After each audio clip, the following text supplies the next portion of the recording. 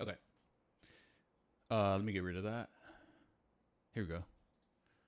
News hot off the presses. Highguard is officially shutting down. They posted on X this little statement. Key takeaways being they've made the decision to permanently shut down Highguard March 12th. That's a good Since decision. launch, more than 2 million players have stepped into Highguard's world.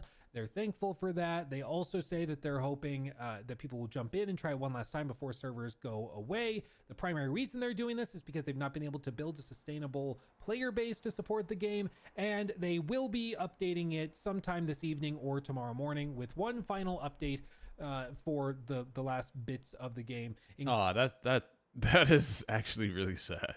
They're still gonna update it. This is actually very sad. Yo, Pluggo Piper, thanks for the 29 months.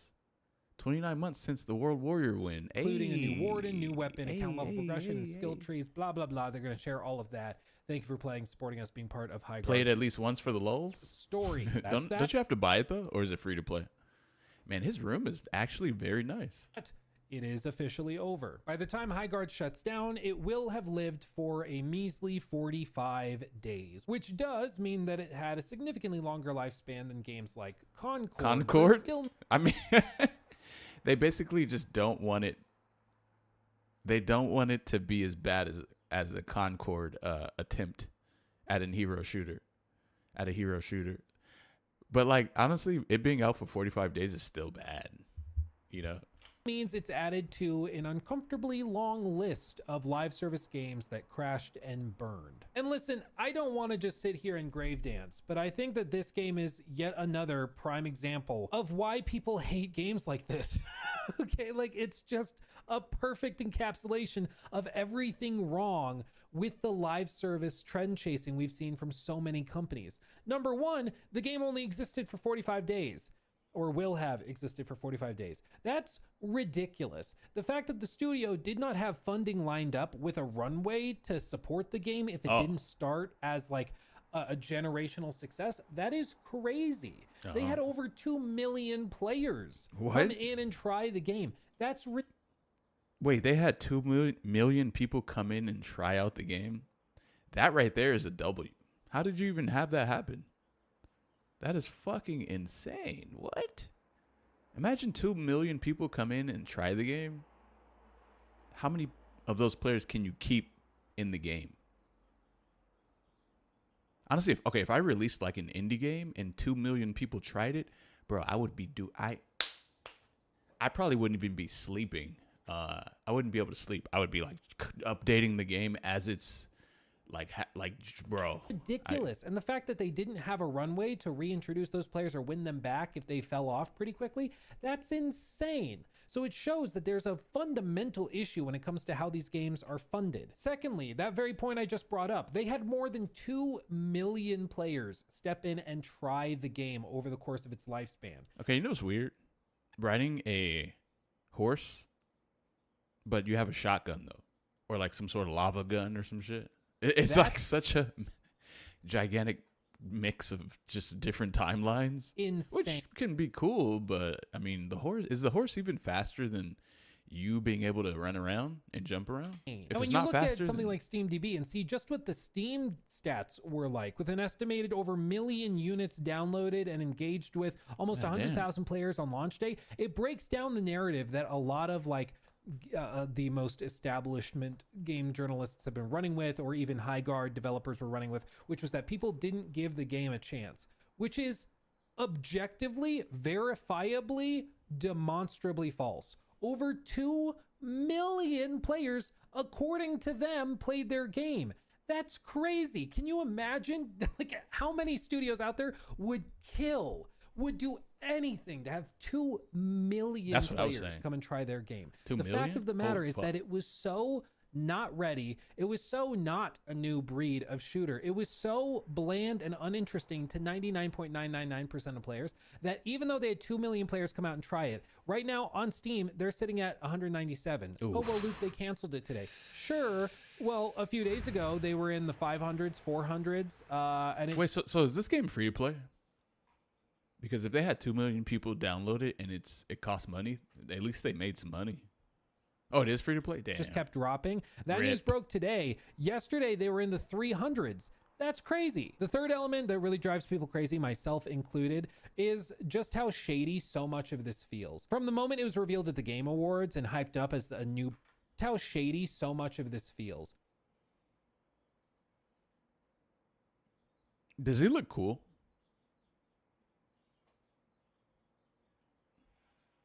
I don't think so. From the moment it was revealed at the Game Awards and hyped up as a new breed of shooter, the next big thing, it was given the final slot, which typically is reserved for the biggest announcements of the show. From that moment, it felt like something slimy was going on here, that there was some relationship that wasn't disclosed. There was money changing hands. There was something fishy about. And then Steven with GameFile shared that Tencent was actually secretly funding the struggling shooter Highguard. He broke this piece back on February 17th, and it went viral because people were like, I didn't know that. That wasn't... Is this a Tencent money squeeze? Disclosed. Especially... Like, was this game born to die? And then the higher ups creating this game was just going to use Tencent to try to like squeeze money out of them. But the game was actually created to die, so that for the transfer of some money from a big company. Actually, because the studio head framed their company as an indie studio, as like a bunch of go-getters that left EA and were trying to start something fresh from nothing. And turns out they were backed by literally the largest gaming company in the world, the company that has more money than God.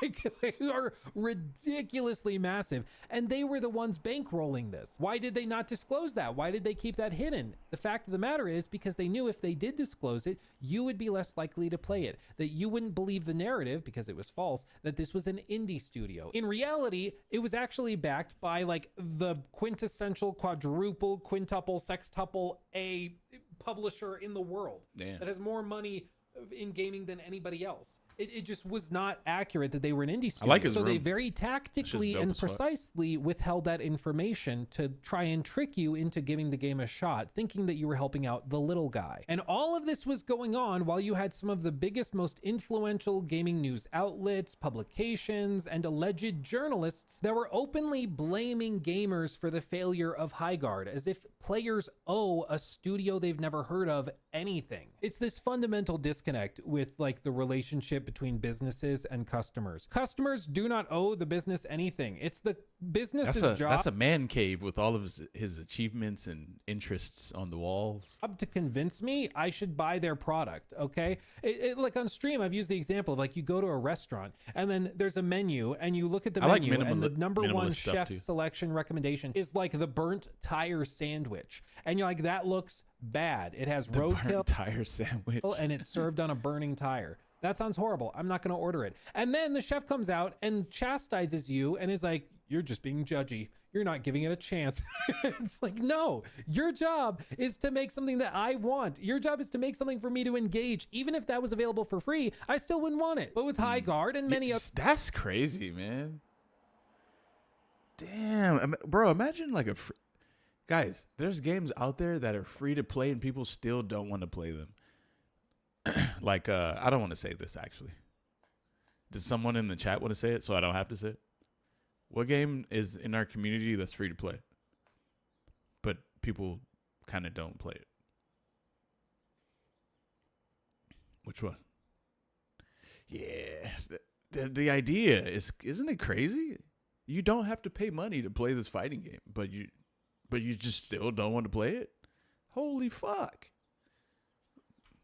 Other games like it, they are effectively creating a product that nobody really wants or is interested in, and then they present it to you, and when you shrug it off, mentioning that it's not something you're interested in or that you asked for. Wait, so paying money for a game isn't that big of a deal if you actually like it? That's the truth, huh? Because how come you aren't playing a free-to-play game right now that is a fighting game?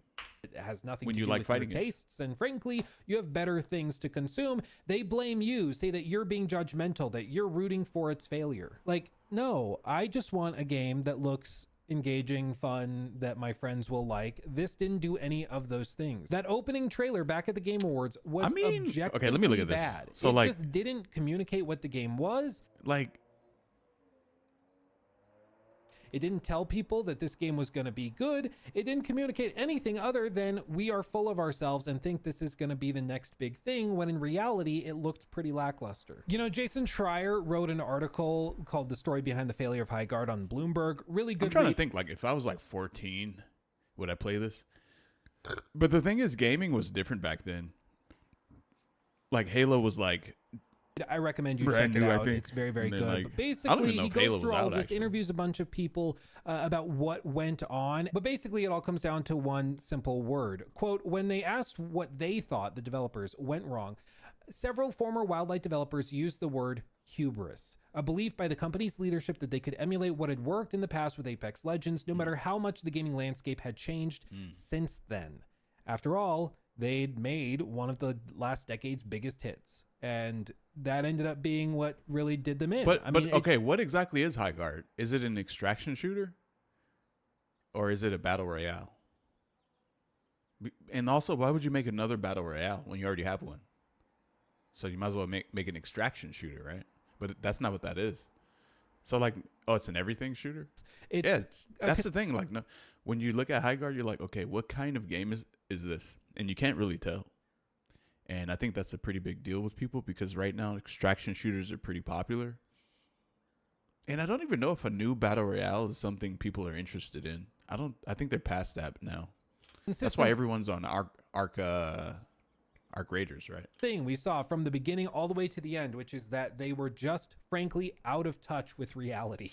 Like, they thought that they could shadow drop this game. Their original plan, according to reporting, was to shadow drop it. If Jeff had not offered to put it in that final spot, if they had not done the Game Awards, they were going to shadow drop it in January.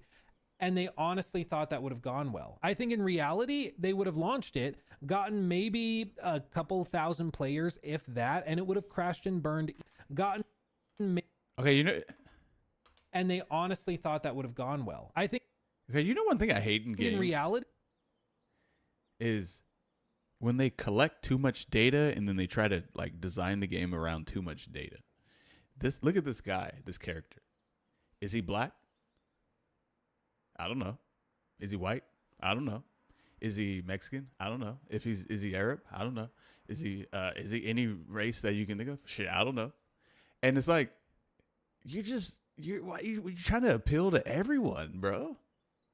And you're just collecting data and just trying to just slop. This is just a slop game that's just trying to just appeal to every single person. Like, have a design, for God's sake. You know what I'm saying? Like, have an idea of what you're trying to make. Yeah, this shit is just they would have launched it, gotten maybe. I'm not trying to, like, bring up, like, a race thing. I'm basically kind of trying to, like, say that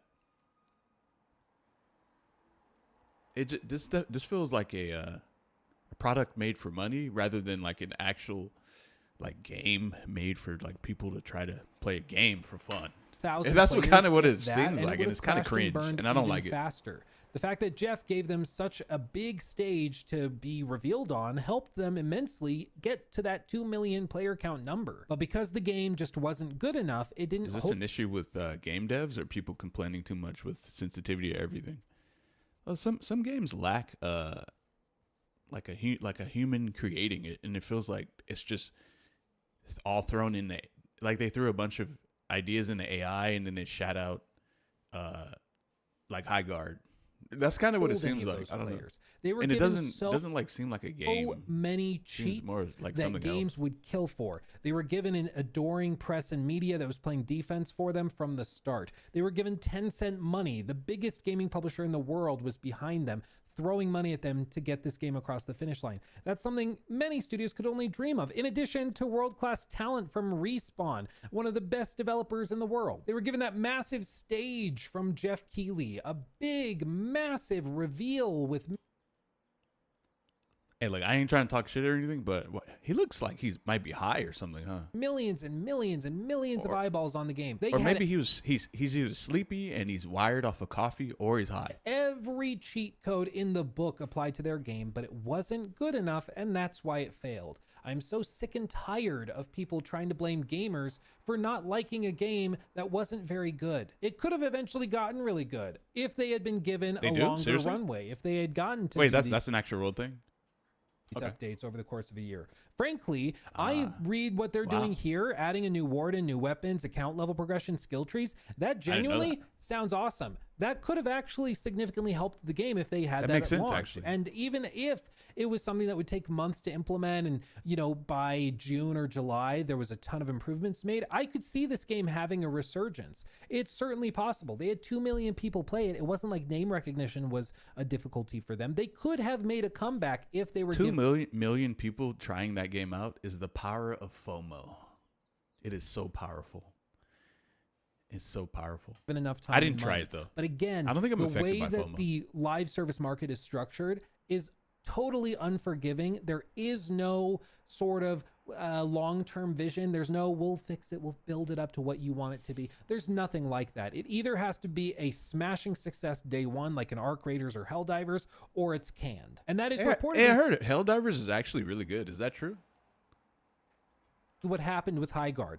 Tencent was funding them, and when they weren't hitting certain targets, Tencent decided to pull funding from the studio entirely, which is why they had to fire everybody except for around 20 employees. And then today they're deciding to shut everything down because they just frankly don't have enough money to keep the doors open and continue working on it. Now, just to wrap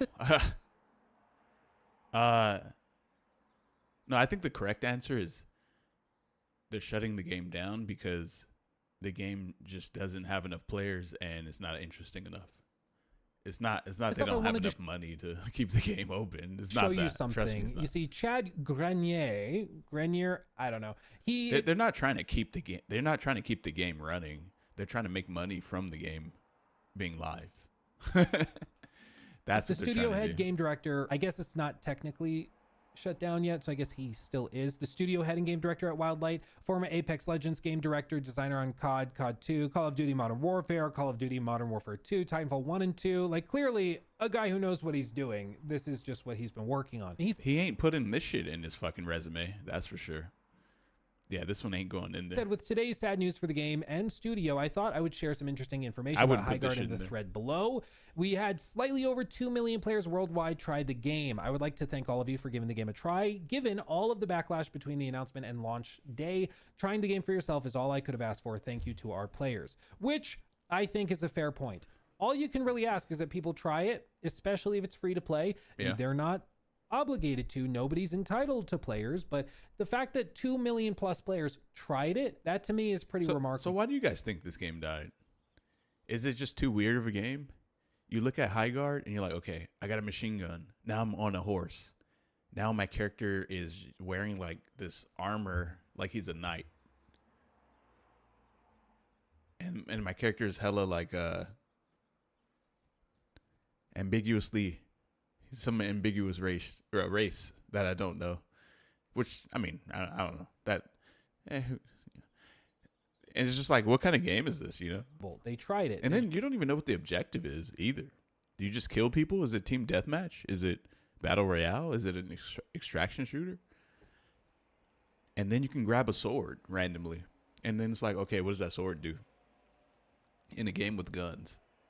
It's just like, what is happening? Average session duration was 91 minutes. That's interesting. This is actually quite good. This means that on average, a player logged into Highguard and played for 91 minutes. The average games played per session was 3.48 matches per session. Not bad. Most recently, PS5 was the biggest player base by 2x, and then Xbox and Steam. So PlayStation players were keeping it afloat. You can see over time that might have shifted. Like earlier in the game's life, it might have been more Steam, but it does seem like Xbox players dropped off really quickly. Steam also pretty much completely gave up on it after the layoffs hit and just moved on. Damn, bro, PS5. But PlayStation stayed a little bit more. There's a lot of PSN players, huh? Scarlet was the most picked character by a good margin. Okay, I like how I actually like how he's showing all the like stats of how many people were playing on each platform, how many people were picking each character. This is actually I'm gonna very be honest, insightful. I don't remember any of the characters' names, so I'm not sure who that was. He continues though. Sky? Most games were ended via a generator exploding. You know what? That's a good question, actually. Let me see.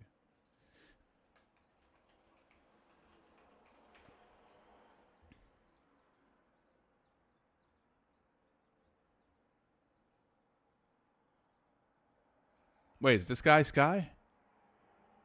So Sky is the main character?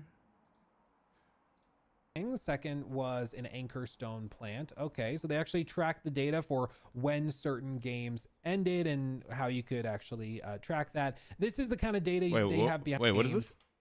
Oh, I see. Ended and how you could actually track Generator that. destroyed. This is the kind of anchored. data they have behind the scenes, which is how they balance games. We don't typically get to see it though, because Bro's name is Sky. Studios don't get shut down. Yeah, he even has an days after launch. androgynous name. Vanguard had the most kills during development. It was DB51. Okay, What interesting. Only counting kills where it did the most damage. Okay, that makes sense. They He continues got on. all the US was data. by far They got all the data.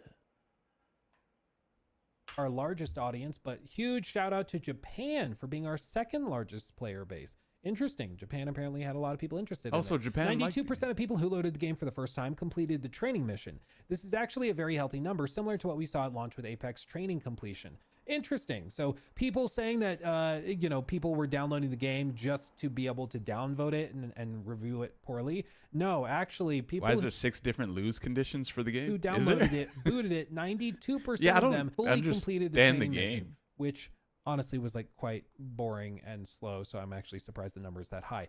3v3 continued to be our most played mode even after we added 5v5 and Raid Rush. The graph does not include data since Raid Rush was released, but you can see 3v3 in blue continue to outperform 5v5 in orange and ranked in green, which was released post launch. And you can see that here. So even after they added 5v5, you still had 3v3 dominating it. Personally, I think that's because the matchmaking times were already really rough by this point on February 1st. So by the time you got later and later in the game's lifespan, I think it started to trail off. And you can see how like also a third of the player base moved over to ranked because they were playing it a lot. So most likely the people that were still in the game were moving to ranked because matchmaking times over here were so long. And somebody asked the obvious question, Vinyl Comp 8-Way Funds said, why are you guys not writing out the year 1 roadmap to see if it bounces back? No Man's Sky recovered and is now an amazing game that is always populated, and that game had a much larger uphill battle than Highguard does. Live service is meant to improve over time,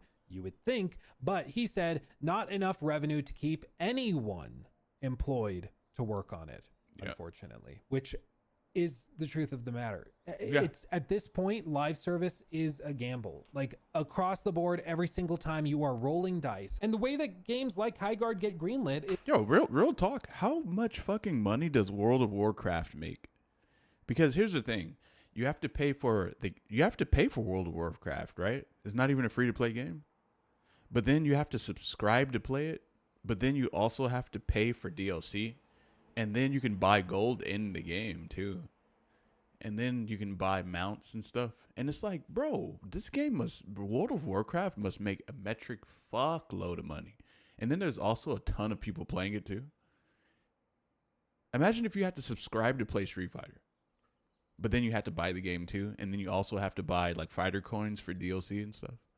Like that would is by going to companies like Tencent who have a ton of money and who can throw 50 million at a speculative project like this. And if it fails, it's not that big of a deal. But they throw money at it, hoping that it is the 1 in 10 success story. That they throw money at it, hoping that it. I don't really like the way he looks. I'm not. It is the. I don't think I'm a fan. 1 in 10 success story that ends up making 500 million or $1 billion that pays for a bunch of other attempts at this. I mean, the math is pretty simple. If you are like gambling and you know, so why does he have a spear? The math is like, pretty. Does he use that spear? Pays is that a special bunch move or of something? Other like attempts at this. Is he is that one of his? It's pretty simple. If you are like gambling and you know that 1 in 10 pulls or draws or rolls of the dice or whatever, if 1 in 10 are going to give you 10x return, okay, we're betting $10 a piece. 1 in 10 times, I will make $100. That will pay for 9 failures and for its own buy-in cost, right? Yeah. So if you just do some quick napkin math, you can start to figure out how much money you need to get out of it if you put this much in, and the success rate. What if they charged? Okay, so the only reason why they had 2 million people try the game is because it was free to play, right? But if they charged like $20 for the game, I wonder if they would have been able to get away with that. Is at a given level. For live service games going back 5, 6, 7, 8 years, I think the likelihood of success was a lot more, let's just say, positive. Back around the age of Apex Legends, if you launched a really high production value live service game. Wait, this is the characters from Apex Legends? Honestly, these characters don't really look that cool either. Yeah. I don't really think they look that cool, to be honest. I've definitely seen way cooler looking characters for sure.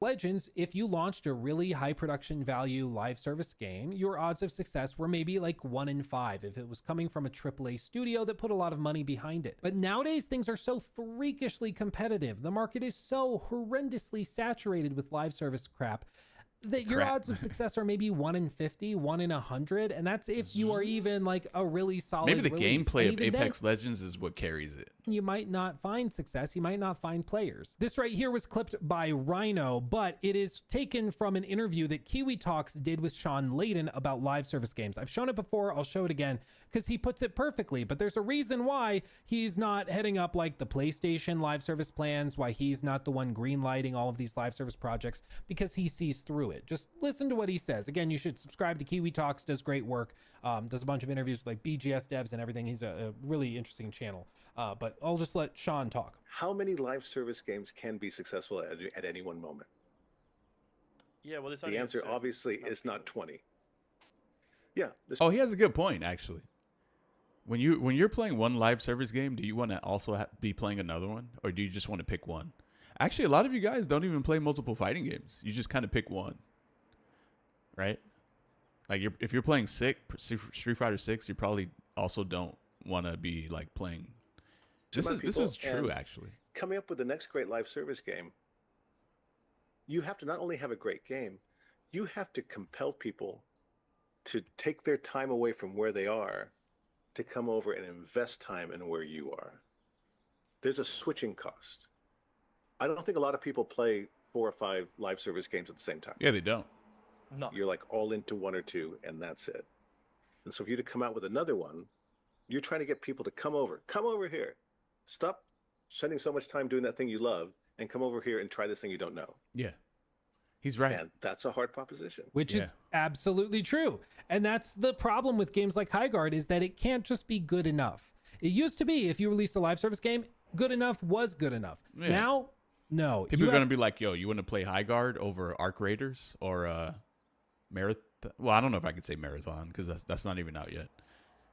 Actually, I think Arc Raiders is the only extraction shooter that people play right now. To be exceptional across the board. The only one. You have to have amazing production quality. You have to have fantastic performance and optimization. No bugs whatsoever. You have to also be on top of cheaters and hackers. You have to also have viral content capabilities, like an Arc Raiders with somebody like Burnt Peanut being able to go viral with clips to help disseminate it into the mainstream. You have to have all of these things going for you. I need to start posting more clips of you the might stream not be successful. Fighting the fucking Street Fighter. Even then. It's just a different world now. And that's why it's so crazy to hear all of these like former Respawn guys say, honestly, if I were to try an extraction shooter, I would play Arc Raiders over Tarkov.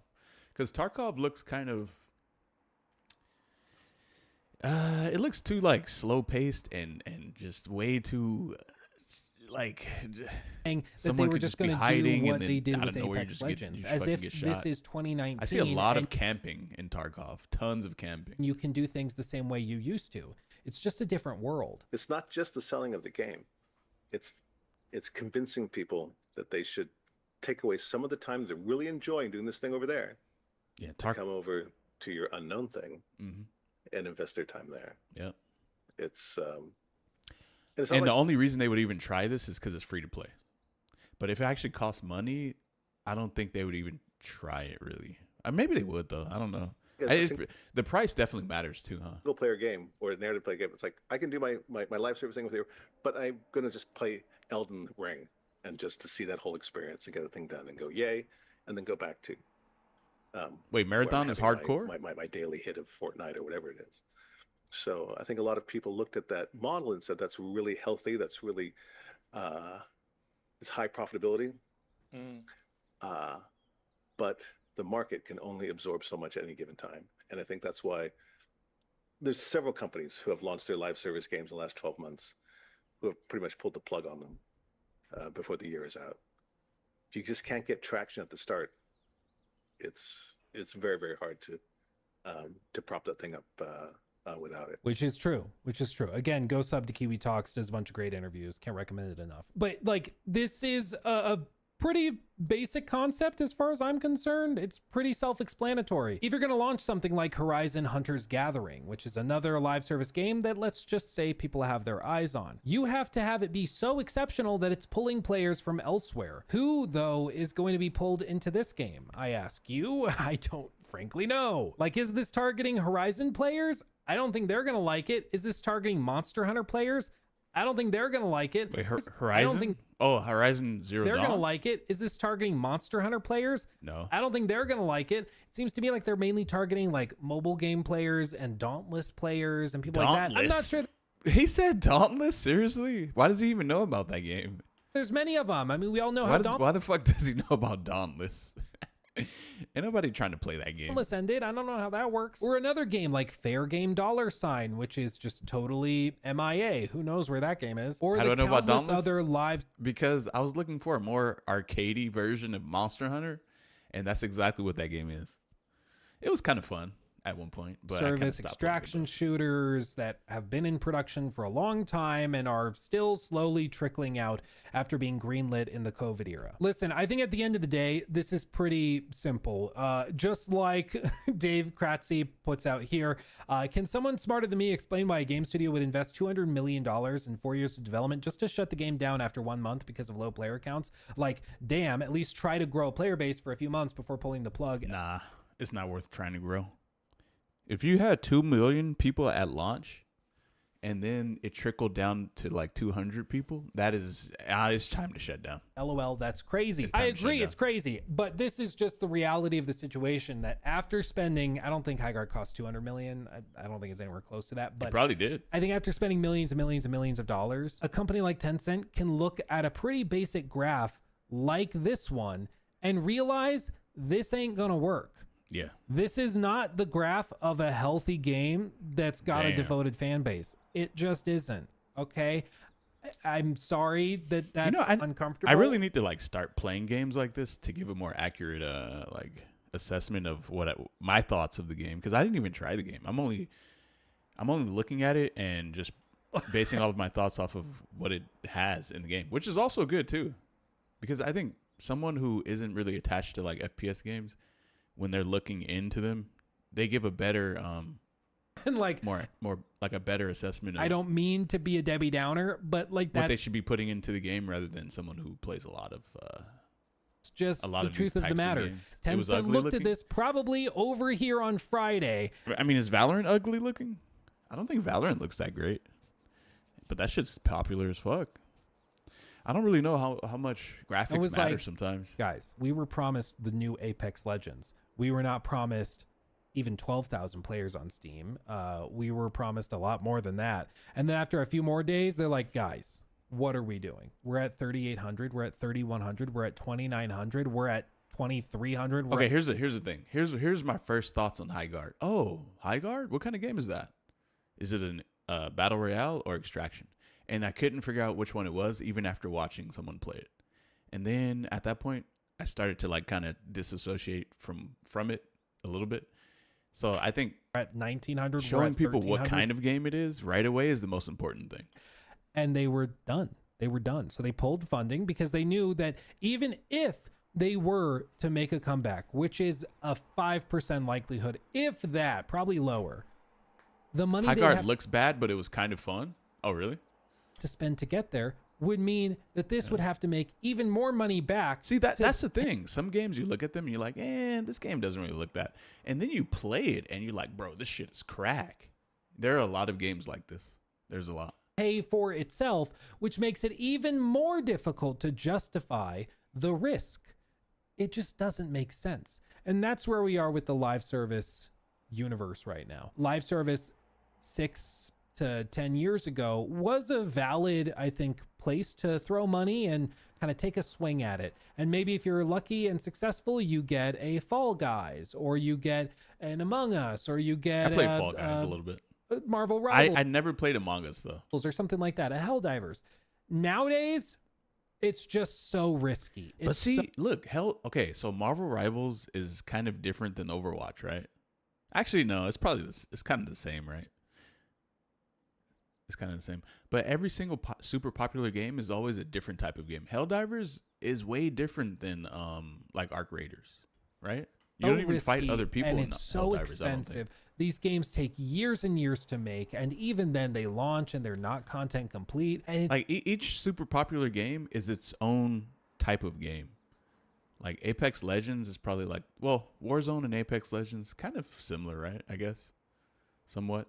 Although Apex Legends is more of a hero battle royale, and then Valorant is like kind of like Counter-Strike, but just more, I don't want to say modern, but just it has like more abilities and stuff, or it has abilities. And then there's Arc Raiders, which is like probably the only extraction shooter. Well, Tarkov and Arc Raiders, but they're like kind of different because Arc Raiders is way more arcadey than Tarkov. And then there is Fortnite, which is like way different type of battle royale than Apex Legends and Warzone. just doesn't make sense. So what I'm seeing and what I've heard through the grapevine is that funding for a lot of this stuff has started to really dry up. Publishers are not greenlighting these live service games anymore. Venture capitalists are not funding any of this right now. Damn. Because why would you? If Highguard... So why does PUBG not have any players? Is it because some other game came out that's kind of like PUBG, but it's just objectively better? And so people are like, there's no reason to play PUBG? PUBG could not find success with every cheat code in the book available to them, with Jeff Keighley on their side, with Games Media on their side, with millions of dollars of promotion and development from Tencent. If they could not find a way to make this work with the talent they had from Respawn, who else could? I don't blame them for not wanting to put their money behind it. I wouldn't have put my money behind any of this. But that's just where we are now. And so I think over the next year or two, you'll probably end up seeing games like Horizon Hunter's Gathering and Fair Game $. You'll see those launch and probably go the way of the dodo. But when we look back at this age of gaming, bird extinct. Damn, that's crazy. 7 years. That is a crazy way to say it's gonna die. At with bewilderment and appreciation that we're no longer there. Just like we look back at the Xbox One era when Xbox was doubling down on everything being about like consoles being a cable box and everything's about TV and television and stuff. How insane that sounds now. I think that's how a lot of us are going to look back at this era of PlayStation and at this era of just live service mania right now. And we're going to be like, can you believe that like that was happening? That's so crazy. And I think instead you're going to see a lot of that venture capital, a lot of the publishers, they're going to decide to put money into safer bets. They're going to put money into things like mobile games. They'll put money into things like... Are mobile games actually... Bro, that's crazy, man. I cannot believe... I never see anyone playing a mobile game, but somehow they're like extremely popular. AA experiences that are cheaper to produce, games the size and scope of like Mafia the Old Country. I think that's where the real gold mine is moving forward. It's still not easy. Video game development and publishing. So like if you're someone who works like way out there away from society and stuff, mobile games are probably clutch, huh? If you're a farmer or a truck driver on the road all the time, or and I don't know, just someone who's like away. Application is like very far nasty, difficult business to be sure. But what's crazy is that even having said that, I still think those are way safer bets with much higher odds of success than trying to make another extraction shooter or raid, whatever the hell Highguard was, shooter. I think that That is where the money's going to end up going. And it'll take a few years for us to see the ripple effects of it for sure, because games take a while to make. But I think Highguard is such a visible failure and such a cataclysmic one as well, that really does show games like Concord are not one-off flops. There is real live service fatigue. There is fatigue from having these types of games presented as the next big thing when they just aren't. Gamers are just kind of fed up with it. They're entrenched in the live service. Oh yeah, gotcha mobile games. I think those make a ton of money, but they retain their players because, who I was trying to roll for Diluc in Genshin Impact one time and I couldn't get him, and I was originally gonna quit the game actually because I already know what kind of game it is. It just wants to like kind of try to extract your wallet. So, but I kind of kept playing to try to get him, but I never got him, so I quit the game anyway. Games they've played, they're largely stuck there. They might occasionally try something else if it's really intriguing. They might try a marathon. They might try Overwatch. I spent $30 total on Genshin Impact. That is extremely good, isn't it? That is I'm proud of myself. Gets massive updates and stuff, but for the most part, I think we're past the age of casually launching Apex Legends or launching Overwatch out of nowhere. I don't think that is going to happen, and the sooner companies realize that you can't just casually do that anymore, I think they'll start saving a lot of money and stop wasting a lot of time. But there you go. The flame of Highguard is officially extinguishing on March 12th. It will be over, and who knows, maybe they'll get it greenlit for like a single player shooter spinoff. That would actually be really interesting and like a pretty clever way of flipping this on its head, and I could see that doing well. But I think more likely this is just the end of this chapter, and it will be a very visible and memorable chapter in the PS5 Xbox Series generation. Fascinating story. But let me know what you think of all of this in the comment section below. Maybe you have a different opinion. Maybe you actually do think that gamers are to blame for this. I think clearly there were some people who were celebrating and even rooting for this game's demise because of what it represented, just like they did with Concord. But I think the fact that they had over 2 million players try it shows people were intrigued. It just wasn't a very good game, and the lack of transparency with that and the gaslighting that's come up around it is part of the reason it feels like it was made to die. The people behind it were so out of touch with their customers. I don't think they ever stood a chance. But that's going to do it for me. Thank you for watching. Thanks for chilling. Make sure to subscribe because in just a few days, I have a review for Crimson Desert going up. In fact, I ain't watching that. I'm going to play it myself. We're going to be playing that ourselves, boys.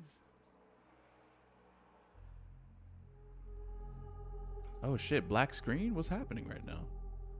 No cam? No. Whoa. Yo, Sauce Power. Yo. I need your assistance, my man, today.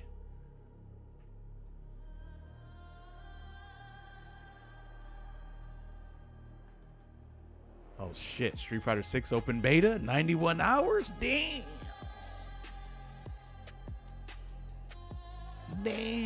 So, yo, what did you guys think about Street Fighter 6 as you were playing the beta? Not the beta. No. I'm not thinking about the beta. I'm thinking about I am thinking about the demo for Street Fighter 6. There we go. Yeah. What did you guys think about the demo? Because you were only able to play Luke and Ryu. And the entire time I was playing the demo, I thought the game was... I truly didn't really know what I was playing at the time. I don't think I knew.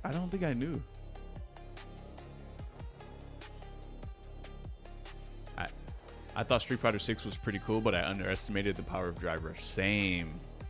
I'm in the same boat.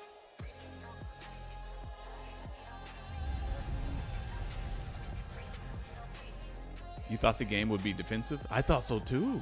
Yeah, I thought so, yeah.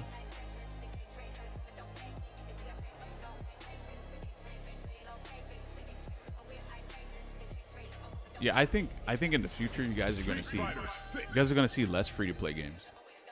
It's too risky. Unless the idea that you have for it to be free-to-play is a banger-ass fucking idea.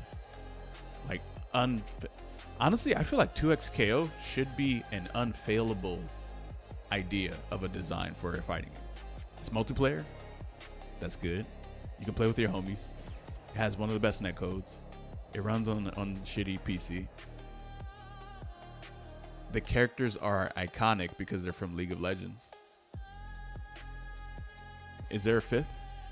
Is there a 5 in there? It has a bunch of skins. A bunch of different skins and stuff. People like that in fighting games. Oh, and wait, did I say it's free to play? Did I say that already? Because that's 6 things, by the way. 6 things. Crossplay, that's also a good thing. I never really give that a plus though, because I expect that to always be a thing. But I guess that is a plus.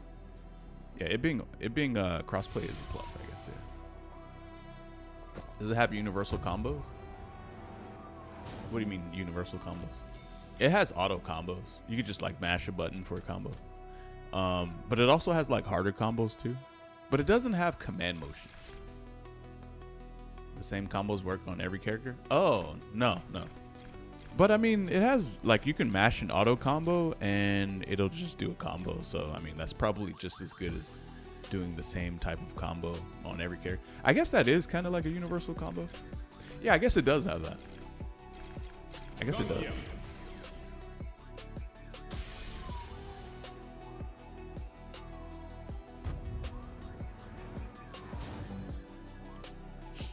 Holy shit. Resident Evil Requiem becomes the fastest selling game in franchise history for Capcom. Sells over 5 million copies in 5 days. Fuck, man. Is that bad for Street Fighter? Does that mean Capcom's gonna start ignoring Street Fighter 6 and paying more attention to Resident Evil? Does that mean that you see how long we have to wait for Alex and the March 17th patch? Because honestly, this wait. Okay, so out of all of the waits that we've had to do for Street Fighter 6, this one is the most painful. This one right here is by far the most painful wait. Like you feel every single second of it. Whoa.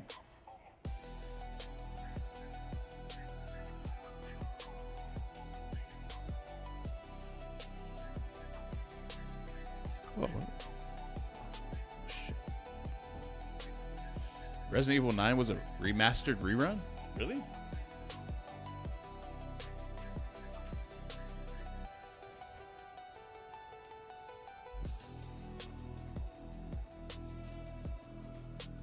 Street Fighter 6 also best-selling in series though, as expected.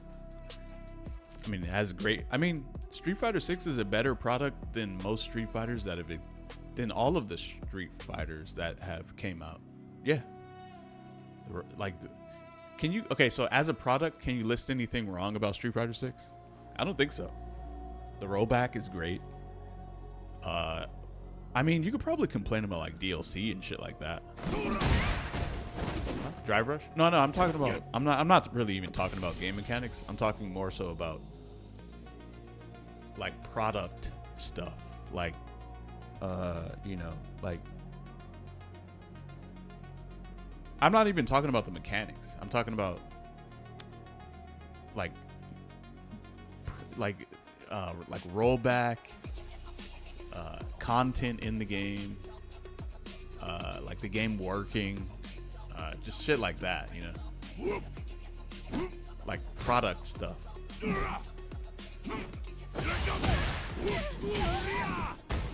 Like it had a good amount of characters on release. Rollback works. It has a story. It has a world tour mode. You know, just shit like that. Like the whole game works. The entire game actually functions and works entirely. You know, but yes, the mechanics are flawed though. Yeah.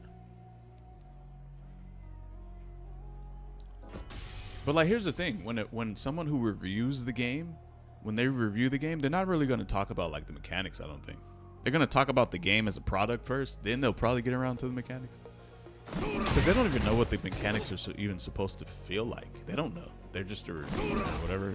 They probably don't even play fighting games. Nobody listens to reviewers. People used to listen to them. Well, people on YouTube definitely listen to reviewers for sure. 100%.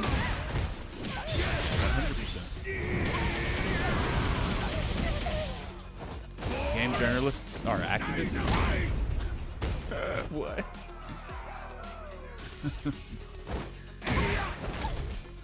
Oh, really? Man. I think game journalists writing in the style that they do is just meant to like attract eyeballs. Kind of like drama farming kind of thing. So maybe that's why they do it like that. You know? Have you guys ever had chicken adobo? You guys fuck with that?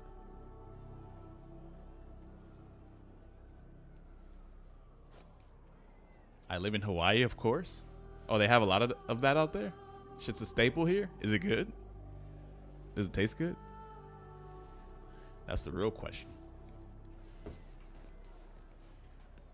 That's the really... I think tea is the ultimate secret weapon for a disciplined and focused life. I feel instantly more productive while drinking it, and I can even avoid digital distractions and other addictions. I know about that. I replaced coffee with black tea. Oh, good for you. Yeah, I don't drink coffee. I never did.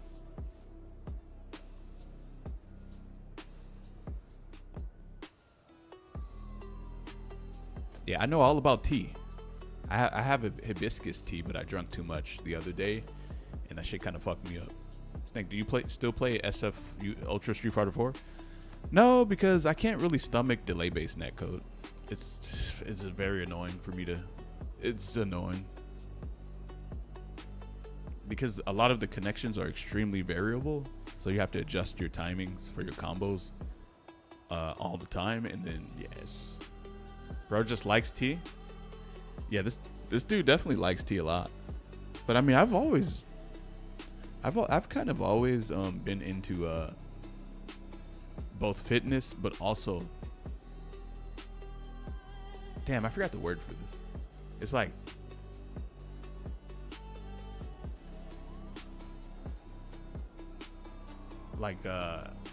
I've always been interested in like vitamins and natural vitamins and shit like that. I've always ate like that for a long time. Well, I used to be more into that actually before. Tea slaps? I don't drink black tea though. I only drink green tea, hibiscus tea. What else? That's it. I only drink those two. Oh, and matcha.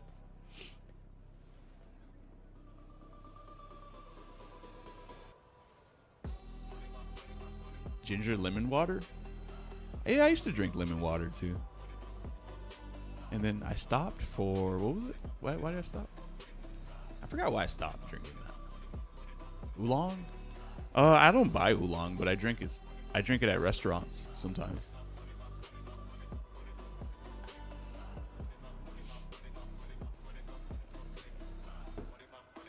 What's always a placebo? Water? Wait, you're saying tea is a placebo? You're crazy. You are out of your mind, sir. Yo, what kind of music you guys trying to listen to today?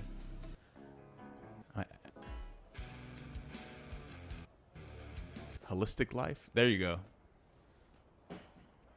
Yeah. Wu-Tang? Wu-Tang Clan ain't nothing. Rukunetsu. Yo.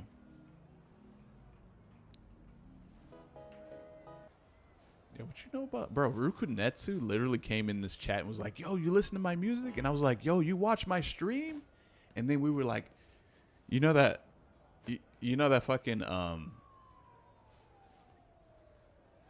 you know when Cyclops shakes Ryu's hand in X-Men versus Street Fighter?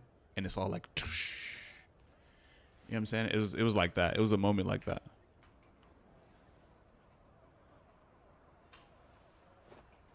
Cyclops Ryu handshake.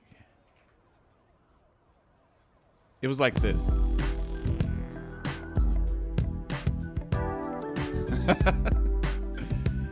Oh yeah.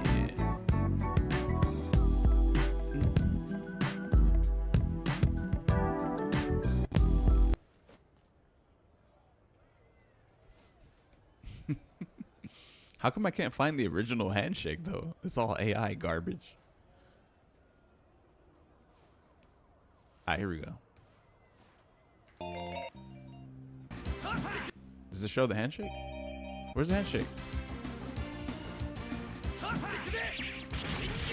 Oh, man, that shit's gonna give me a seizure.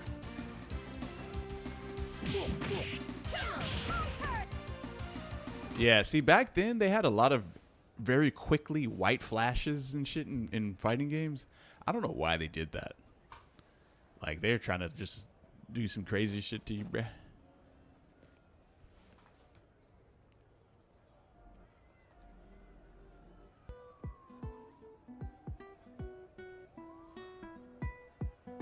Francoises Estrada baseline. PRX Tech. Kind of interesting song. I don't know. You played this in an arcade growing up? That game? I love this design style of fighting games. Yeah. Ooh, this is like lounging music. Huh?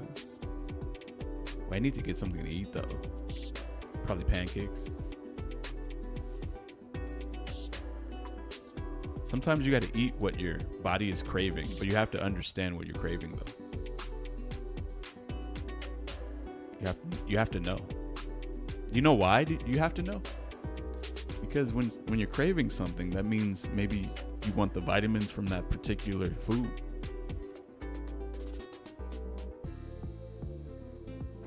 I feel my gains depleting. You got to push the pussy out. That's what it is. Stop being a bitch. Nah, I'm kidding. Why are you losing gains? Yo, what up? Early stream, that's right.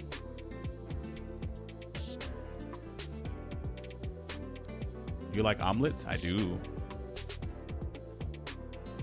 You know what though? I actually like. Do you know what? So you know how you order eggs, but you order the medium, so it has a gel-like consistency. I like that a lot. That's the best type of egg. I don't like it hard. I don't like it like scrambled or hard boiled. I like it like the gel. It's the gel, bruh. You like them all? I don't really like. I actually have a special way to cook eggs. I crack the eggs in a bowl, put Kerry's Gold butter in the bowl of eggs, stir it around, and then you cook it. But then when you cook it, you cook it to where it's like still that gel consistency, so it's not runny, but it's also not fully solid. And then you eat it, and it's like, this is like restaurant, bro. You could sell this in a restaurant, bro. People would kill for these eggs. That is a type of scramble. Hey, well, look, whatever, man. All right. In between texture is fire. It's huge, bro. If I was able to make you guys this, you guys would lose your fucking shit. You would think I was a chef or something. Like straight up, you would.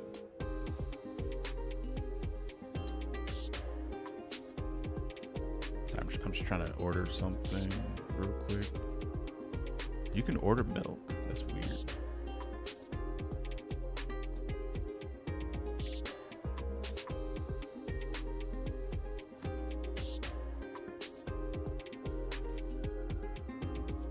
Pancakes with country potatoes? That's kind of crazy. I ain't doing all that. My favorite eggs are those ramen style eggs. Wait, what you know about the hard boiled egg that they put in ramen, but then you cut it open and the egg yolk is brown, as if it's been soaked in like soy, as if it's absorbed soy sauce or something, and then you bite into it and that shit is godlike. I don't even know what the fuck that shit is called, but that thing is crazy good. Yeah, they need to calm down with that. Nah, that shit's fine. Man. And I don't even like ramen like that. I mean, I had one ramen where I thought it was the greatest thing ever, and then I was just never able to eat another good ramen before. I think ramen is extremely hard to make, to get right. It is soaked in soy sauce? Yeah, that, bro. I don't even think it's called a century egg either. It's like something else. I did ask get ramen just for those eggs. You can't be doing that, bro. I'm pretty sure you can just order those eggs straight up.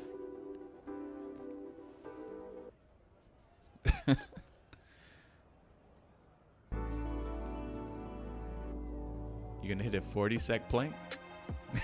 You about to just plank right now? Do some interesting planks. Do like some planks that involve mountain climbers at the same time. Don't just do planks by themselves. By itself. I don't know why I stopped playing Rukunetsu's songs. This shit got like... I'm just trying to order something real quick. I'm gonna get to the rank matches in a second.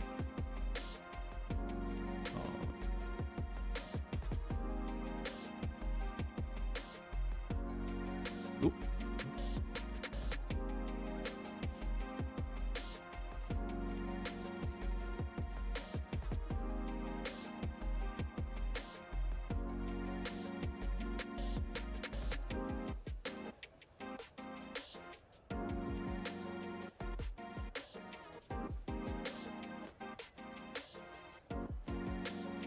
Rukunetsu got us through Strive. He did. He did. Nah, this dude's music is fire though. He came in the chat. I was like, "Hey, it's cool if I play your music, right? You're not gonna copyright me." He was like, "Nah, chill." I was like, "Word."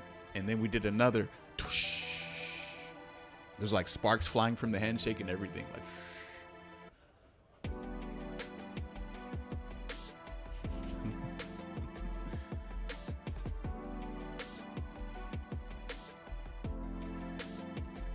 I learned about him here, but I never knew of him. Oh yeah, nah, he has the best chill like gaming music kind of thing. He has the best one, the best kind.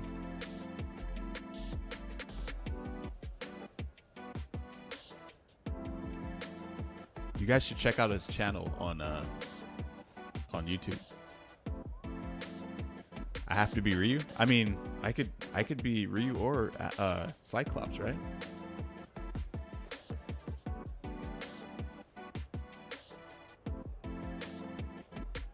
Fuck, I'm about to get some boba, guys. I'm gonna be... Yo, boba makes you fat as fuck, doesn't it?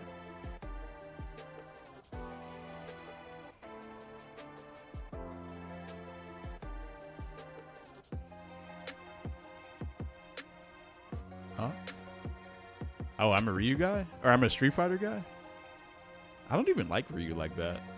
He's kind of a pussy. Evil Ryu is cool, though. And Kage.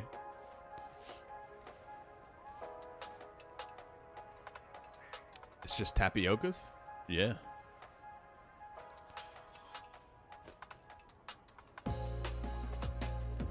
Tapioca starch. Dang, man. I got banana pancakes. That shit ain't about to fill me up at all.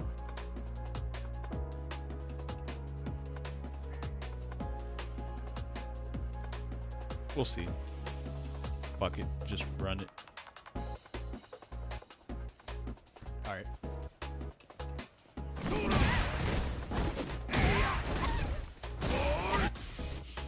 I think Alex right now is the perfect character for me because Zangief is like just too. He doesn't have enough sauce. That's why a lot of the times I end up doing this combo, even though this combo is not good. Well, no, it is good. You guys know this is the most optimal combo Zangief has off of his dunk. This is the most optimal combo Zangief has off of his drop. So if you land this and you want to kill, and they have 60% health or 59% health, they're dead. So like, let me give you an example. You block Jamie's drop kick and he's at 59% health, he's dead if you have 3 bars. But the problem is, why would you do that combo I just did when you can just do this? And this does more than... Wait, how much does this do? How much damage? What?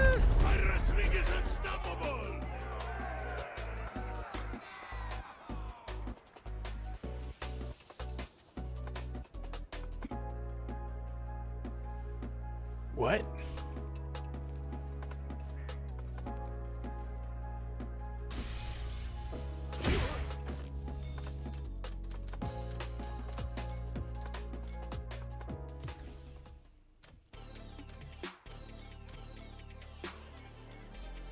It's funny when you're trying to explain something and then you end up teaching yourself something. That shit happens way too much. I actually hate it. Let me see.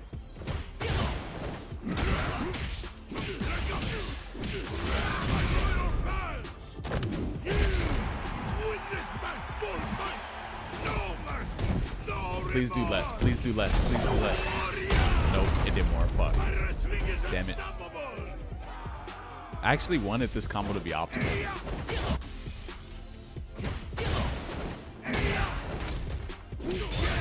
How come he can't have like some sort of dream combo?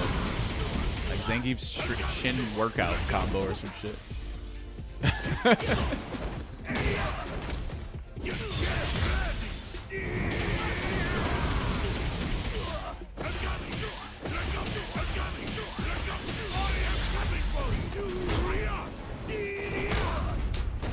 Combo should do 7k damage.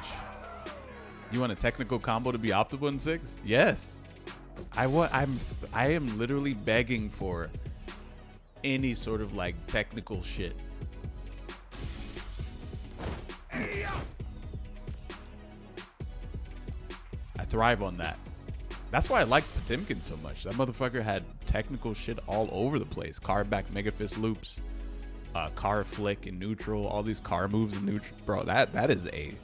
Bro, Potemkin is a omega sauced out ass character. I don't really know about now though. They kind of fucked up his car flick input, and they kind of like fucked up a lot of shit. And then now I don't know. Here comes a new challenger. They fucked up some shit, bro. They fucked it up. Speed is fire. Yo, how loud is it? Can you hear it? Round 1. Fight. Get a Dhalsimer. Fuck.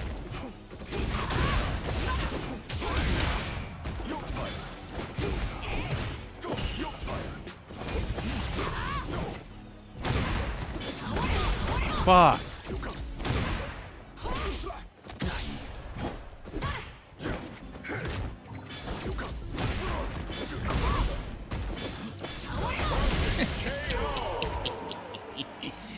Round 2. Fight. Oh damn, how did you know?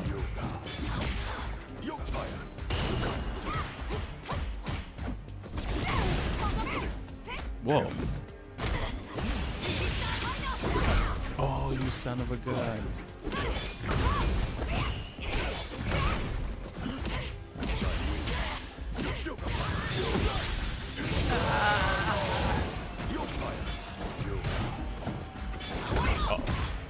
Oh shit, my legs. My legs.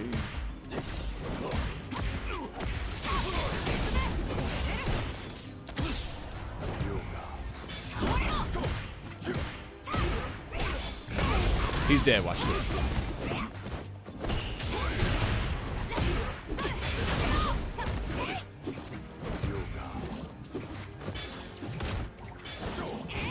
No way.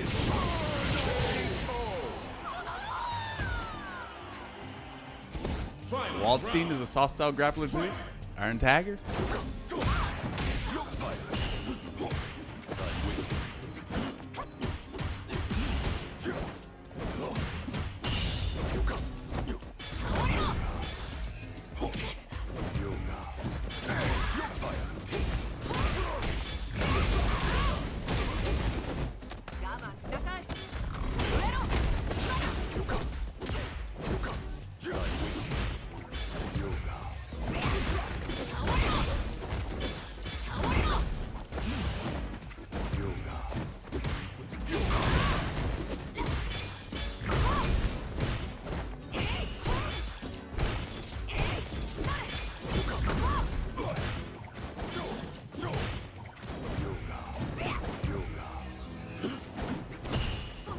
What in the? Oh my god. I should just did jump in, throw.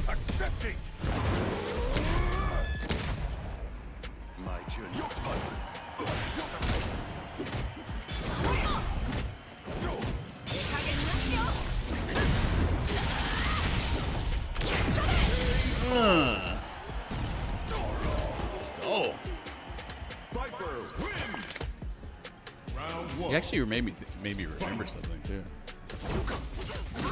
Oh fuck.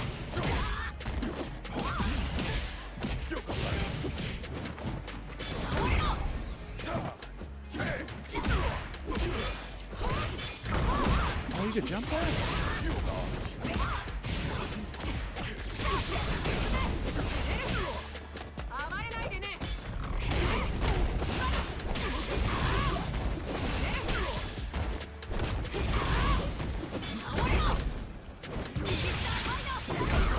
Damn it, that was stupid of me. All I wanted was my install on block. Or not on block, on win. Round two.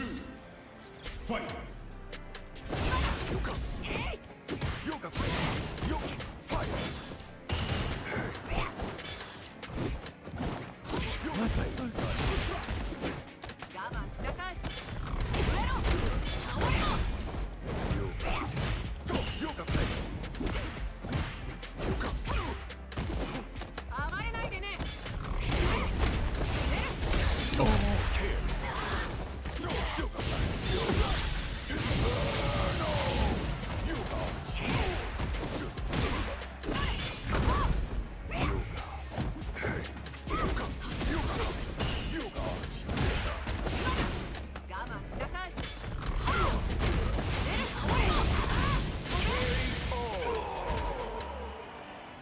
Final round. Woo, man.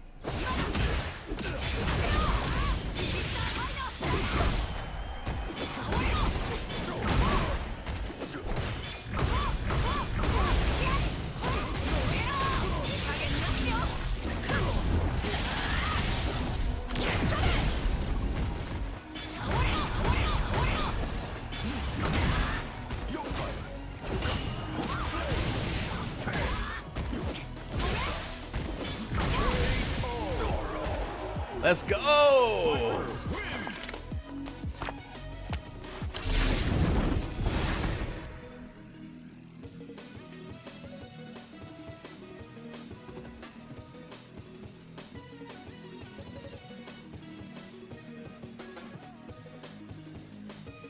2K MR Gaming, baby. Let's get it.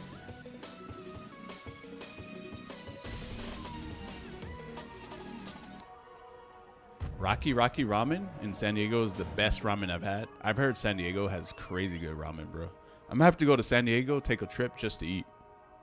You guys ever visit somewhere just to eat?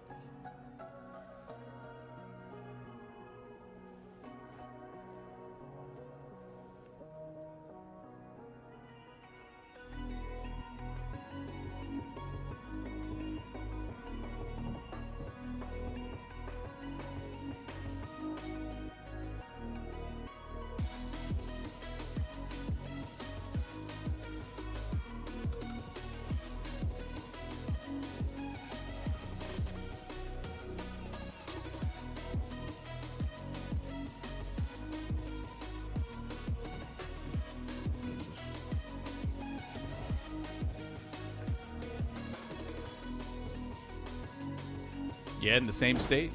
No, not in the same state, bro. I'm talking about travel to a different state just to eat. I always pair up eating with something else. Right. Okay. Here comes a new challenger. Big activity trip. If Capcom put good netcode in Ultra Street Fighter 4, they'd probably lose a ton of 6 players. That's why they won't. That's my. That's. I think they won't do it because of that.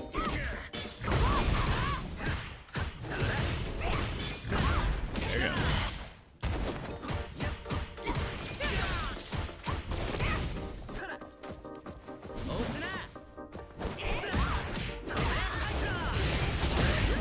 Oh, corner.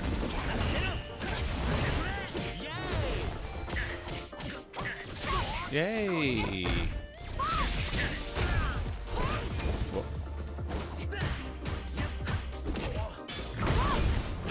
Oh yeah, both sides.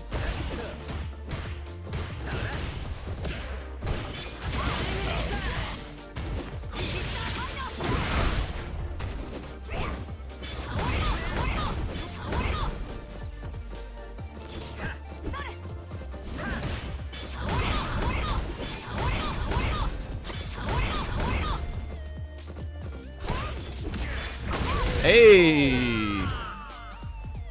Getting pounded on. Fight. Ah, that overhead.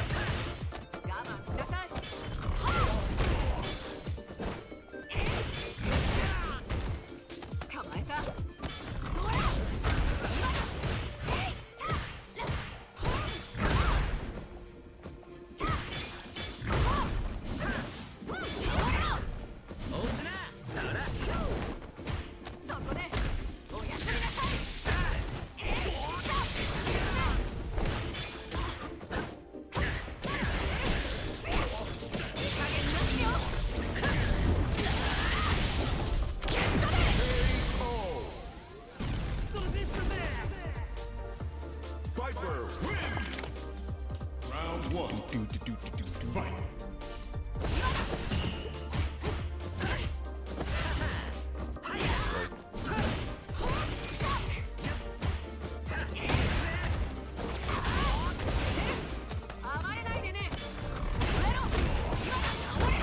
Damn.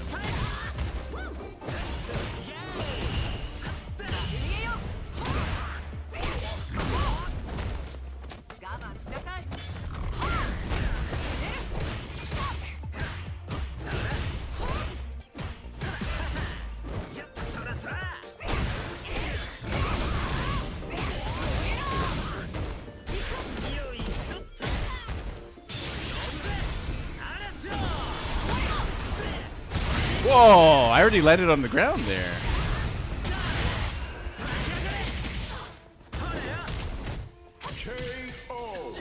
I landed on the ground and he still did DP. I should have just did jump medium kick. It would have hit him.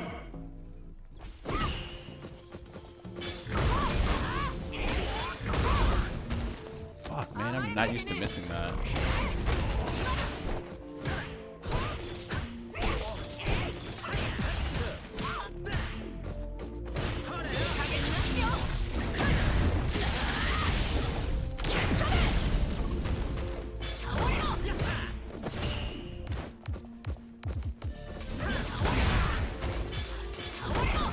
Dang, he's very jump happy.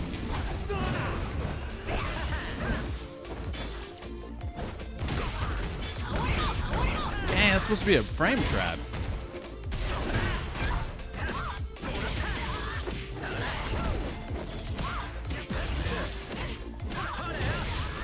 Why'd they give you this mad long ass combo that builds so much meter?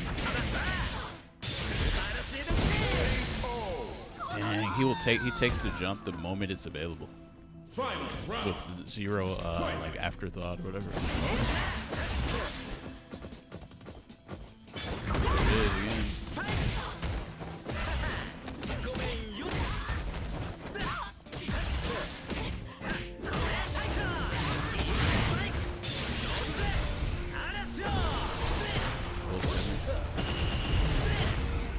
Whoa, you did that? Oh, because it's safe. That's why. Because it's safe DP, safe-ish. He's just fully sending it? Yeah. He is. Alright.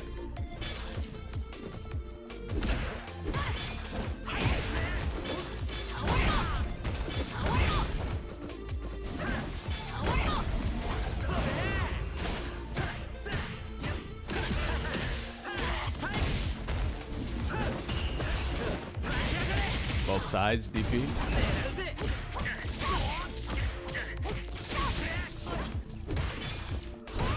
Takes it the moment it's available. Yep. He always takes it.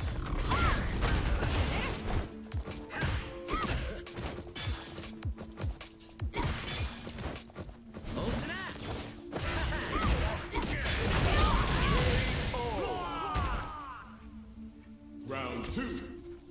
Fight.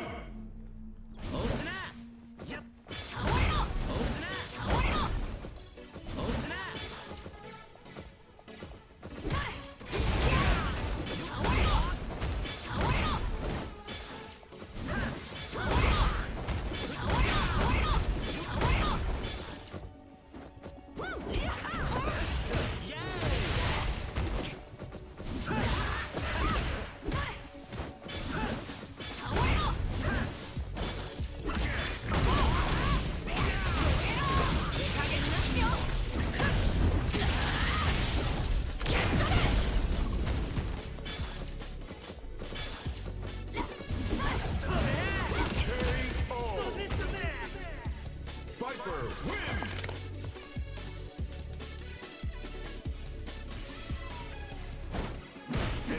I think this game is too volatile to have an MMR system where if you lose one match in a set versus someone who's, you know, quite a few, like at least 200 points below you, losing points during the entire set is actually way too crazy.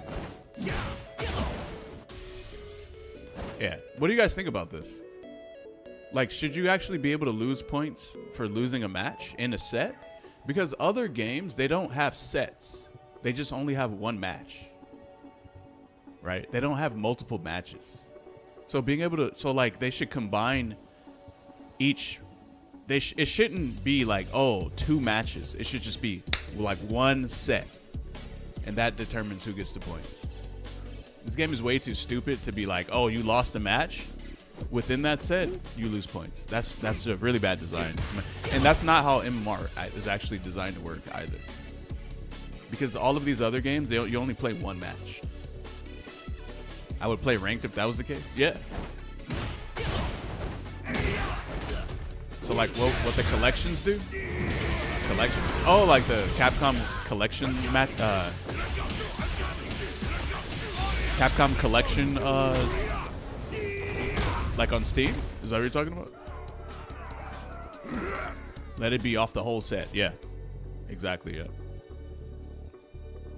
Yeah, so that's my input on that, on how the MMR system works in this game. I think it works incorrectly.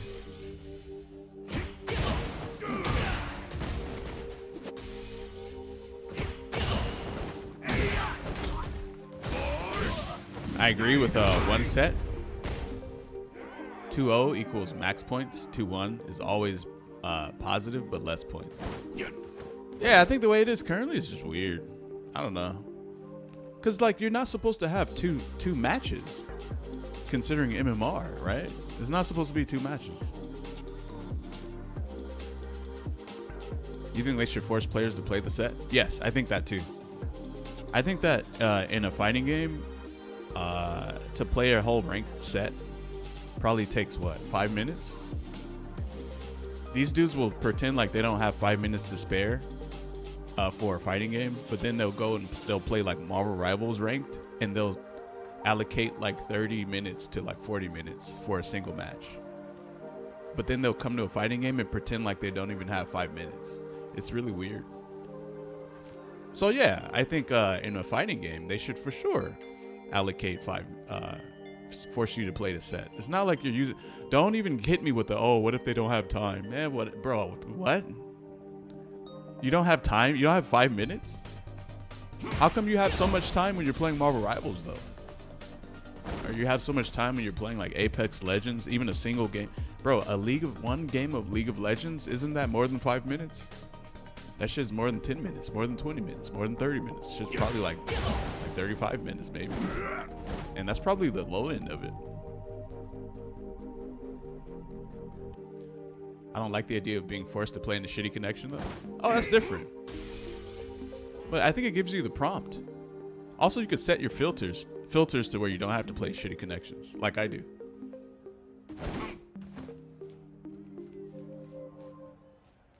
Yeah.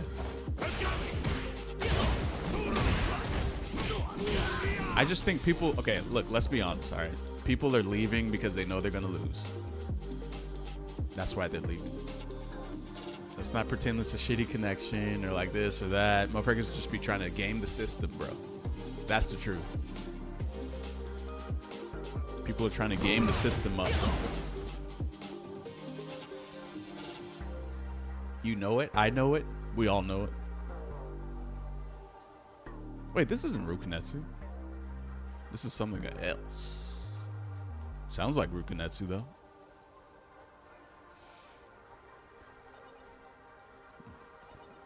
It doesn't always give the prompt when the connection is bad. True. But yeah, I mean, I definitely think you should be able to leave if the connection is bad, for sure.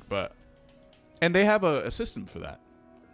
Oh, actually, you just reminded me of something. So instead of making both players press that select button to leave the match when the connection is like kind of shitty, How about allow one person to press the button to leave the match?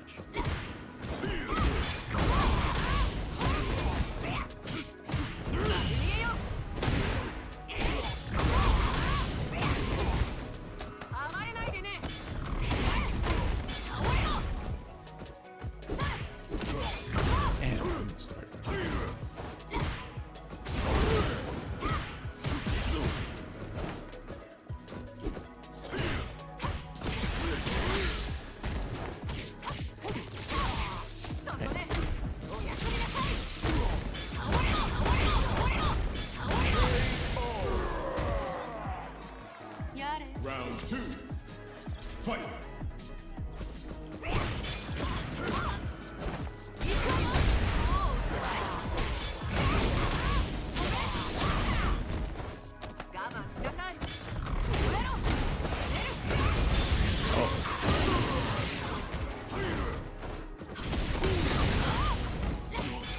Thought.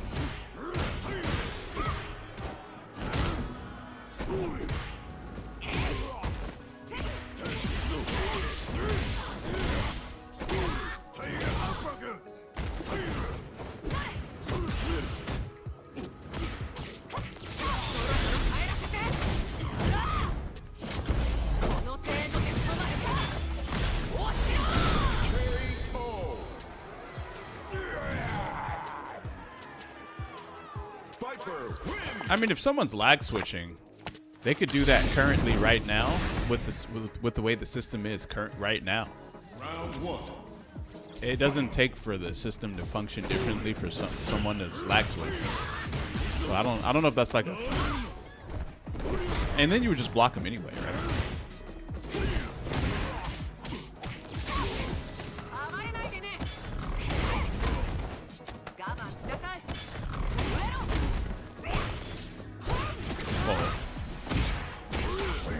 I don't. How did I even?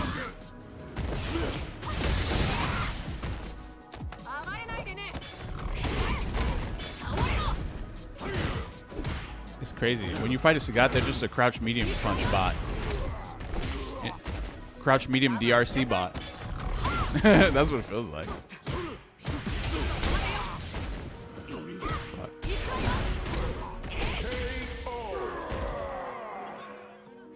I mean, that's kind of what he is in general.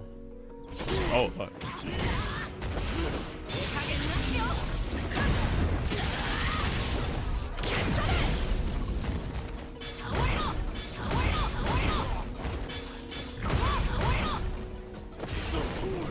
What? Whoa.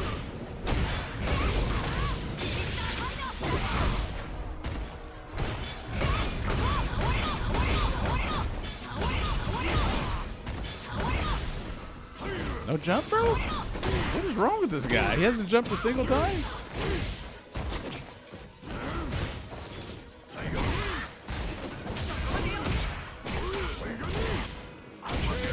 Huh? I don't understand. One of the problems with this game is someone could just have really stupid decision making, but still actually be able to win the game because the game is just too easy to play. It's so annoying, man. It makes the better player think about beating some like worthless trash opponent.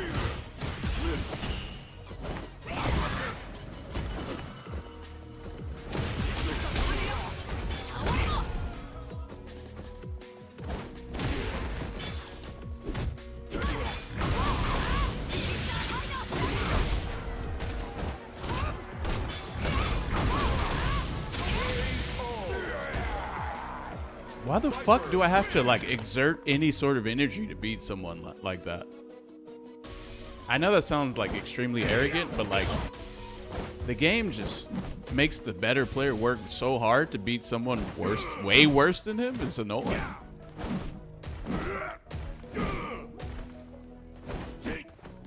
They're trying to force every single like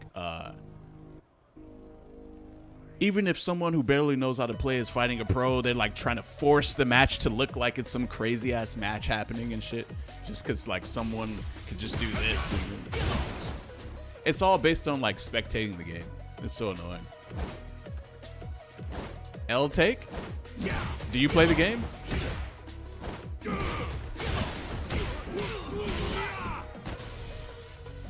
I can't wait until you hit 1900 MR, and then Johnny Donuts, who's 1400 MR, is doing random shit, and you're like not being able to benefit or like learn anything from the match.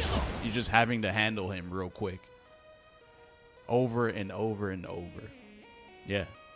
And then whenever you give a take like this, I can say, oh, it's an L take. They're stuck on layer 1. Oh, while you're thinking 45 layers ahead. Yeah. I'll be Johnny Donuts for that guy.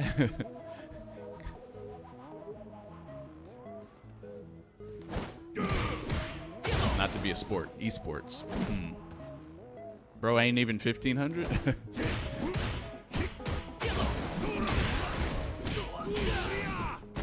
Motherfucker in silver thinking game is hard. There are a lot of players with 1900 that don't have anything to show for their gameplay either. True, yeah. I mean, I was kind of giving like I was giving some like wiggle room in there, you know. I could have said like 2000 MR, but or even higher than that. But I think 1900 is like probably an achievable amount of MR, maybe.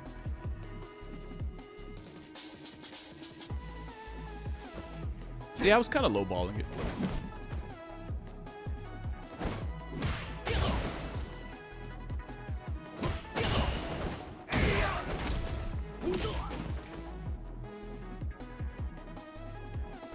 Someone in the YouTube chat said, facts.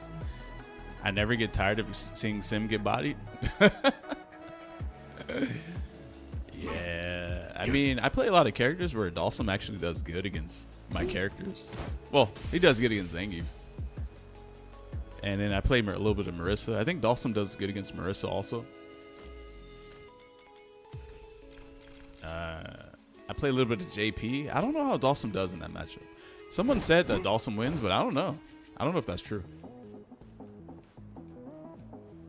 Watching Sims get smacked is pretty cathartic, to be honest. Yeah.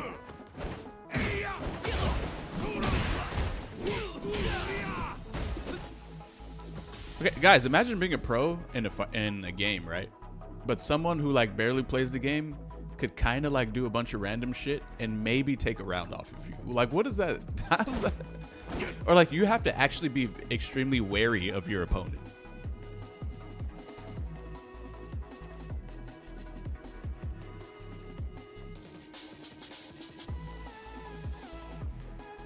Imagine having to like actually be like, fuck, this guy's like a diamond 5. Okay, maybe not a diamond 5. This guy's like 1500 MR, 1600 MR. You're like 2100, 2000, depending on inflation during that time frame. And you're like actually having to like look at what the fuck he's doing. Does that happen in any other fighting game? Fuck no. I don't even think it happens in Strive.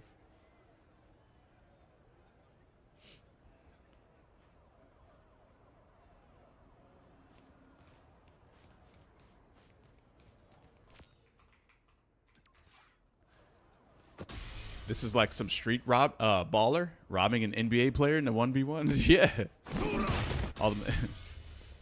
My problem with the game is that my hatred for most of the cast far exceeds my passion for a couple of characters I do like.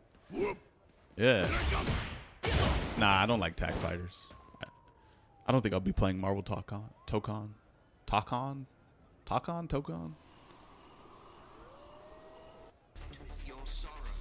Here, let's go back to Rukanetsu. Why did they leave his songs anyway? Here we go. Project R 2026. Damn, that's pretty chill. There's no other competition where someone who is not a pro can even compete, let alone win against an established pro. Yeah. This game, man. God. The amount of things that this game is doing for like someone new is insane. This is like, it's doing so much for and they don't even know either.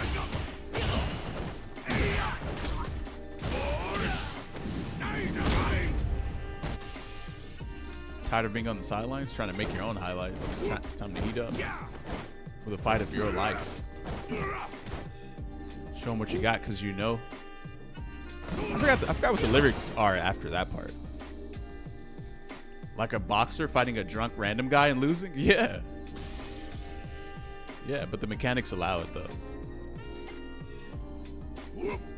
though. My thing about this game is if I can just not get annoyed at the mechanics, I can just beat everybody. But like, holy fuck, bro. God damn, the mechanics are so annoying. Holy shit. Oh my god, it's crazy. Yeah, nah, it's crazy.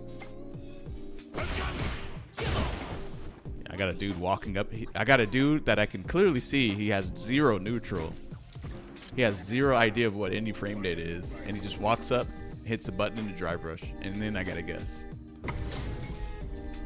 It's like sick, bro. You are so good. Holy shit. Round 1. Fight.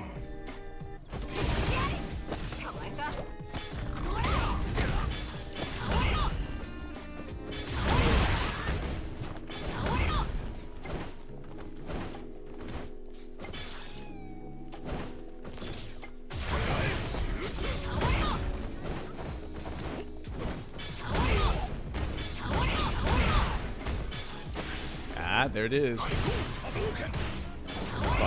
Oh, that hit me?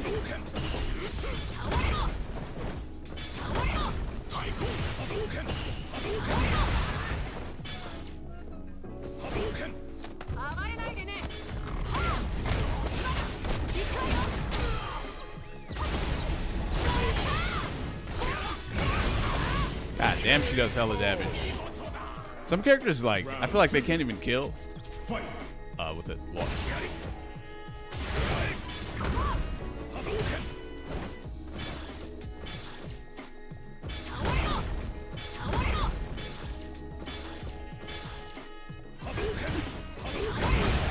That shit does more damage than your punish counter fireball.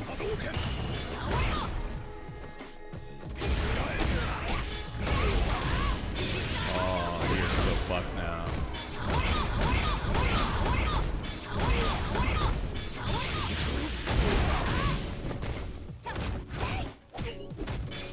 Oh, you could jump that in Burnout? I don't remember that. Man, I gotta, like... Yeah, we gotta, like...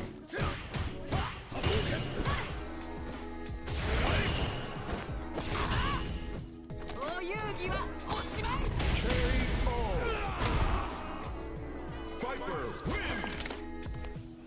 Round 1. Fight. You're not supposed to be able to jump that.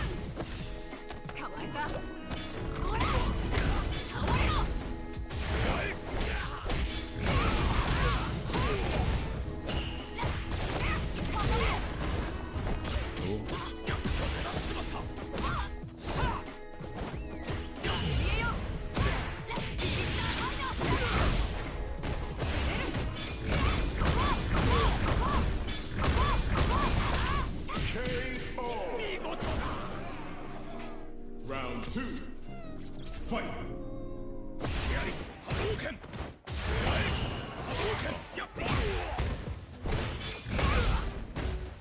Yeah, he does not back roll for shit. Give me that drive gauge. Oh yeah, baby.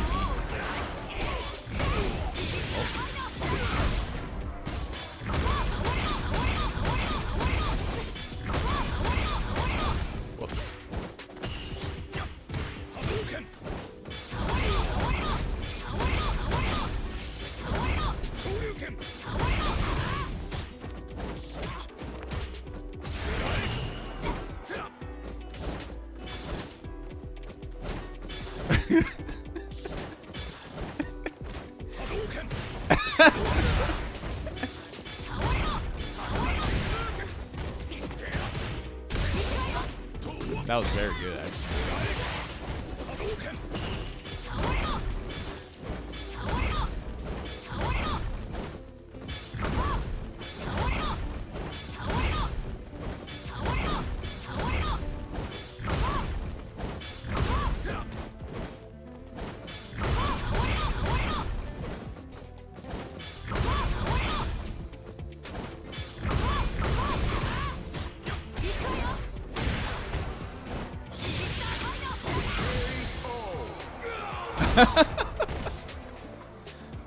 Viper wins. Man. I kind of wish she didn't. Okay, so. Yo, chat, give me your real opinion on this. Would she actually be broken if she could just freely do Seismo chains for free with no, like, it just, like, didn't take drive rush or drive gauge?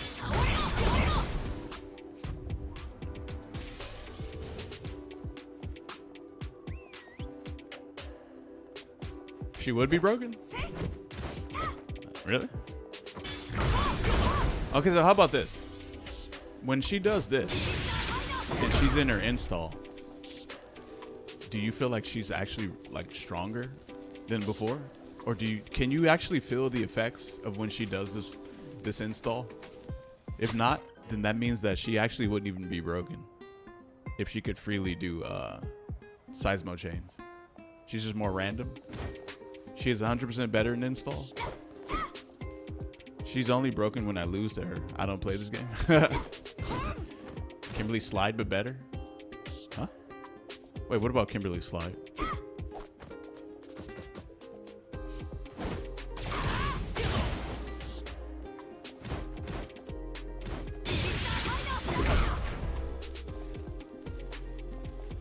I don't think she's that fucking ridiculous when she has this. But, I mean, to be fair, like, she has that. Viper's install feels like a meme unless they're burned out. Exactly. That's what I feel like. Make the timer for the Super 1 slower. Okay, but what about this though? What if I'm in a scenario like this where I only did SA1 for reversal, and then my drive gauge is like this, and then their health is about like this, and we're on the screen like that. Okay, what if? Okay, so I'm in my SA1 install, right? But I don't want to be in this. I only did it as a reversal.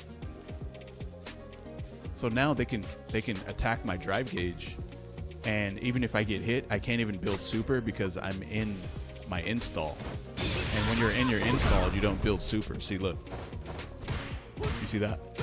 And my drive gauge is going down, but I'm also not building level 1. So then once they actually burn me out, now I'm just straight up dead, and I can't do anything. You see what I'm saying? Do you feel like that is a downfall?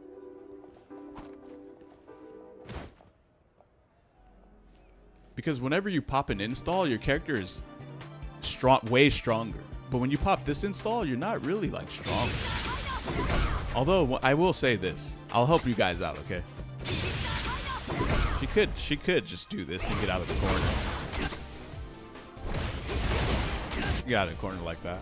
Or she could just do this for free, since it doesn't take meter. She could do that.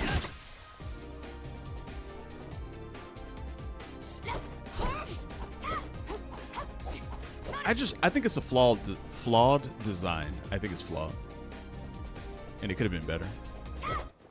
In Street Fighter 4, she didn't require any of this weird stuff to do Seismo stuff. Yes, it is. She trades drive meter efficiency for lack of super meter efficiency. Yeah, it's pretty bad. It's flawed.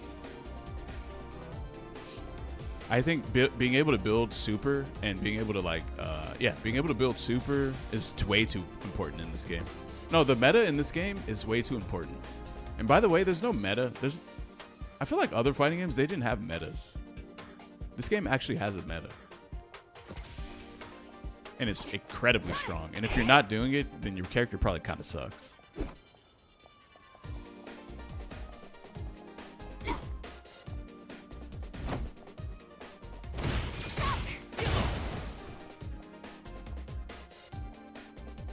Crush counter V trigger was meta?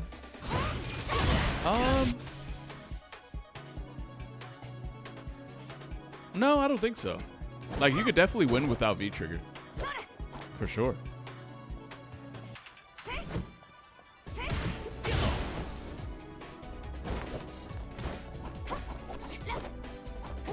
like, I don't think V-Trigger, yeah, I don't, it was definitely really good.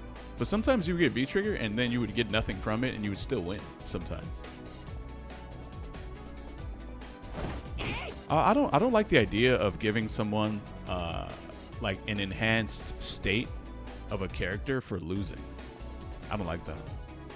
Like, I beat on a character and they just gain the ability to power up after I just beating their face in. They could not even touch me the entire match and just get V-Trigger for me winning. You guys like that? I don't like that. I don't like comeback mechanics like that. I'm not a fan. Yeah, I'm good.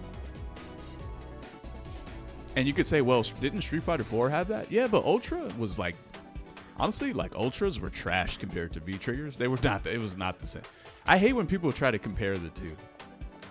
That's like just pure dishonesty, and you're just trying to like troll.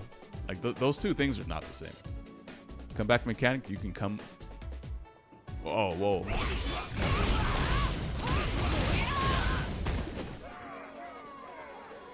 Whoa. That took a wild turn there. I wasn't expecting that.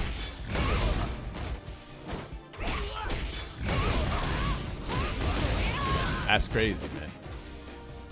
Blanka said, fuck that Mai game. I should never be able to take a game off of a pro player, period. I'm telling you, bro. This game, man. People should be, man, newer players should be thankful for this game. I'm serious. Like, you should be like, yo.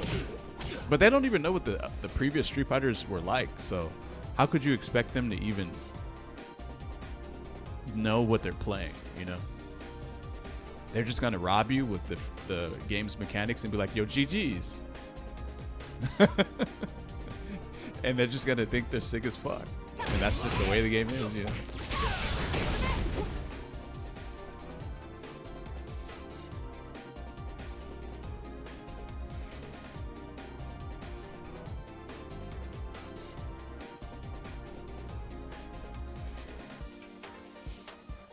Read what I wrote, Snake? What you wrote is like too far up there. I can't see it.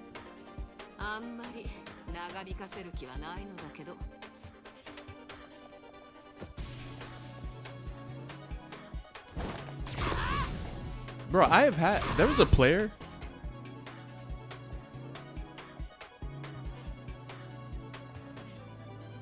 Oh.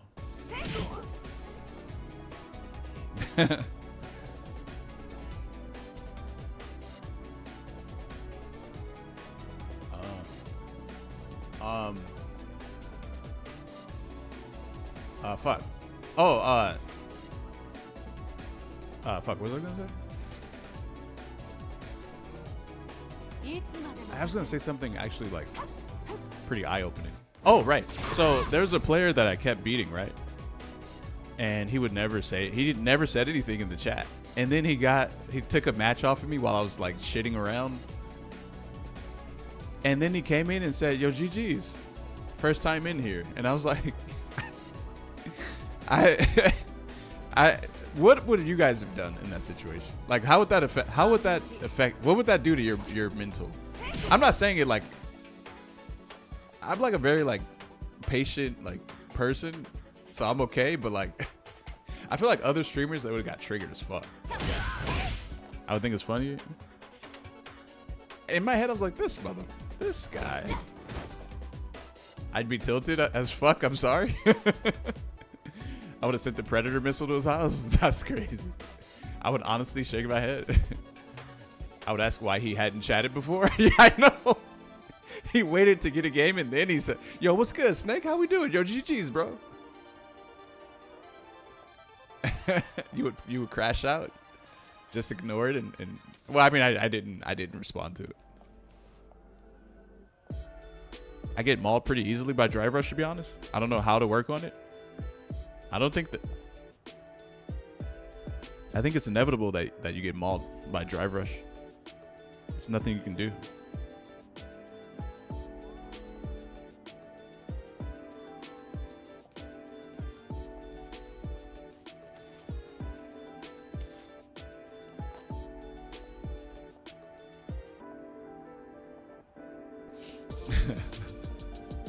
Just ignore it and not even respond. Yeah. People online are weird as fuck. So like, what's the reasoning behind why they do this? Oh, you finally want to say, yo, what up? After you won a set. While the guy you're watching was just fucking around.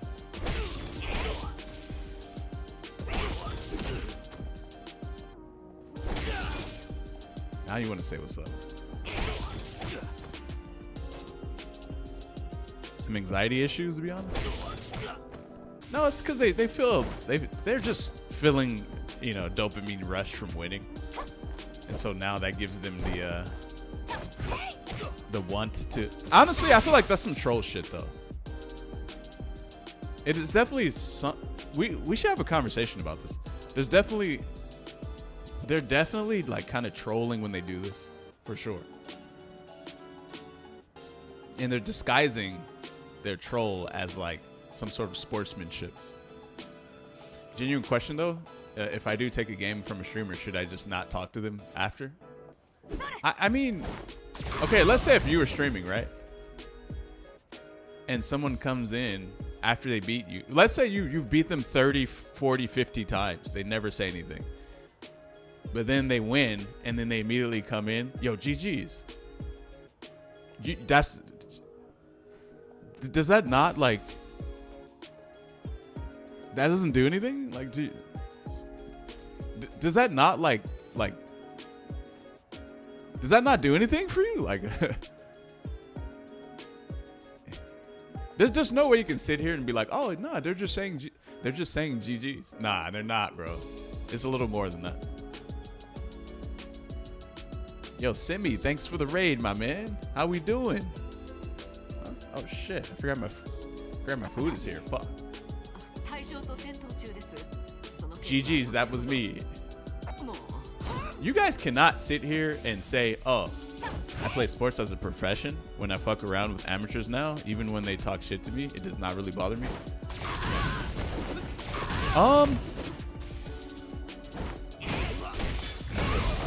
Okay, so what about this? So you play sports for a profession. Okay, what about this? What if you were a professional sports player who was actually somewhere near the range of being a legend, and then they had a sports, they basically changed the entire sport so that the entire sport could be played by people who were nearly handicapped, so that they can be competitive against you. And then and then you beat, and so now they've basically watered down your profession in sports to the point where anyone can beat you. And then now you've beaten someone 50 times in a row. And then after they beat you one time, they're like, yo, GG's. Now what? Listen, don't sit here and pretend. Like, yeah, this is bullshit. Like, I would be keeping in mind that I am playing with... No, not disabled people, bro. I'm talking about like people who are like, they can't move around in the sport, because sports are physical, very physical, right? So they can like barely move around. They get tired and mad tired, like when they're running. But the new let's say the new balance patch for the sport made it so that you don't even have to really run around anymore. You know, you can just like take like 1 or 2 steps to the side, and that's considered, you know, what it previously was. It's the equivalent of what it previously was. Because here's the thing, sports don't really change that much. And if you're trash at sports, you're just trash. And the sport will never conform to you. And you have to get better. Video games are not like that. Video games will seek to get more players to play them by creating an environment where they become easier and easier. They'll conform. Video games will video games are created so that the players who are like not that great can do the things that the great players could do in the previous game. But they'll make all that shit easy though. So that's why I kind of had to like make some modifications to the sport to try to get you to understand that, like, you know, because you can't just be like, oh, you played sports as if it's the exact same thing as playing like a game. They're different.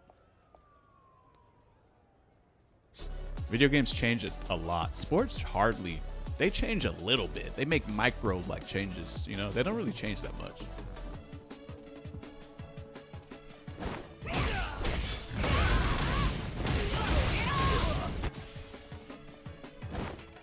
Hey, let's not dwell off topic here, Akuya.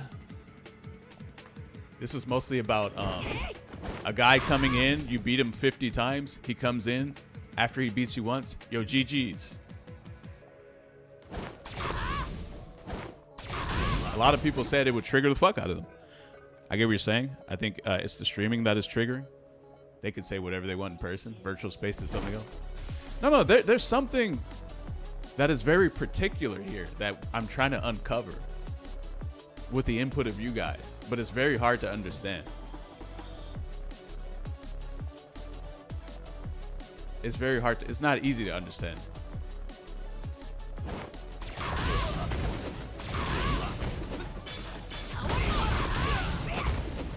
A guy comes in, you beat a guy 50 times.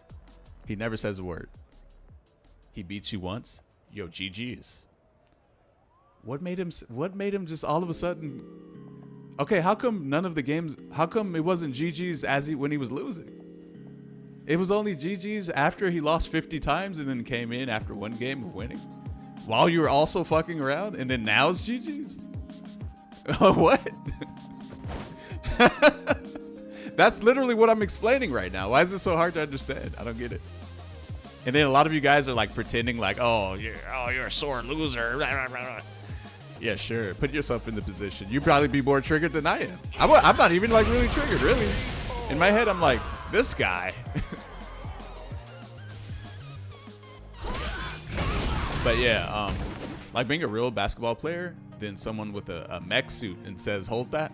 Yeah, someone with a mech suit, yo.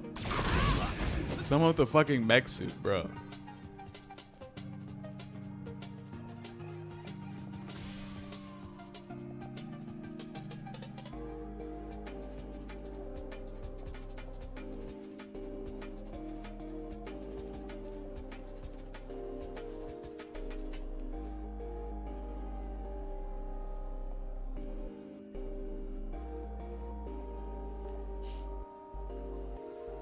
Small chance here, but maybe he's a serious competitor. Feels accomplished or able to show face till he won.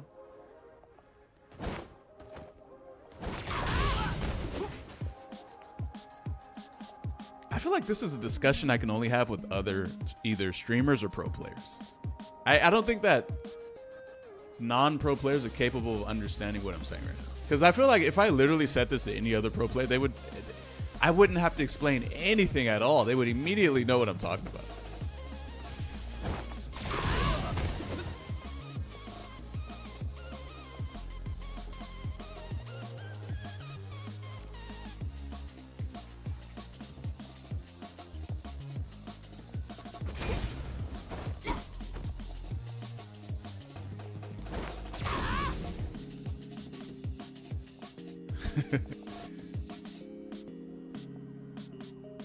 It's just going over people's heads. Yeah.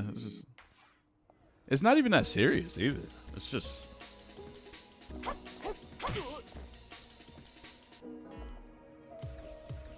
Here comes a new Bro, really acting like he wasn't in chat during those previous matches is wild. Yeah.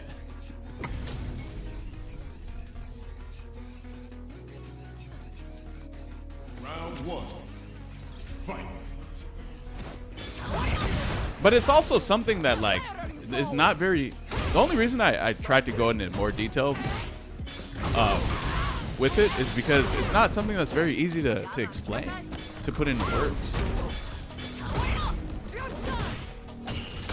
Whoa.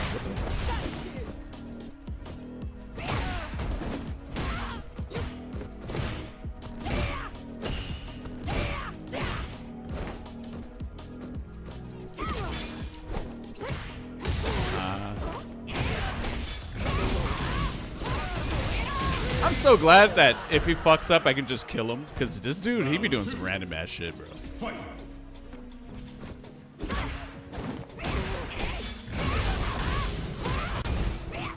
Ah.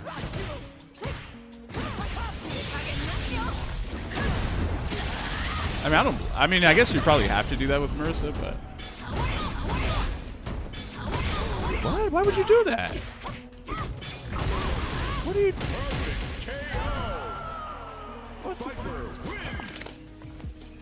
Round one. doing? Fight.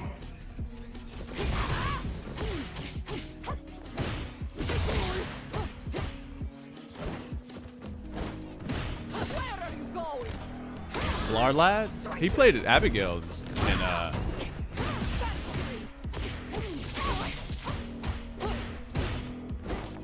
Whoa, what the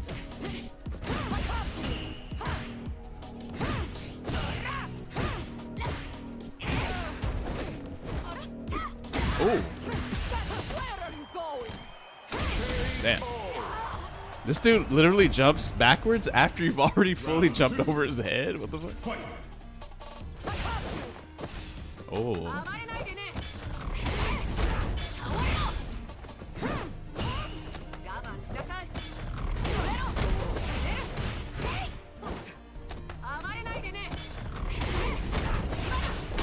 Oh, yes.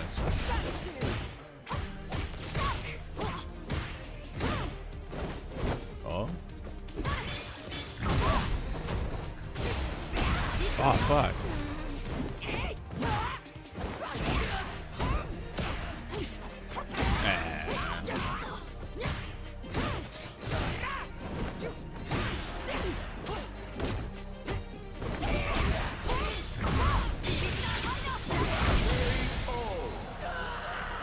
What's he doing? Final round. Fight. He's really just trying to.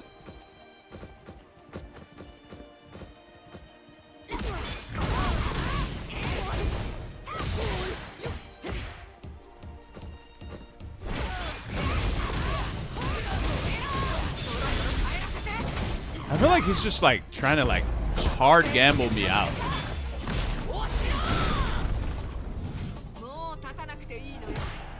Oh, damn. Oh. Wait, what? Oh my god.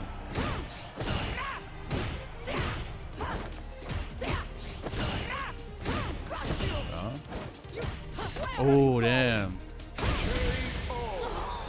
Just a bunch of stuff up close. Marisa. Round A bunch one. of stuff.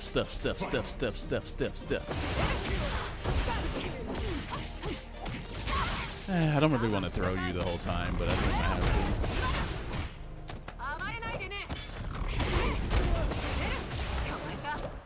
I didn't want to do this, but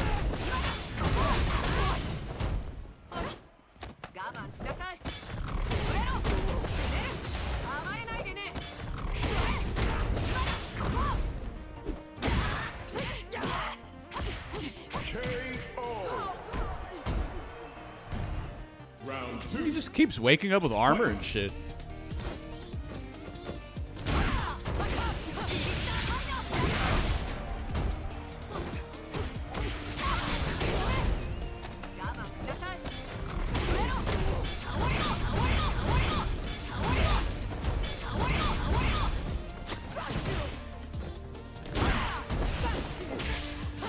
Yeah, the proximity guard on her fucking like buttons is crazy.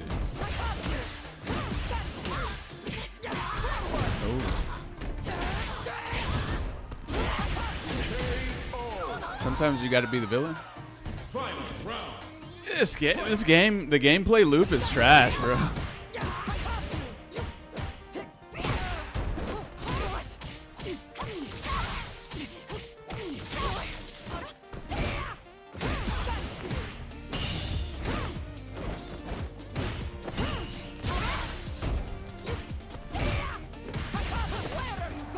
I don't get it.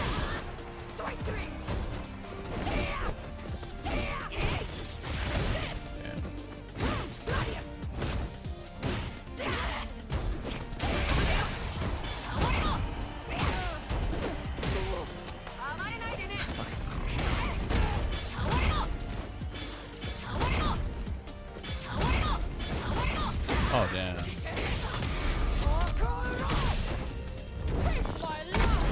I think what beats this guy is just throw loops and DP.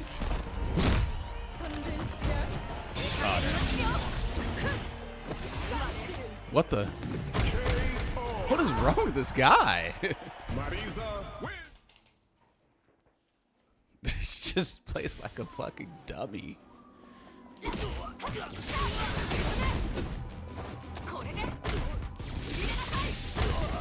He plays that weird game? Yeah, very fucking weird, huh?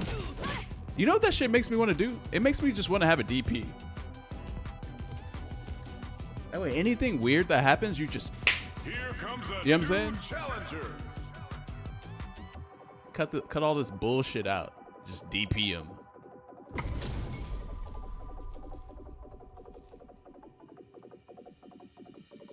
Round 1. I think one of the issues with C Viper is that her Seismo is very hard to actually use. A lot of C Vipers don't even use the Seismo in a match.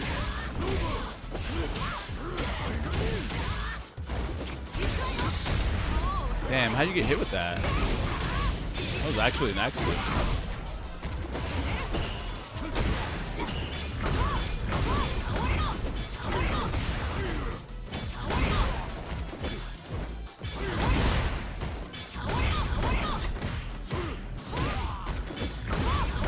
Dang, how are you jumping in between my fucking shit, bro? Damn, no. What the? Yeah, you even using Seismo feint and stuff? Yeah, it's very difficult. Oh.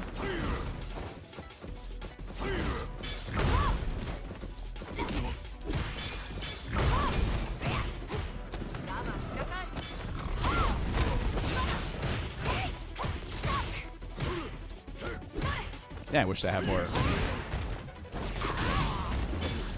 Can jump. Ah, what?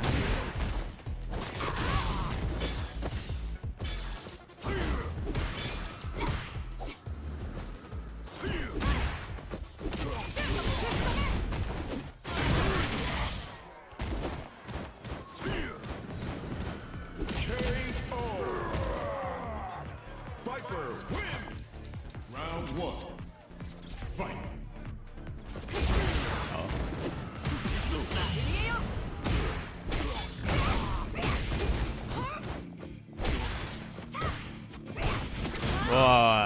I don't know why that was. That is a controller problem right there.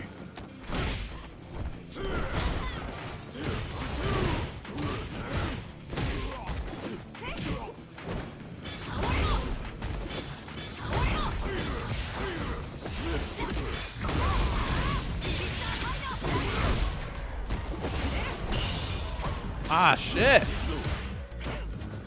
so glad that shit didn't reach.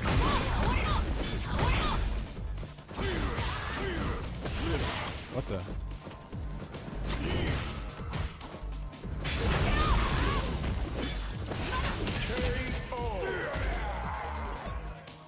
Remove raw DR and button on block DR and you have a way better game? I agree. Full agree. Way better game.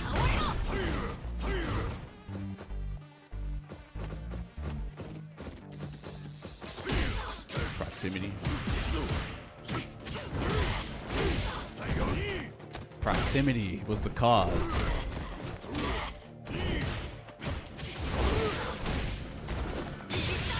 Proximity led to all of this, man. Gotta watch your toes from mid-screen.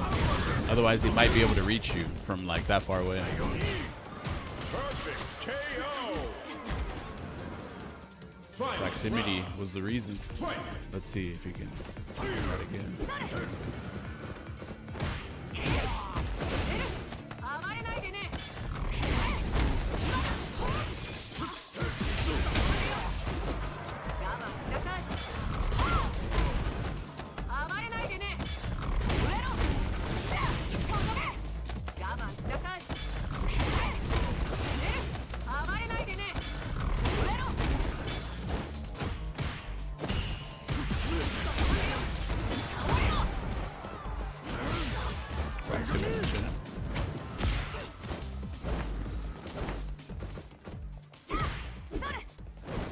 Proximity. There it is. It's not plus.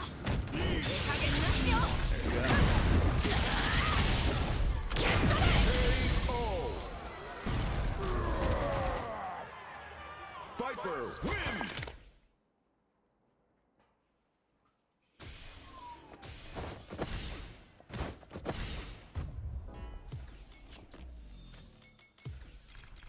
Sagat.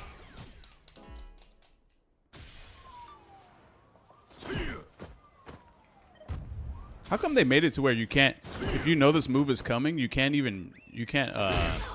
jump it. You can just DP afterwards.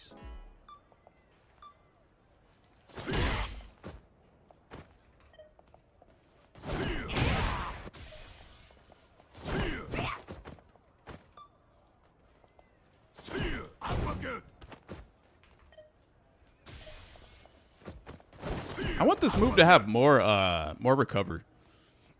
That's what I want. Why did my music stop? So weird.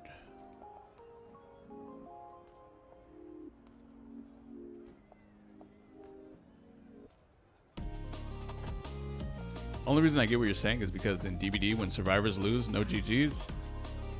Ever they win, you get more GGs than the damn store merchandise. Is crazy. Yeah, so weird.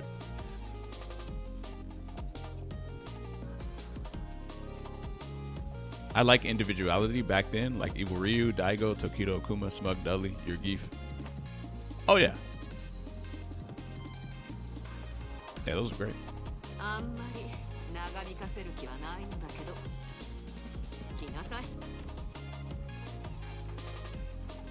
What was it name? Right.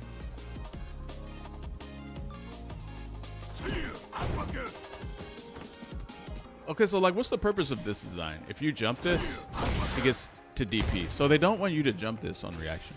But then you can't walk away from it because it goes so far and has frame 2 proximity guard. So they don't want you to do that. So then if you backdash ahead of time, he's not really, like, you actually can't punish him. You can't really punish it if you backdash. So what does that mean? They actually want you to just perfect parry this on reaction. That's what they want you to do.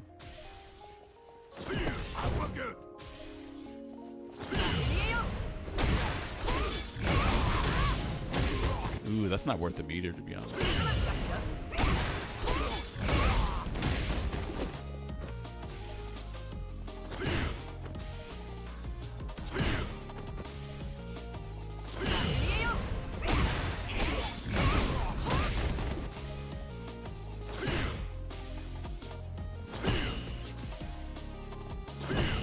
Nick, let's watch the Street Fighter 4 tournament clips on the stream. Let's all get nostalgic.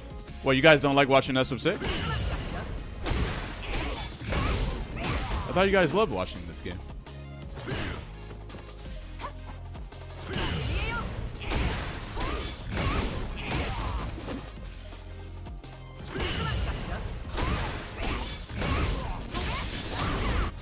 Damn.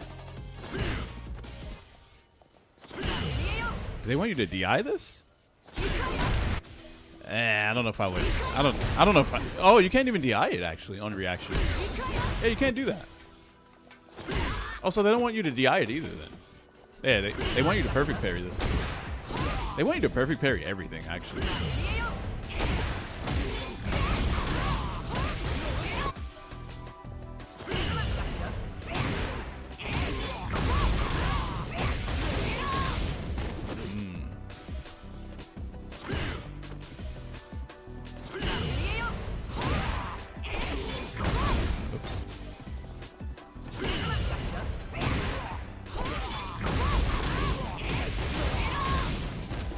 And I use the fuck out of perfect parry? Yeah. But if he hits you with this, he's -3 out of throw range, which, I mean, who cares?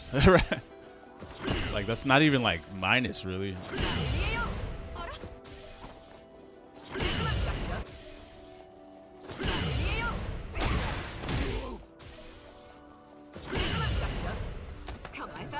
You know, I don't even know what to do with this. Because, like, if you do a combo with her, it uses so much meter. But then, since you perfect parry, the scaling is so high, so it's not really worth using the meter. I mean, you put him in the corner. And if he hits you with it, he's in range to throw usually. Yeah, it's really stupid, actually.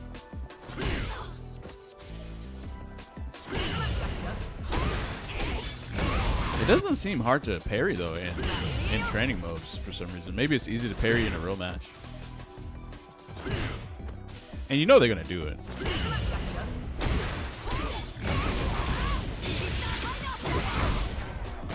If Viper blocks it, our best answer is crouch medium punch. Honestly, like, if you block it... I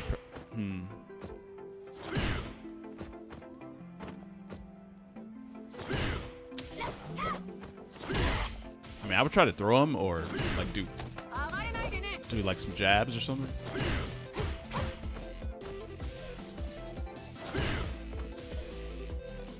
How come they're too pussy to make a move like this -4 or 5? To force the Sagat player to space it at the max range in order to use it, since it stops you from walking from really far away. Because this is out of light attack range. How come they're too pussy to force you to space this? There's too much hand holding in this game, man. They just let you like just do random garbage all the time, just whatever the fuck you want. Everything's safe. Look at this. By the way, Sagat has the longest light attacks. They're very long. Maybe not the absolute longest. Maybe he does though, low key. Maybe he does actually. I don't know. But look how far away they can hit you with this, and then it has frame 2 proximity guard from this far away on startup. Like, shit's crazy. Can you distinguish between that kick and his plus high kick? Probably not, but let me see. But the thing is, yeah, because you would need to, huh? Obviously, you could duck his forward heavy kick. That's probably the mix-up that they want. This game is way more about perfect pairing things than you would ever believe. Fuck, what am I doing right now? Here we go.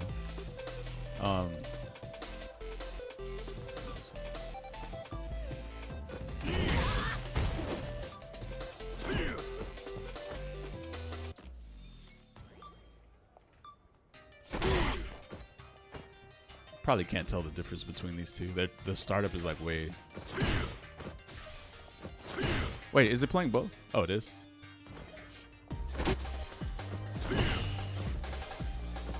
Yeah, nah, you... Yeah, you cannot. Because they both make him kind of like lunge forward first. But then by the time he actually throws that specific button out, you can't really tell which one he's doing. Ooh, and then that whiffs, and then he gets a free throw. Damn. Ooh, man. Yeah, that's bad. Yeah, oof. Oof. But see, does the Sagat player know that, though? They probably don't. Huh? They probably don't know this. I wonder if you... Let me check one more thing. Ah, okay.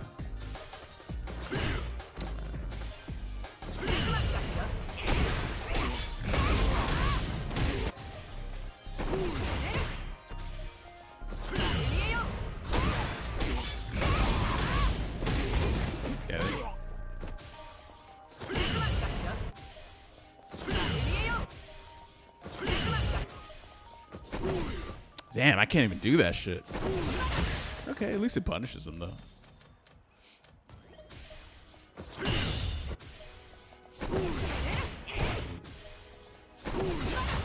Ah, damn. You know what? No, this is actually not real. It's not real. Because by the time you...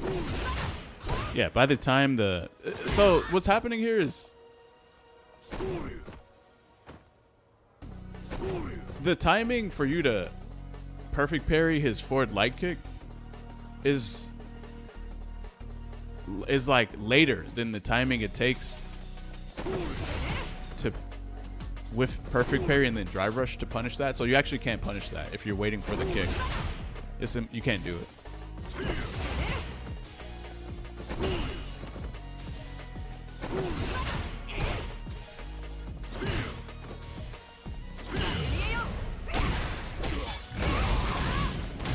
I don't know, man. This is fucking stupid design. I don't know what they're doing.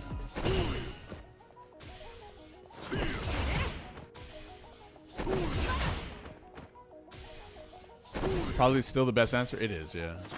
It is the best answer.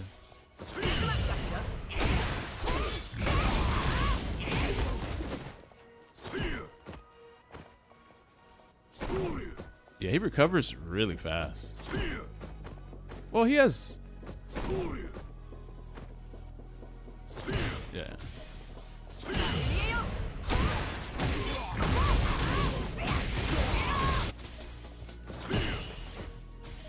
Then there's like Tiger Knee and like there's a bunch of shit, man.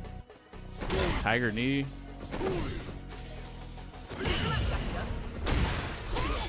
You know what? You know what I should have did with this? Actually, hold on. I got something important to do. Let me see.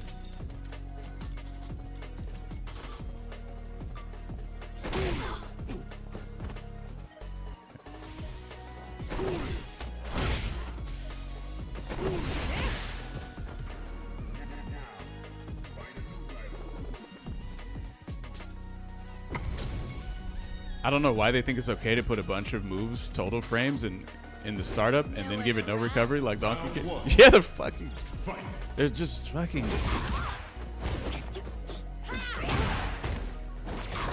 Oh, nice block.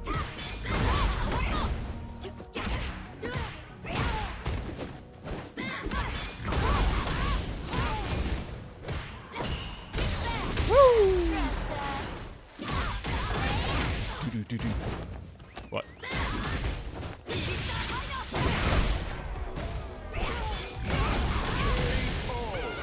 Saw shot high on Sagat recently. That's how you know he's good. Oh yeah, very easy to play, very strong. Just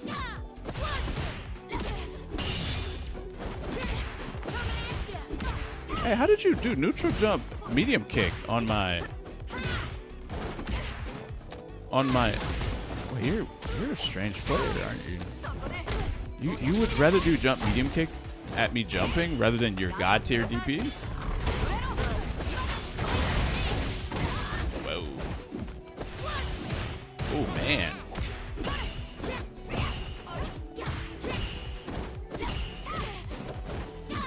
Damn, I can't even time shit.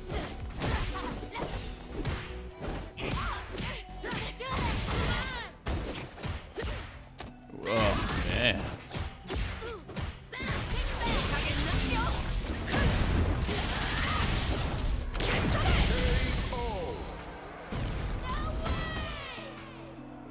Viper wins.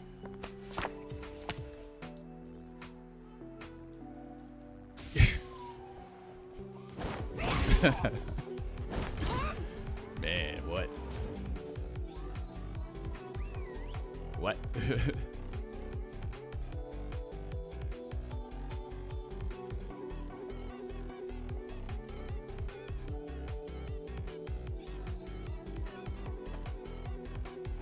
Okay.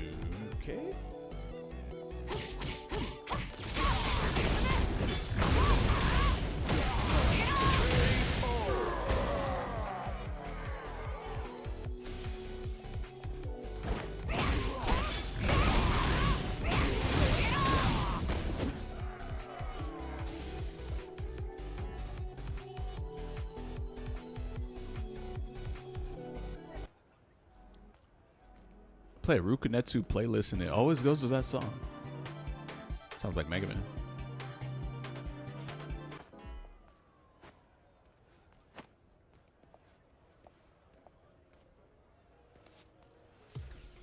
Here comes a new challenger. I thought Sagat was like interesting when he first dropped, but now I just think that he's brain dead as hell. Round one. And I think everyone else kind of feels. I mean, honestly, a lot of other people playing him, usually they gravitate towards brain dead. Sometimes when you go into ranked, all you fight against is Sagat. It's crazy. I used to call him standing medium 5 MP. Is not 5 MP. I actually think he probably uses crouching medium punch more than 5.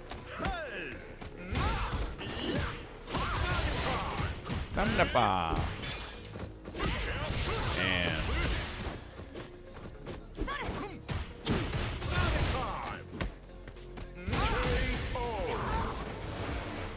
Round 2. Fight. Try brush.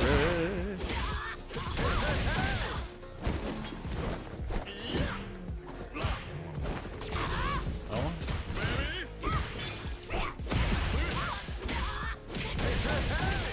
Man.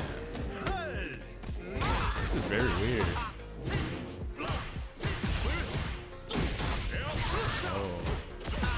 Oh, how did you get a jab there? And he was in my face the whole game. Round 1. This damn character here, though, like trying to swat a fly. Drive right.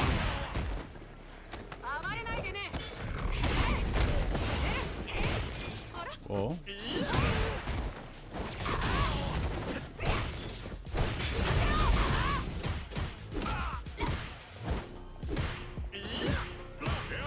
They love that move. Yeah. Yeah, the move carries because it's plus on block. But it's also an anti-air though, too.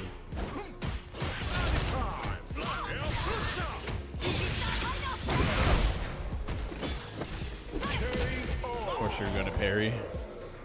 Round 2. Fight. Yeah.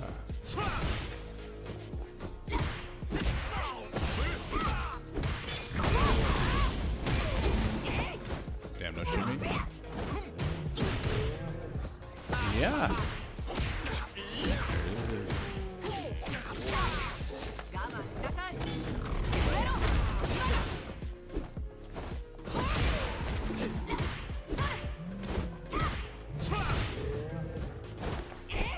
Yeah.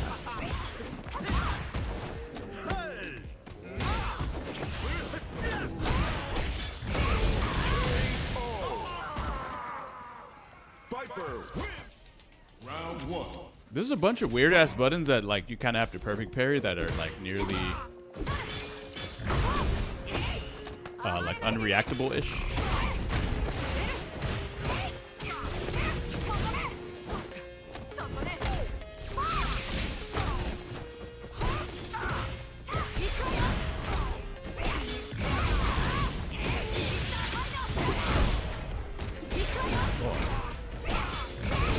Ah, what the fuck?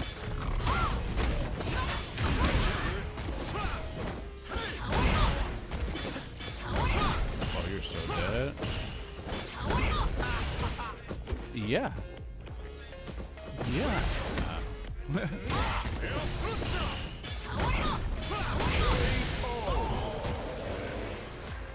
Round 2. Fight. You see how you kind of need like one match to understand what your opponent is doing?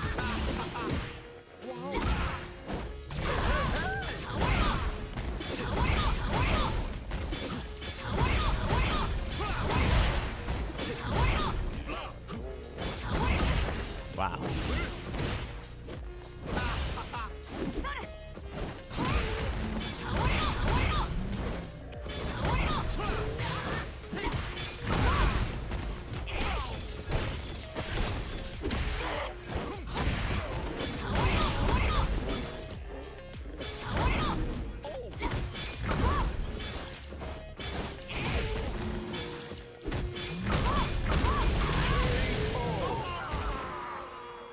Viper wins.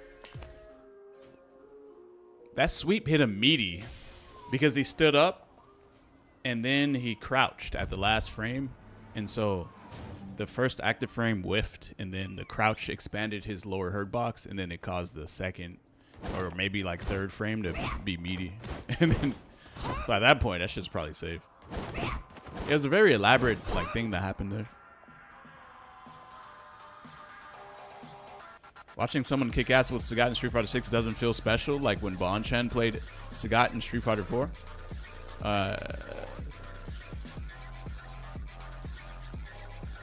Whoa.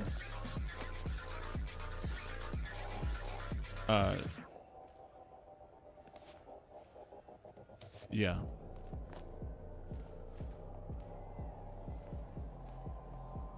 You like my playstyle, staying true to vanilla Street Fighter? I mean, C Viper doesn't really do like drive rush stuff. I mean, she can, but she's not really like that great at doing it. I think her drive rush personally kind of sucks. Reason why is because she doesn't have a long medium button to cancel into drive rush, and then her raw drive rush is kind of slow. So you put those two things together, you probably won't see very much drive rush from C Viper. You'll see it every now and then though, but you won't see like it being used like literally the entire game.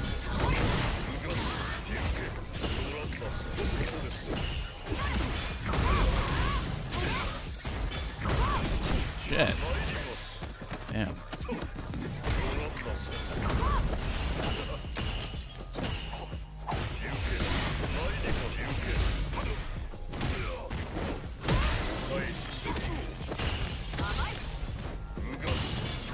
Damn, how did you know to jump?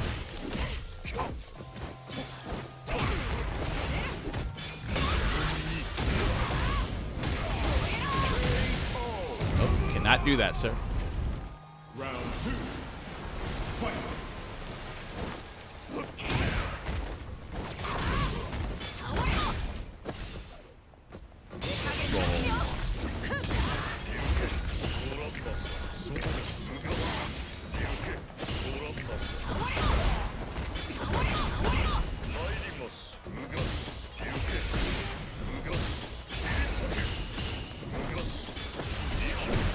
So much meter. I'm gonna eat that later.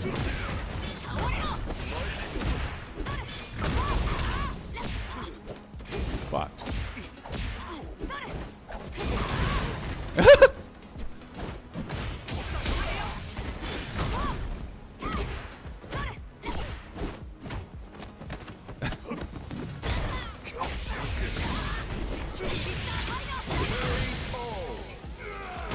Bro, did you see the way that burn kick literally like flailed him into the corner?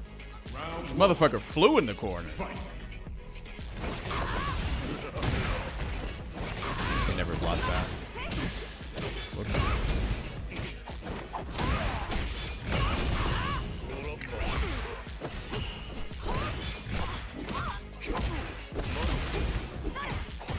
This shit looks mad annoying for JP.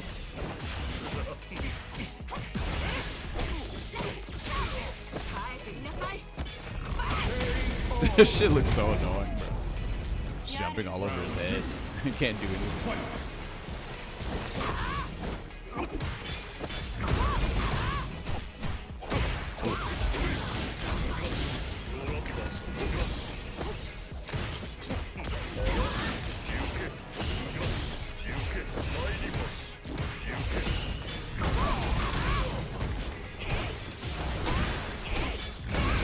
Damn, GG's, bro. It was a good one.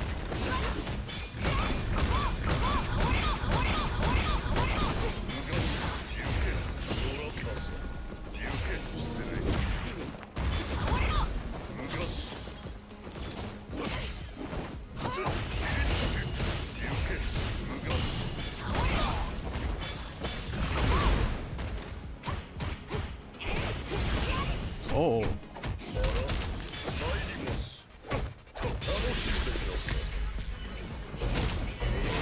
Ah, shit.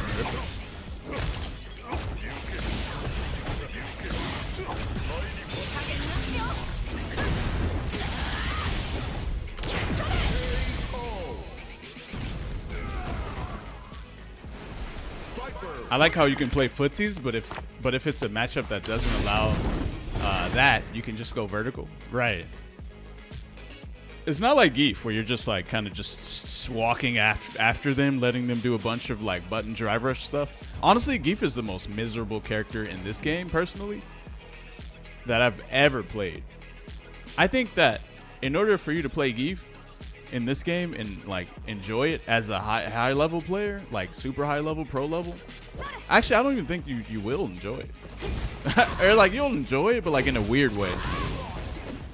It basically feels like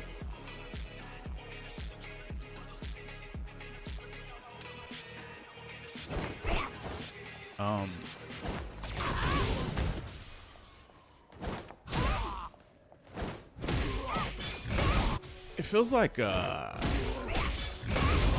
some sort of weird like community service or something. Like you're just playing a bunch of people, letting them do a bunch of things that they want to do, but it takes away from you and it makes you bored. And so it feels like a service. Like that's what it feels like.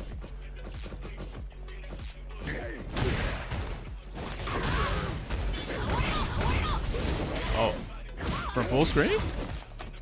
Okay. Yeah, like, yeah. I'm gonna get hit again? Oh, you threw me? How?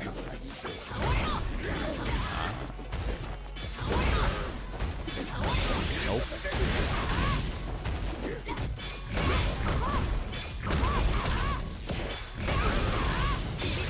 Fuck, why did I do that? That was dumb. I could have just DI'd him. I wanted to fucking Seismo him so bad, though. What the? Oh, you're ready for that?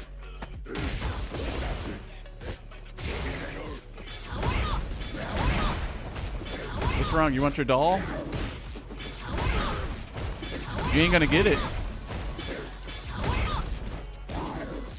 Your doll's gone now.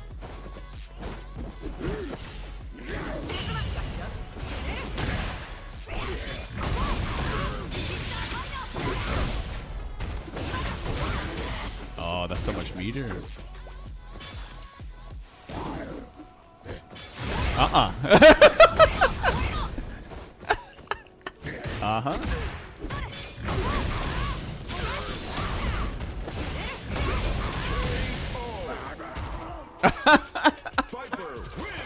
Why are you having such a hard time scrubbing me out? I love this.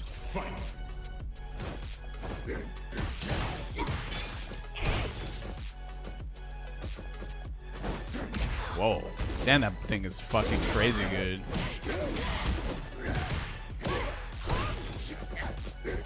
Uh-huh. I know you're just mashing a bunch of shit in a drive rush. That's more meter. Yeah. Heavy ball?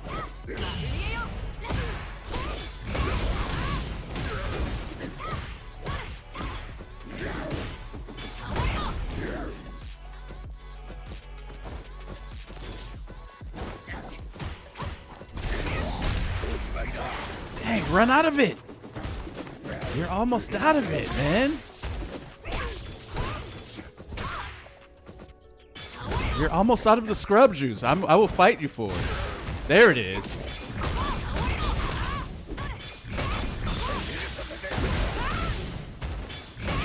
Yes. Round 2. Fight. You got to beat the scrub juice out of them. You know what I'm saying? It is their lifeline. They can't play without it.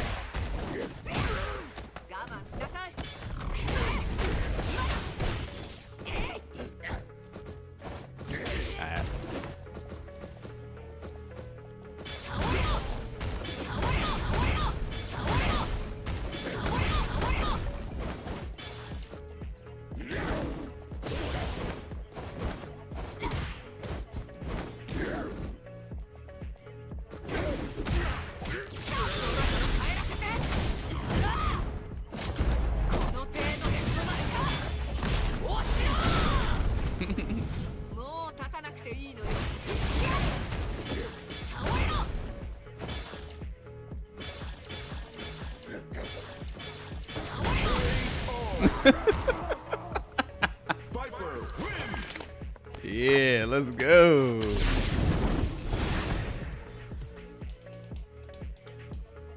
You so happy when they burn up? Fuck yeah. The dumbest thing about the game is gone now. But at the same time, you know, they take extra frame data.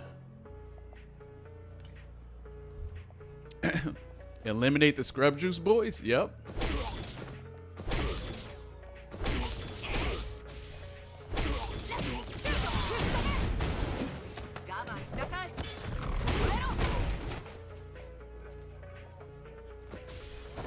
You'll beat a guy 50 times in a row. He won't say shit.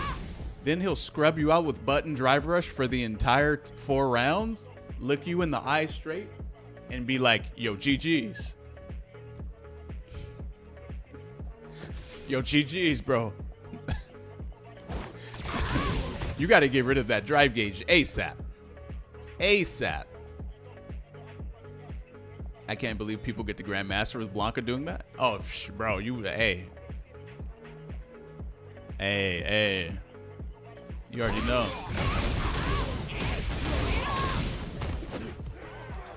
They will look you dead in your soul and be like, yo, GG's. You should see Jabali play. I played Jabali in SF4, but never played him in 5 or 6, though. But only in 4. And he played Balrog, I think, before. Or maybe that was 5. I don't know. Bada bing. Bada bing.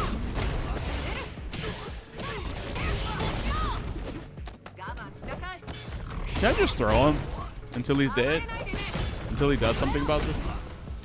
Okay, there we go. All right, we're done. You gonna drink? Go ahead and drink. Take a sip. Take a sip, bro. No? Oh.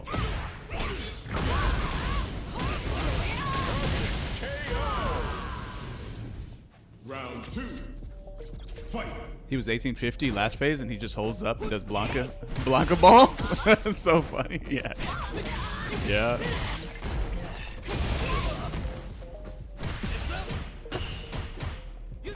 Ah. Oh. Ah. Damn, the drive gauge is recovering. What's wrong? You don't want to use it? You don't want to use it there? You're basic? You basic, motherfucker. You basic.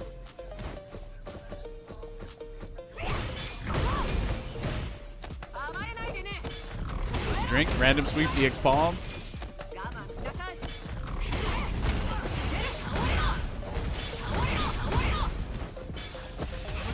Damn, that thing is fucking crazy good. Holy shit. I don't even know why I try to contest his drive rush heavy punch. He got all of this because I tried to check his drive rush.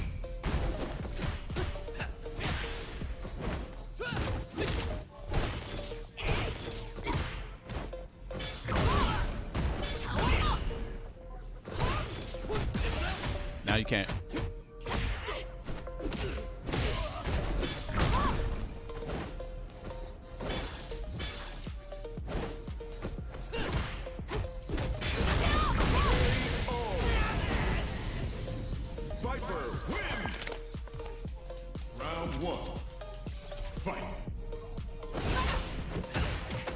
And did you guys know, see, Viper's overhead doesn't hit like a crouch, like a character who's low profiling? Like Chun-Li, for example? Like, whoa, what the? That.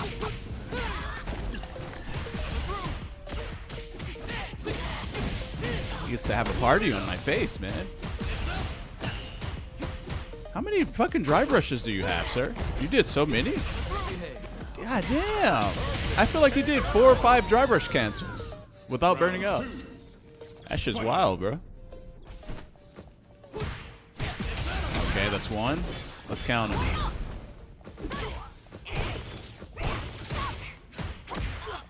Okay.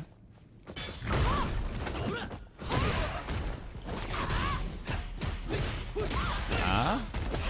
There it is. You burned yourself out. Oh, DP. Ah.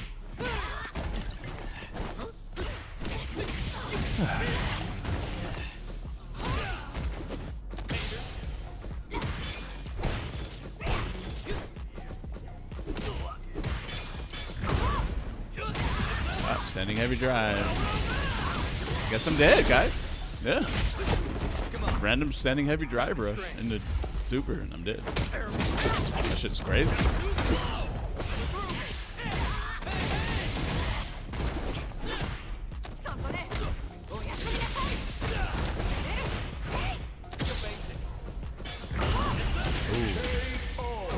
If he knows, yeah. Jamie, Walk up to him, button drive. fight. So we walk up, we let him do button drive. Button drive, there it is, this one. Okay, just walk up and let him do it again. No? Oh, okay. Button drive again. There's another one. DP, okay, that's 2. Okay, now somehow I'm in the corner now. He drink. Button drive again. Okay, that's 3 DRCs.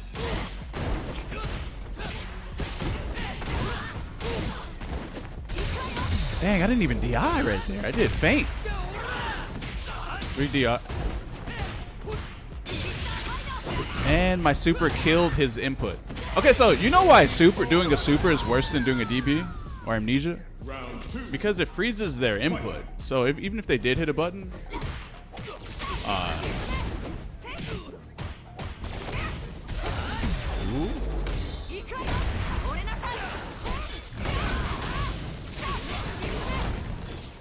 damn, work.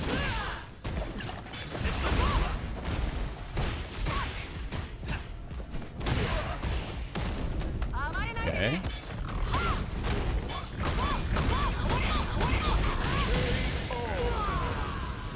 So 3 DRCs in the first round. Okay. Fight. So how many this time?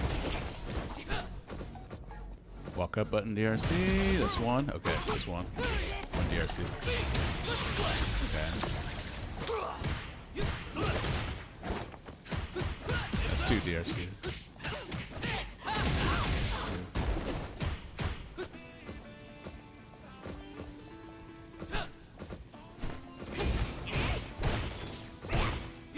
Man, 4 DRCs in 1 round.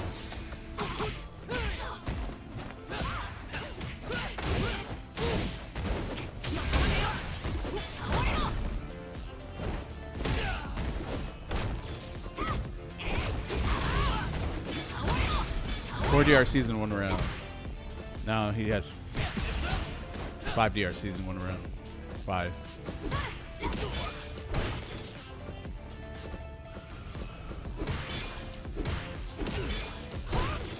DRCs. He's gonna drive rush, raw driver soon.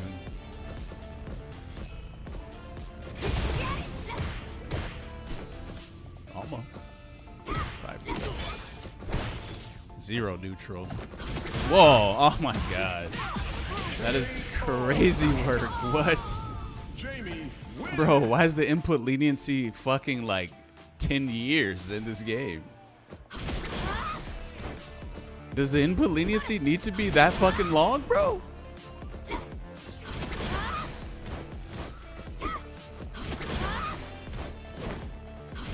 Yo, how many button DRCs did he do? Would you guys agree that this game is way too DRC dependent? My man did 5 DRCs in 1 round. And then he tried to play neutral at the end and he was straight up just getting fucking, he was losing. Snake, what is the first thing that you're gonna do when Street Fighter 6 gets replaced by a better Street Fighter?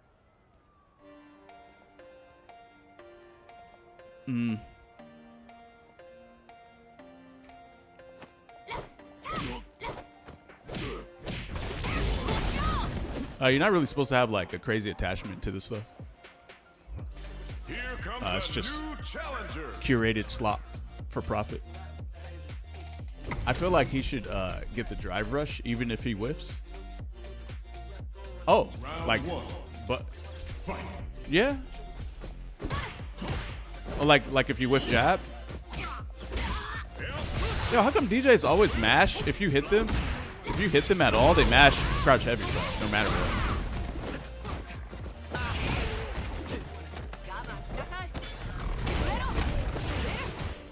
Yeah, I kind of like. Do I like sweep when you're?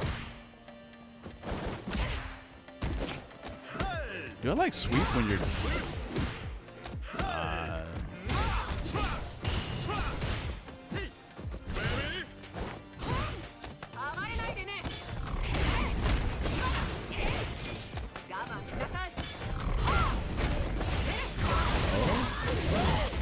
Maximum.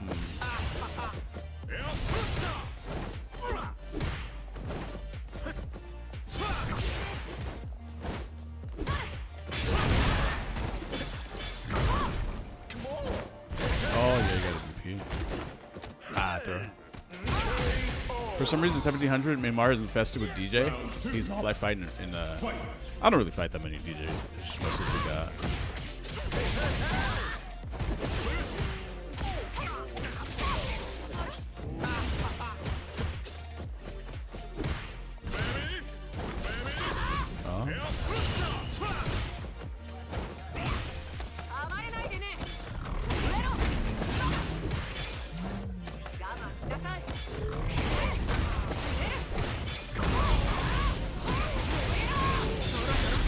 Maybe too early.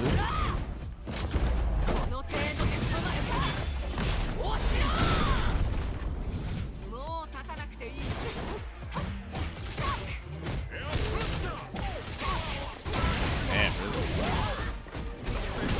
Too early though. And use your level 3. Oh, no. Okay.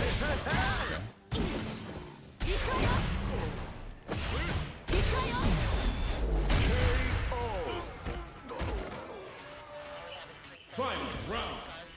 Fight. What the fuck?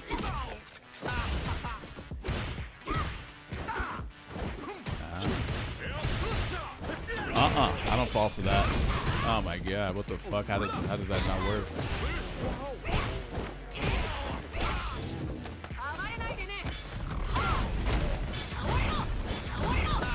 Damn, you didn't land on top of that?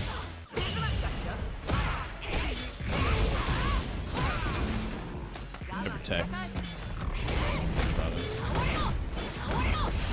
Deja vu.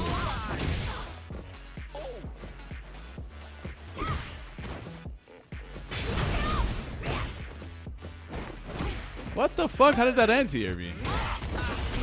Oh, damn. Crazy. I want to air. I feel like I only lost one set, but somehow I'm down 30 MR. It's kind of crazy. Round 1. Fight. Just gotta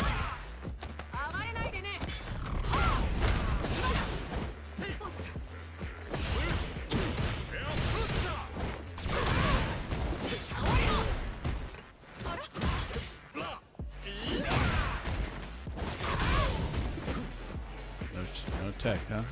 Okay.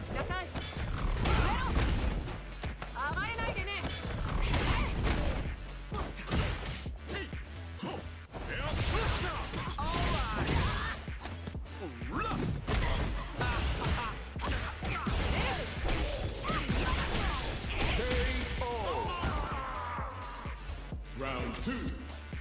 Fight.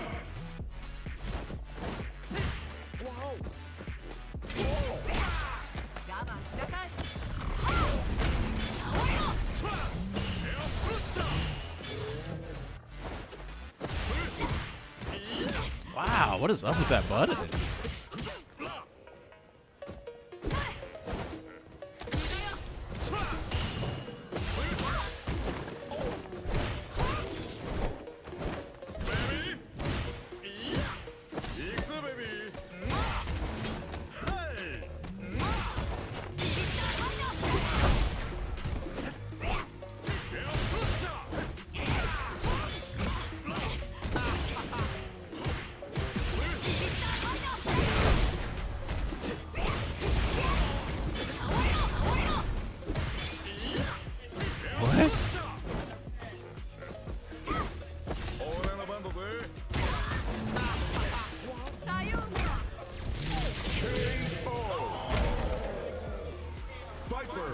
Random drive rush, random jump.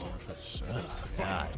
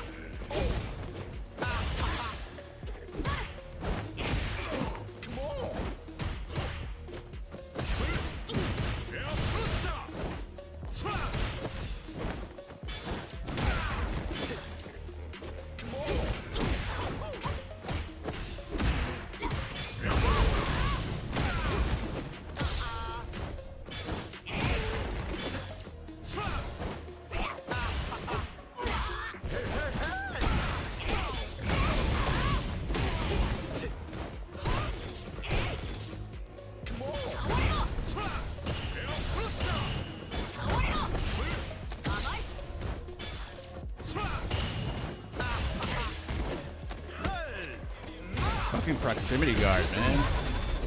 Oh, he's not dead. Drive rush, crush, medium kick has frame 2 proximity guard. Round 2. So it stops you from moving right away as it's traveling at you.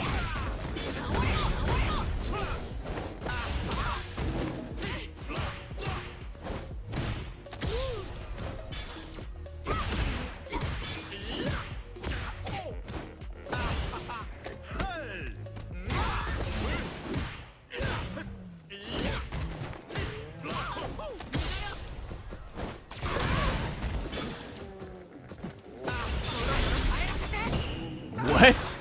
Didn't he whiff jab? Or am I tripping?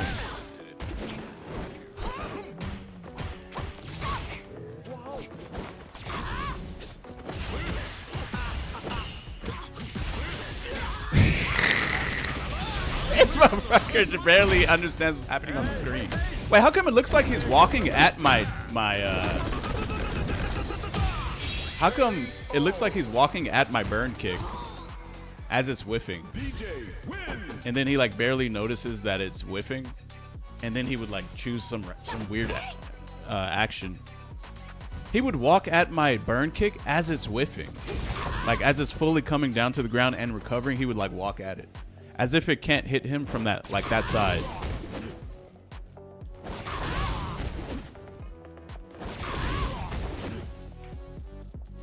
I swear no one is going to remember Street Fighter 6 and pay respect to it once Street Fighter 7 comes around. SF4 was special, man, and people still pay respect to it to this day. It has delay-based netcode, and still has more players than SF5.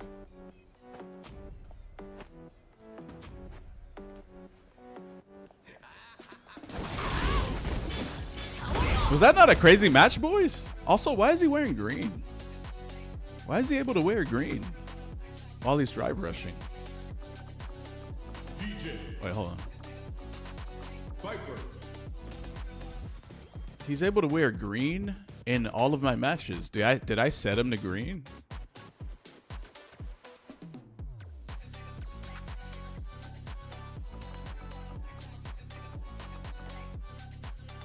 Huh?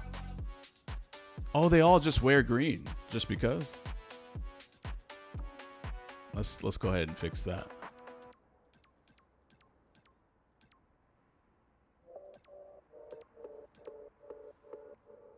I think that's DJ's.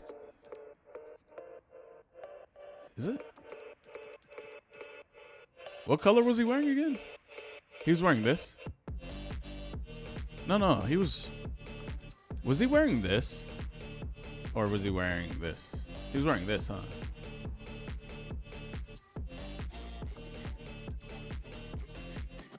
Let's put him in the color where.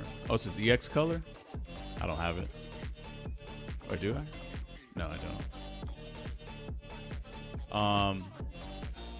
I'm gonna put him in a color that looks nothing like Drive Rush. That way when he does Drive Rush, there's no second guessing on if it's actually Drive Rush or not. Like this. Yeah. There. You know what they should allow you to do? You know how you can choose the color that you want them to wear, right? But how about just disabling certain colors? That way you still get to see a bunch of different outfits, and you're not just stuck on one outfit. You said red? Yeah, red is kind of a nice contrast. Actually, red is the most contrasting color towards green.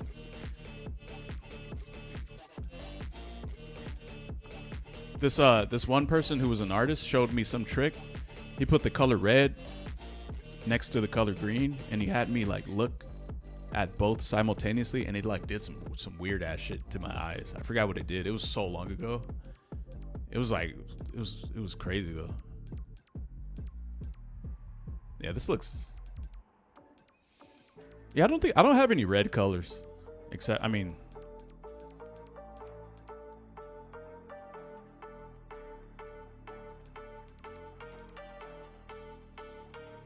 that's probably the best thing I got right there.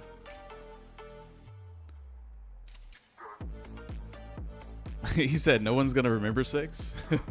I mean, no one remembers 5. There's nothing special about those games, man. Or 6.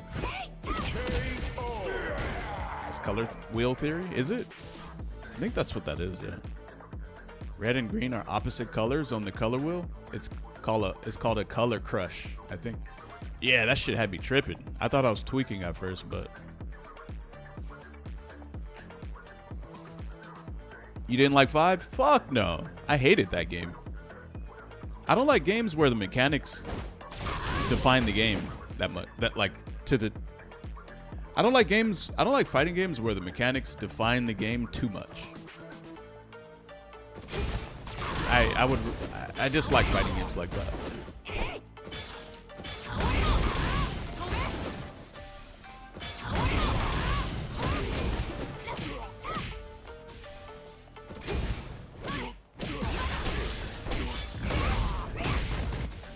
I don't want mechanics helping someone against me. Only like 30% is fine, but not like 80. This game's mechanics help someone like 90%. It's way too high.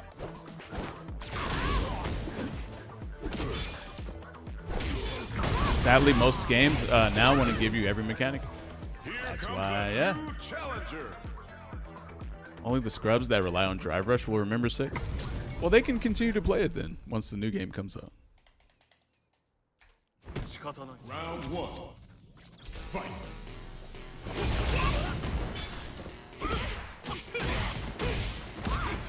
I'm surprised his buttons are clapping mine like this. These buttons just clap mine?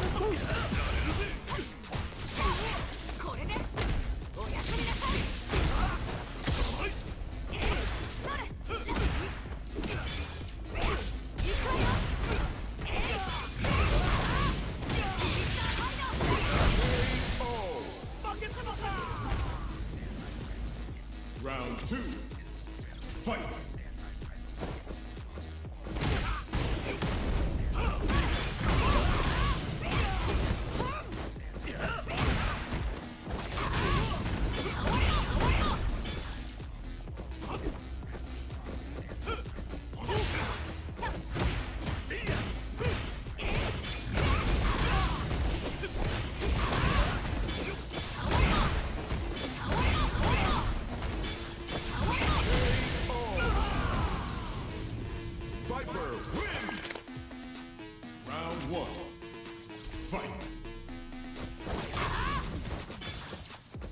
I don't really look forward to like fighting games.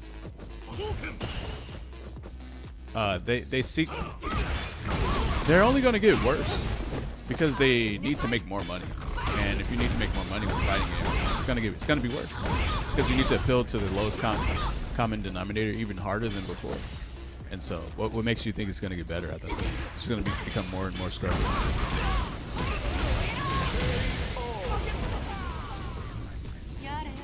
Round 2. Fight. The only way to grow the sales is to draw new players. Yeah, and how do you do that? You scrubify the game even harder. You try to sell that cool thing that some pro did way earlier when it was actually harder. You try to sell that in the newer game. But you make it super easy so that they can feel good and feel like, you know, they're Daigo doing the Pell Parry thing, whatever, in Third Strike.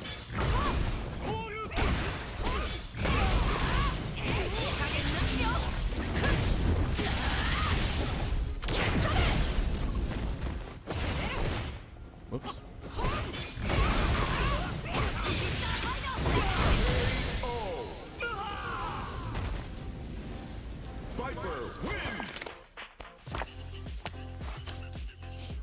Snake, you aren't in your prime. You need these mechanics. Hey, don't get banned, bro.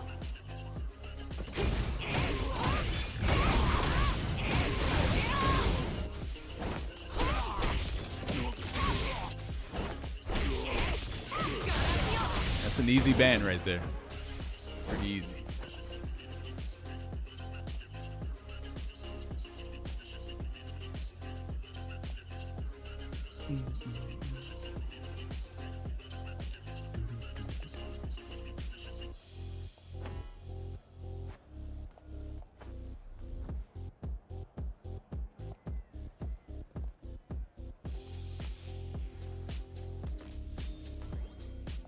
Yeah, you rarely even see me do Drive Rush. I don't need this stupid mechanic. I don't need any of this shit.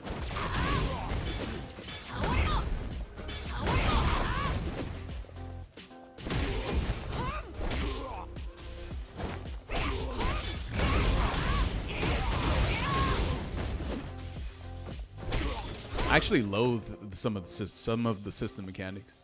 I just don't really talk about how much I hate them. Well, sometimes I do mention it actually, but they're in the game, so it is what it is.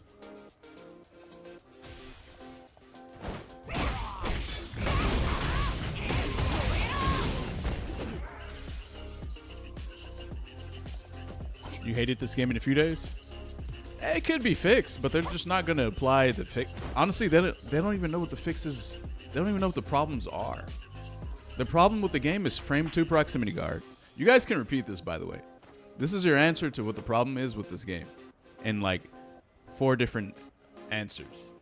Frame 2 proximity guard, too much reliant on button DRC, raw drive rush, and then the herb boxes on raw drive rush. Those are the problems. Those are the problems with the game right there. There you go.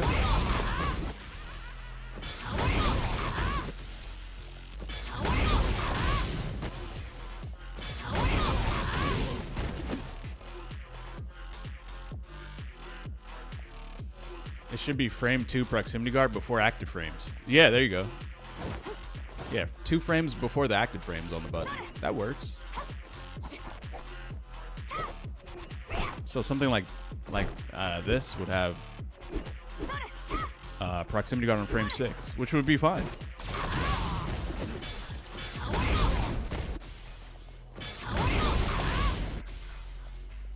Walking and blocking feels weird. It feels so bad, but it's because of the proximity guard, though.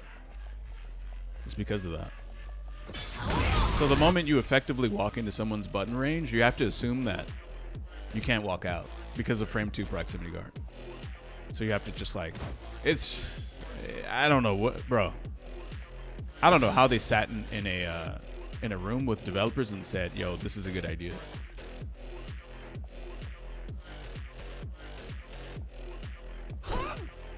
Okay, it's either 2 things. One, they're absolute geniuses in how to make the game just annoying as fuck. in a very like complex, not even complex, just very like sneaky ways. Or they have no idea what the fuck they're doing. They just got lucky with the game. Yeah, it's either one or the other. Here comes a new challenger. For them to put frame 2 proximity guard in the game so that you can't play defensive enough to make a player who has bad spacing with a lot of buttons, if they actually did that on purpose, I gotta give credit. But even though like I actually like basically also fuck you too, but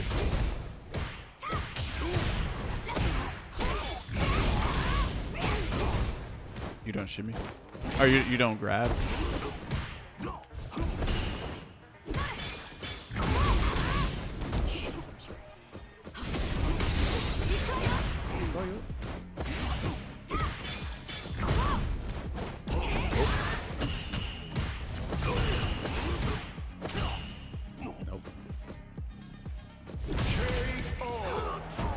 You can activate proximity guard with a 20 frame startup button.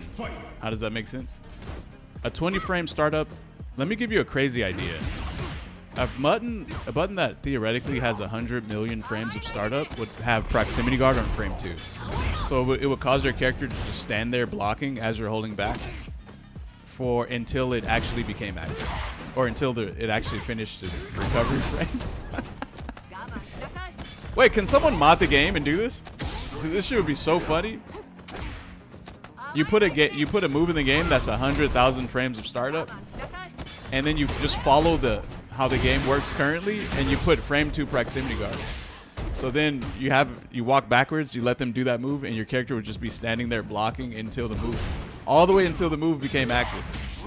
That's the way the game currently works right now, except there's no 100,000 frame startup. So. Yeah. Now you can walk forward.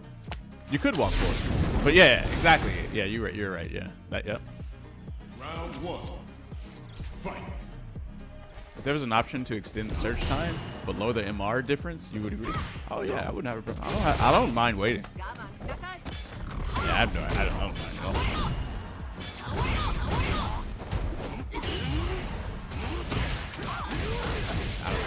I mean, shit. I could just do things in between it, like talk about random shit. You know.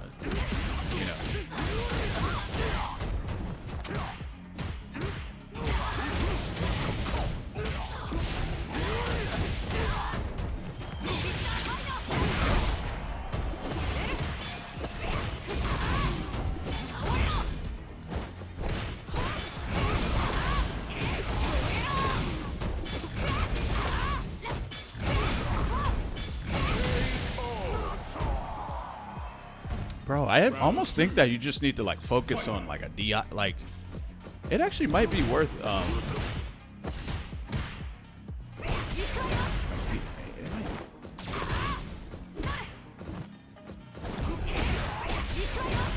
that's weird.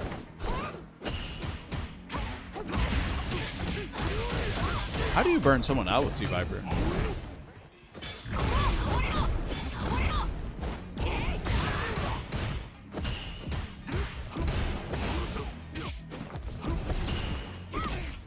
How come someone like touching you on block in this game is also bad? Like your opponent doesn't even need to like hardly know what they're doing. As long as they're like touching you in any sort of way, it's like good because they can drain your drive gauge.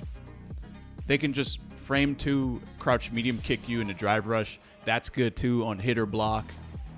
They can like press buttons that shouldn't be -3, but they are for some reason -3. And like that's good on hit or block. And it's like, damn, bro, you can just like, you can literally just toss shit out randomly in this game, and it's kind of a net positive. Unless it's like a DP on block or something like that. You were asking why DJ's mash crouch medium punch when hit. It's because Zin told us in season 1 DJ tutorial where he said us DJ mains are all trash. Wait, what? Shen told you guys to do that?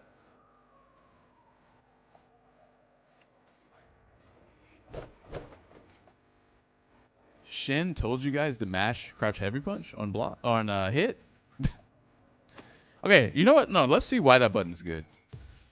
Why is this button good? Let me see.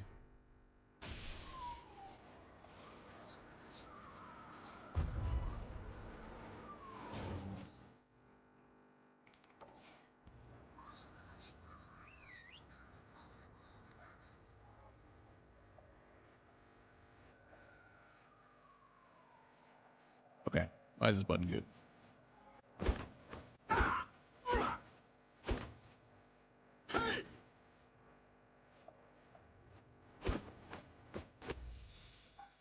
Where's the hitbox? Oh. Wait. Turn off.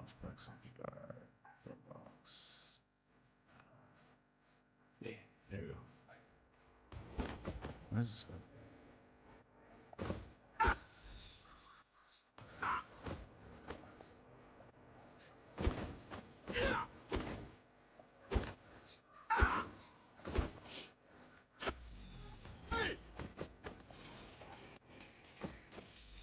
Does it just have a hitbox way before it has the hurt box?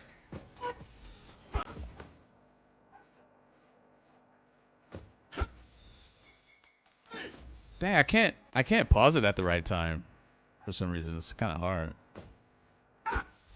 Yeah, very hard. Oh. It's a pretty solid button for a crouch heavy punch. Yeah, it's pretty good. That kind of, yeah, it's pretty good. It crushes too? Yeah, it does, huh?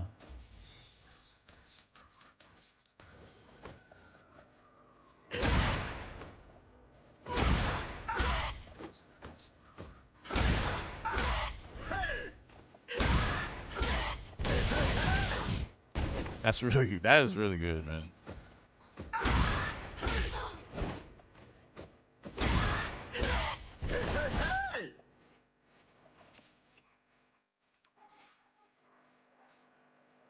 That's really solid, honestly.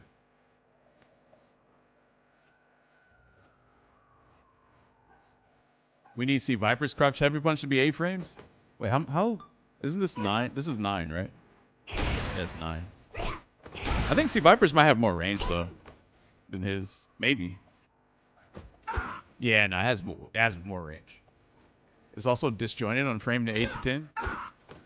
Wait, I never. You know what? I don't think I've looked at Sea Vipers. Let me see. I don't think I've looked at Sea Viper.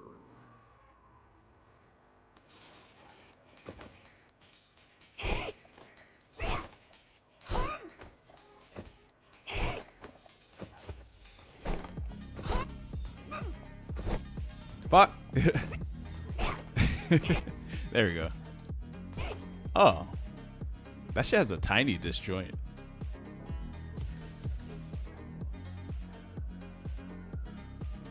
Here comes a new challenger.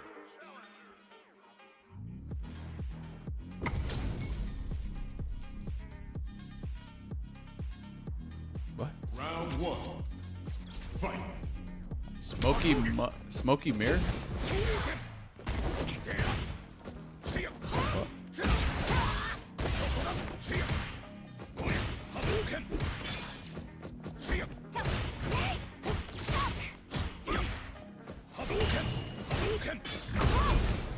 Damn.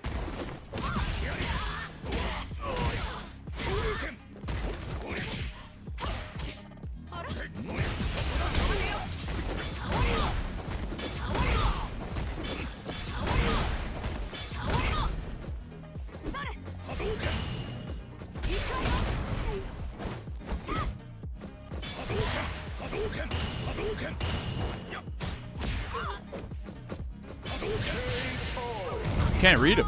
I don't know what he wants to do. I think he just wants to get close and press a button in the drive rush. And I kind of don't want to like use drive rush, so I'm kind of hard to.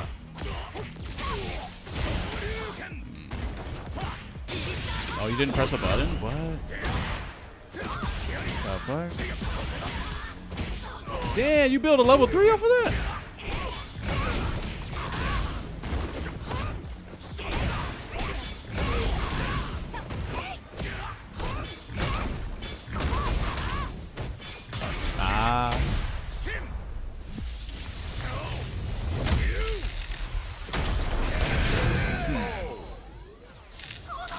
He's playing like he's SF4 Ryu. Yeah, he's doing a lot of Round 1. Fight. just kind of.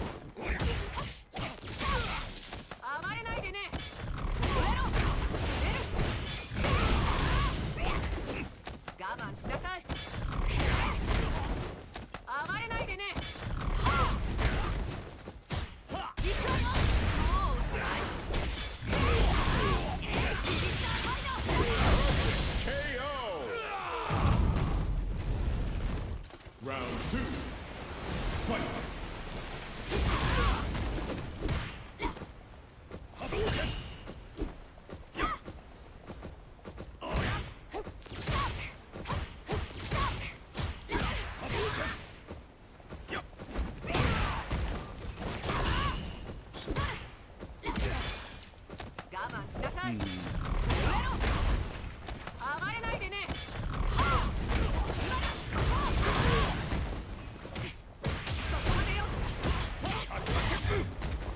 This mechanic, man, it literally like it.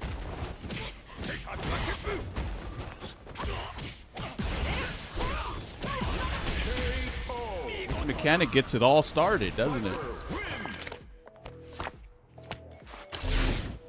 Round 1. Fight.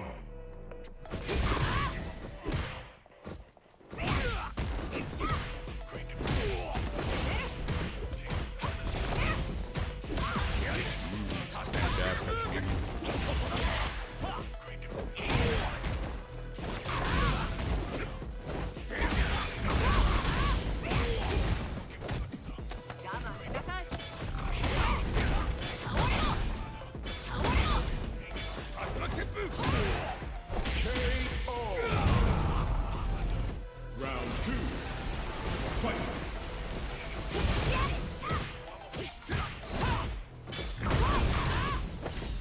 Oh, can you press a button there?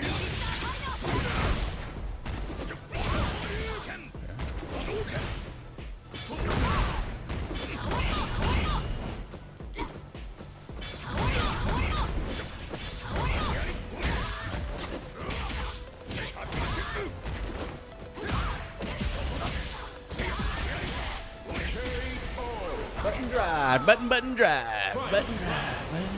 Fight.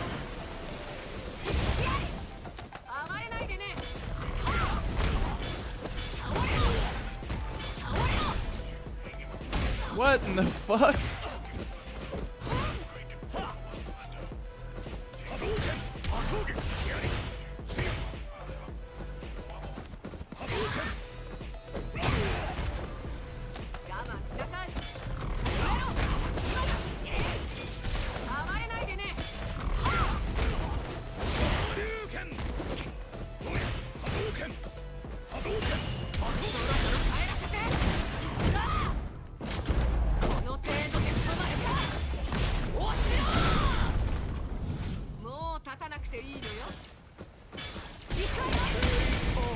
You walked into the DI on hit? This game really makes it look like they know how to play too, because they get to just rely on button drive rush all day, and there's hardly anything in the game that's negative on block. And then proximity, frame 2 proximity lets them stop you from walking, so you can't even space them either.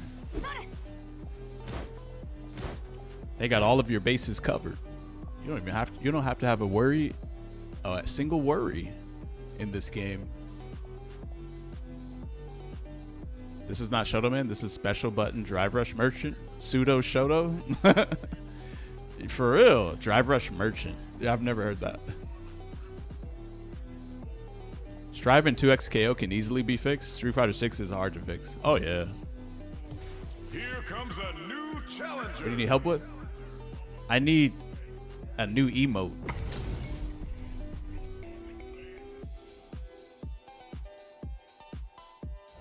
I need shit.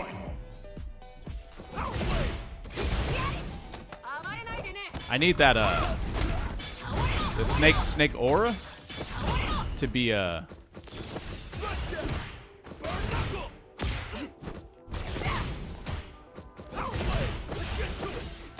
you just dropped.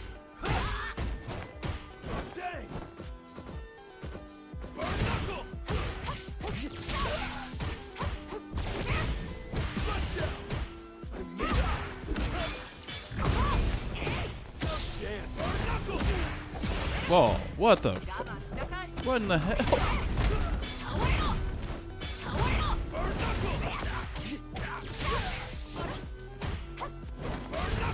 Just whipping burn knuckle everywhere, bro.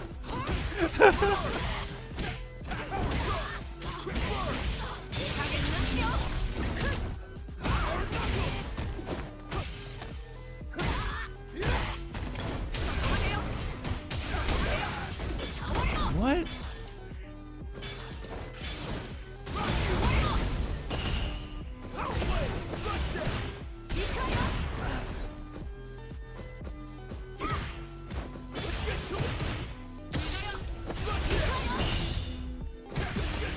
Of course you throw me in. Fucking bomb. Just fucking spamming drive rush 24/7. Fight. This bummy ass game.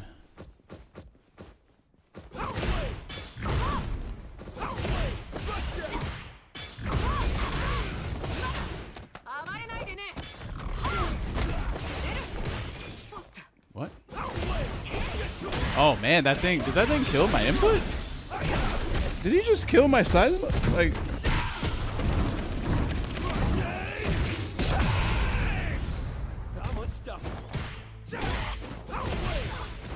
burn knuckle. Thank you.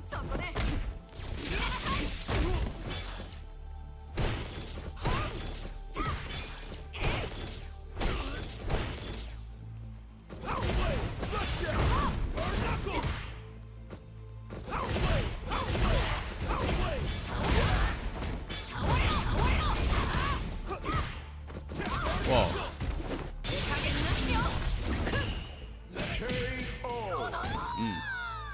Terry win. Round 1. Fight. Man, it's an easy match for him. Oh.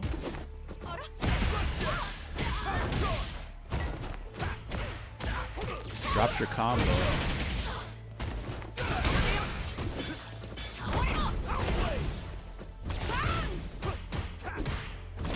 Damn, this should be just hitting me.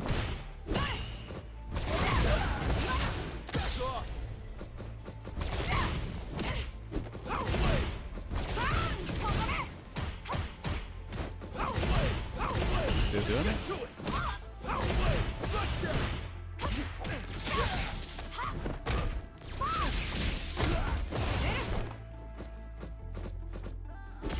Damn.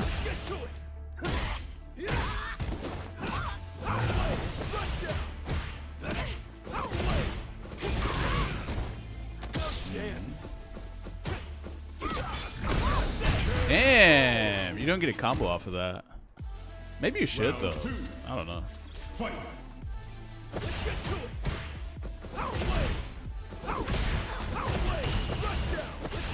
Damn, so much drive in the power.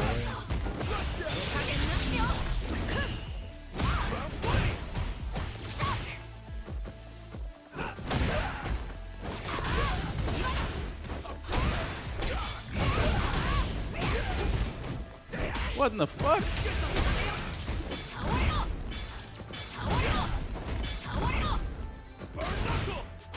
Burn Knuckle, always to the rescue, man.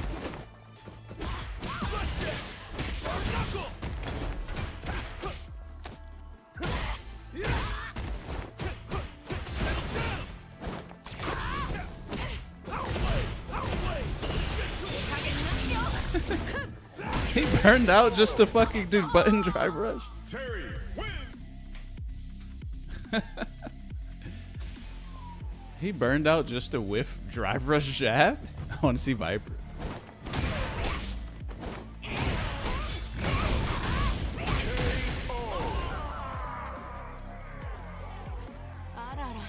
Man.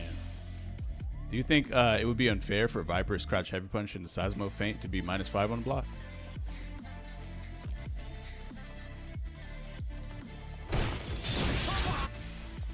Why would it need to be -5?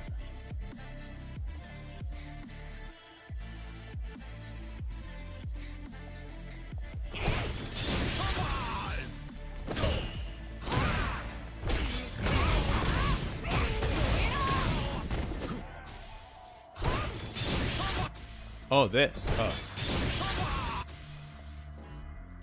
Oh. I'm pretty sure that is like very minus, like more than -5.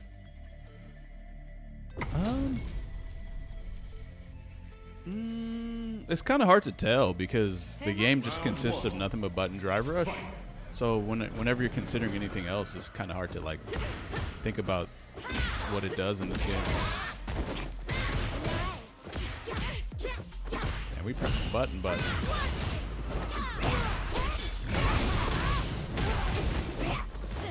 you're so dead.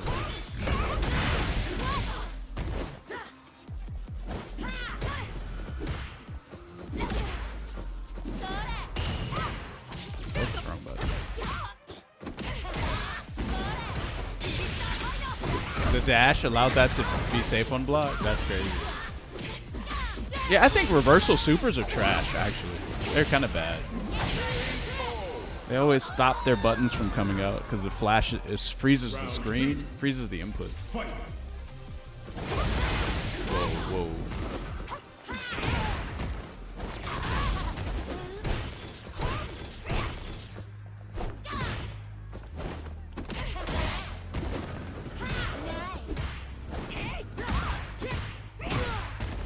I don't understand you guys, man.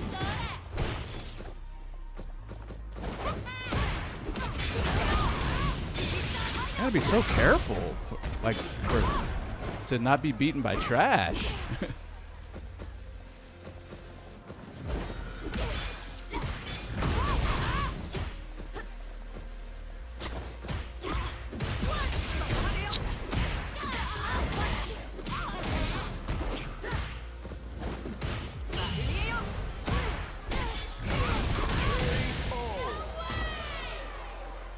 Final round. Fight.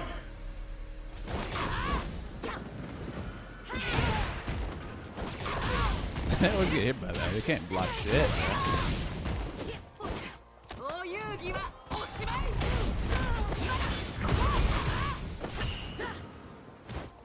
So here comes the dash.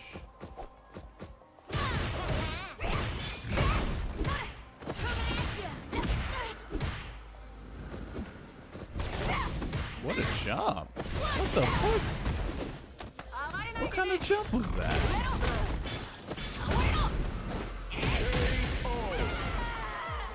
The one time I did regular burn kick, he jumped. It almost hit me. What? I get some hacked shit.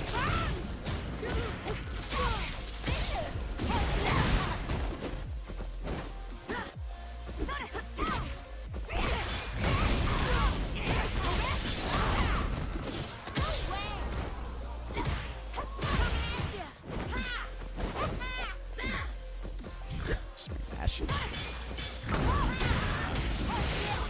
Kind of combo.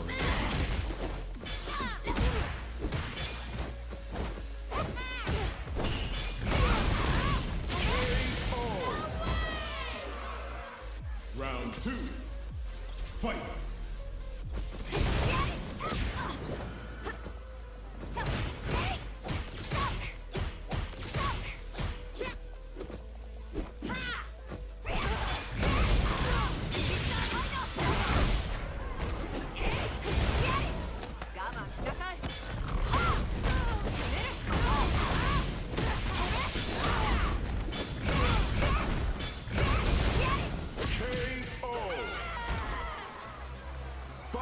Wins!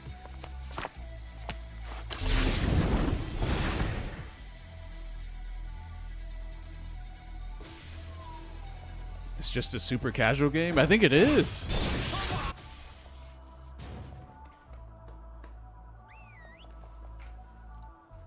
I'm starting to think Terry's better than Sagat and Ryu, man. His button drive rush is better than Sagat and Ryu. Yeah.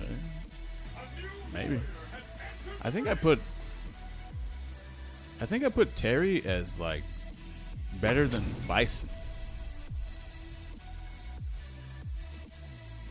Round 1. Fine by me, I'm a casual gamer.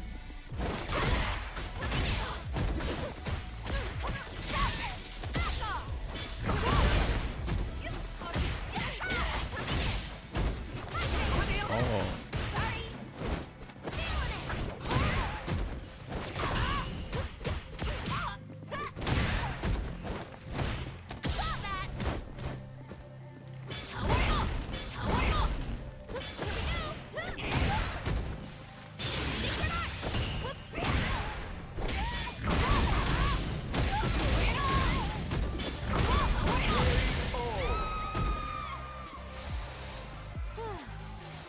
Round 2. Fight.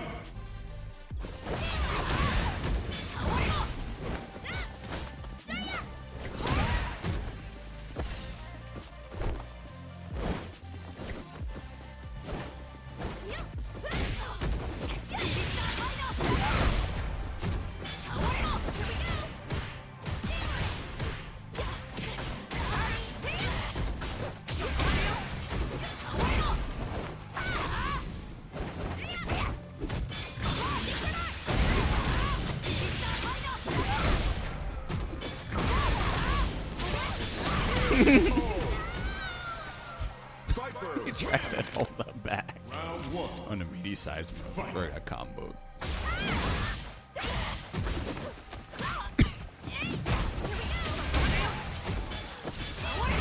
Whoa.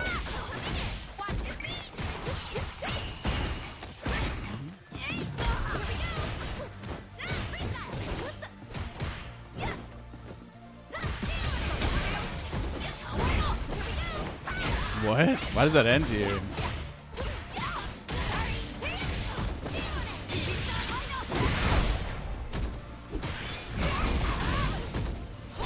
Oh, you had a super? Oh my god, you were so dead. Wait, I didn't realize he had a super. I think I mistaked his super meter for mine. I think.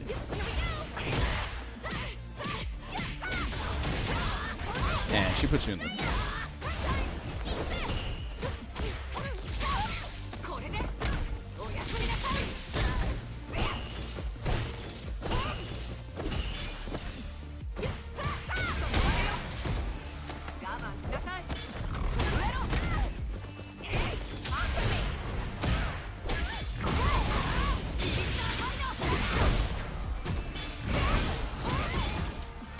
I got fucked up. Oh, whatever. Final round. Fight.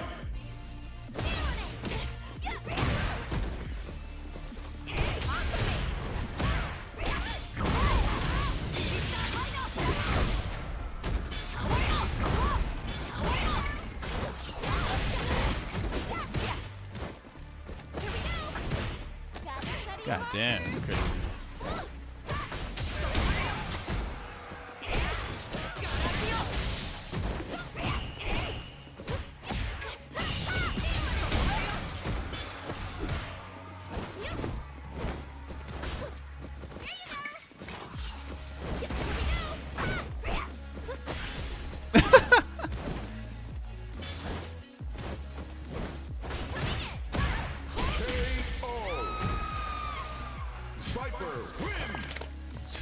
Crazy, bro. No more drive slot resources, right? This game gives me the weirdest feeling, man. It's fucking cortisol spike ass fucking drive slop ass game.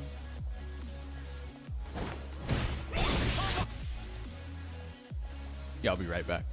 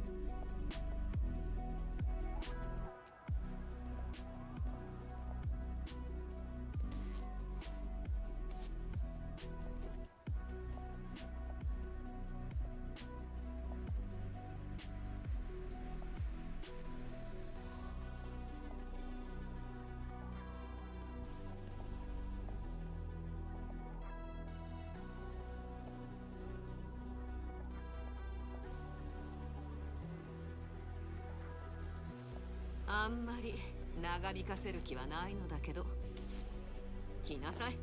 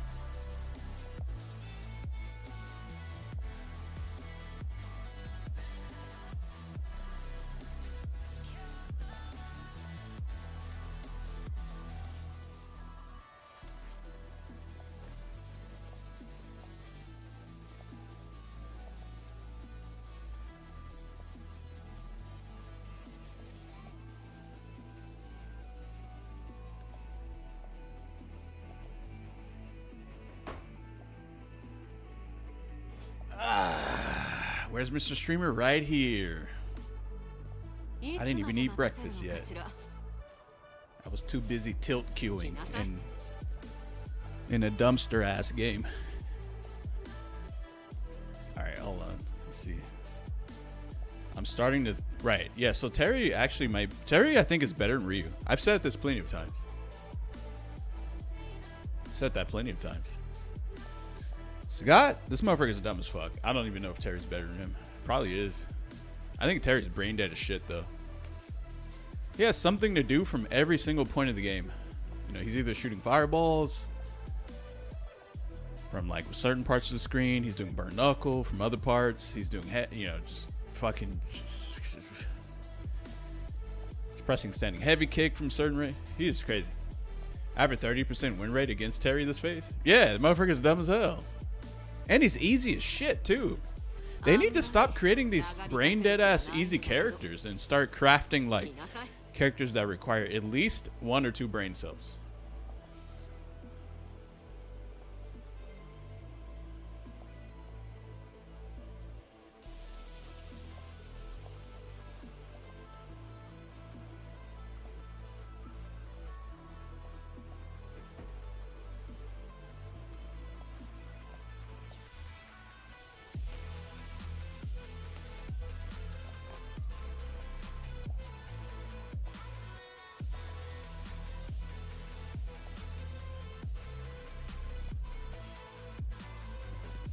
Actually, I completely agree. Terry is super fucking good. Yeah. About time people are coming around. Yeah, no, Ryu's great. But, like, Terry is actually brain dead as hell. And he's stronger than Ryu, too. Ryu's brain dead, too, though. Actually, Huh? Oh, look at this. Dual Kevin. Dual Kevin. Dual Kevin versus Jin. I think both of them are in Capcom Cup. Wait, what's this? No over.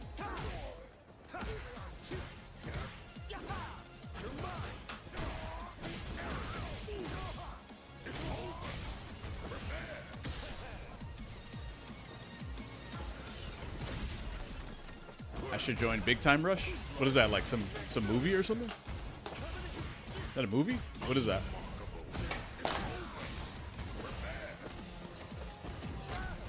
Ooh. Damn, they gave me runny egg, man.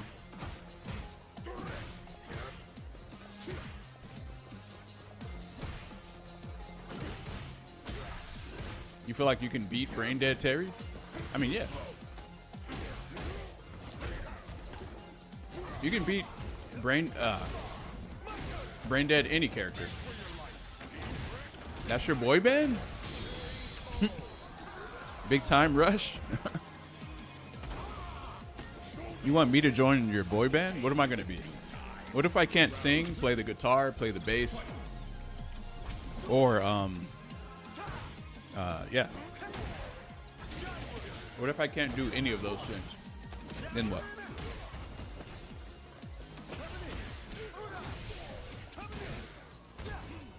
What's going to be my... What am I going to do?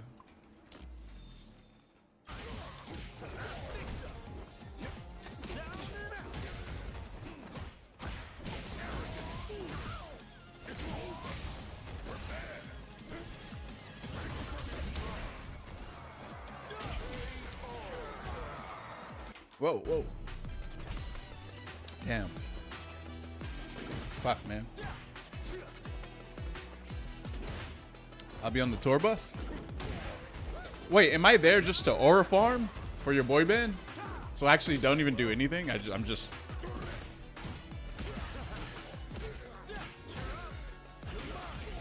Yo, look at these pancakes real quick.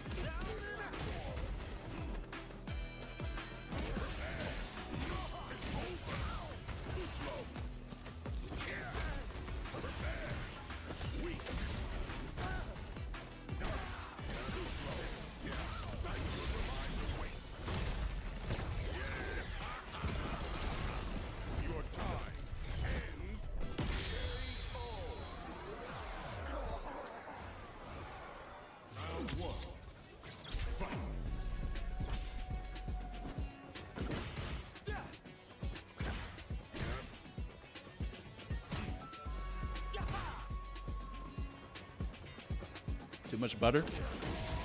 The butter is supposed to be on both pancakes, but I just put it on top of this one. Oh yeah, I forgot to flip it around so that the butter hits the other pancake on the bottom. There we go.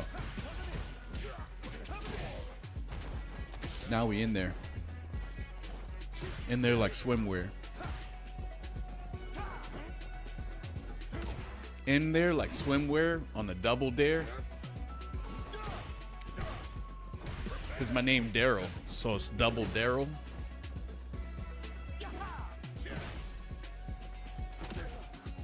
I fly through the air swift like an arrow.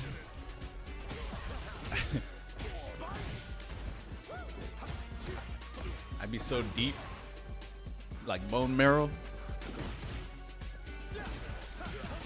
No.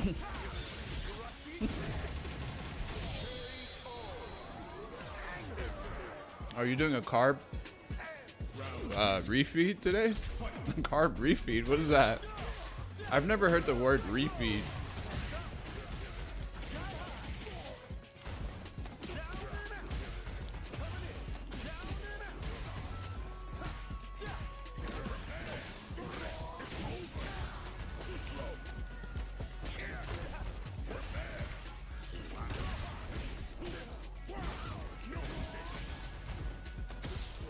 Yeah, maple syrup tastes kind of weird. I think it might be too sweet.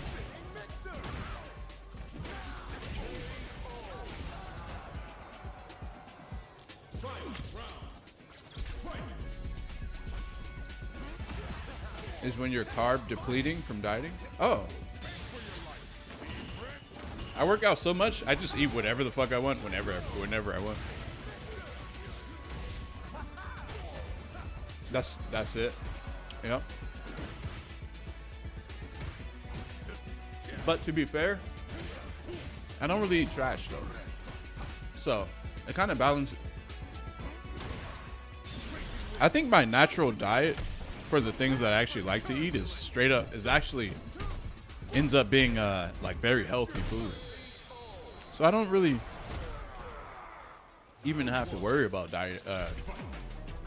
I don't really have to worry about like eating good.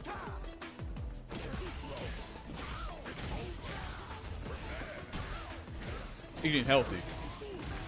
Healthy. You know what I think it's all about?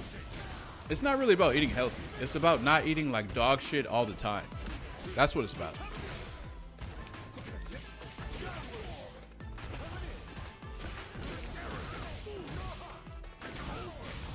That's actually the secret, but no one knows this. They think that you have to eat like salad like every day and shit. And it's like, no.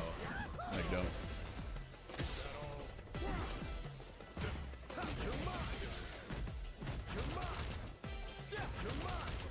Capcom just revealed Abigail a minute ago? Where? Send me a link.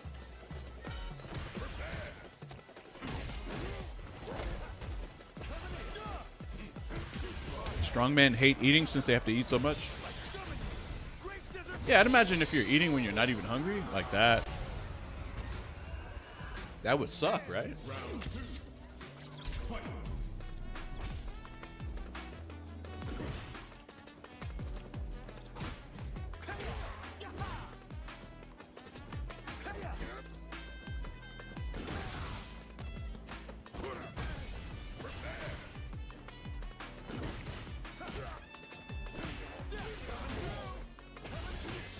That monstrosity of a character will never come back. Hey, did you ever go to training mode and do his V trigger back charge heavy punch to back charge heavy punch?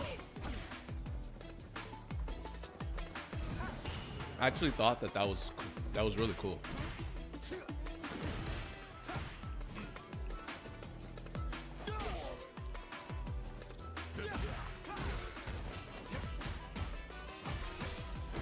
Did you guys never actually go and try this out? That shit was fun to do.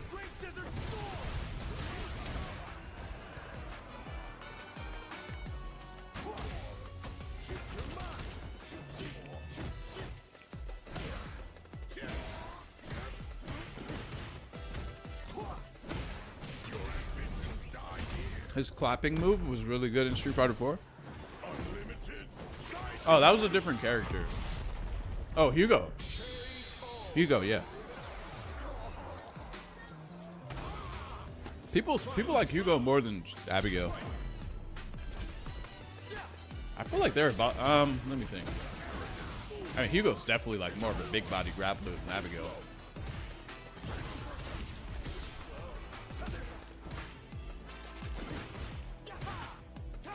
I honestly, Abigail's honestly a really dumb character.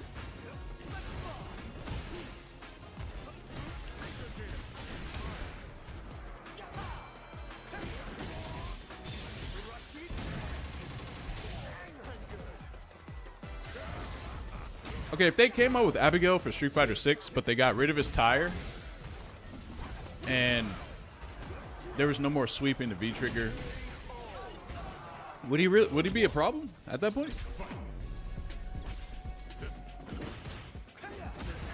Would he be a problem? I don't think so.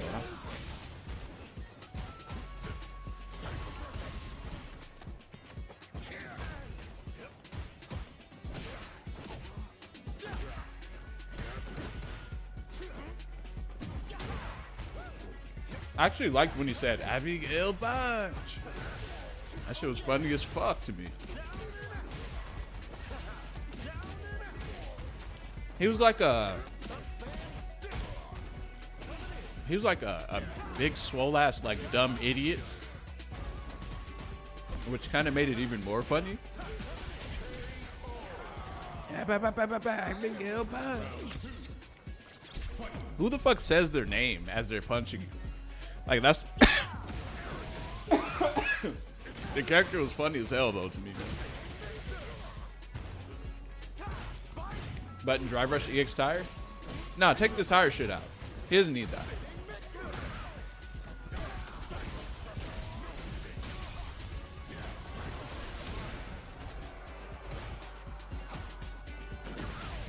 His V-trigger animation was so cool.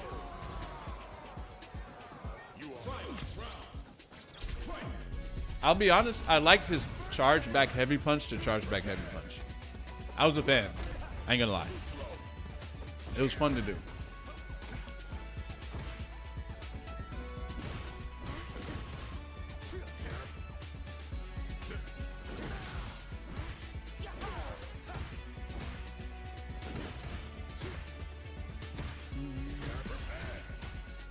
No way they removed the tire stuff. He doesn't need the tire shit. He really doesn't.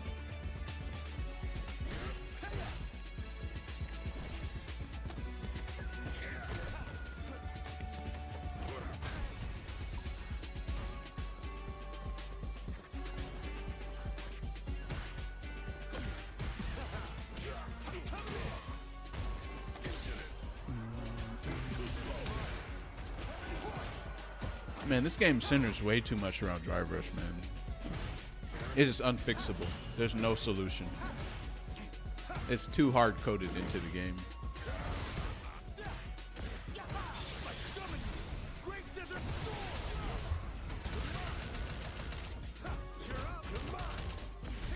Ooh, lucky. Is he dead, though?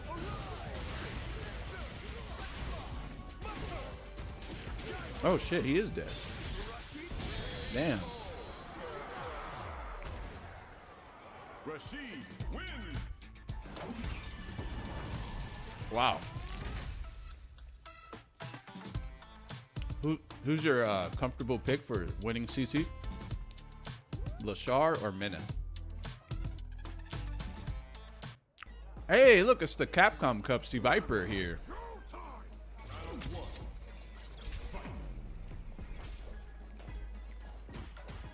What if this guy wins and then everyone picks C Viper after he wins?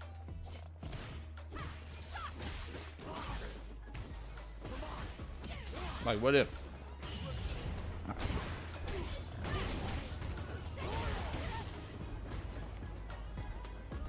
Man and Lashar? I don't think they fought each other, have they? Let me see. Ah. Menace.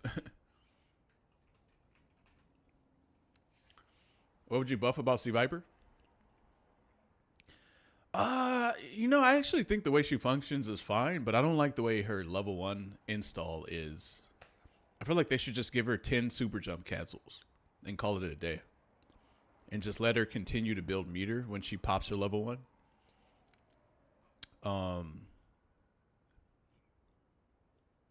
How do we know if that's actually Mena versus Lashar? It's probably not. This was 3 months ago.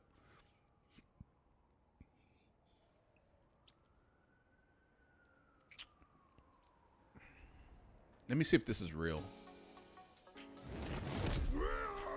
Hope you'll put up a fight. Mena, Lashar. Seems like it is Mena and Lashar.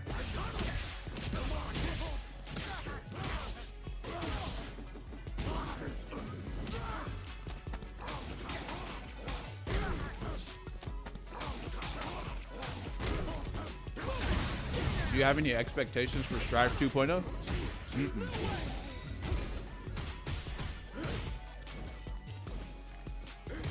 I think we're entering a sad reality where everything is purely for casuals.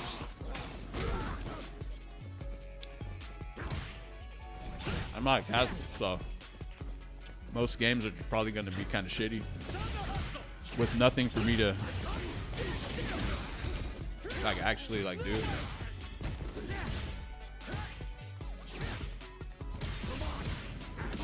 What am I snacking on? Maple syrup pancakes.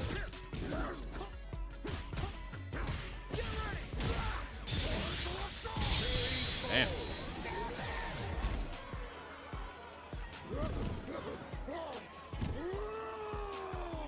And man, it's cooking up Lashar, huh?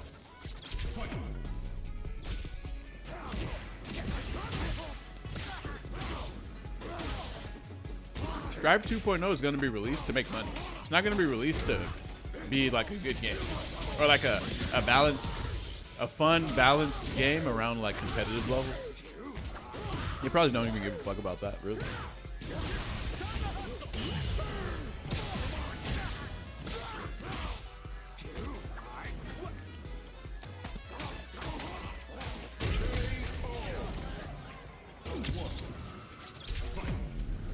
Damn. Is this matchup even good for Ed?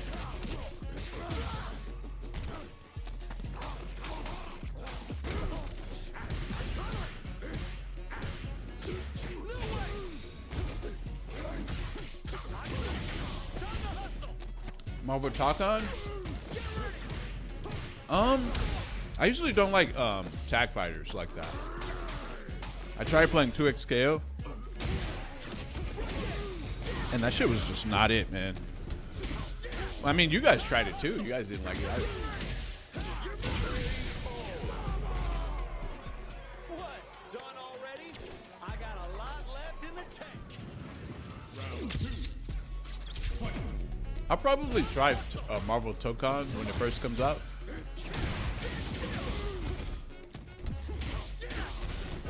They should have made it a 1v1 fighter. Isn't Marvel Tokon kind of like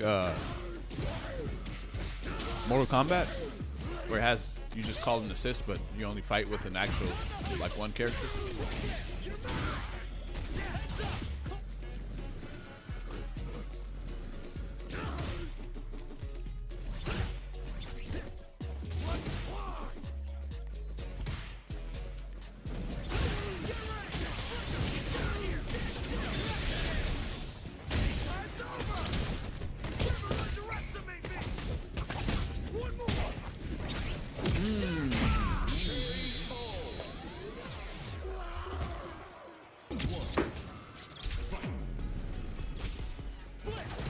Blitz.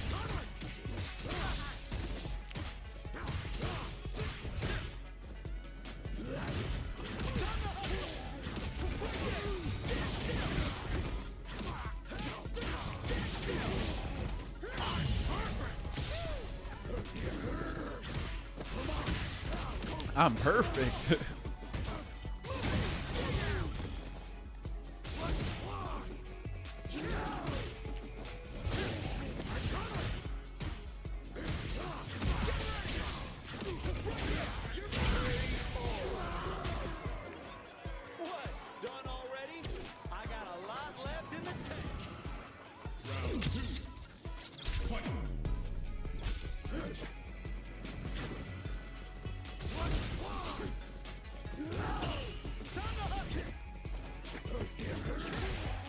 Damn, that's really good against Rainbow Ball. That standing heavy kick from Ed.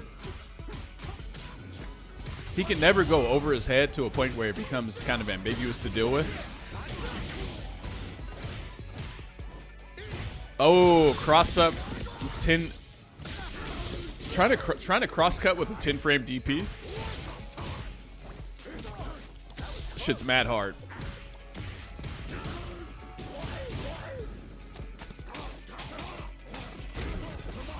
Even Lashar's defense looks a bit shaky against this shit.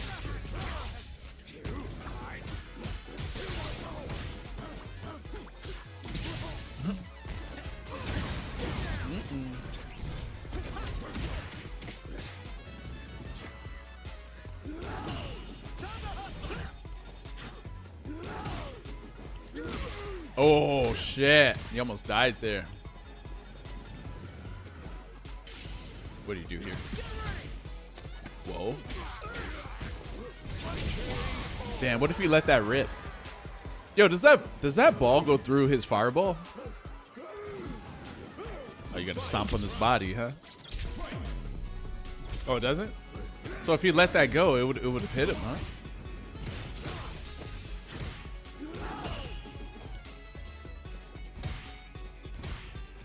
Say what you want about Street Fighter 6, but I firmly believe the game's success is spawning all these other fighting games from the woodwork.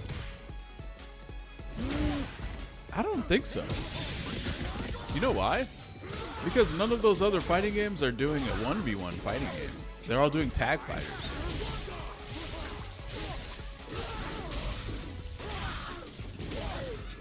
If they were inspired by Street Fighter, they'd be doing the same exact type of game, right?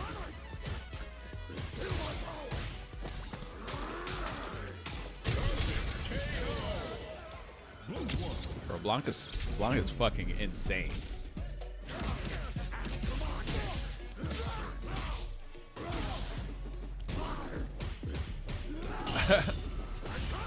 What's wrong with team fighters? We'll let the community decide what's wrong. It seems like the community decided that 2x KO isn't what they like. And then as far as Marvel Tokon goes, I'm not sure. We'll have to wait to see what happens when that comes out. I'll give it a try though, but in terms of like what the majority of people think, it seems like they don't really, you know, they're not really playing 2x KO. No one wants to do 1v1 because Street Fighter dominates that section. Now everyone is trying to be the next MVC or DBFC. Tag fighters are considered kusoge in Japan? Oh, damn. Yeah, I think so too. I actually think so. Tag fighters are kusoge. They are. That's a crazy degenerate fucking gameplay. I played 2x KO. A guy was using his assist as a meat shield and then attacking me behind his meat shield, his fucking, not meat shield, fucking assist. And other than that, they would just jump backwards the entire game. And then they would wait for their assist to come back. Then they would, it was, hey, like serious talk, you guys like this shit? You guys like that shit? Let me use my meat shield. I thought you liked defense in fighting games. Bro, I played that shit. That shit was ass. I don't know what the fuck you're doing in that game. You're just literally jumping in the air 24/7, calling assists. When the assist is up, you jump back more, run away, call the assist again. That's tag fighters? I'm not a fan. I'm sorry. Like, that's not my thing.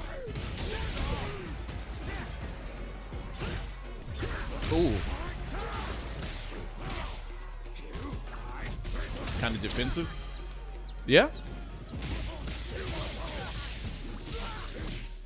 It didn't hit when I was doing it. And so, yeah. A fighting game has to hit when I'm playing it. Otherwise, I'm probably not going to like it. What would you guys say what's wrong with 2x KO from when you tried it out?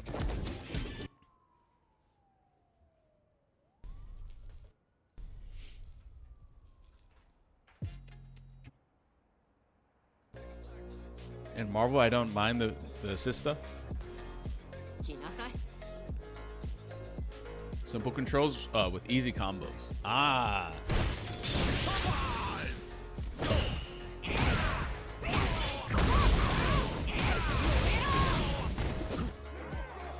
Long combos, degenerate mix-ups. In Marvel, you can snipe it and kill the assist. Damn, I stay away from tag fighters. I lost all interest when they announced it was a tag fighter. Yeah, I thought it was going to be a 1v1 like game, like Rising Thunder. If you guys remember that game, right? Rising Thunder. I played Big Talos. Oh shit. Yo, Rick, yo, Sauce Power. Hey, did you guys know that people outside of the FGC use that that one meme from that one player that went crazy at Evo? Fuck, what's his name? The one that always keeps losing to Goichi. People use that shit outside of fighting. Low tier guy? No. Koji Cog. There we go.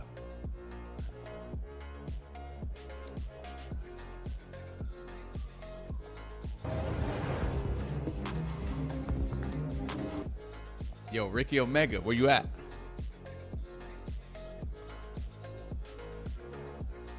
I need this as an emote, my man.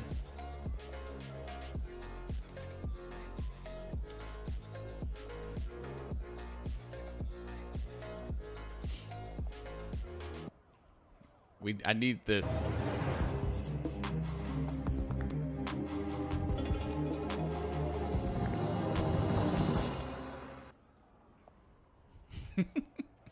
Oh, but not obviously not it doesn't have to like be animated like that though.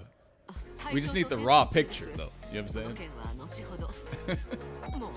Is that GTA music? Yeah, it is. Yes, sir. You want to see it again? Yeah, I'll show you. Dang it. This shit is godlike. I actually can't remember who made me this. I think it was Wordy Jest though.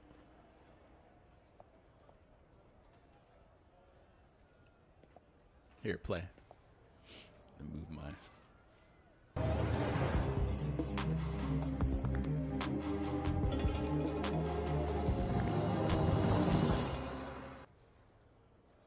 That shit is godlike. Man, what? That shit is sick. Snake Chill, my girlfriend is watching on Twitch. Till I say what it. Nah, I'm kidding. Nah, don't do that. Will you make Alex emotes too? Hold on, do I just have like a raw picture? Hey, real talk chat, is this a vibe though?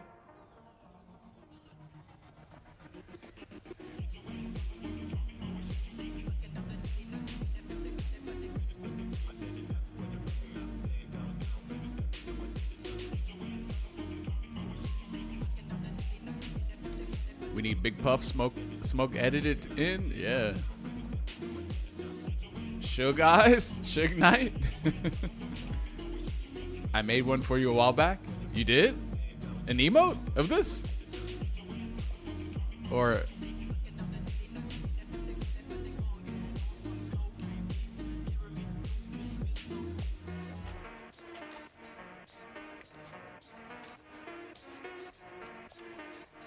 wait, who made this? This one.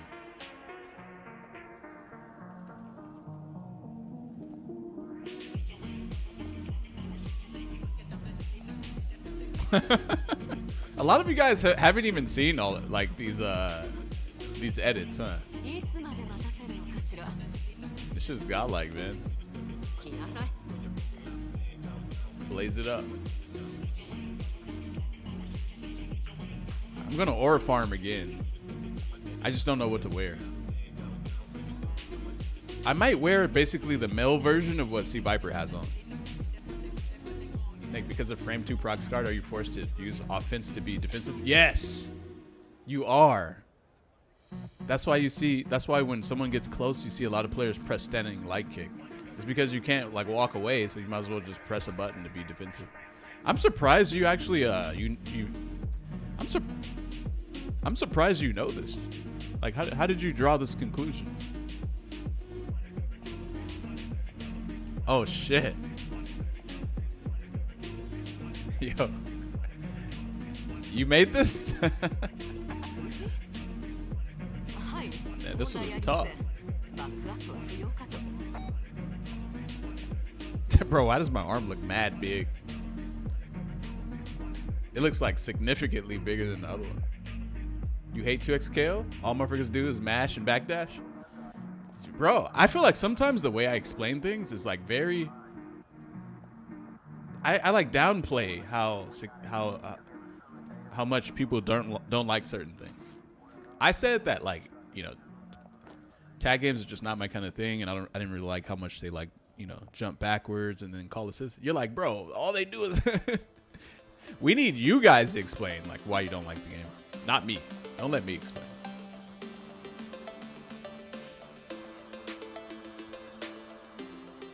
Strive ruined Guilty Gear. What's the white stuff on top of the eggs? Eggs.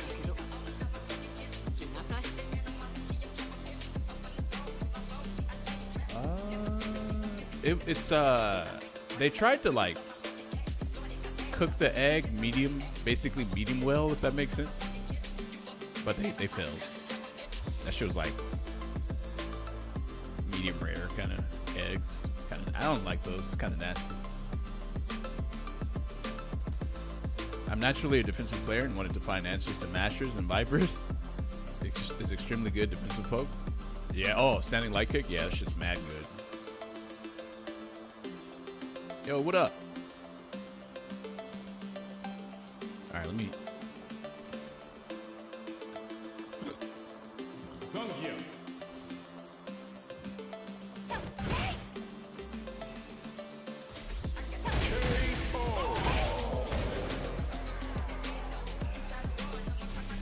Did we ever get the Geef cosplay? Actually, I think I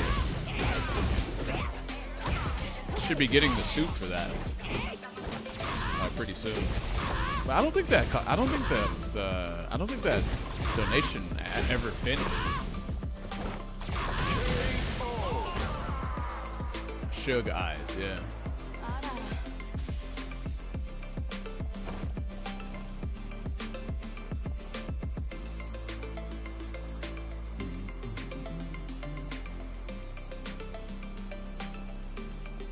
Oh shit,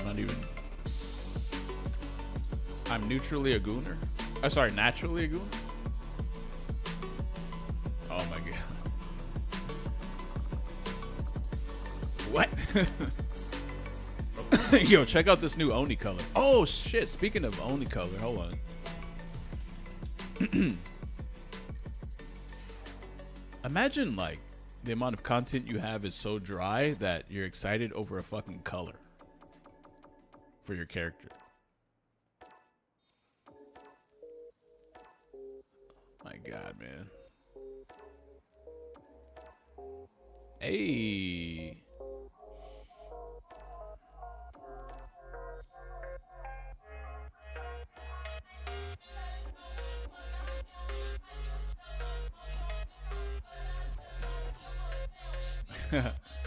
They got us hyped for a fucking color, guys. Not even a costume, a color. Shit is insane, man. What?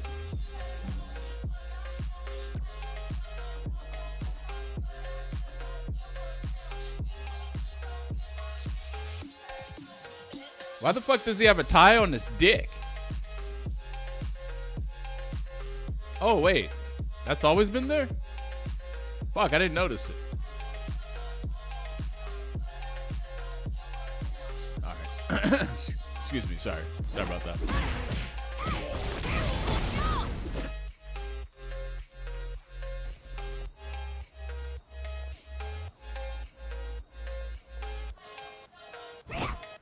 Yeah, my seams are pretty big too, bro.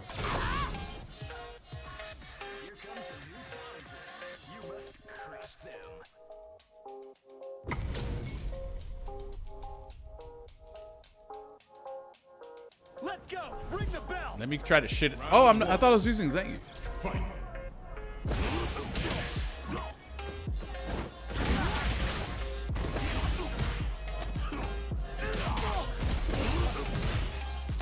Man, I hate playing like this, man. It is just.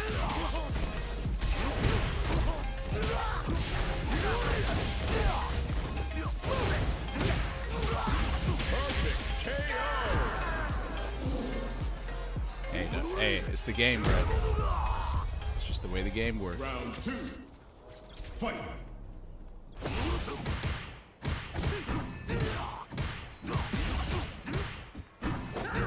Oh, it looked like you just swung a button.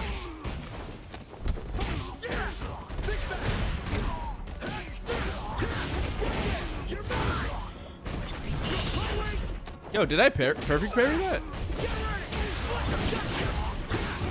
Damn.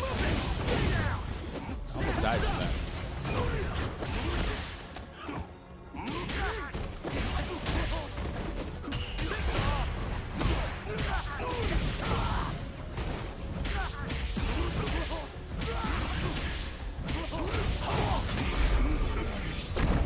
I had the raging demon in his ass.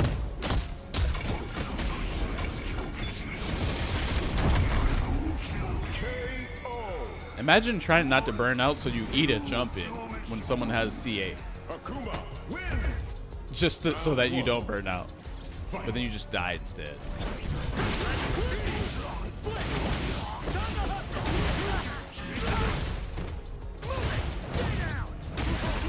Whoops.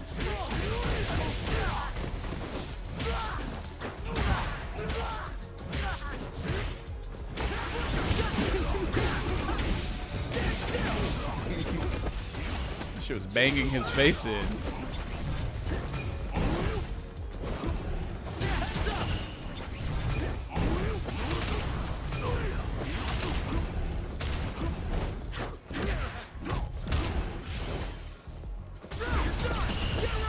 Whoa.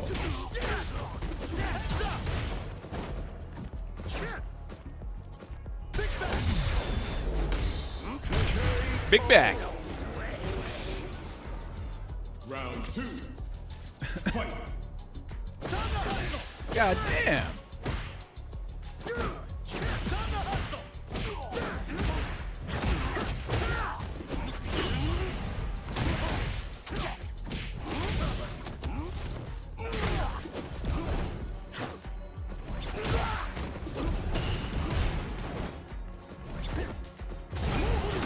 Oh my god.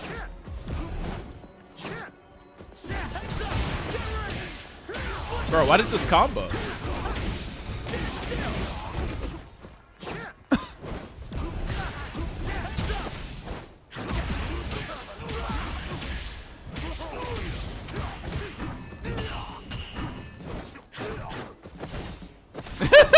Fucking mashing parry.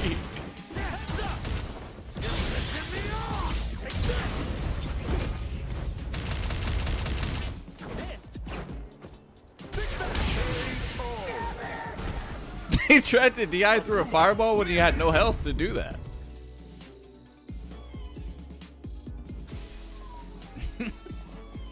I was also going to try to Raging Demon him, but I couldn't get it.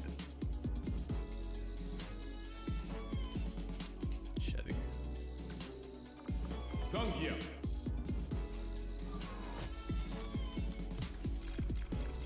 Zangief. Thoughts on Alex? Sick. Unfortunately, the game is still going to be the same when he comes out, though, so we'll have to deal with that. Damn, this motherfucker has a velvet vest with velvet pants and a powder. What is that? A very light blue shirt. Can you still cancel overhead and Raging Demon? No. Dress to impress. Dress to impress.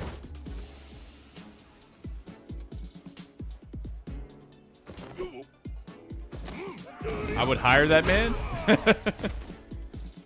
comes to work ready for business. Wait, did I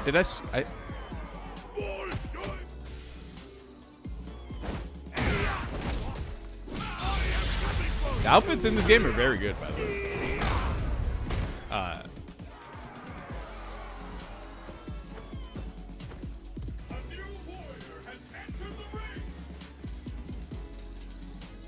Yo, what's good? Welcome in.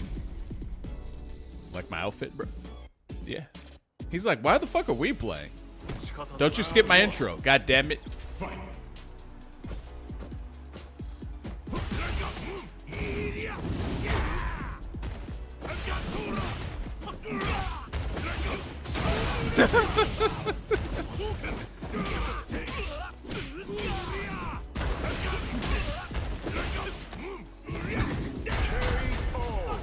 He can't move. Round 2. Fight. Damn, what the fuck kind of hacks was that?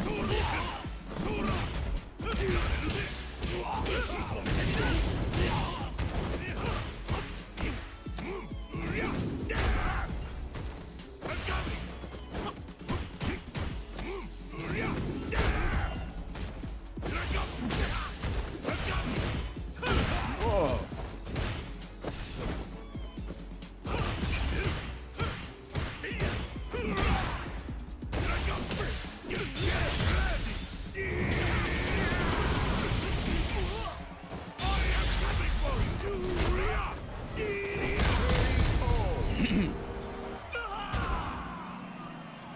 Zangief wins. Oh, I'll take the point from that. Round 1. Fight. I'm coming.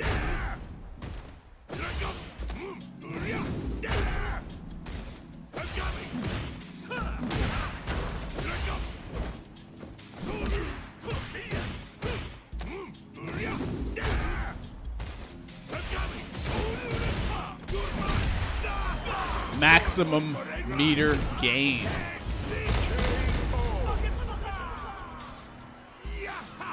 Round 2. Fight. That's called an optimality. It's when you kill someone in the most optimal way possible. Oh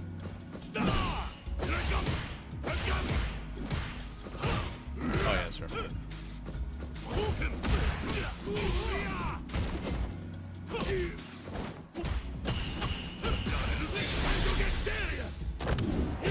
You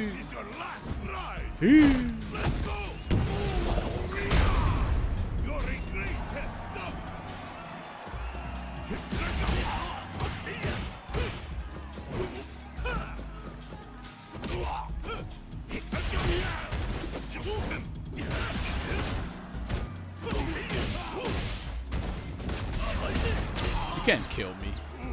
I'm Zangief. You blocked when I had no meter? And no. Who the fuck blocks when you have no meter and no DP? Final round. What? Fight. That is so strange. It almost makes me feel like.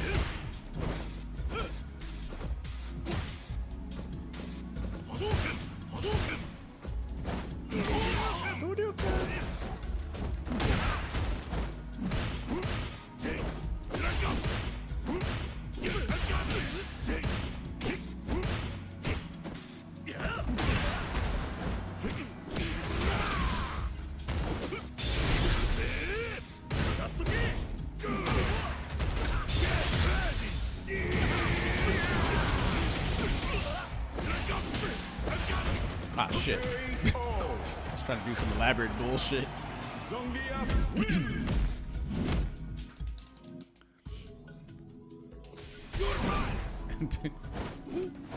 2 to 3 years Dagestan? What is that?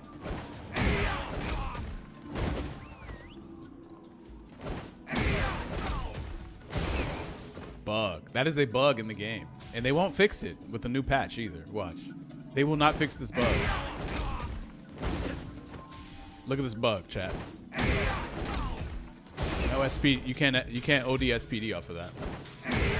But they won't fix it though. Why does a bug get to stay in the game? I don't get it.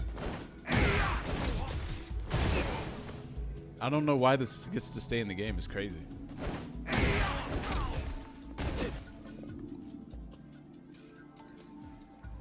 That OD drop that OD command grab, how much would that have been?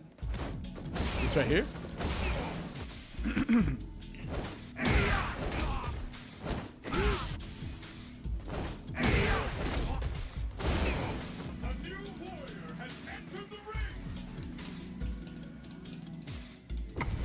Oh, how much would it have been? 4,500 damage. It is the only reason to even do drop kick in the first place. Otherwise, you should just do standing heavy kick. Is that a new bug? It's been in the game for 3 years, and they have never fixed it. But then they'll fix a bug where Bison's taunt fucking did some weird shit where it lasted like half a fraction of a second longer than intended, and just like. What about the real bugs in the game? You know what I'm saying? Like this.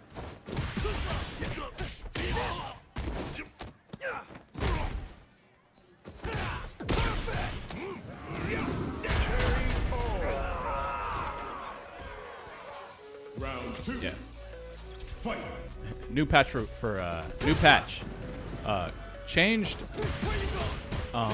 Bison's drive gauge meter drain from 400 to 500 on the first hit, and then changed the second hit from 600 to 500. Some stupid shit like that, which basically makes it the same thing.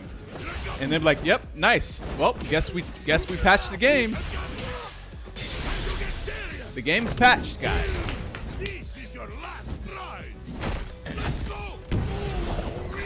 And then they're sitting behind. They're like, hey, I bet these dumb idiots don't even know that we didn't even change anything. Zangief wins. It's probably how they talk about us too. Fight.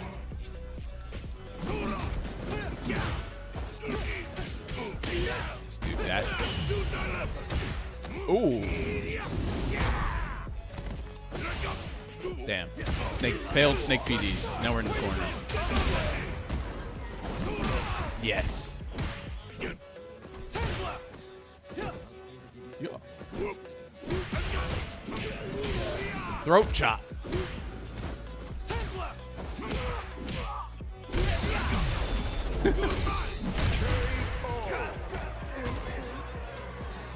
Round 2. Fight.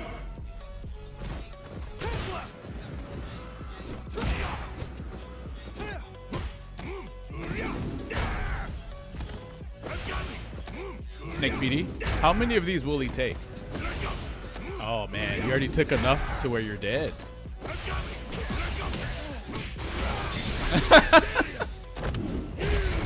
This is your last ride. He is dead. Snake bombs? What is that? What's a snake bomb? Zangief wins.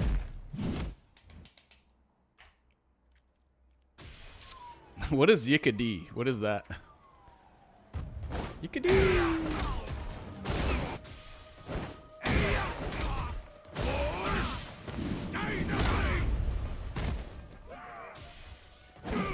Oh, what does it mean? Actually, never mind. Don't even explain it. It's fine. It's okay.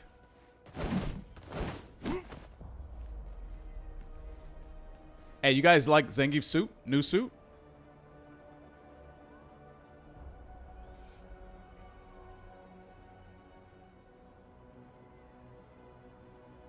What is Snake PD?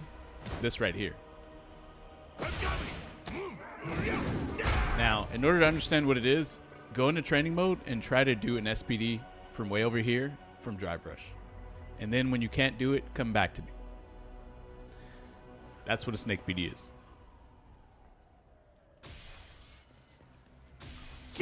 Bet. A new warrior has entered the ring. Oh. Damn. I saw LTG's daughter, and then I saw a clip of LTG showing his notepad, and it had like a document of how much he owes in child support. And it said, this is how much he owes without a DNA test. And I was like, I looked at the kid and I was like, Holy crap, that is dead, bro. There's no DNA test needed. You do not need a DNA test, bro. Don't like it's. You don't need it. Seriously, you don't.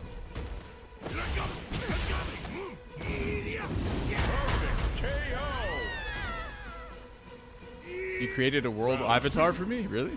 Let me, yo, send it, bro. Fucking hell. Hey, Soy Cricks, thanks for the raid. What game were we playing? This game?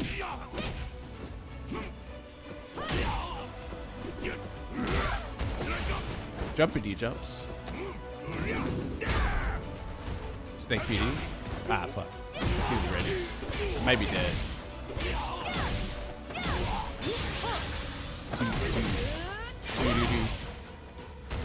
Yoinkers.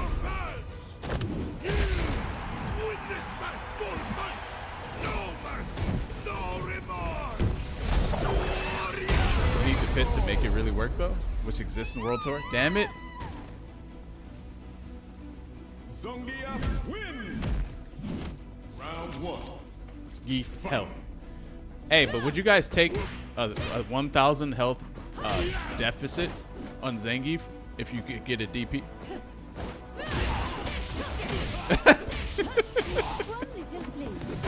It's probably a dumbass question, isn't it? Like what? Motherfucker, of course. Man, her buttons are actually way better than Geef's. It's crazy. Yoinkers?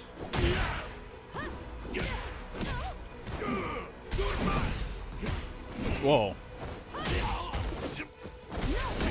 Ah! I don't know why I thought jump light kick hit her through her armor. Like, I thought her armor was done already.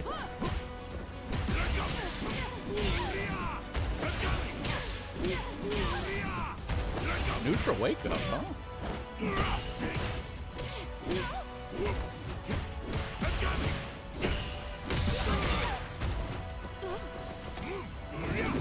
This motherfucker teching against Geef? What? What?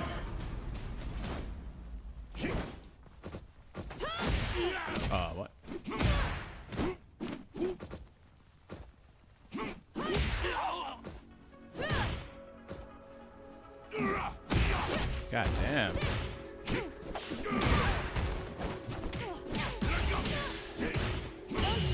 Don't let me.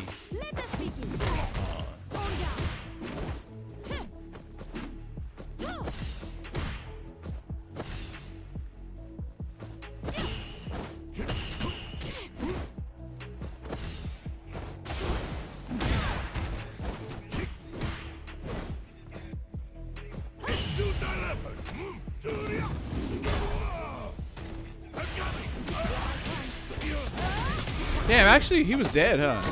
In that other interaction. I know we're just jousting with button drive rush. Well, he's doing that. I'm not really doing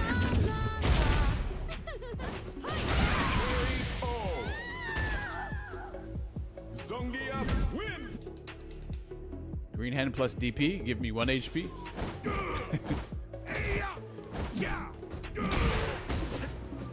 Minus 1,000 health for a DP on Zangief. Damn, Zangief with 1,000 HP? I wonder how that would work.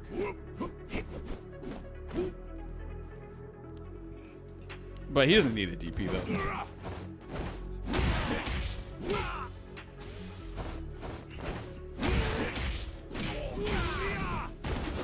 New character approaching, Snake the Game.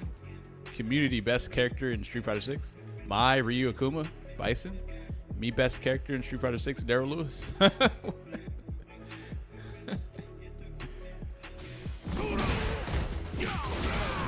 I have never touched Minecraft before. Yeah, I've never played it. Are they gonna... Yo, can you make a fighting game in Roblox? Maybe we can make a new fighting game in Roblox and just play that.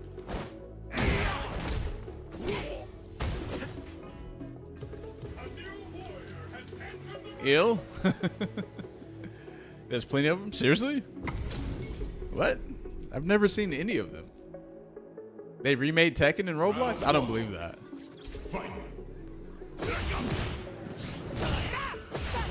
You like my new outfit? That's a lot of Gladius, girl.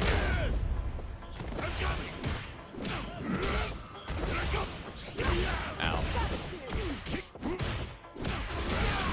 Please do it.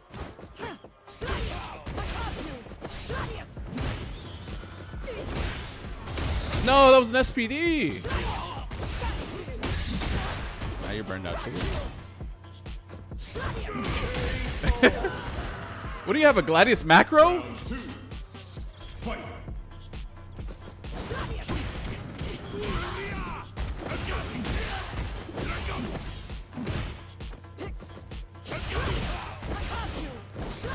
Oh my god, you like Gladius way too much. You like Gladius too much, bro.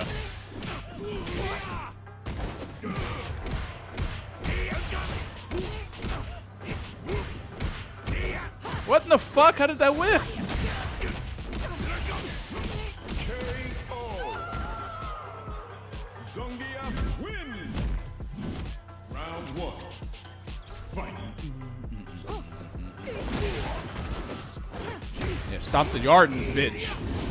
Nick Cannon.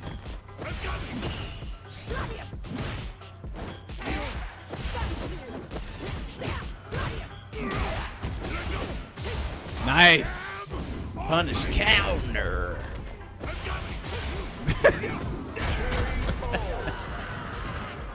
You did it again. Wow. Round 2. Fight.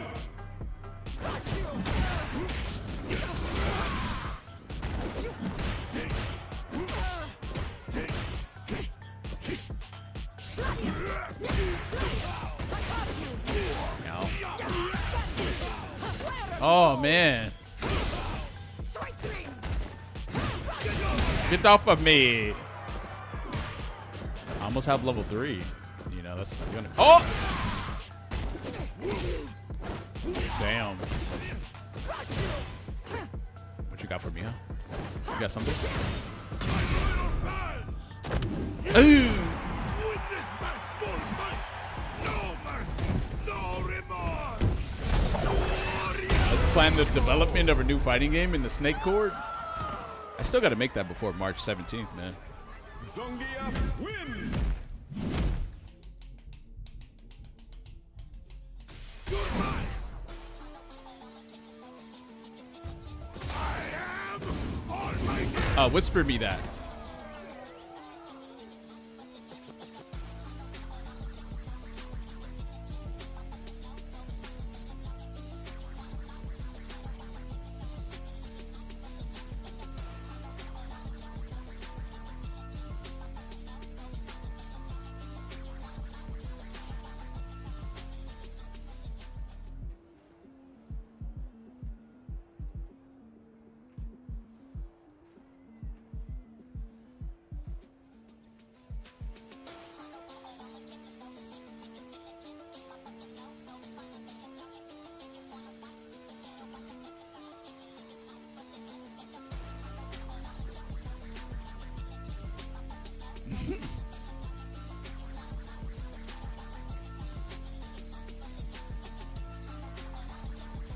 Gonna send you options in a bit. Hey, appreciate you, my man.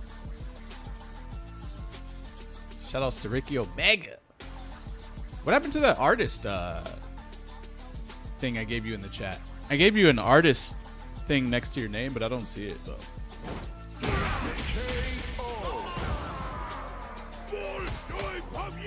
Oh, it was a beta. Oh. Ooh, okay. I got the new Geef color, boys. How do you DM on Twitch? It should be an option that says whisper, which is what it's called. But I don't know how to do it on mobile though.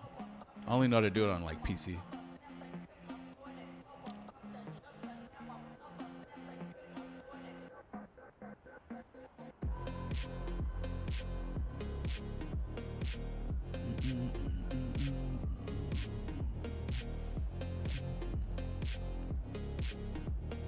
What the hell?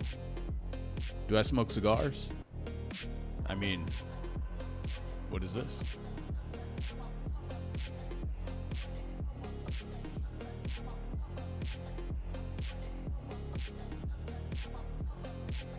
And what is this? You know what I'm saying? What are those?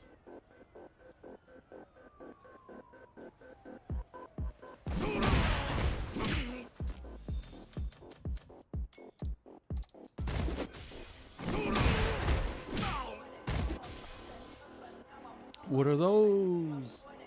I remember this fucking... I went outside just to like walk around a tiny bit, and this fucking kid, he said, he pointed at my shoes and said, "What are those?"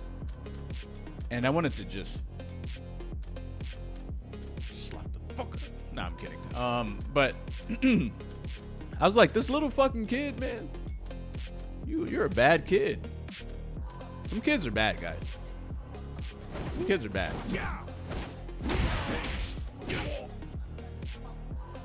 Yeah, it's true. I was a bad kid. That's how I know.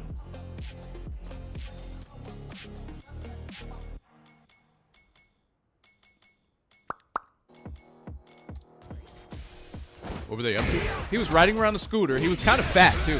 He was a little fat fuck. And then I was walking, and then he did this. You know how like people they scan you, right? See what you about. He did that to me, and I was like, oh, okay. I see you.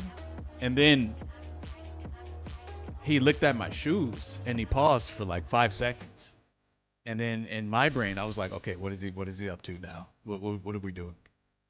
And then he was like, what are those? And I was about to fucking just... I'm joking, by the way. But I was like, what? You little fucking shitter. But I just kept it pushing, though. We can't really engage with our enemies.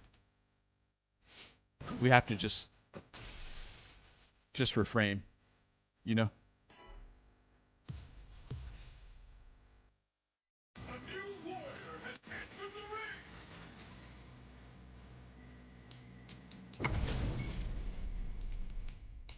Should have drive rushed at him. This was bad, bro. This was like when Street Fighter. I think this was when SF like 5 or 4 was out. You call me Snoke? What the fuck name is that? Sorry, Joey Maps. I'm gonna have to do it to you. Yeah, I didn't think he would die from that. Suited and booted. Suited and booted. Wait, if you let me get a double PZ on you, that's pretty bad. Oh, okay, you get it. Uh-oh, I'm on my way. Double perfect. Aw, you poor guy. Anyway, fuck him. Jackhammer. Zangief wins.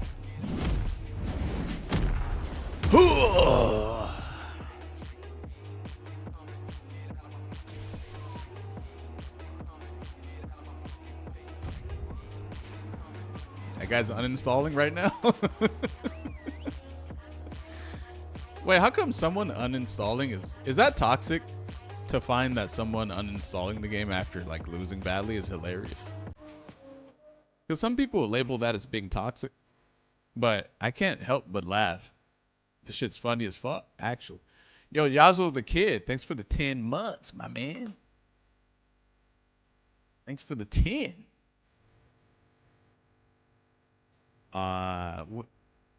Wait, why am I having trouble? Oh, let me download this. Yeah, here we go. Here we go. Ooh. Ooh. Damn. That is actually very nice. Holy shit. Wow. Holy crap. Damn. What, is that me, bro? Wait. Yo.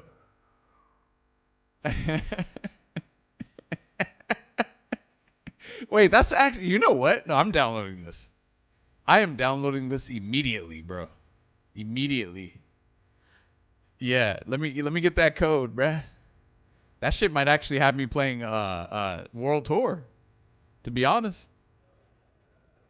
It might have me in there playing World Tour. Okay, let's download the what? Download? Ah, there we go. That looks clean, not gonna lie. Yeah. Oh, that wasn't even what I was saying damn to, actually. It was something else. Ooh, that one's nice too, bro. That one's actually good too. I should have scrunched up my eyebrows while underneath the glasses. I think that would have hit harder. The eyes are so hard to get right in World Tour. I have very particular eyes, to be honest. Damn, both of these are sick as fuck, Ricky Omega. Real talk. Just need to get the clothes in World Tour, which is pretty easy to do. Wait, which clothes though? Oh, you're saying, oh, these clothes are available in World Tour. Ah, okay. You got them Waluigi eyes? Is that sounds bad?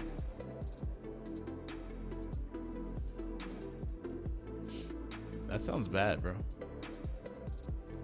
Yo, what's up? Quan Chisel? I see you guys on YouTube. I'm always reading. You were about to snake PD that kid? Yeah, bro. He was about to get drive rush Pete. Fucking, yeah. He was a little fat fuck, too. Talking all that shit.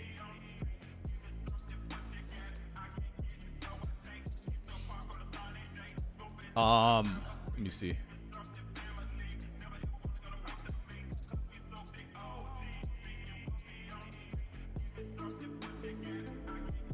Hopefully it works because I don't remember what the dimension is supposed to be. Oh fuck. Okay, let me just go ahead and try to.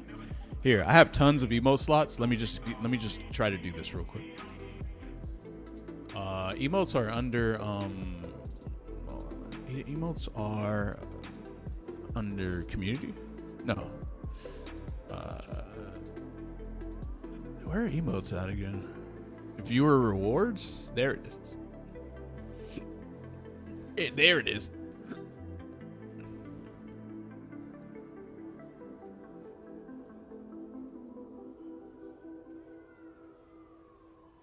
Wait, I don't have any emotes for followers. I just realized that. Maybe this could be one, huh?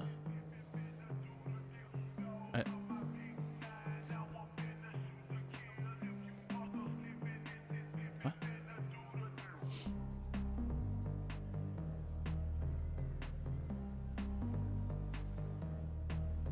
No, image format is not supported. What? Okay, let's try something. Let's try it again.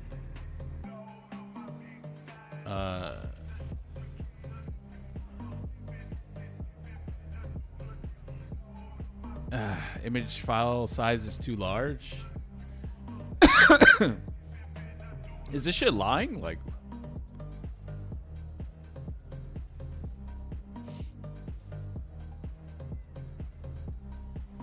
oh, you got to resize it? It's so good the way it is too, though. Damn. New emotes? Yeah, free emote for followers. I don't have a single thing there. I didn't realize that though. How big is it? Let me check. 632 kilobytes. And then, oh wait, there's two of them actually, and then the other one is like way smaller. Wait, let me try this one.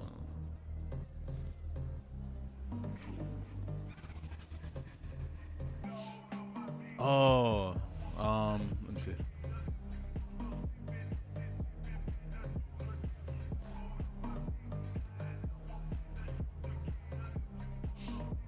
When are these changes coming? March 17th. So not that not that far away.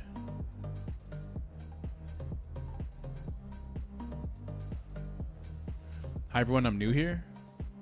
Oh, I'm here because I only play Geef, and for some reason I saw the legendary 1 versus 5. I think I'm really late to the party because I feel like I missed the explanation about your experience in that 1v5. I'm from Romania and my English is rusty.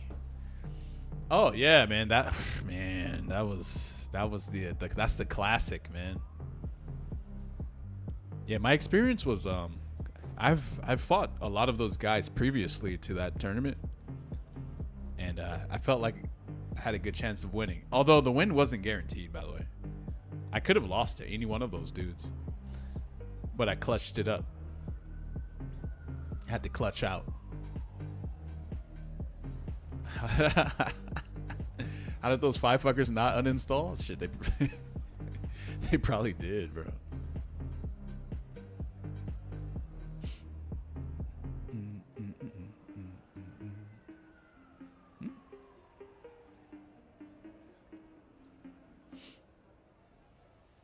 There we go.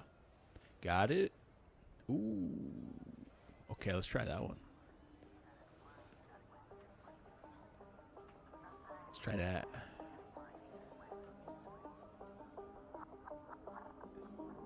Please work. Please work. Please work. I think it's working. It might be working. Maybe. Hopefully. Hey, does that better? What is it called? Better what's the name of the shit? 7TV. Does that have like better emote stuff? I don't really know how that shit works. It's like I have the extension, but I don't. You use it, and yes, it's better. Auto resize. What? Oh. Try it again. Try again.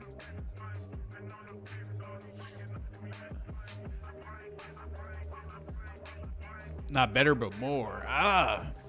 What? What is this thing saying?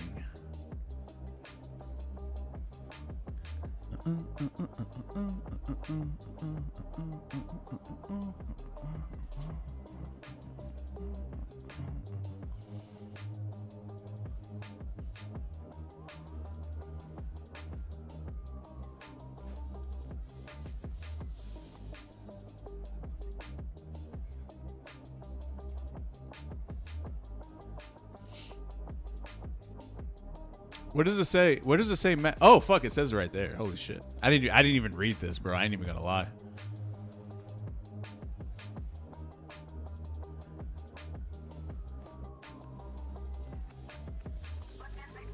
Wait a minute. Wait a minute.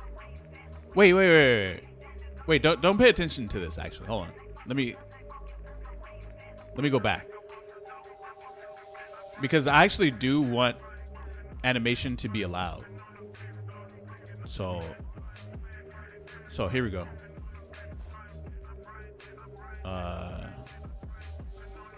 Here we go. This is the appropriate right here. Have a maximum file size of 1 megabyte. Wait, is 1 mega? Fuck, man. How many megabytes is? How many kilobytes is 1 megabyte?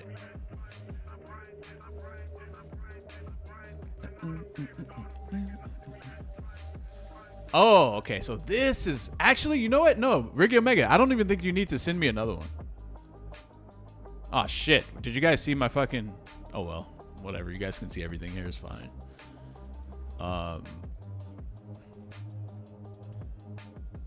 Whoops.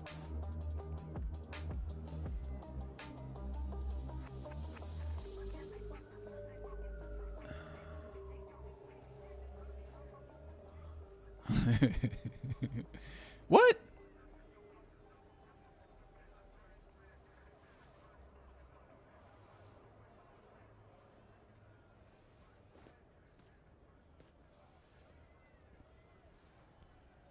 Oh, each file size is a maximum of 100 kilo. Wait a second. Didn't that shit just say 1 megabyte? Wait, no, I think I'm tripping. Hold on.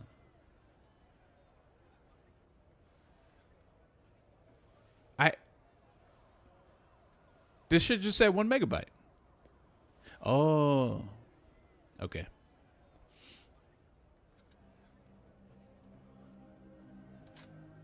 Go back to the animated? This is the animated one. Wait, what? Standard emote? Wait, hold on. Something's wrong. I don't know how it went to standard emote. It's supposed to say, Okay, here we go. Here we go, boys.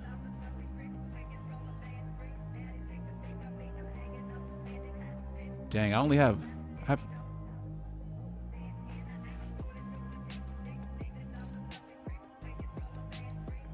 animated emote.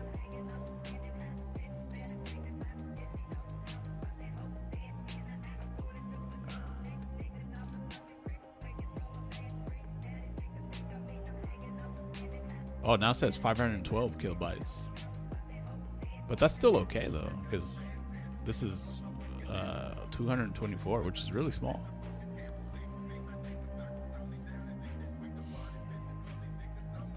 Image must be 112x 112.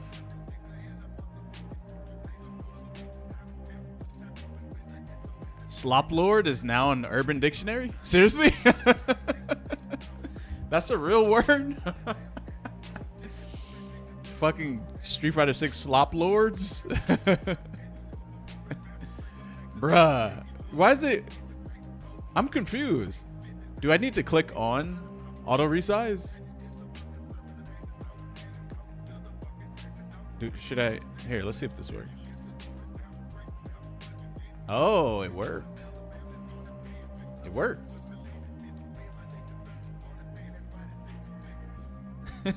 Shit looks crazy, bro. Hey, it worked. Hey. SPD,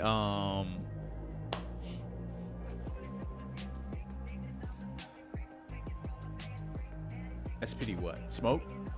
SPD smoke. Ooh, that's kind of nice, actually. Yeah, that's kind of nice. Smoky? Smokey?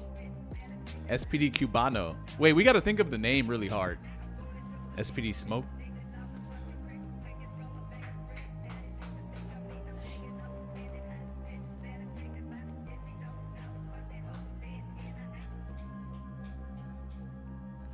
SPD Smoke. Yeah, nah, that's pretty good.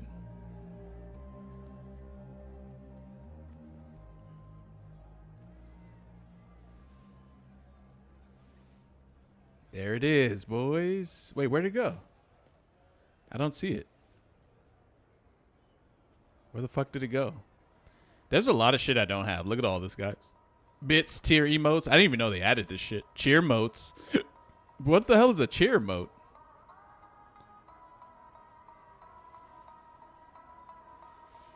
They got all kinds of shit, man.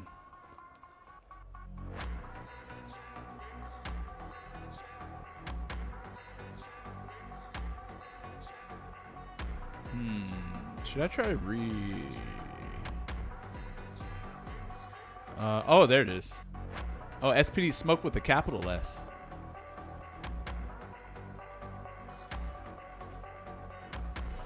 I got hella emotes, huh? You know what, though? I saw Deku's emotes, and I was like, man, that's a lot more than mine. New artist badge and emote attribution. Oh, yeah. This type of music makes you want to drive fast? Same, bro. Same.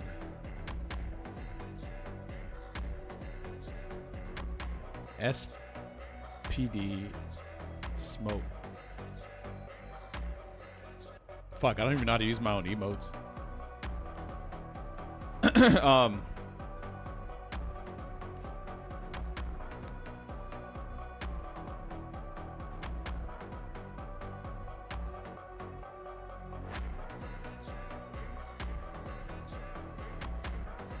Maybe it takes a while for it to work, huh? SPD Aura. Yo. Wait, no, I should have named it Aura. Ah. Should I name it Aura, chat? Or Smoke? Which one? Can't you redo it? I could just delete it and then put it back, do it again. I'm gonna name that shit SPD Aura. Yeah. Remove it. Yep, it's getting removed. Okay, let me do it again. Wait, hold on.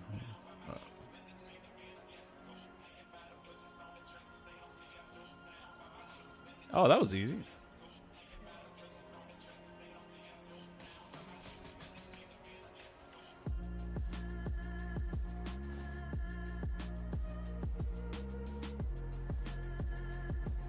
SPD maxed.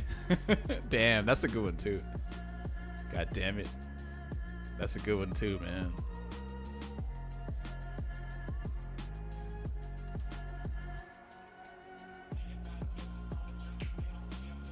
Fuck.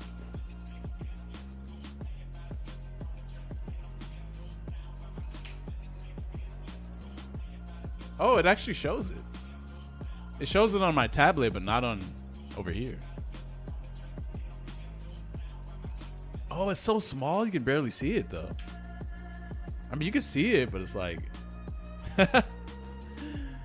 hey, that's pretty. Damn, you got the smoke on there and everything too. Yo, that is sick.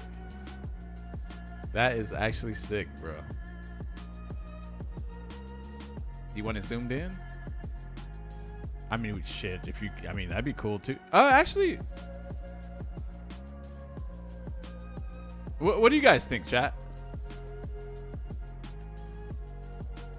What do you guys think? Should it be zoomed in, or? I think it's fine. I could see the whole thing. A close-up would be cool too. Yeah. I didn't want to crap out the pythons. That's what I was thinking too. That's what I was thinking too, bro. But the actual fuck, what?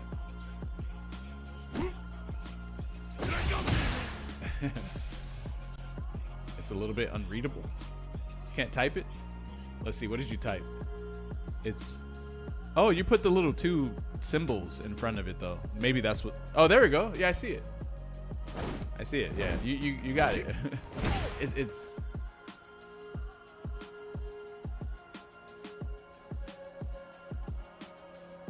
It just shows text. You might have to reset your try resetting your browser or your thing that you're on, that you're using. Just reset it.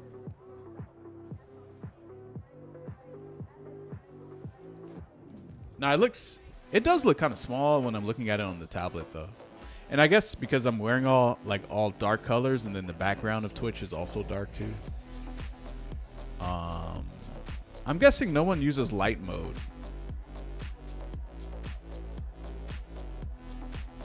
Is there another option in? Let's do it. Let's do it.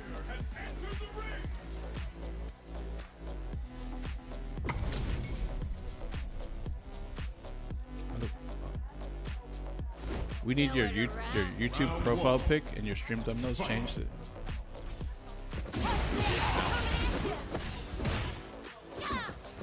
Yonkers. Can I get another yonker? Nah, fine.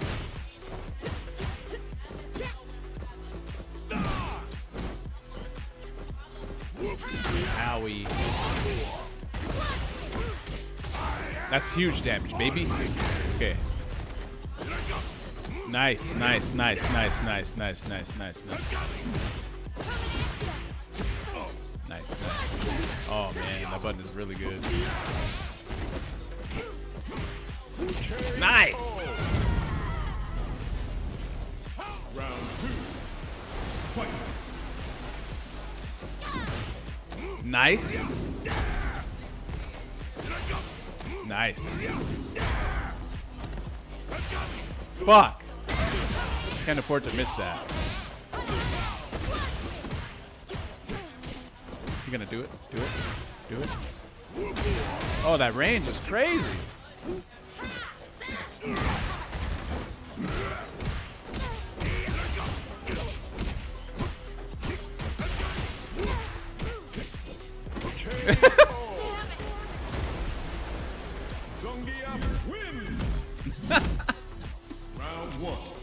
what you get for fucking being near a volcano with no shoes on. You're crazy.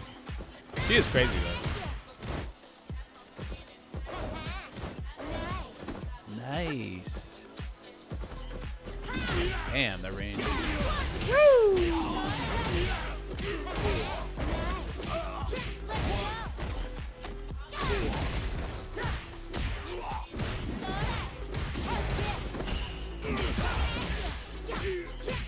How the hell can I? How is it that I can block a crouch medium kick and press sweep, but then they can still press a button before my sweep comes up? That's how you know sweep is trash. I'm that far, bro.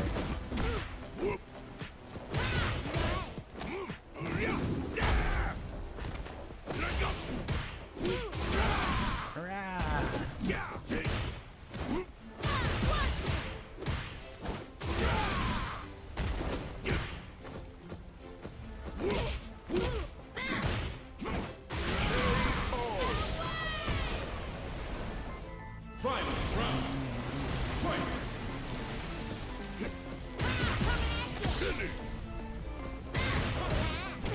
Siberian Express.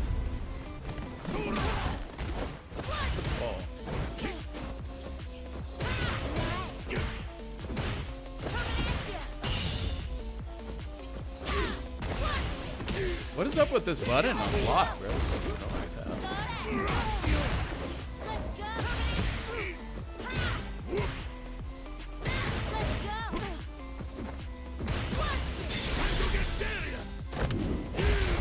This is your last ride. Let's go.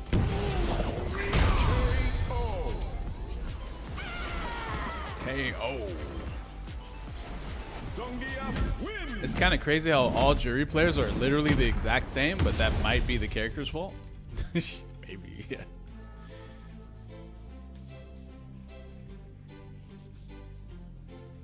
Hey, we got another one. Let's go. Shoutouts to Ricky Omega, man. Let's see. Can you find me? Ooh, that's good. That is good. That is good. That is really good. Ooh.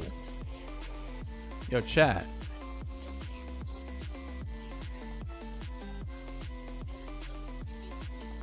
What do you think about this one as an emote, chat?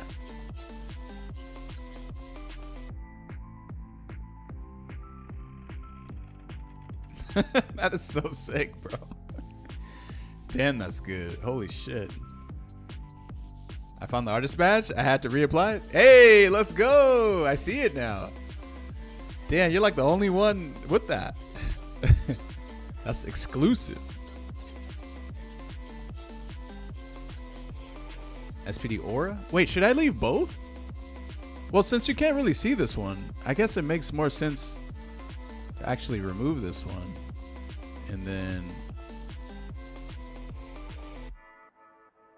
Oh shit, where'd it go?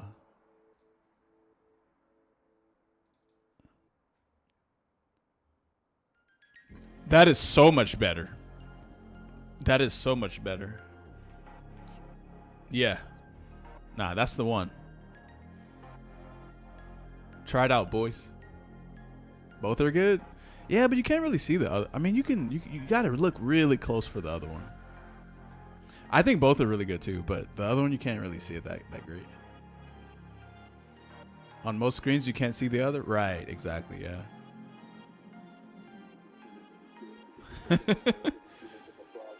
Yeah, that's sick.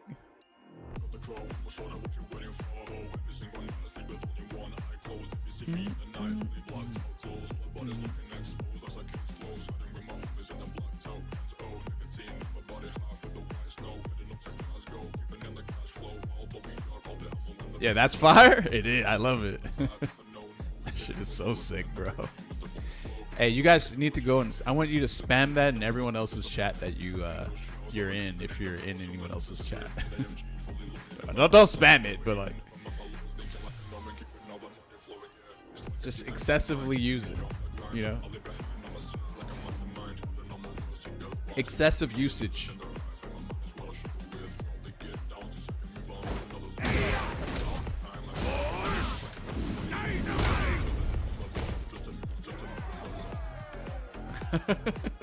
Snake Montana? Yo. SPD Aura. Did it work? Oh, I don't think it works on no, it doesn't work on YouTube, unfortunately. YouTube doesn't have emotes. But you guys could come over to Twitch chat and try it out. You can grab your emotes, you know?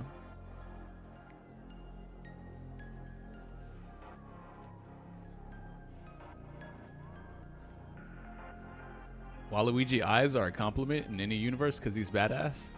Waluigi eyes. He'd be like, wow.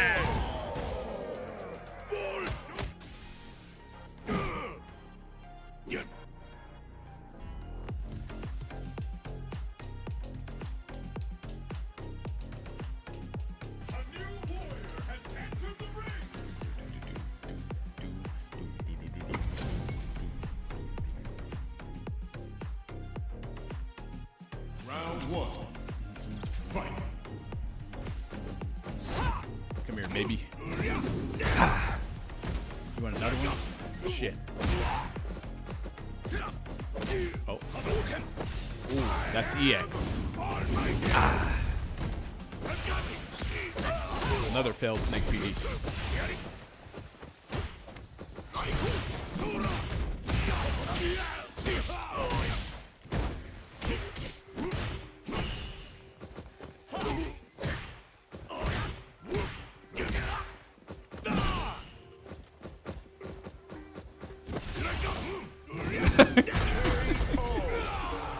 That's crazy, huh? Round 2. That's crazy, bro. Two?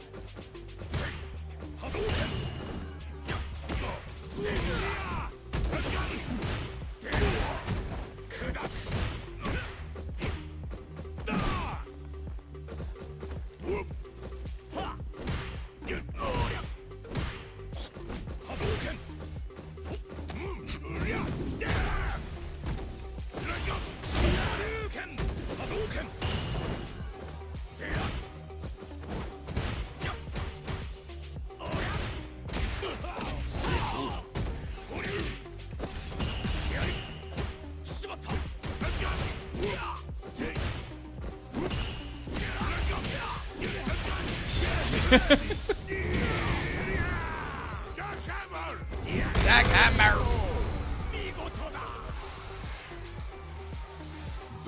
Had to control F5 to get the emote to show. Refresh, right? Yeah, everyone hit control F5. That works. Oh fuck.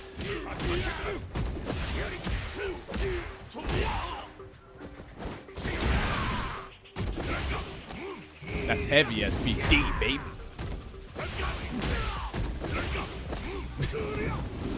He getting his shit scooped.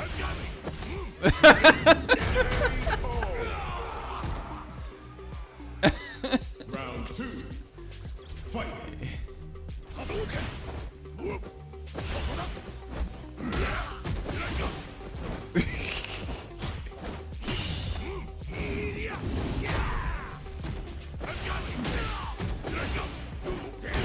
Damn it.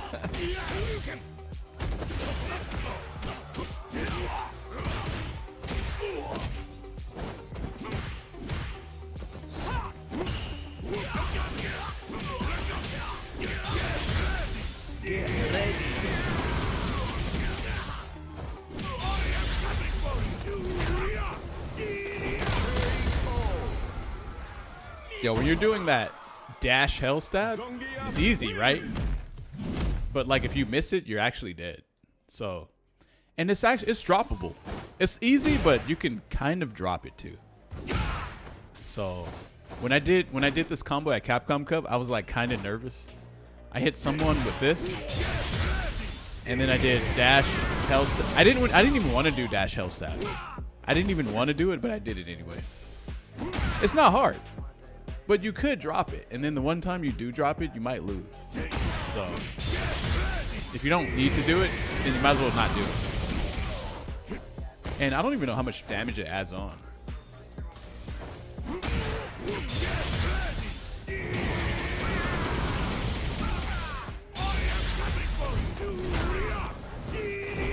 $37.40.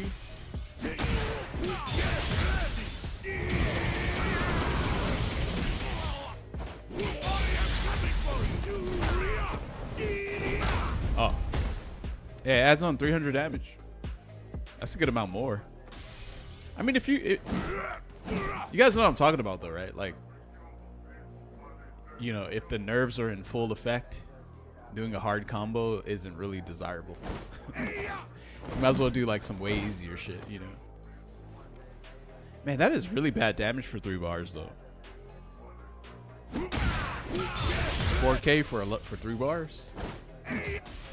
Tournament combos, yeah.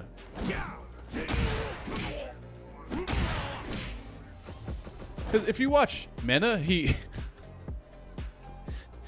I remember he would always do this. No. It was like, what was it? He would do something like this. Junior also does this too. They do this. They do that. It's so funny. Instead of this. Hey, anonymous gifter. Thanks for the gift at the Cobbs. Appreciate you. Whoever you are. Who are you? I feel like some of the anonymous gifters are people I know. They just like don't. I don't know who they are, to be honest, but maybe they're someone I know. Show me everything. Round 1. Fight. That's the username? An anonymous gifter? Is it? Is it? Oh shit. 2 jabs in the player?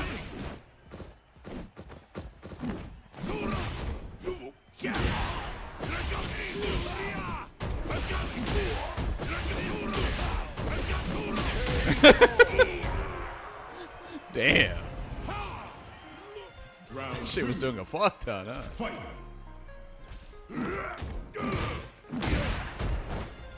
Ah, the old Trickarooski. Yeah, you getting slammed up right now, baby. Snake PD that time. Zangief wins. He's guessing so wrong. Fight. Oh, man.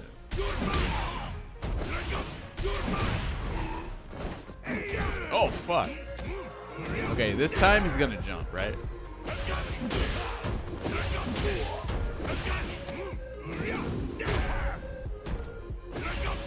Fuck!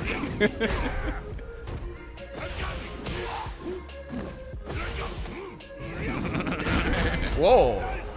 That shit killed? Damn. Round 2. Ah! Fight. Snake PD, baby. It always reaches. Damn, he figured it out. Oh! Going up. What? Fuck, I'm burned. I'm burned. No! Come here, baby.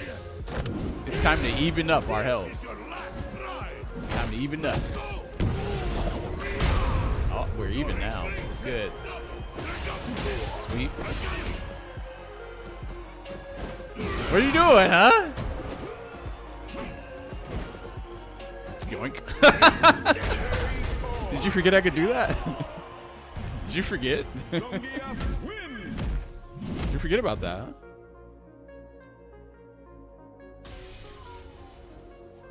I think he forgot.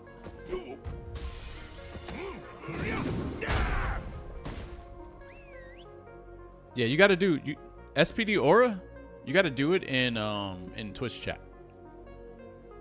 Unfortunately, I don't think YouTube has like any emotes that you can make. I don't think.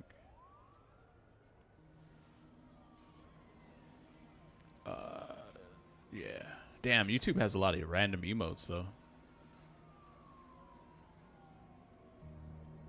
Like they do for joiners? Oh, they do? Seriously? Okay.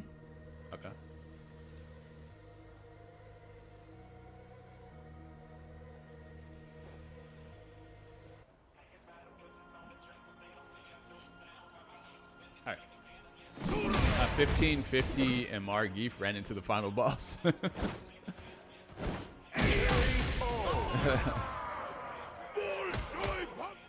Damn. They disconnected me for smurfing. Wait, today is oh wait, isn't it? Wait, today's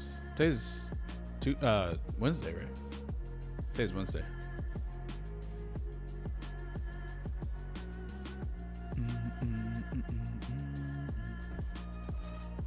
We gotta get back. We gotta get back on there, baby. What we doing?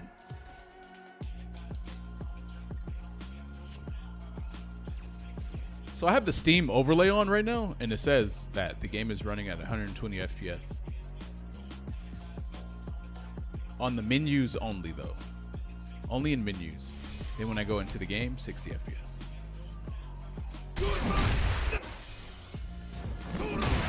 Yeah, Tuesday.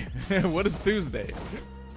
That's Tuesday is basically Wednesday. You know that, right? If Tuesday is a mix of Tuesday and Thursday, then that's just Wednesday. That's all that is. You know damn well what Tuesday is? Wednesday, baby. Let's get it.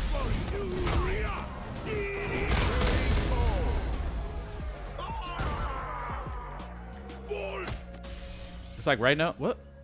Wait, there's actual maintenance happening right now?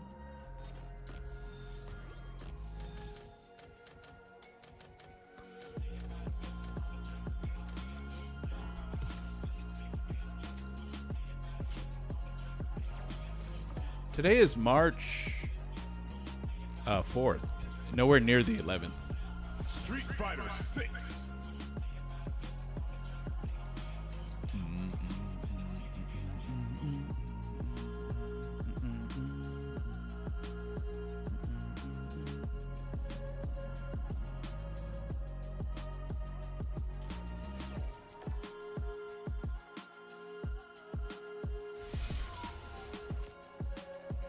Oh.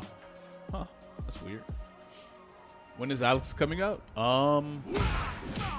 March 17th. I'm debating on buying that Nova Blade.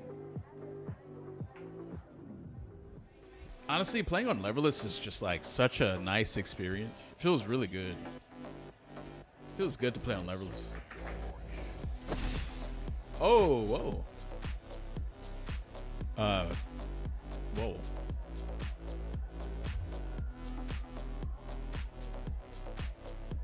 I don't know what happened just now. My game froze. But I'm still moving, so my stream didn't freeze, but the game froze. So I have to close it out. Maybe that one thing happened with the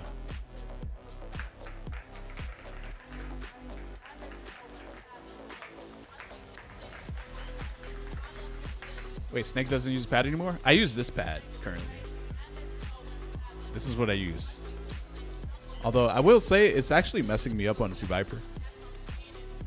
I think I'm still better on that other controller with C Viper, but for Zangief, it's kind of debatable actually. I think maybe I'm better with that pad on for Zangief.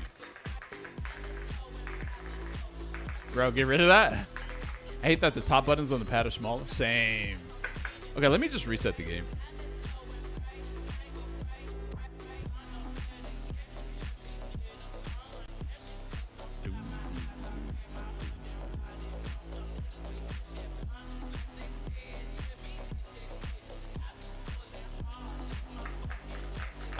I think it's probably holding you back. Maybe.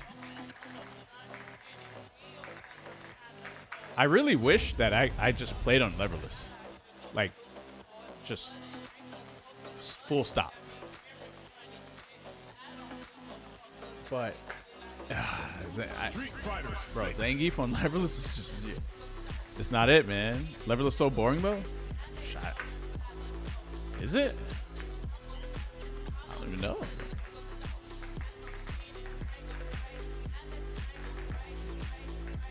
I can do everything. I can do everything with Zangief though on leverless. Well, not everything. Not everything. I can do like 95% of everything, but not quite.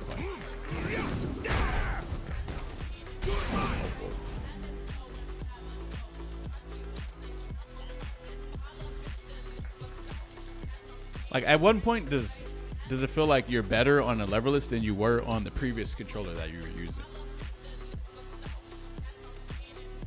You know?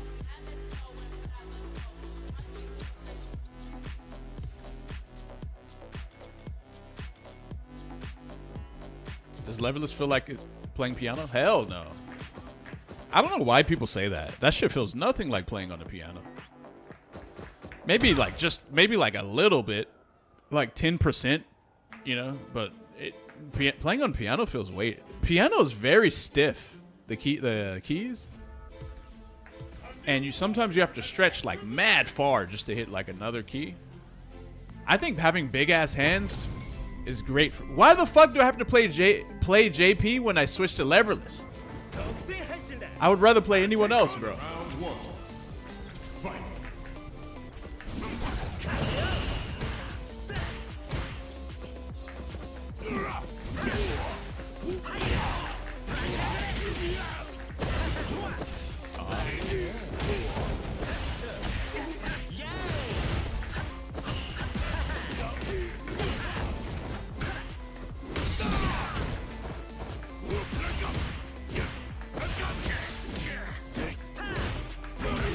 What the fuck? Oh man.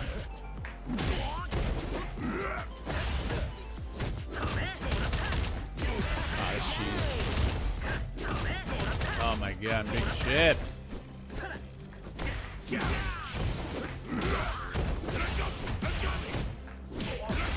Woo! On lever! Man! Round 2. Fight.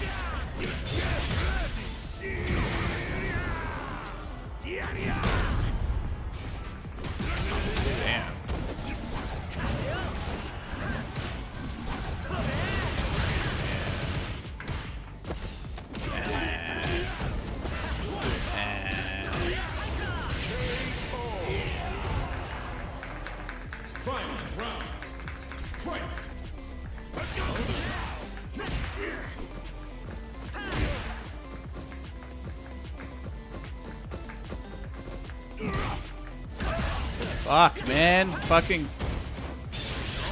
Oh, I thought it was fucked.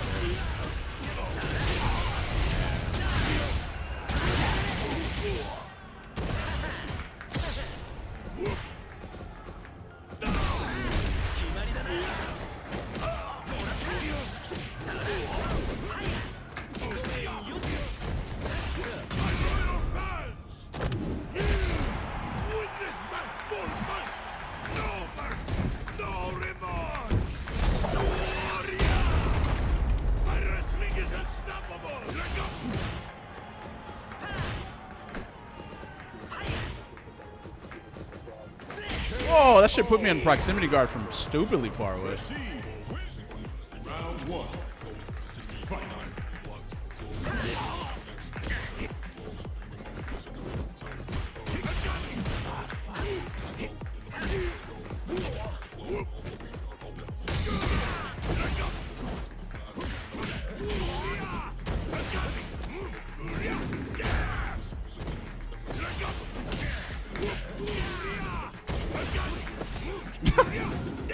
Snake PD from dummy far away on leverless.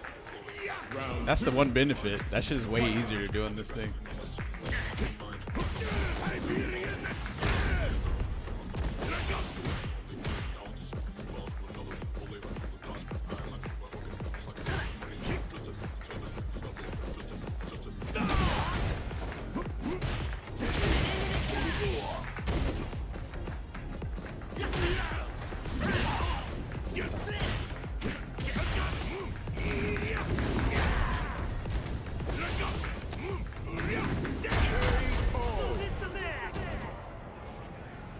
Zangief wins.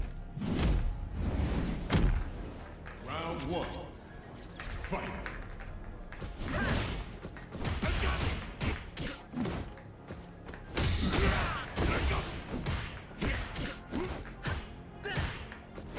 Fucking this.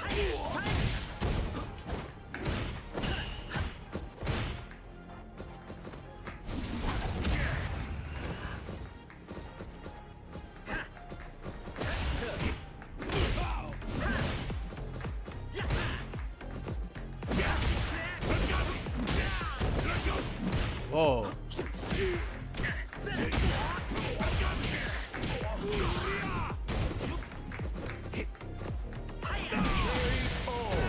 That shit is cooking his jaw. Round 2. That shit is steaming, bro.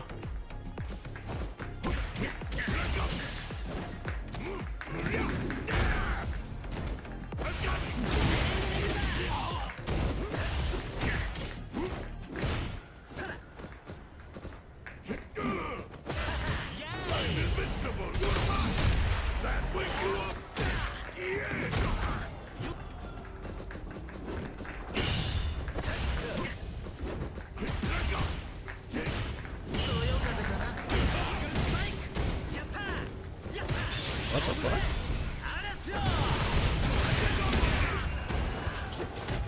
Oh, you're crazy. Oh! 720, you failed me!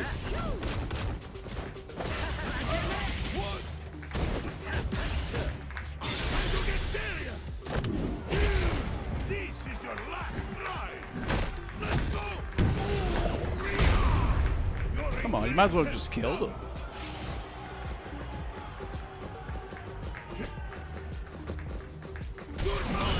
Fuck, I knew he was gonna get it too. Why even DI?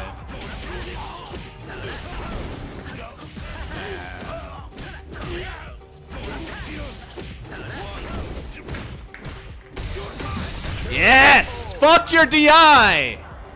Fuck! Or sorry, fuck your drive rush! Fuck yes! Let's go! On leverless, baby! Let's fucking go! Fuck your couch, nigga!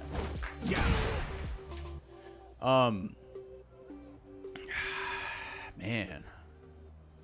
How the hell do I low-key do better on leverless than controller? That's crazy. BM, I'm reporting your ass on Twitter. Hey, all I said was fuck drive rush. Who doesn't say that? Snake, you a real one for that? You know how I do it.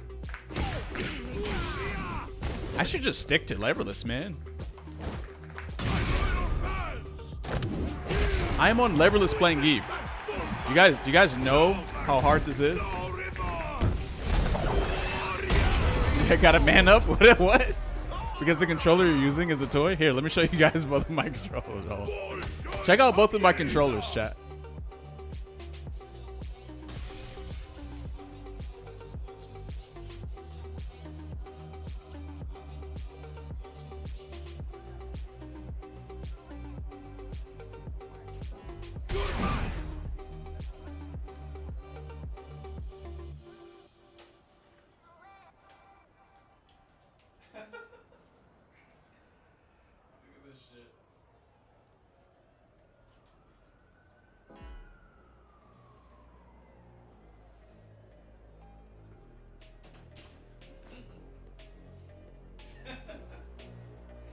$300+ versus $30.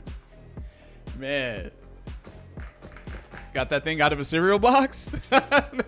It does look like it came out of a cereal box, huh? Yeah, that shit sucks. I don't even know why I use it. The D-pad is godlike, though. I ain't gonna lie.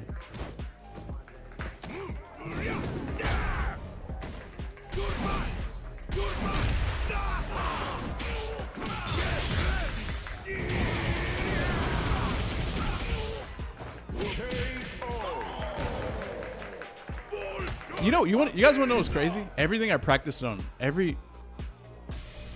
the way. Okay, so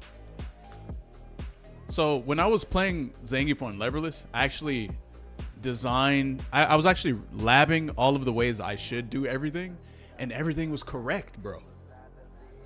Everything was correct. I think everything I'm doing is the perfect way you should do it on Leverless. But that's pretty rare for me because usually I learn to do something in the wrong way first, then I have to redo it later on. Like restructure the way I do it later on and completely try to just forget the way I did it before.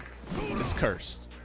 It's almost like putting your DI button in like the wrong spot when you first start the game off or when you first start playing the game, and then you have to like relearn it, basically.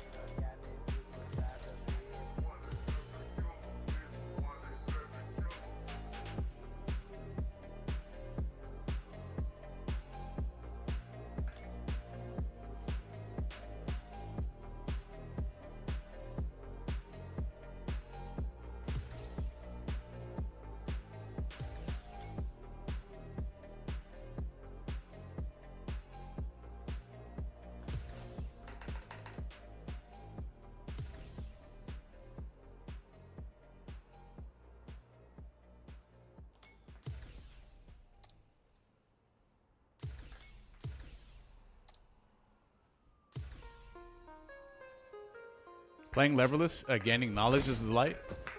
Do you find it harder to SPD Elena because of a wonky grab box? Yes, that shit's terrible. The guy who ducked me because my BJNA color would mog his is talking about light.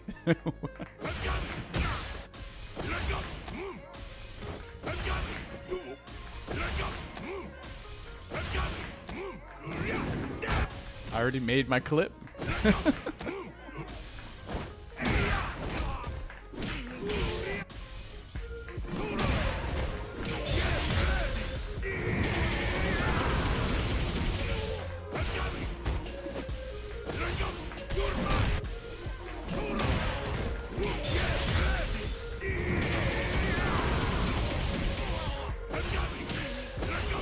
Damn.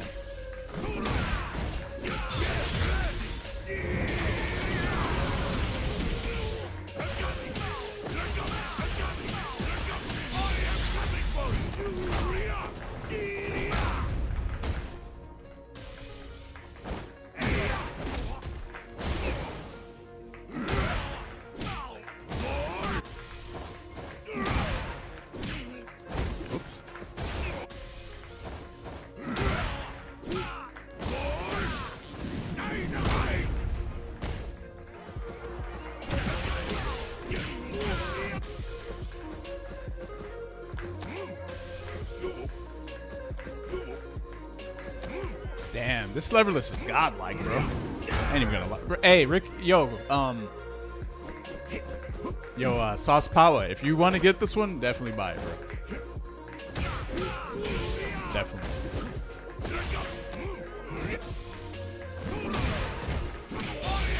This is the one. Yeah.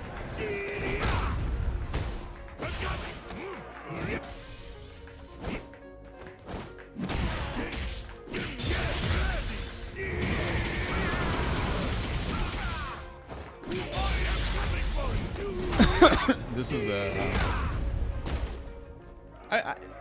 No diss to any of the other levelers, by the way. All the other ones are great too. But you know, this one's more of my style, personally. Their shit hasn't been what they were. What? Oh, Corsair? No, they make good shit. They make good stuff. I don't know about the keyboards.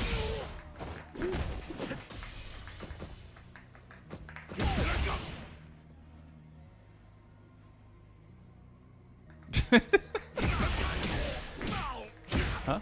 The K100 Air was ass? What is that? Is that a keyboard? If I buy a keyboard, it's probably going to be from, I still have a Wooting 60 HE, which by now is like kind of old-ish, but like it works. But I'm sure there's better stuff though. They even have a newer Wooting that's even better, but I mean, I don't really play like keyboard games like that, so I didn't really ever feel the need to upgrade it. But I would though if I did play more stuff. K100 regular is great.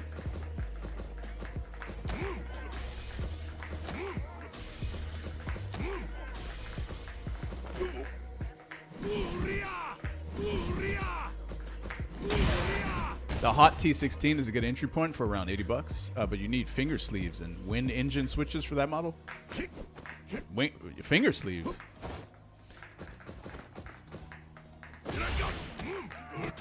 I must have 100 keyboards. Damn. Which ones do you like the most? Do you have a Wooting? Oh, so you have 100% keyboards or full size keyboards. Eddie Gordo greater than DJ? Oh, I agree. I don't really think DJ is like that iconic in Street Fighter. He's not a very iconic character. The iconic characters in Street Fighter are more like, you know, Ryu, Ken, Chun-Li, Zangief, Guile. I don't even think Bison is like that known either outside of Street Fighter. Who else? I'm not even sure if Akuma's iconic. Akuma's only iconic within Street Fighter, but not outside of it. Blanka? Nah, not a lot of people know who Blanka is outside of Street Fighter. They only know like the very like popular characters. They don't even know who Sagat is, or Balrog, or Dhalsim. Actually, they might know who Dhalsim is, maybe. Fei Long? Every time you show them Fei Long, they're like, oh, who's this? And then they name the guy from Tekken.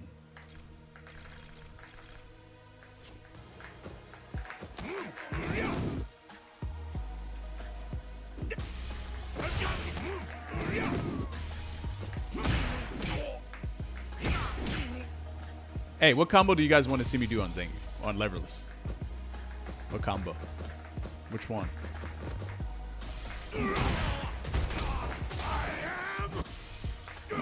Yo, what's good? Oh, standing 720? Come on, man. That's not a combo.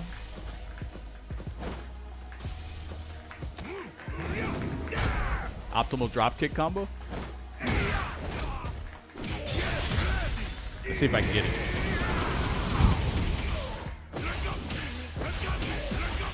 Fuck. How did I run out of meter, though? Oh, I only have 3 bars for some reason.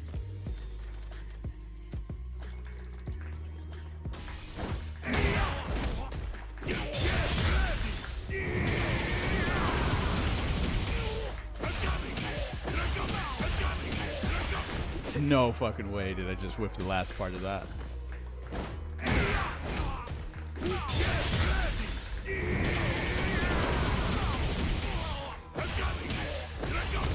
Hey, should I host a Zangief combo tournament?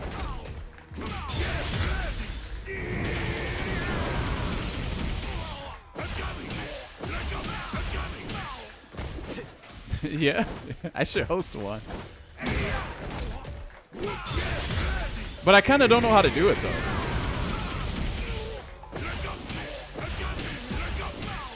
What the fuck is happening? Why won't it? I'll body that tournament. Bro, can you even do this combo right here? I'm dropping this shit right now. For weird reasons, though. Oh, yeah, that was a legit drop. He has 2 combos? I know he does. Motherfucker only got like 2 combos.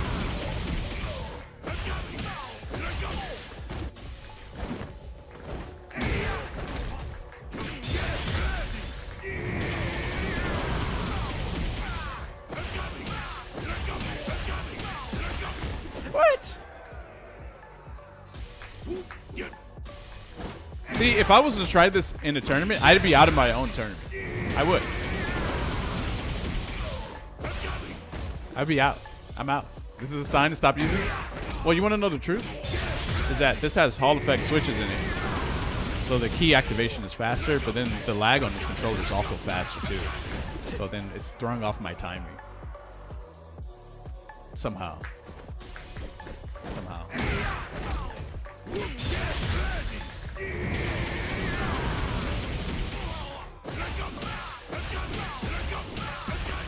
There it is. Hey, we did it. All right, so how do I even host this tournament, man? I need to make a bracket. I don't want to make a bracket on Smash. I don't want to like do the whole start GG shit and then have people sign up. It's too much work. Let's just do like some ghetto shit real quick.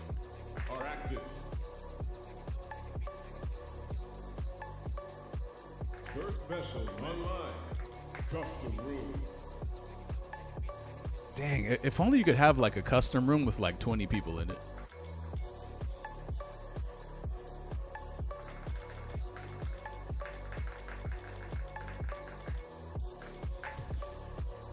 Wait, who's down to even do this tournament?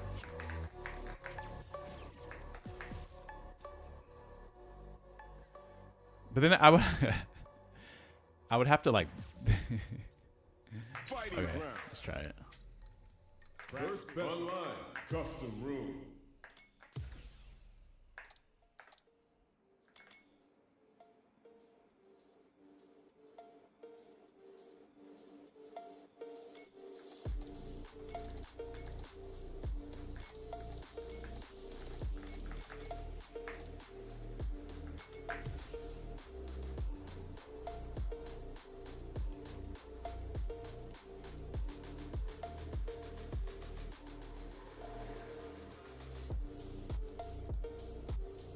Wait, this thing has a passcode? It's a passcode? Shouldn't be one. Fuck, I don't know what button the right stick is on this leverless. It could be any button.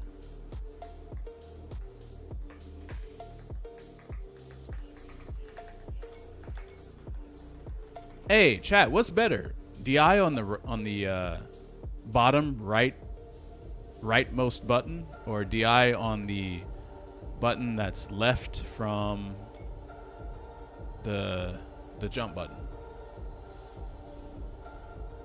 You know the button that's on the left side of the jump? Put that on DI, or put DI on the right bottom button? I prefer the default, so bottom right. I always go for far right. Top far right. Oh, what? Why you do that? Why would you put it up there? Left, in my opinion. Pinky? For some reason, I'm starting to feel comfortable with the pinky. But that's only because it's been there forever, so. Not forever, but for a while. Top right? Top right? Damn, you guys are crazy. Alright, so how do we get... There's no room. There's no, Oh, shit, there is a fucking thing. Shit. Data. Yeah, I gotta take this passcode. So here's the passcode. Also, I guess the connection quality doesn't matter, huh? Let me just redo this whole thing.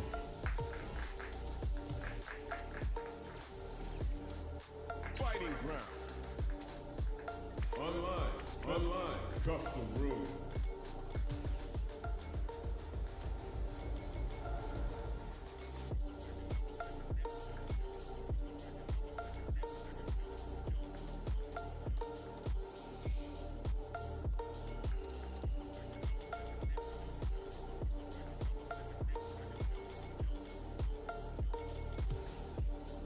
Why is this my comment? Ah, shit. I forgot. I literally did everything except for remove that goddamn password, which is the main thing I was supposed to do.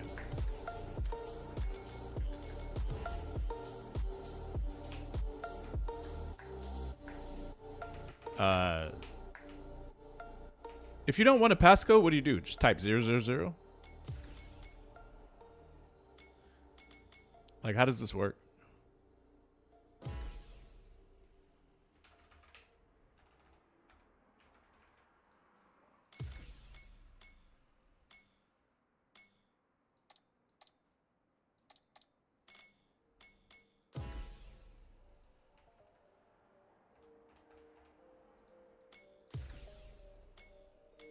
Does that mean that there's no passcode? Wait, the passcode only takes effect if you put this on private, right? Or friends only or something. If you leave it on all, then the passcode doesn't really do anything, right? Leave it blank? You can't do, I don't think you can leave it blank. Versus online custom room.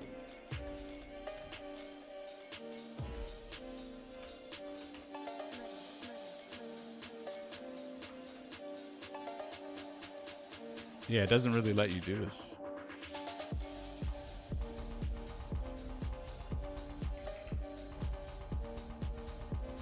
See? Anyway, I don't think it takes effect. All right, boys, get in here. Let's see what kind of combos you got.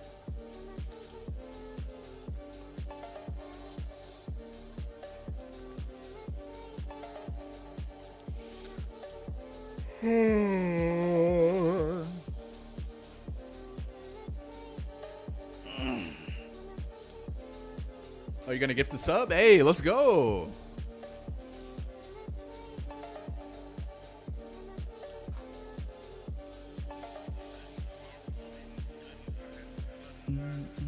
Is that a mod? I don't really have any mods except for that one that shows hitboxes and stuff. And yeah, that's it. I don't have any cosmetic mods. I need the ring to do slide, otherwise the caps fly off.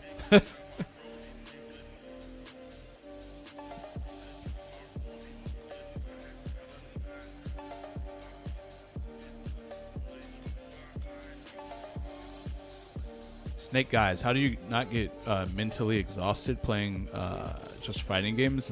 My mental gets cooked after like an hour sesh. You know, in an anime, when someone's like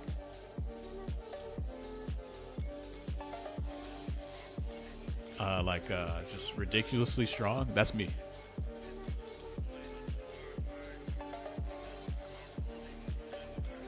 All right, let's see. Damn, I don't even know how to go about doing this. But okay, so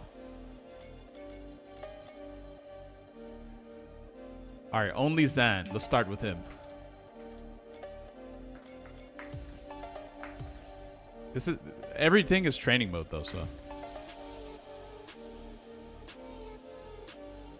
imagine how much car 720.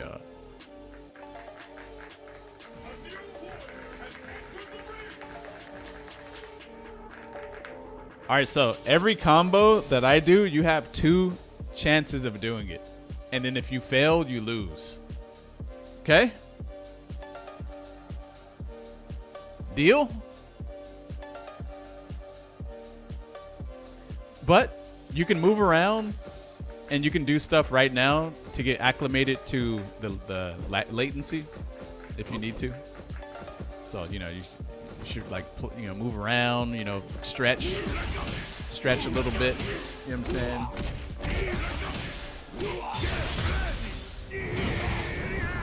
Wait, how does you burning out work? Does it like just refill itself? Oh, wait, can I? Oh, I've never. Let me see. Oh damn, you don't get to do shit. They don't let you do anything here. Fuck.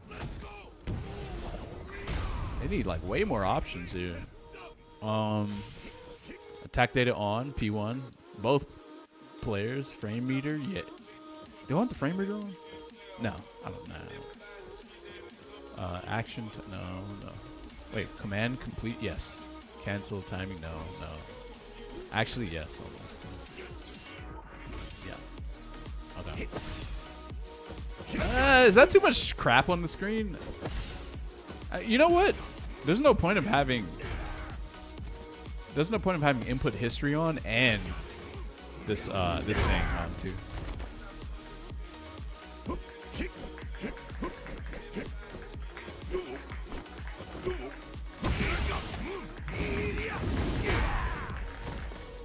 All right, so you ready? Are you ready? Wait, are you in punish counter state? Wait, how is this supposed to work? You're not even in punish counter state. Bro, what? That changes everything.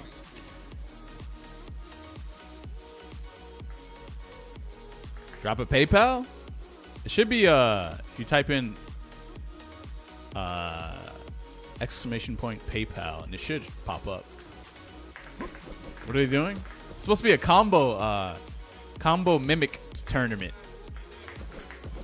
But the problem is, oh wait, is it? Oh, it's actually donate. That's what it's called. Yeah. Here, let me type it in for you. Donate. Here we go. Yeah. Oh, dono. Is it called dono? Yeah, there we go. Thank you.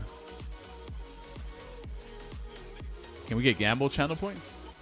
Well, I don't really know how to like completely do this because it's not even letting me. A lot of the combos come from like punish counters, so you know them not giving us the option to do that is kind of a. I'm actually surprised that like these are all the options they give you. Like you only have 2 options, and that's it. But that's okay. I got combos even in that's fine. All right, here's my combo. Let me see. Okay. All right, you got 2 tries. All right, here we go.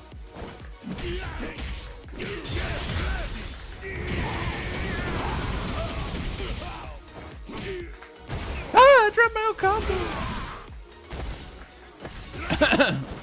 Here, let me try it again. All right. Imagine me dropping my own combo twice. Oh my god.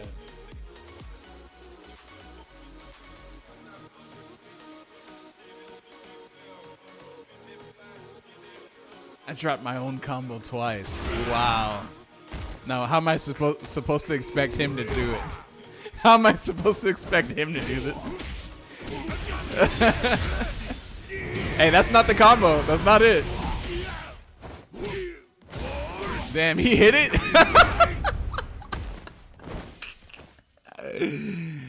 Oh, he fucked it up, though. Yeah, I did. Jump. Well, I mean, the splash and the neutral jump don't really matter.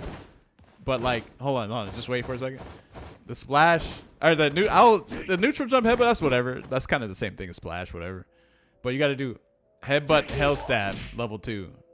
And then dash, and then... Here, let me do it again.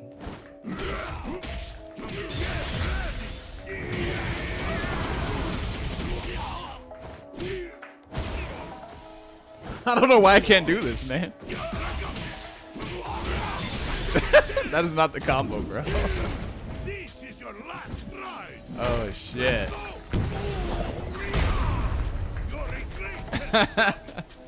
Yeah, let me try it again. Hold on.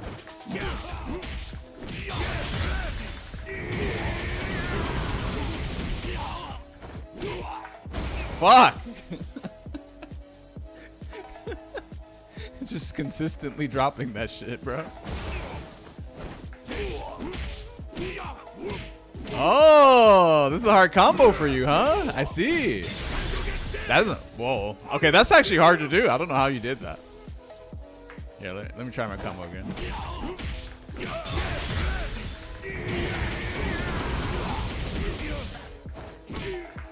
There it is. That's what you need. Damn, that shit did no damage. Uh-oh, did you fuck up? I think you fucked up, bro. All right, so now, this we're actually starting now. Okay. He did it? No, he dropped it. He dropped it. But now we're gonna start.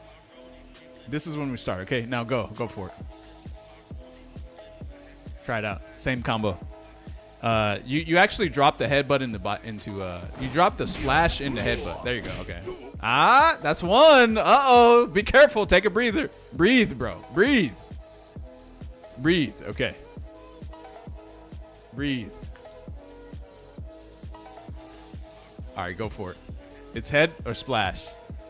It's splash. Splash. The splash can land in the front or back. It doesn't matter.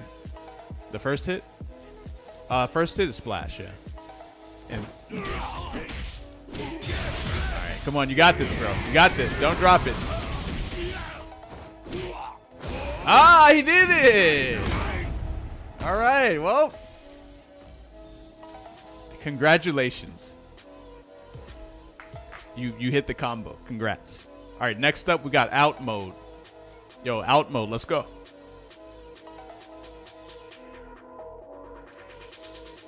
Out mode. Let's go.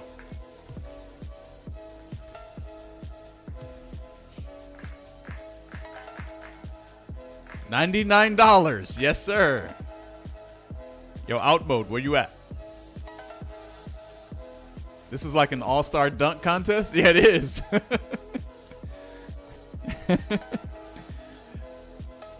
Out mode. Let's go, baby. Wait, how come I don't have more slots open in the game? Like, isn't there more than 4? So there's 16 people able to come in here. Out mode. What's up, man? You scared? Ah, there we go. There we go. A new warrior has entered the ring. A new warrior has entered the ring. All right, out mode. Same thing applies. The combo that we're going to be doing is this right here.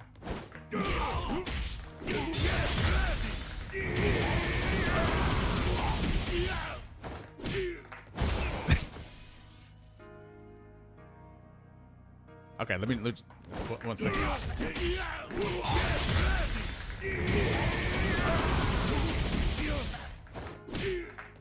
There it is. That. All right. Wait, let me play some more like accurate music for this. Let me think. We need something more up. Let's see here. What we got? Blanka music? What does Blanka's music sound like?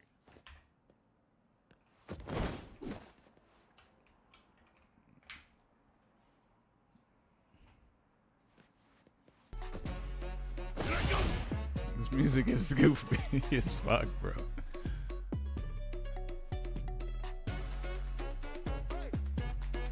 All right, here we go. Okay, so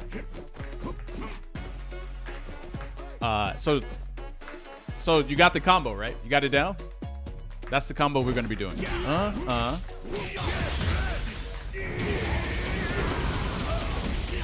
Dash, hell stab. OD Borscht.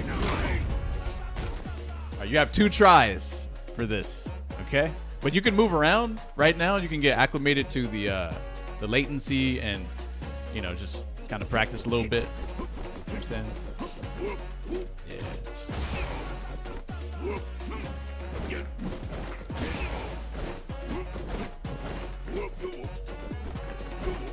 You're gonna need it too.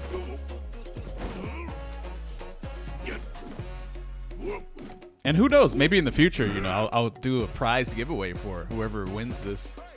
But I'll have to do it like some sort of bracket. Oh, that's 1 try. You better take a breather, bro. You only got 1 more try. You only got 1 more try. You know what's funny about this combo? Is that these guys will probably be able to do this combo for free on their own time. But then the fact that there's so much pressure being put on them, they drop the shit like crazy, bro. Oh, no. You dropped it. No. He dropped it. But you know what? We'll go ahead and give him a saw the buffer too. We'll give him an extra try. We'll give him one more extra try. Give him one more? Yeah, give him one more extra try. Alright. Make sure you're ready, you know. You can go for it when you're ready.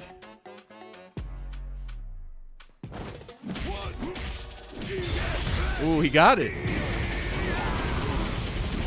Okay. Oh no! Hey, good try, man. Good try, man. We respect it. Good try, bro. All right, so out mode is eliminated from the tournament. And Livongo moves on to the next qualification of combo trials. And so now we have Kels. Kels is in the room. Kels, let's go.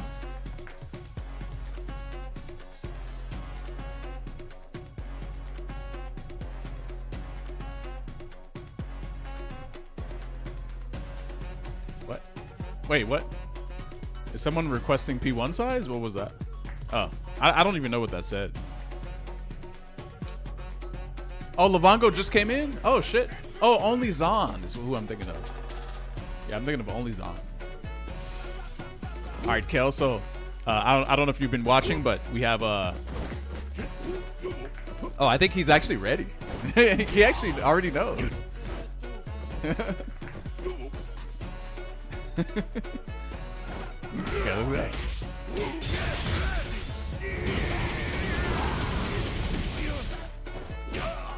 Hey! All right, Kels. Congratulations. That was very fast. Extremely fast. That's what we like to see, baby. All right, Livongo. Let's get in here. Yeah, that boy is practiced.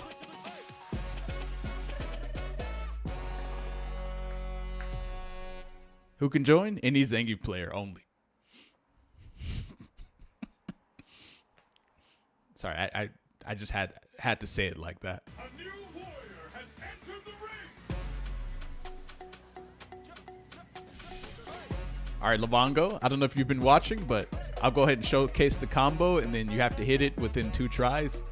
But we'll give you a period of time where you can move around and, you know, get acclimated to the latency.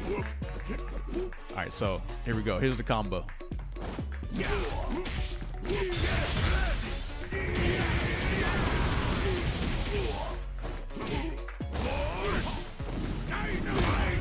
Dynamite. All right, so whenever you're ready to hit that combo, go for it. You can move around a little bit, you know, get used to, you know, the lag, whatnot. 52 ms, that's not too bad, you know. You'll probably be fine. Do it one more time? Okay.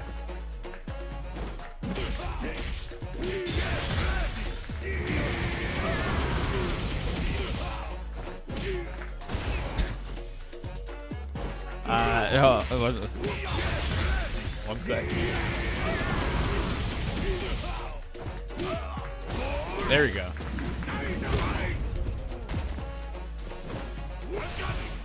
It's not a good look when I drop the combo. It's really not. But I'm unleverless though, to be fair. To be fair, you know what I'm saying? All right, Livongo, you got to be careful, man. You might use up your tries, you know? If you want to like do practice like some other combo, don't attempt. Oh no. He's not used to the combo. No, you're not used to what we're doing. See, okay, that's one try that you used up. Here's the actual combo, okay? It's jump, splash, headbutt. Jump, splash, headbutt, hell stab in level 2. Hey, you know what? I realized is that I should have actually started this off with a different combo. But let me go ahead and showcase this again, okay? Because I actually didn't do the right combo. This is the combo.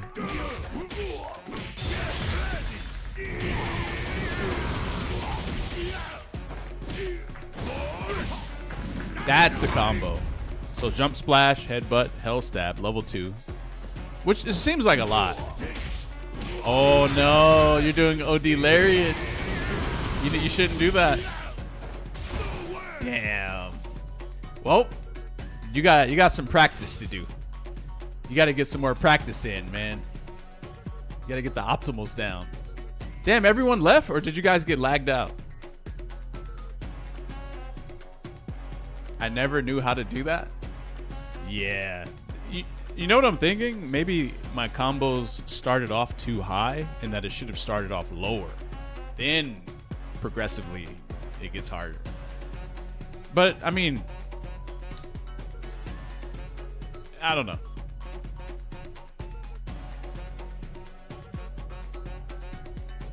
I should have started off with like very basic combos. Then, you know, it gets way higher, like way harder. But like this is more of a test run than actual like real tournament, you know. Free entry, yes. Yo, Coinway, thanks for the 15 months. Get in here, baby. Hey guys, come on in if you wanna try out some of these combos.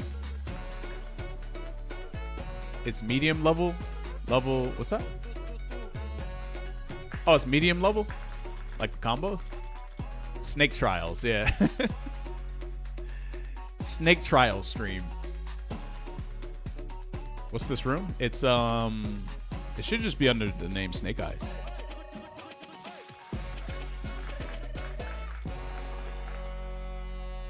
Oh, wait, did I even mention that? Wait, hold on. I actually forgot to mention a bunch of things. So if you complete this combo, it means you get to advance to the next combo. Yeah. But if you can't complete this combo, then you're out of the tournament. So, but don't worry. This is just a test tournament. So if if you can't complete this, it's fine. It's completely fine. I'll just do another one tomorrow. Should pin it in the chat. Yeah, I should. Yeah.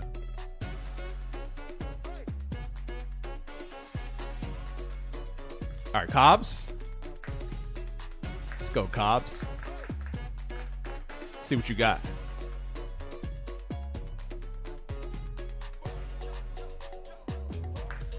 You expose me on stream? Hey, it's your choice to come in here, all right?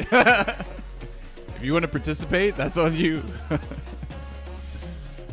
right, Cop, so it might be hard to remember this combo as I'm doing it, but it is one of Zangief's best cross-up combos, I guess. So you have 2 chances to complete this combo. I'll go ahead and showcase it to you in a little bit.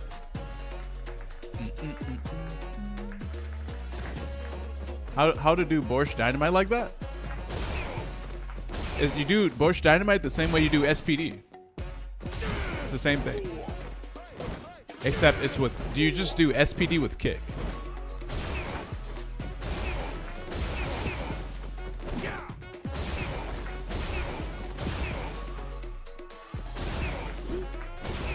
You know,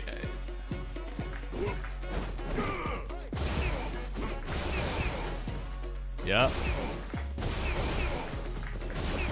You're gonna need that, bro. Whoa, that was a crazy sound effect. Sounded like thunder. All right, so let me showcase the combo. I end up dropping this shit sometimes. I don't know why. There it is. That is the combo right there. Jump splash, headbutt, and then hell stab level 2. And then you dash, you do hell stab, OD Borscht Dynamite. That's probably is this too hard of a combo trial to start off? I think it might be. Ooh, that's one try, Cobbs. Breathe, man, breathe. Well, you might want to jump in and like do some well, actually, no, you're probably fine. Hey, let me showcase it again. Let me showcase it. It's kind of a hard combo to remember.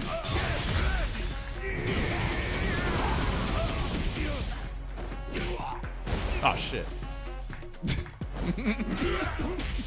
How did I drop this?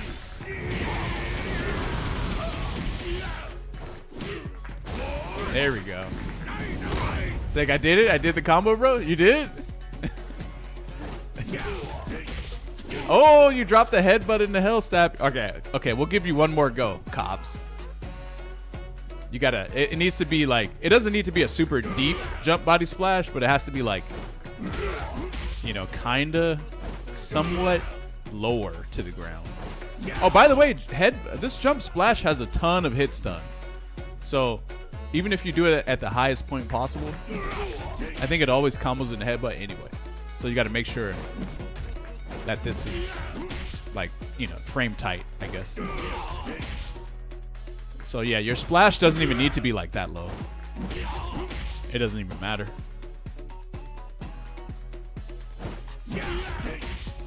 Ooh!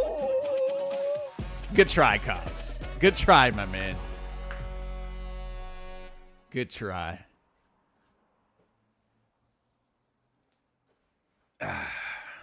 All right, who we got next? Rognus.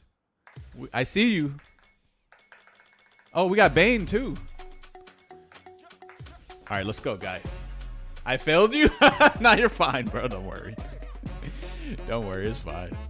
It's hard. You know what the number one thing about doing a so, okay, what I realize is these combos are like, if you've never done them before, landing it in 2 tries without really doing it before is actually very fucking difficult. It's not even really about the how hard the combo is itself, because the combo itself isn't even that hard. It's just literally remembering like the combo or doing it beforehand somewhere, you know. All right, Rockness, you got 2 chances to land this combo. I'll show you the combo and then you've been watching. Oh shit, hold up. Oh no, that's 1 try. Hey, you better breathe, bro. Breathe. Drink some water. Drink some water, man. Oh, you know what you should practice? You should probably toss out a few of these, because, you know what I'm saying? Whoops. Because you're going to need that at the end of the combo. All right, let's get it.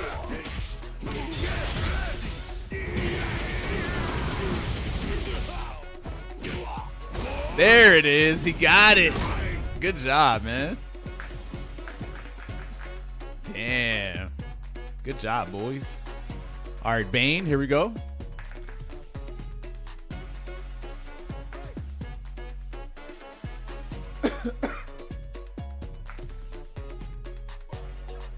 I guess I'm the GOAT. But we're progressing to the next combo after this one. Yes, sir. All right, Bane, I'm sure you've been watching. You probably already know the combo. Uh-oh, Bane, what are you doing? You just practicing, getting acclimated? Okay, yeah. Get used to the get used to it, you know. Rognus, what pad you use, bro?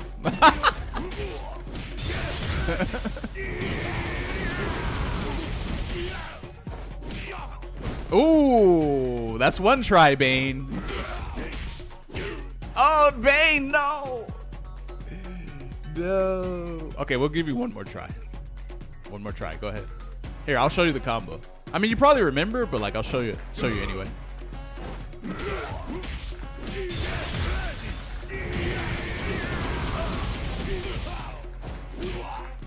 There it is.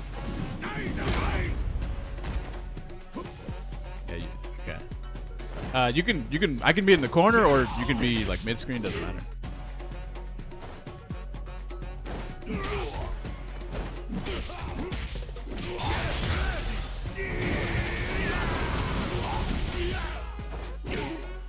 Hey, what? He hit it. Wow, okay. Nice. I wasn't expecting that. I actually thought you were going to fail it. All right, guys. Now we move on to the... Wait, I think... Hold on. Let me see. Oh, I see 2 new names in here. Okay. All right, let's go. Sauce Power.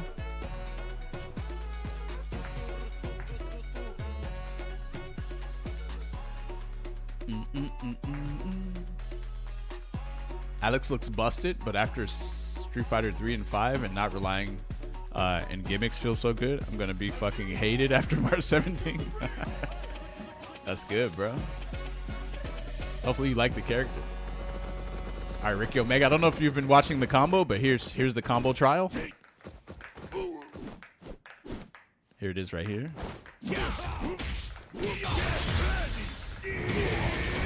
Here's the combo. Not gonna lie, I was a bit nervous. Bro, the nervousness is funny. I want you guys to experience this because I want you guys to know what hitting combos and feeling nervous feels like. Like, some of these combos are combos you would hit normally for free in training mode. But then you might come in here and drop this shit. Because, yeah. Okay. You guys need to make sure you get that cross up. Oh, you dropped it. Be careful, Ricky Omega. You don't get too many tries with this. There it is.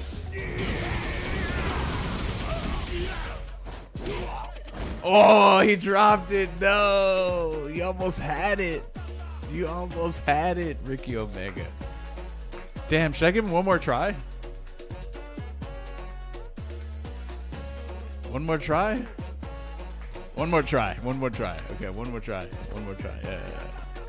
Wait, can I reset the positioning of the screen or not? Oh, you can't do that? Oh, damn. Okay. Anyway. All right, look. Here, you want me to do the combo? Oh. I can do it again if you want to see it. Here it is.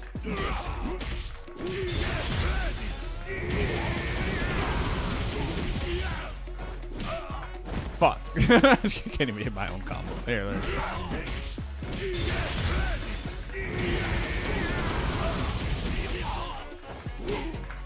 There it is. Yo, Holmes, thanks for the 5 gifted. Appreciate that. Congrats to everyone hit. Almost Ricky Omega. You gotta work on that one, man. You gotta work on it.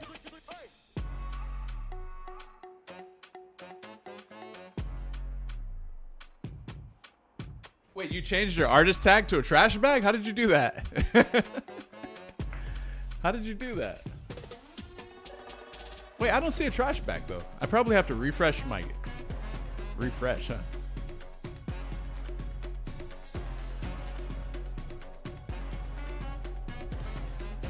Oh, we got Dolphin here. Yeah, let's go, Dolph. Nah, you gotta change it for me? Oh, I do? Wait, change what for you? Oh, that's what you meant. Fuck. Bro, I was mad confused about that. Nah, you get to keep the artist badge. Hey, Dolph. All right, Dolph, so here's the combo. Let me showcase it to you. Here, check it out.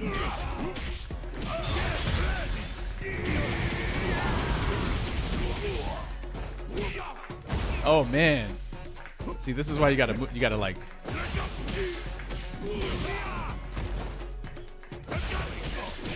Okay, so let me try it again.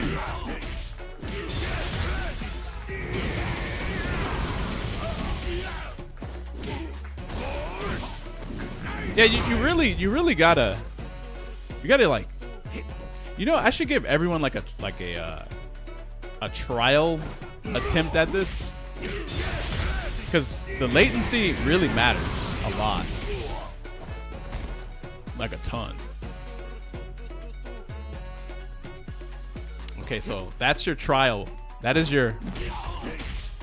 Oh no! Oh no! So here's the thing. Here's what I'll let you guys do. If you just walk up and do headbutt hell stab in level 2, I won't count that as you trying to complete the combo. But you only get to do that a few times, and then you have to try the combo. Because I feel like just coming in raw and just trying to hit this shit in a random amount of latency is kind of fucked up. So there needs to be like everyone like getting used to the lag Because honestly doing the level 2 and a hell stab into this shit with a certain amount of lag, that shit is really hard. 10 attempts max, 3 practice runs. 10 attempts that's way too high. I would say, honestly, I would say like 3 attempts or something like that, maybe 4. 5 attempts, 3 practice runs. That's too much, bro. You know, we gotta find the perfect number. We gotta find the perfect number. I don't know what the perfect number is. I have no idea. I think like 3. 1 practice run, 3 attempts. Okay, that's better.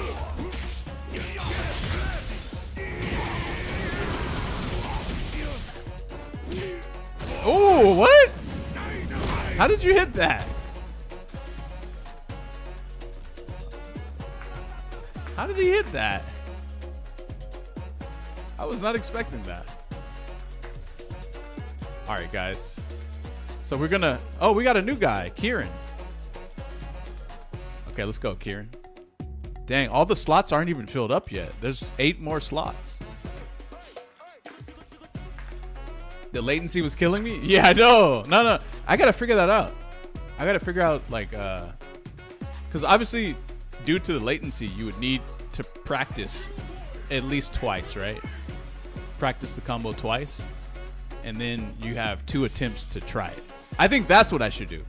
I show the combo, you have 2 attempts to practice it, and then you have 2 attempts to actually do it.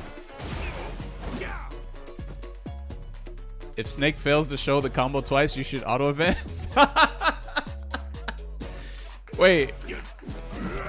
Okay. All right, so wait, that puts a crazy amount of pressure on me though. All right, here, let me see. Let's see if we can do this. So I'll show you the combo. This is what you're going to be doing. Ooh, this is going to be hard. This is not going to be easy to hit. I could already tell. Hey, we did it. So that's the combo you're going to be attempting. And so you got 2 practice run tries to try it. Wait, why are you guys hitting? Wait, hold on. If you do super with, oh, okay, I see. Yeah, there's no lariat in this combo. Uh-oh. Oh, crouch medium punch. That's not what you want. You got 1 more try, baby. I can get out of the corner if you want, though. You want me mid-screen? I can get... Oh, wait. You like the side, huh? You're left-sider or right-sider? Which side? You got a side preference?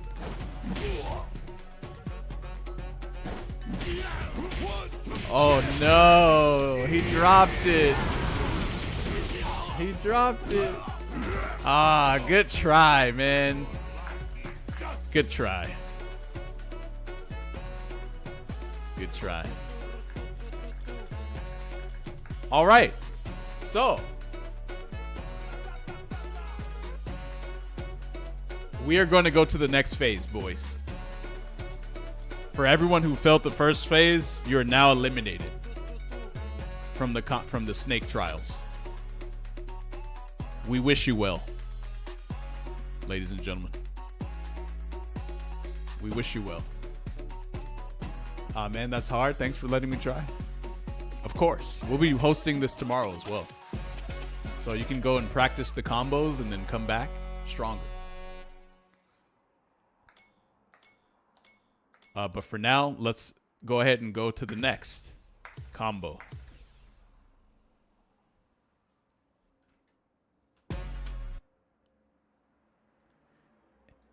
And since we're upgrading our combo, we are also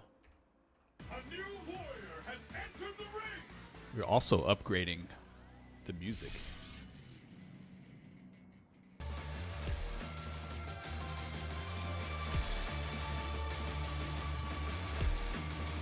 For everyone who has made it to the next phase, congratulations to making it here.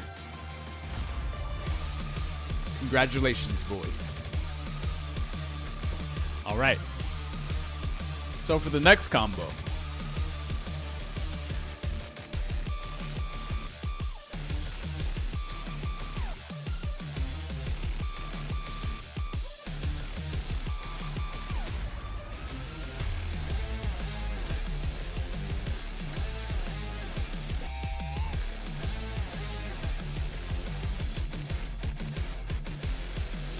Okay, for the next combo. Damn, this might be too hard. Hey, bro, you scaring me? Wait, I gotta think because here's the problem. I can't put you guys in a punish counter state. So that eliminates a ton of combos that I would actually want to do. So now I have to think of combos that don't involve punish counter. And that ruins everything. That ruins everything. Nah, that's too hard. Because having everyone do that is just, nah, it's just whack. It doesn't, it's, nah.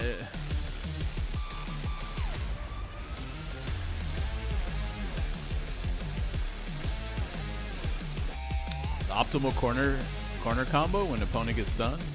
Yeah, but how do I stun you though? Yo, they need to upgrade these. They need to like upgrade this shit.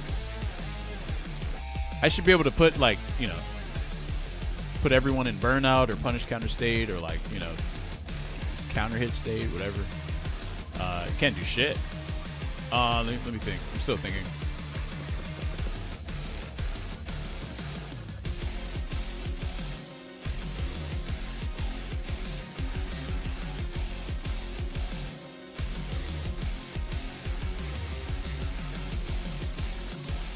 I could do this. I do have a few ideas, by the way, but I don't know if this is too hard. This might be too... Okay, what about this? Okay. Wait, hold on. Actually, this is perfect. Even I can't do it, bro. But that's only because I'm on levelist, though. Wait, do I even have... Wait a minute. Huh?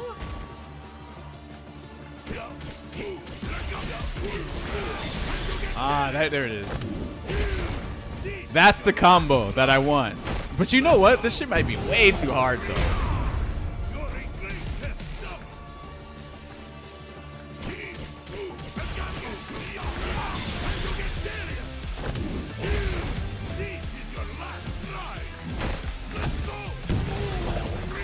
You could make them do a move, then just punish to create yeah, but problem is I don't want...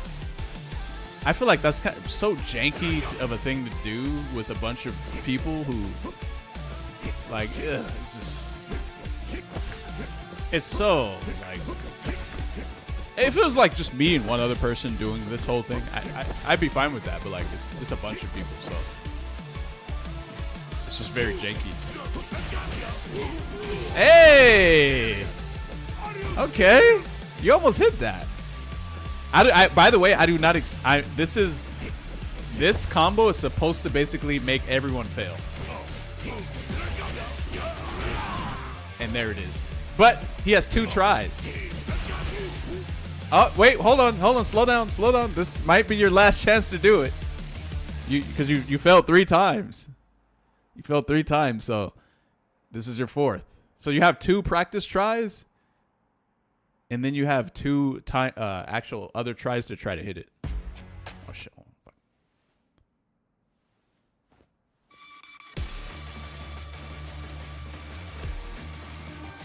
Wait, can you pick any stage you want for practice mode and for this? Or is it just one? Is it just training mode? What if we get it first try? I mean, if you get it first try, yo, good shit. Good shit, bro. But I mean, that's probably not gonna happen though. So yeah. All right. Oh, by the way, you can like do other things on hit, but just not the like. You can like, you know, just to get acclimated to the latency. You can like, you know, you can do other combos. You can do other combos, but you can't do the combo that is the trial combo. You can't do that one. Just to get acclimated towards the latency. Don't do that. But you could do you still have 2 practice attempts at the combo and then 2 actual real tries at the combo. This is the last. This is your last attempt, yes.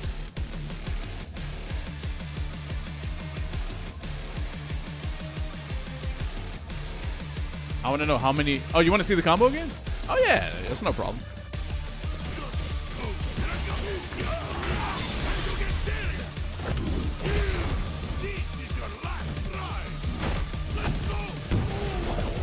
I do this combo a lot.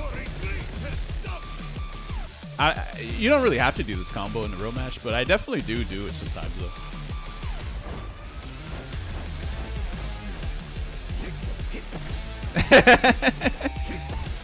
I like that. Using your brain. You're not breaking the rules. You're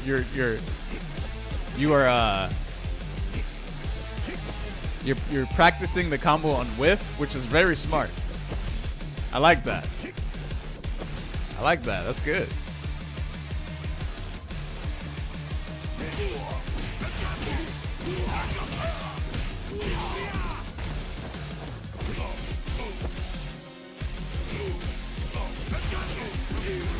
Ah, you missed it. Good try, though. Good try, Only Zan. That effort that you put in there, honestly, seriously, man, like, good shit, bro. That's gonna carry you far. All right, so who's next? So Only Zan, and then we got Rognus. Let's go. Let's go, Rognus. The latency is so tricky. Yeah. Yep. Now you see why I'm missing most of my stuff. Huh? Medium combo?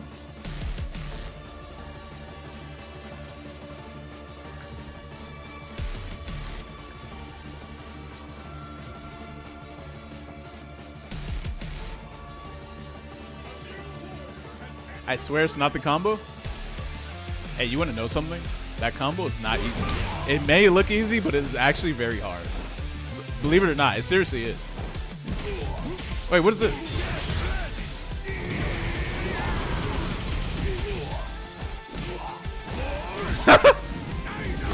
Wait, isn't this the first combo I did? Wait. Oh, he almost... Wait a minute, he actually might hit this shit. He might hit this shit. Okay, so he hit the first combo pretty easily.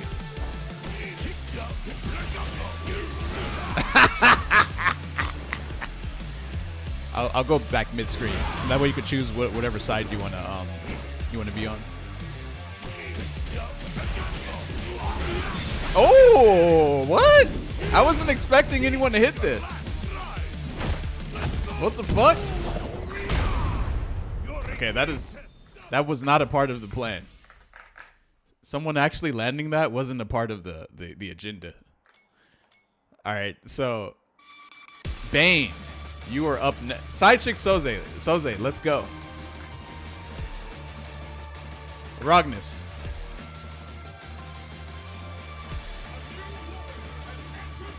Yeah, it's a combo contest. You come in, I show you the combo, and then you have to hit it. You get 2 practice runs, and then you get 2 real tries at it. And then if you don't hit it, you lose. I already know what the final round combo with prizes on the line is going to be. What is it going to be, huh?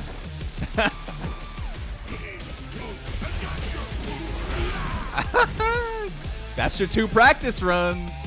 You got to make good use of the next 2 runs, the next 2 combos. Yep.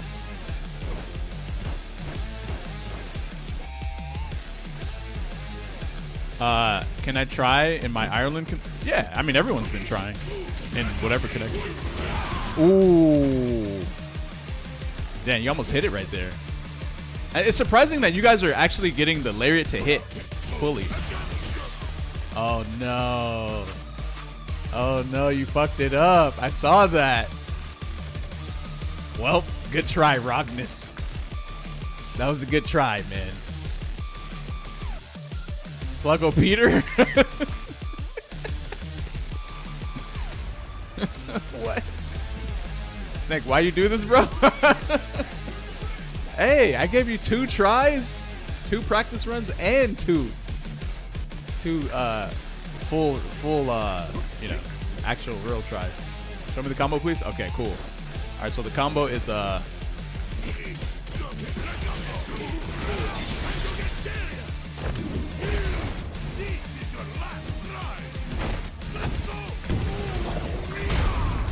I can do it again too. Dude, I was doing it in training. The pressure is so real. I told you. That's the beginning of the combo right there. It's a swanton dive. It's like and then drive rush and then It's something you would actually do in a real match with Zangief. Maybe you wouldn't do this many jabs though, but you know you could if you wanted to though in a real match. Ooh, let me show you the combo again. That's 2 of your practice tries though. Here's the combo. Whoops. Wait, I'm mixing together 2 different combos. Hold on.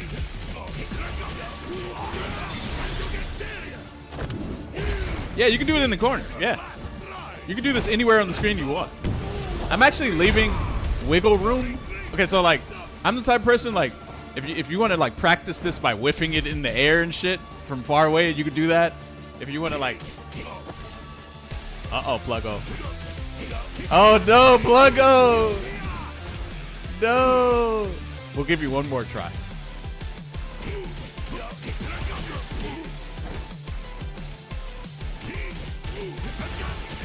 Oh no, yo, good try. Good try. Good try. That is not an easy. You know what? See, you know what this proves? Your DSL can. You know what this proves? That some of the combos that I find easy are actually not easy. So my perception of like what's easy and what's hard is actually like different. Because some of this shit is actually hard. He's pushing me to the corner.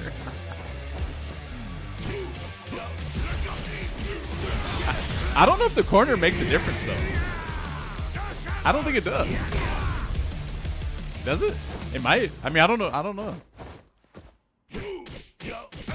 Oh no, that's 2 of your practice tries right there. Ooh. I can, you know what's funny? I can see all of your inputs.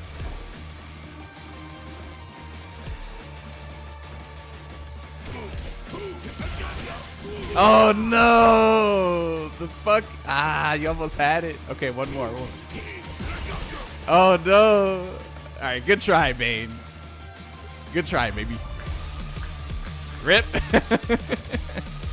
Very good try. Uno mas. What? No, the room shouldn't be private, actually. There's no private slots here. You see reserved slots up there? It says 0, 0. In order for it to have, like, to be a private room, I think you have to... Actually, no, I don't think you need to have reserved slots for it to be private. But it's definitely not... I don't think it's private, though. But maybe it is.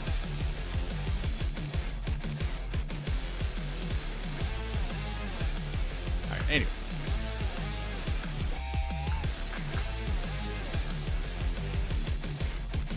I think it actually is private. I think you're right. But the passcode is 0000.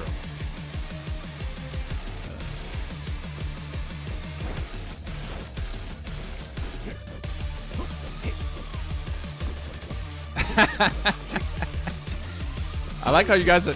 Oh,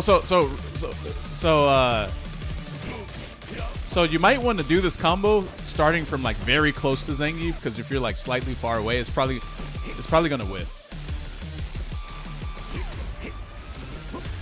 Oh wait, let me show you the combo, because show you combo. Oh shit, I actually dropped it. It's like there it is.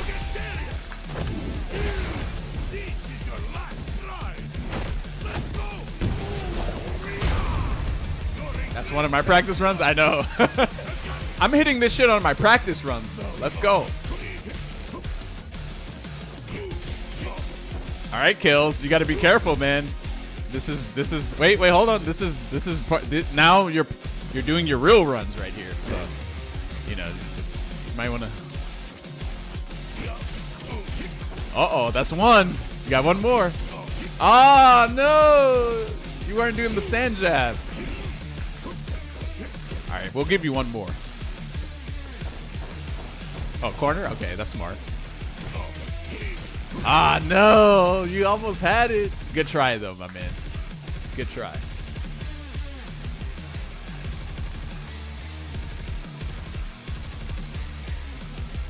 The latency is a bitch? It is.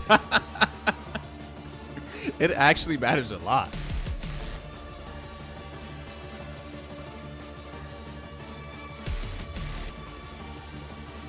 Huh? Where do you put the code in?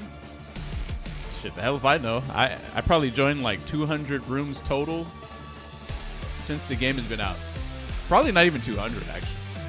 Actually, no, nowhere near 200. It's probably been like 20 rooms.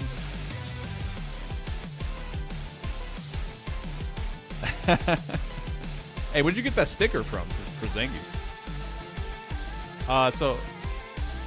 Oh, caved ups, right. Okay. Alright, here we go. Back into it. Yeah, there's hella slots open, so it should be easy to join. Unless something uh-oh.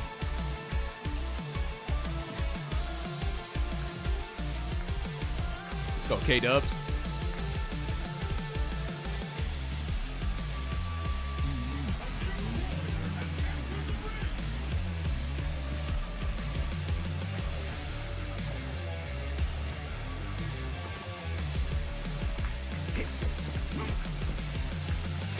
Here's the combo. Check it out.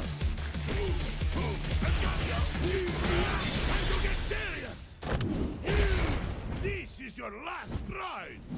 Let's go. You're a great test dummy. And as you can see, that's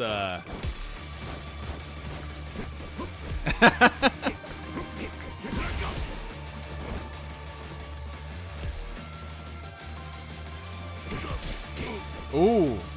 It's actually this. Yeah. Uh-oh. Oh, that's not easy, is it? That part? That's 2 of your practice runs, K-dubs.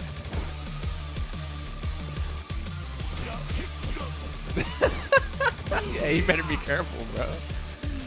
The latency makes the jab chains tough, though? Yeah.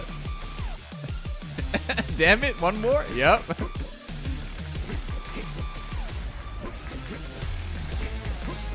I should auto-qualify? Oh no, you did another crouch jab. You're supposed to do...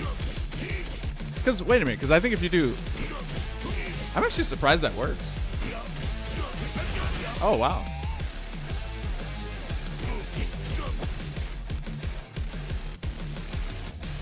Yeah, it's usually... Oh, what the fuck? Oh, okay. Yeah. Well, looks like the only... So, actually, if this was a real tournament, damn, who actually hit this combo again? Barcode would have actually won, I think, if this was like a real tournament. Yo, let's go, critical lizard. I'll just stick to headbutt, drive rush, headbutt, hell stab, lariat. Alright, sorry, level 3. Hell stab, OD lariat, level 3. Well, I mean, this combo isn't like something that you would really like have to do. Oh! Okay.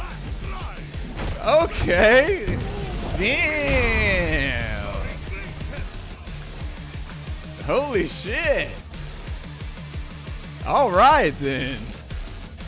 He hit that shit right on the first try. He walked up with some different type of energy just now, didn't he? Didn't waste any time mogging y'all.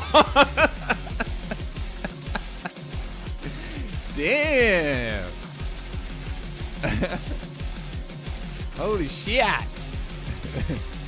All right, guys. That is actually going to conclude today's tournament for combo trials. That was just a test, though. But we've learned a lot, though, from that, though. Yeah. But you know what I'm thinking though? Huh? You're gonna challenge me? you don't want none. You should 1v1 the winner. I should actually. But this is a test. This is a test run because I feel like I could run it better. I could Hey, so what do you guys think about the whole like 2 tries or 2 practice runs and then 2 tries?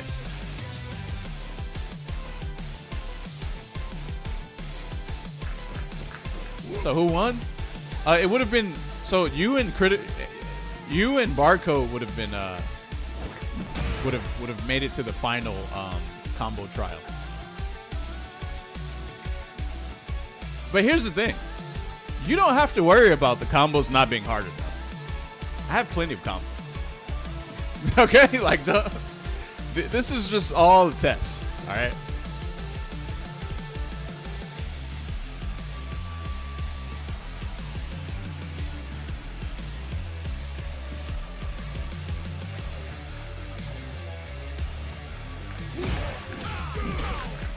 Maybe increase practice as it gets harder? Yes, I should dynamically set the amount of times you can practice the combo versus like,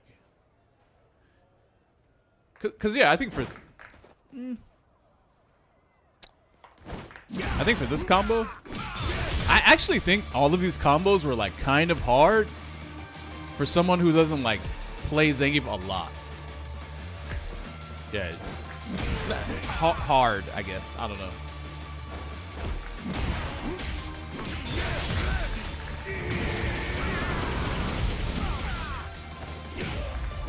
Huh? What are the rules for the lesser modern Geefs?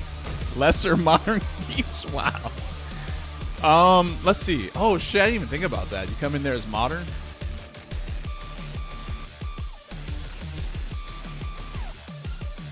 Wait, doesn't modern have everything? Wait a second. Wait, isn't modern harder than? Isn't doing this on modern hard?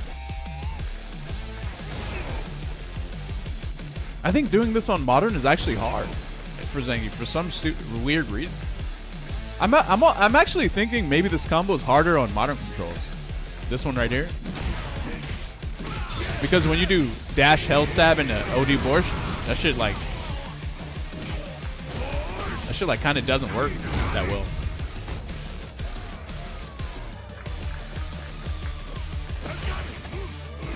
They get shot. I don't even think modern controls has hell stab. I think it just has that. But honestly, I don't even think you need hell stab, because if you land a headbutt, you can still, for some reason, like, look at this, that combos. And also, I think this combos too.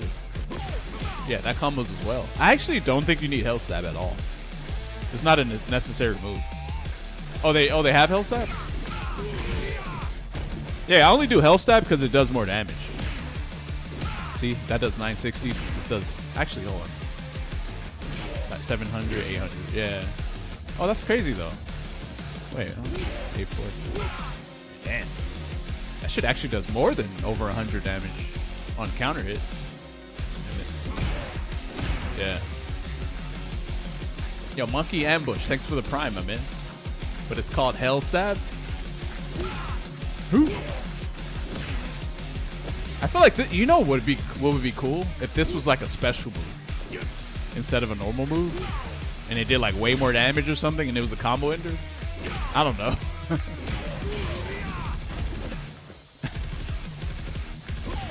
I think that would be way more dope, bro. That I feel like they left so much potential for like creativeness on the table. It's fucking crazy.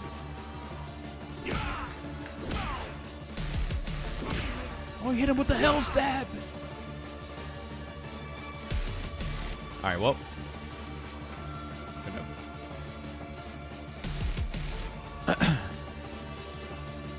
Oh, whoops. Sorry about that. Yo, check out the new emotes, though, in the chat, guys. SPD Aura. Someone made a video on this is why Wi-Fi is ruining ranked in Street Fighter 6. Man, I would watch that, but it's fine.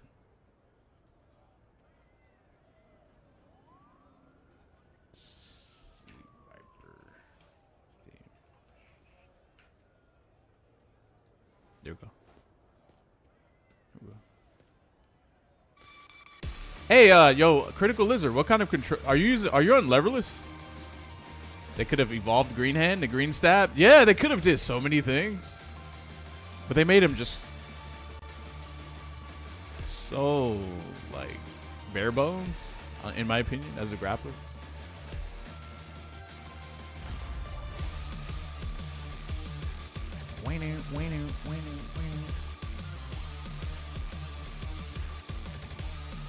Oh, use Pat? I'm on leverless right now. I'm using this. Damn, you guys didn't even know. I was doing all of that shit on the fucking leverless, bro. Yeah, primarily I am also on that. But I really want to switch to leverless though, like really badly.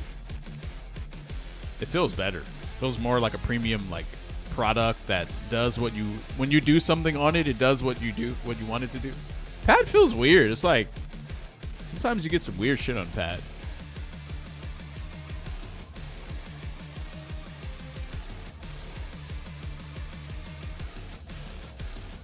Hey, I ain't gonna lie. I was gonna watch this Gachukun versus Broski, and then I saw Captain Falcon versus Ganondorf down here, and I'm insanely curious on how this match goes.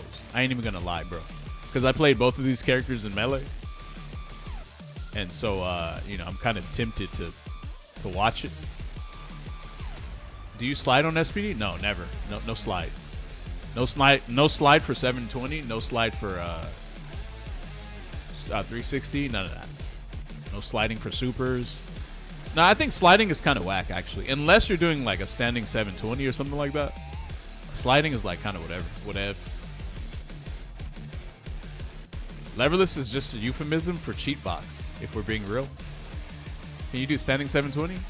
I actually forgot how to do it, but I've done it before though. It's actually really hard. But if I actually were to do slides, I would not use this leverless. I would use a Hitbox Ultra. Oh, you can do it on stick? Yo.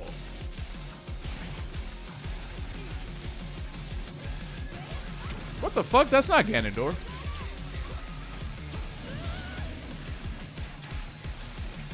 Here we go.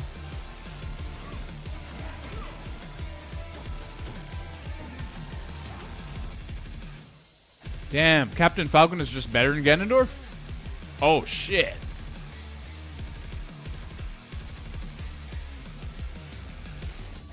Bro, why is Ganondorf just getting bodied like this? And he's so slow, too. Like, what does he do? Oh. Oh, damn. Damn. Bro, fucking Ganondorf is dog shit. Oh my god, he's so bad.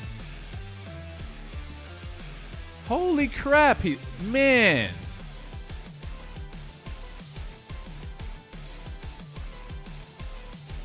Jeez. How come every character I like is fucking trash? Doesn't make sense, man.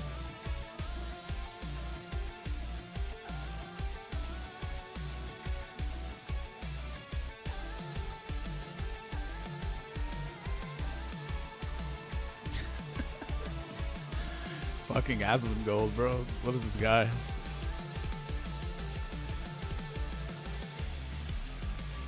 Alright, we need to watch one of the matches happening in Japan right now. Let me see. Let me look up Broski real quick. Broski?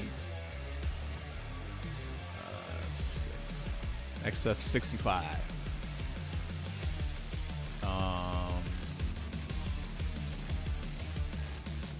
You know what? No, let's go back. Do I get a cash prize for landing that combo first try? Well, that whole tournament thing was just a test. Oh, Hikaru versus kills you? This should be good. Oops.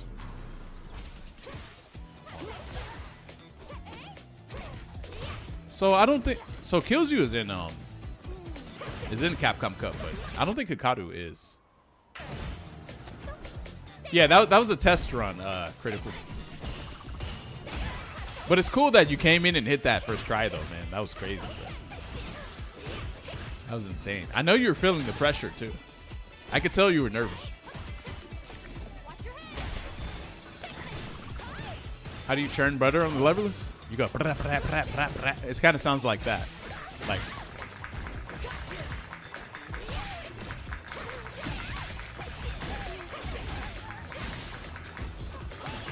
You hear that? Are you one of the X-Men? Yep. I'm like an alternate Blade for Marvel.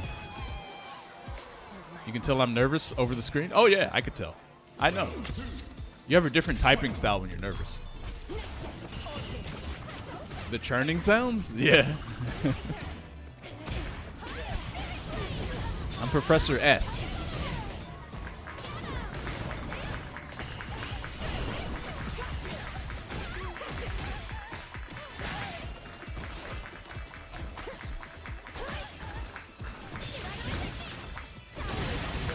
S. No, not ass. S. S is in snake. Professor X is in Xavier. That's his name. Mods.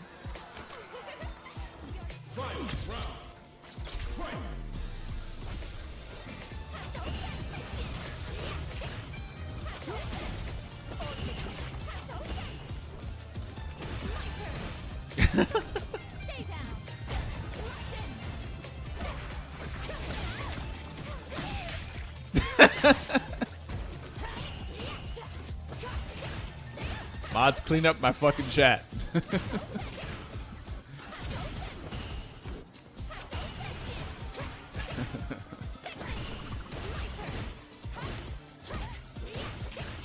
I thought up a random buff for Thunderstorm. Standing Heavy Punch and Forward Medium Kick can get canceled from it. Oh. Oh, that'd be cool. But that would only help if their DIs are kick DIs. Wait a minute, what the fuck did I just see? What? Man, you might be dead. Oh, no, you're not good.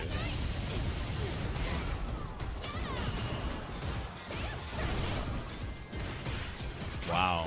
Damn. Mai's cheap. Cheap ass character. Nightshade.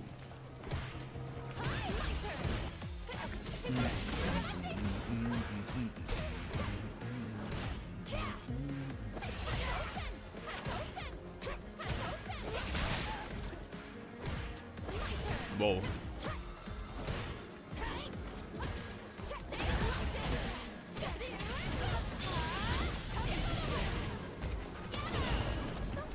She just throws a charged fireball in your face on wake up. That's just crazy. I should be using super cancel when my opponent uses fireball supers on my meaty Hasha. Oh yeah. Yeah. Level 2. Oh wait, no, you can't. Level 3, sorry. Level 3. Man, this shit looks mad annoying.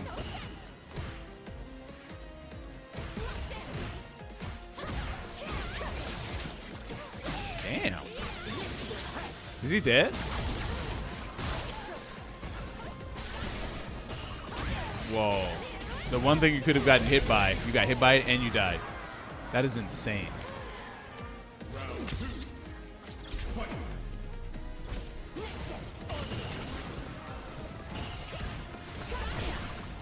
Gotcha.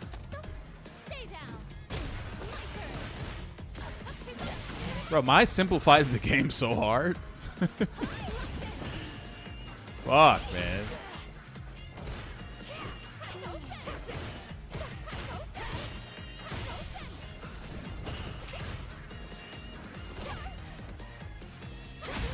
Damn.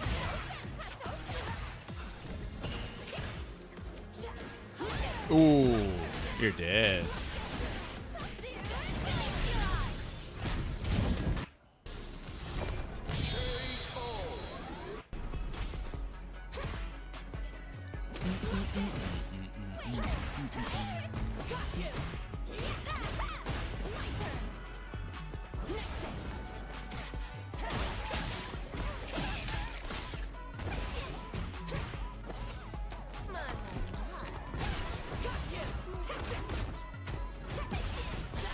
Damn. Okay.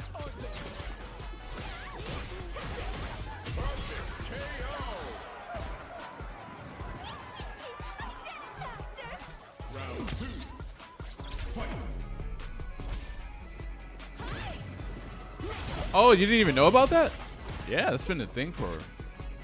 You can do regular fireball in the level 3 too.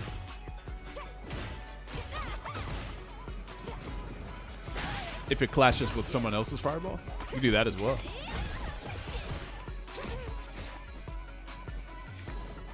Oh, baited.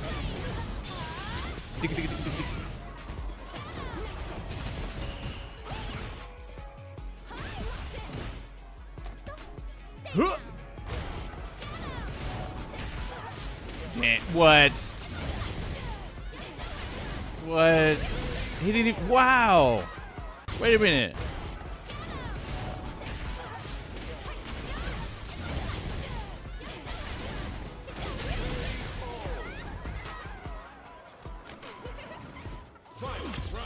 You guys see this shit, man? Damn.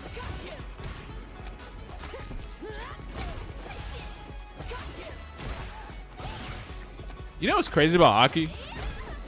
It's like kind of hard to feel bad for her losing because all she does is just button drive rush anyway. He ain't really doing shit. But like Mai is throwing fans and doing button drive rush, so.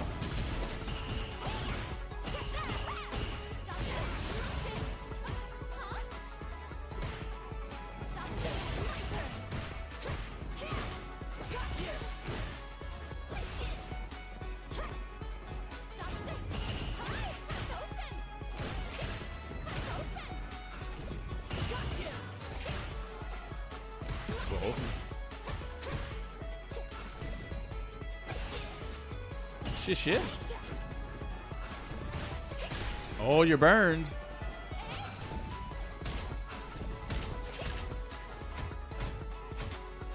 Uh-oh. Damn, no DP? Oh, she's dead. You know, one thing Aki does not lack is damage, man. She has the best damage when She has like the best damage when the scaling is super high. I know for sure they're shooting Ed, so the next top 3 will be Mai, Ryu, and Sagat. Probably, yeah. I think. Okay, who are they shooting in March 17th? Who's getting nerfed? Ed, probably JP, probably Blanka. Not sure about Sagat. Hopefully they nerf him though. I think Terry might get shot too. I would say Ed, and a slap on the wrist for Mai and Ryu. Terry, yeah, he's getting nerfed.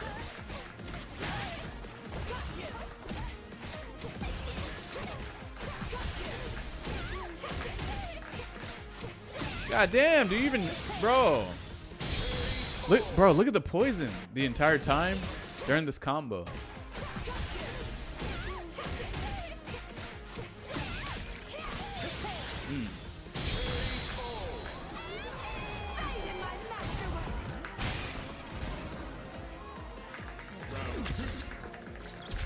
They're gonna change Geef's birthday and call it a buff. Now they'll just give you a new Zangief color and be like, hopefully they're happy. Fucking weird insects or some shit like that. That's probably how they feel about us.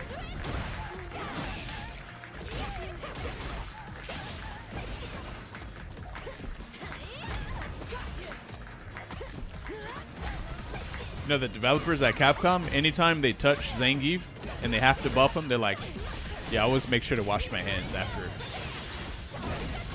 we finish patching Zangief.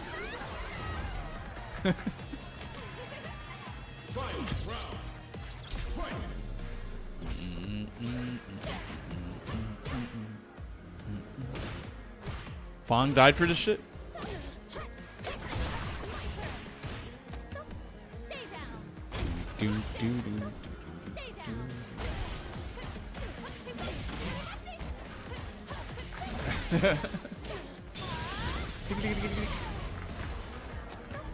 Damn, so Mai wins this matchup then, huh?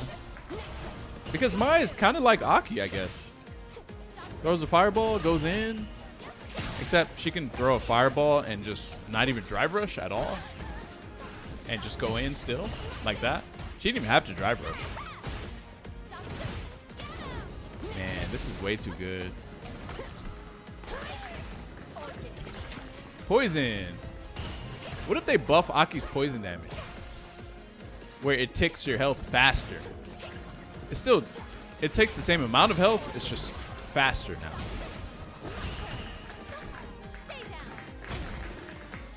Oh, shit. Oh. If you... Don't do it. Don't go for it. Oh, you could have threw him. What the fuck was that? What? That didn't beat the fireball? That didn't hit her fireball at all? That's crazy.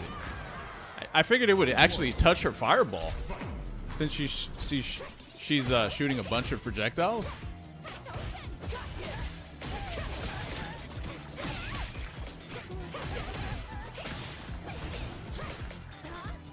Oh.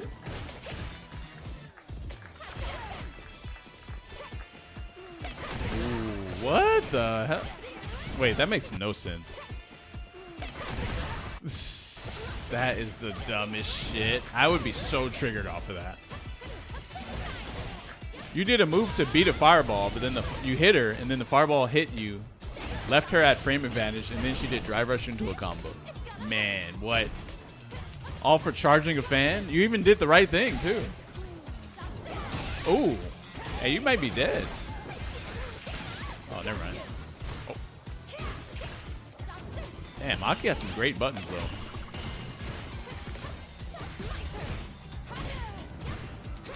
This shit is so... Bro, why do I hate this character so much? Mai?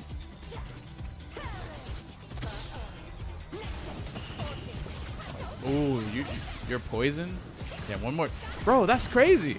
He went from if you jab him, he'll live to, oh shit, if you jab him now. Okay, this is what did it. So if you jab him right here, he'll live. But then the poison reduced his damage to where if you jab him, he'll die. Right here. On block. That's good. That's great. That's really good. Oh. Wow. Standing light kick DI. Crouch medium kick DI. I want a better range for crouch medium punch. For who? What character? Oh, you're talking about Zangief.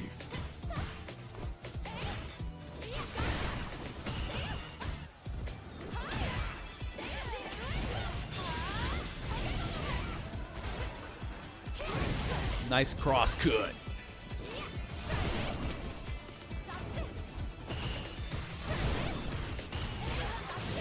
That's a lot of pressure, man.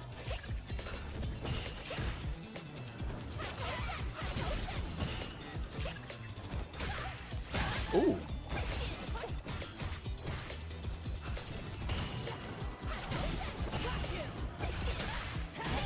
Oh, that's huge. Big damage. Look at this mixture. Ooh, damn. Wait, that's how you lost the set? Oh, it's not over yet. Bro, that's kind of a shitty way to lose. And just from that, you're in the corner now. Wait, so what do you guys want them to do? Nerf Mai's damage? They already nerfed her fan. I'm not even sure what else they...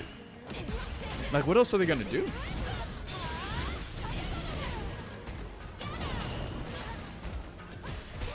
Did he really? Did he try perfect pairing each?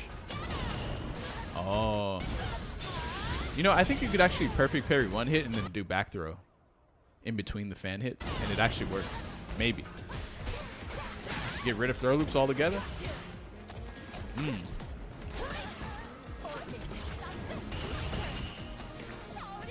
This is so cringe.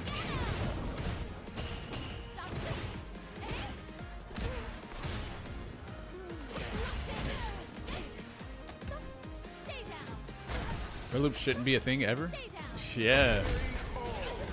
Make her 8k health. Hey, that would work. Damn, 8,000 health?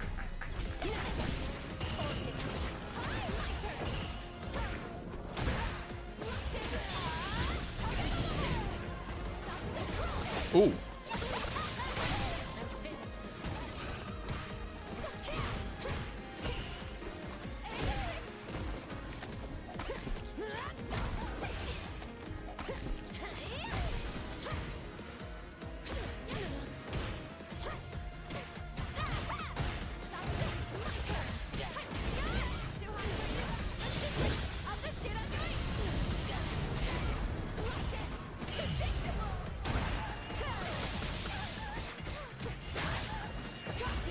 Get rid of bouncing fan unless it's EX. That's a good one too. Dang. So wait, I actually think Mai is so good that even if you nerf her, she'll still be super good. That's how good she is. She'll still be great actually. Not good, great.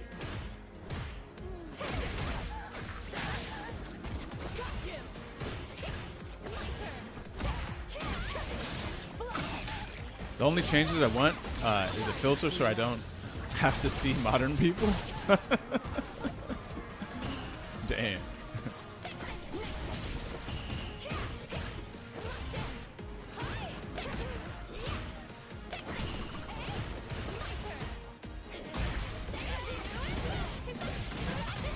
Damn. Yo, Barcode, thanks for the gifted to Jadity.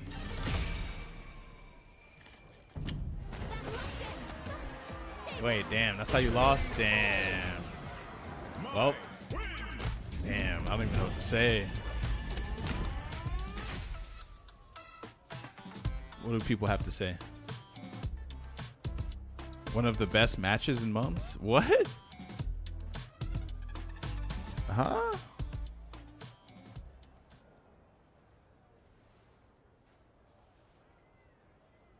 That gifted got political? What do you mean? Oh, truly a modern visionary?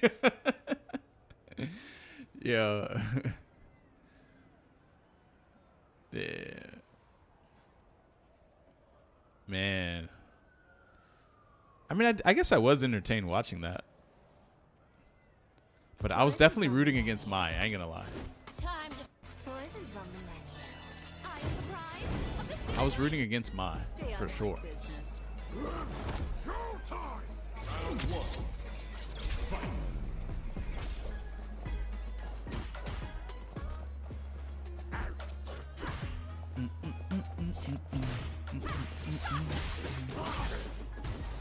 Higuchi versus Pipo-kun.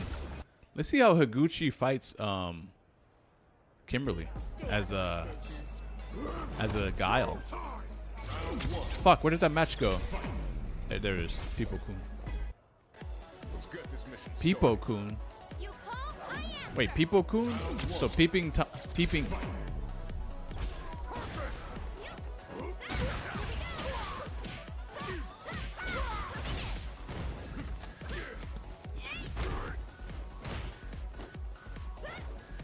Hey, what matchups do we need to see though? Gucci is in Capcom Cup, but I don't think anyone who plays Kimberly is in Capcom Cup though. Damn.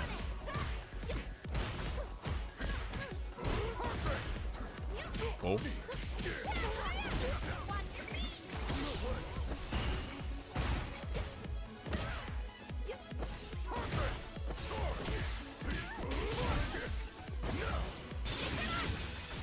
Okay, what if you can no longer do tap parry in the drive rush, and then you have to either commit to parry or commit to drive rush?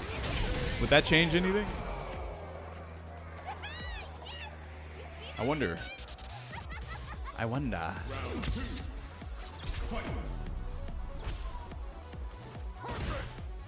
Perfect.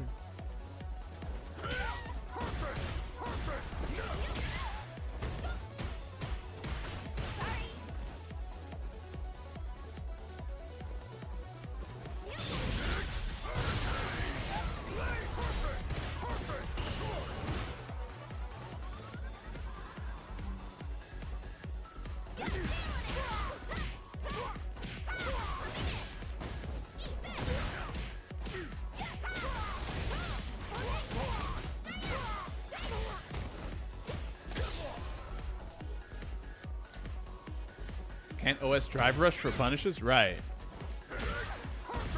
So it makes it to where, you know, if you see someone turn blue, you could just simply walk up and throw them, or walk up and do OD SPD. and they eat 3990 damage. Bro, that would make Zangief way stronger, by the way.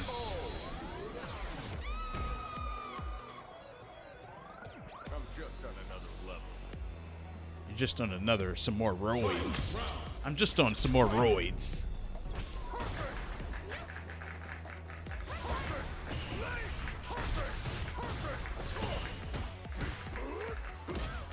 That would buff grapplers? Oh, yeah.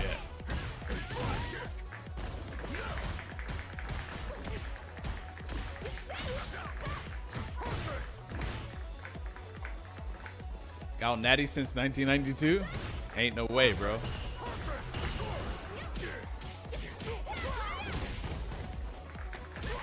Hey, but you know what? Through the power of like eating right, proper sleep, and technique when lifting weights, you probably could get as big as Guile without roids. Maybe. Like, I don't know, you know? I don't know, bro. Sometimes when I work out, I be looking like fucking just arms be crazy. Maybe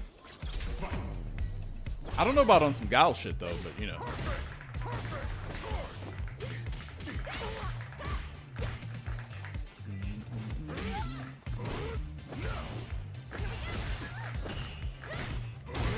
Like grapplers have less damage reduction after perfect parry?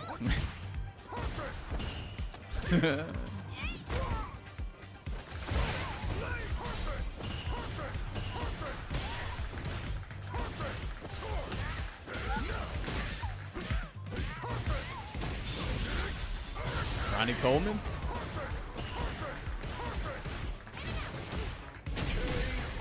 Damn, that was solid. I'm just on another Stand jab, back heavy kick. round 2. Fight.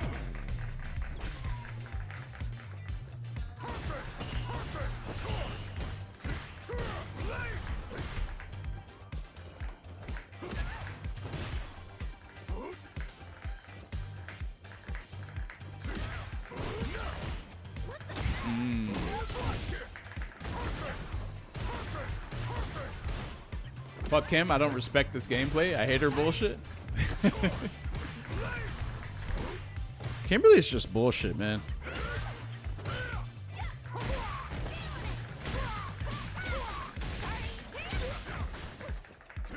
Oh, man.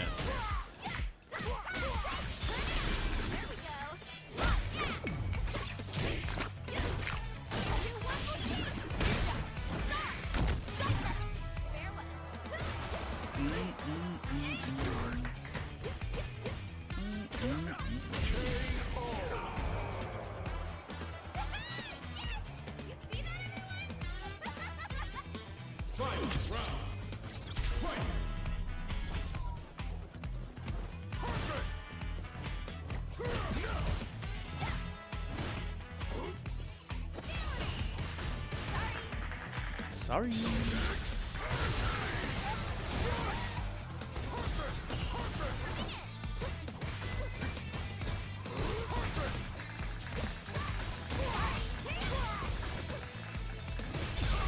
You think I'm not playing? Now I'm practicing 720 inputs on leverless. Damn.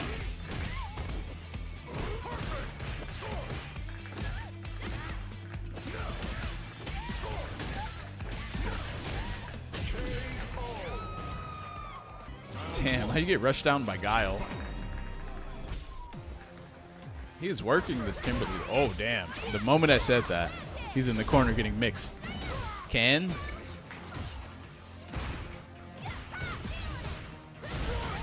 Damn.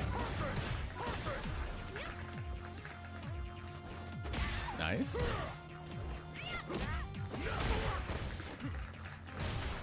Commentator's curse. Dunked. Back in the corner. Throw. Another throw. Meaty. Oh, never mind. Another throw. This character, man.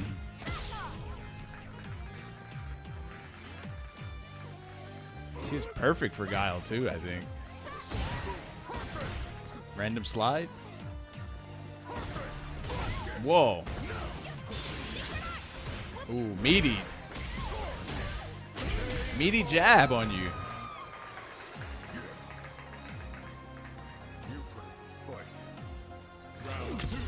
You put up a good fight.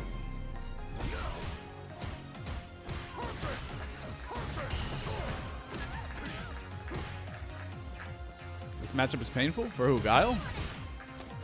Or Kimberly?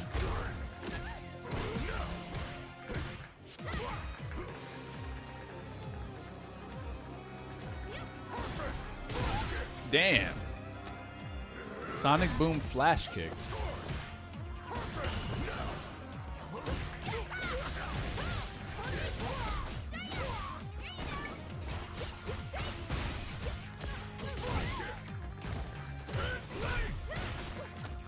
Damn. Can't wait to pay for the privilege to watch those exciting throw loops in a few weeks. Well, apparently you can watch Capcom Cup in the Battle Hub for free if you own the game. So at least there's that.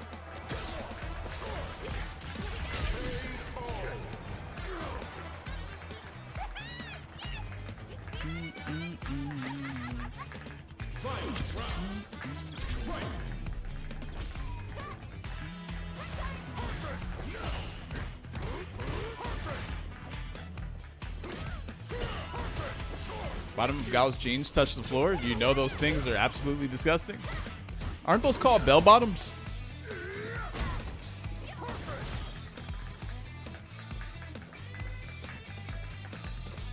He got cowboy boots on with bell bottoms. And a cowboy belt. Dog shit scrapers. It's boot cut. Oh.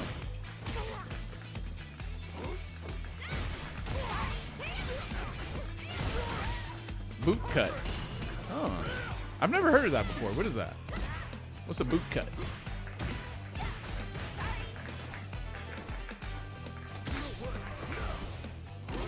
Man, this level's got my fucking hands hurting. Not hurting in a bad way. More like feeling like they're being exercised. Not exorcised. Exercised.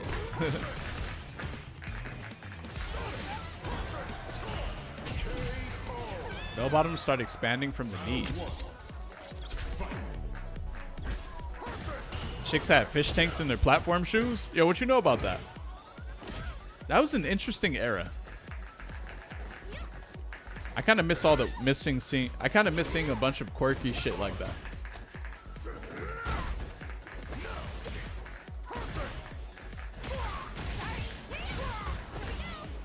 I miss when people used to wear overalls, just in general, in the summertime. You guys don't know about that, do you? Maybe that might be a Cali thing though.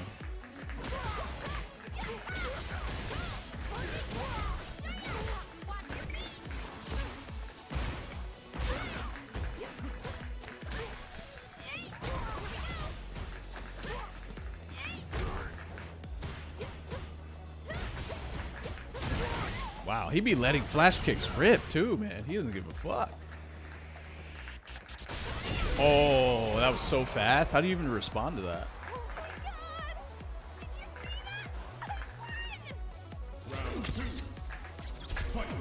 People still wearing overalls back in them heels back there? Back here? Oh yeah? What heels?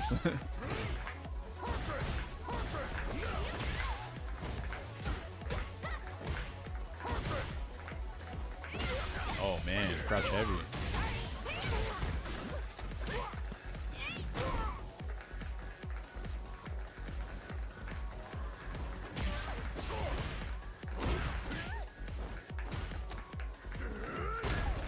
Overalls with no shirt, the inbred drip. Oh no.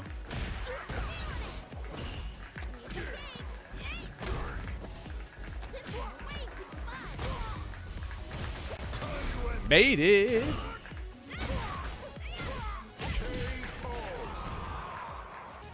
Oh, Dickies? Yo, with the crease in the going down the middle of the pants.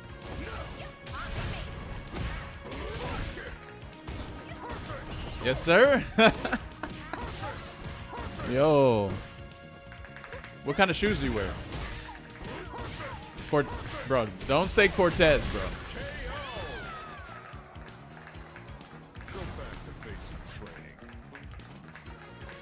Only drip in that fit is the drip. Black Dickies with black and white chucks.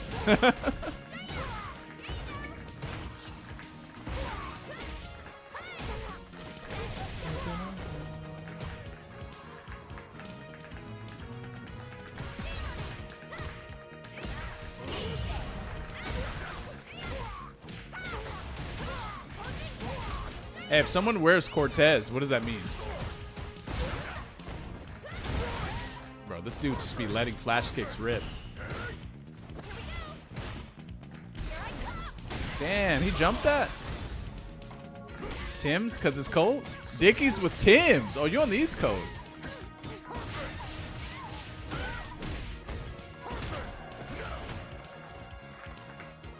Probably a drug dealer? Cortez or Air Max?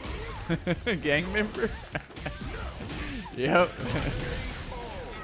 If you see Dickies with Cortez on, you already know. Don't even question.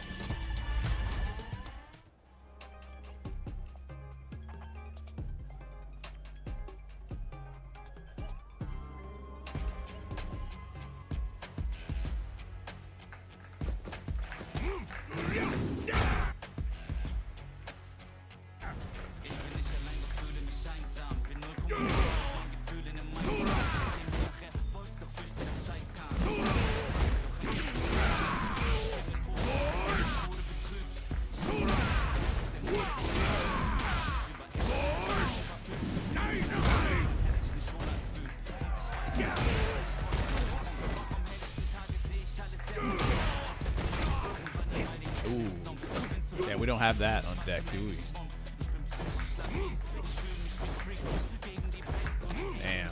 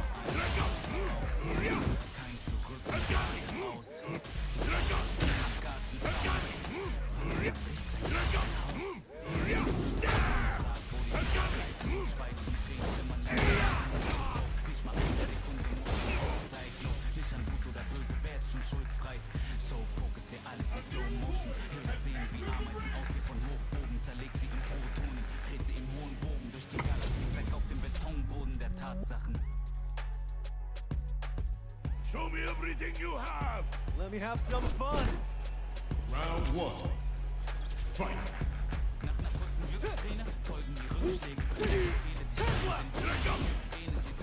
Where you go?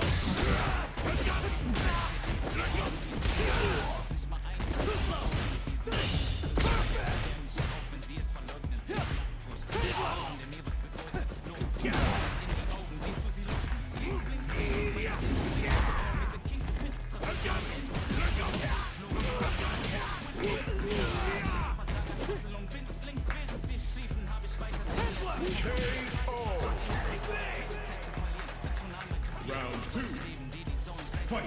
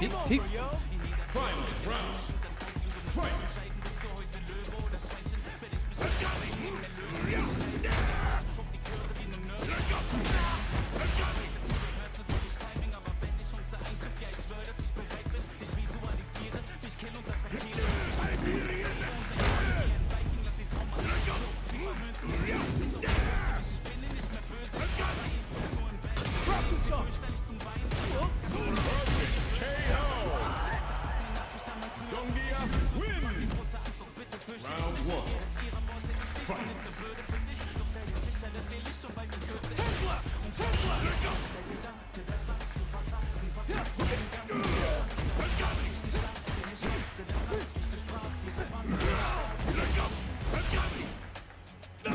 Whoa, that's crazy.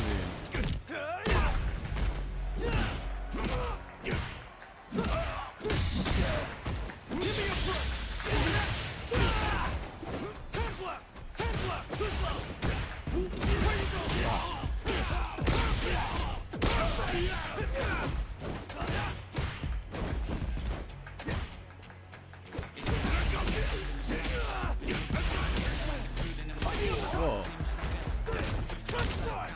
Oh man, I could have him doing that right there. If I didn't press anything, I would have did lariat through his fireball. Round two. Through his super. Fight.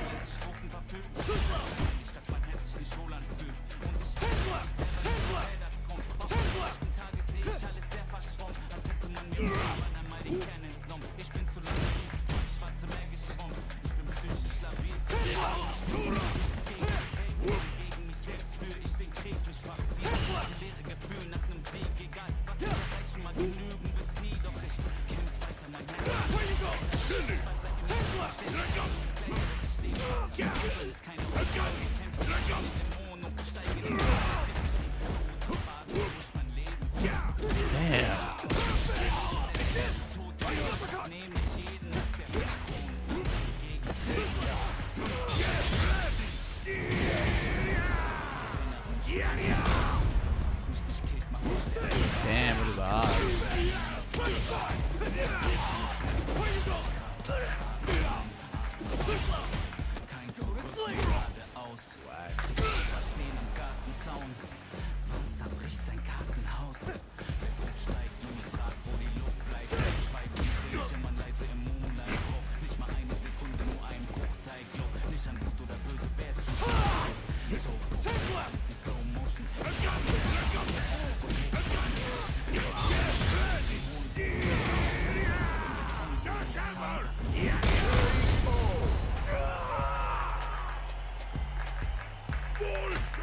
Final round.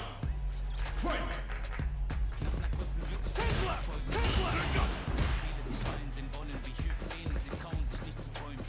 Whoa. I guess I deserve to be in the corner after this one touch, right?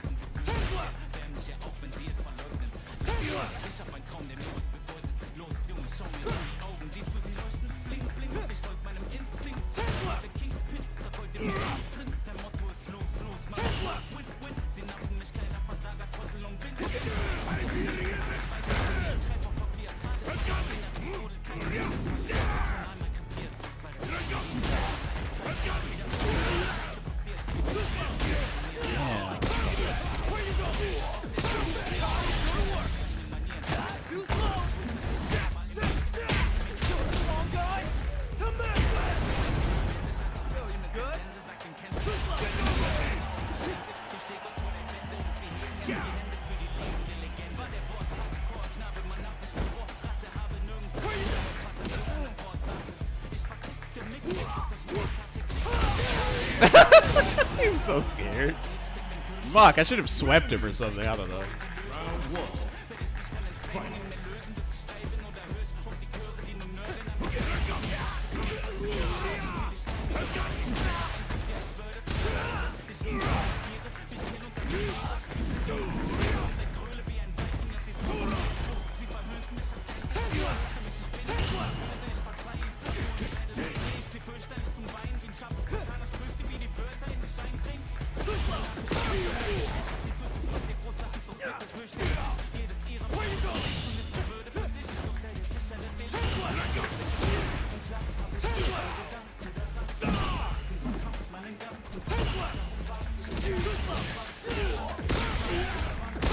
My man was in the corner, man. It's so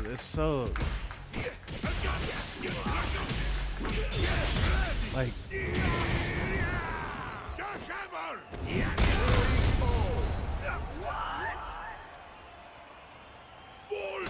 Round two. I was in the corner after one touch, man. That's like that's what's wrong with the game.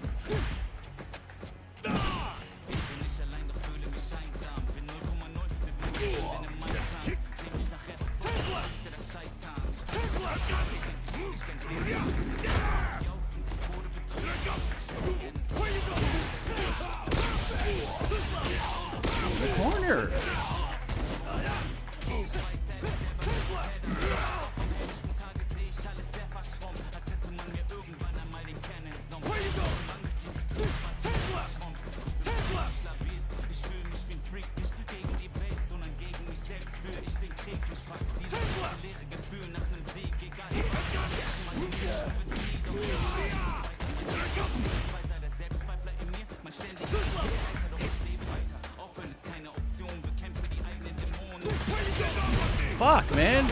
I'm not used to the pinky DI shit. It's too.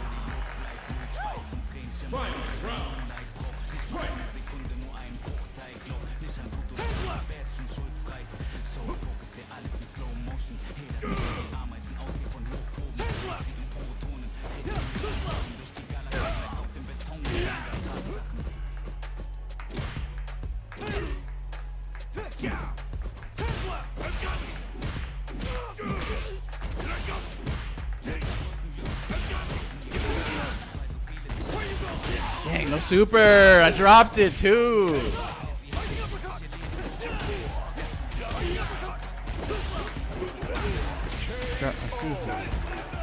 Damn, see, yeah, that's the one thing about leverless with the Zangief.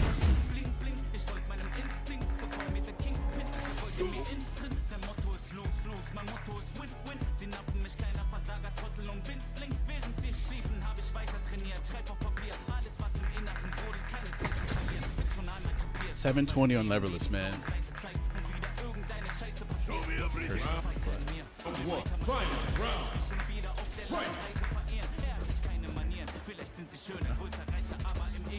Round 2. Fight.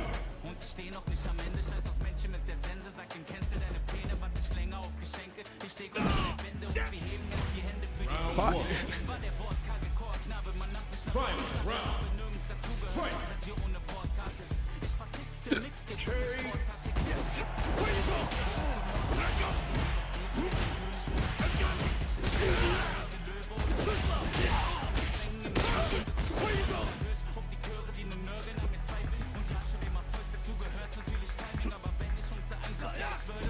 Oh. Wait, I got down back here instead of... I got down back. Okay, so I got forward, down, back, up forward, and then all of a sudden down back again and then down. What the fuck? What is that? How do you get that?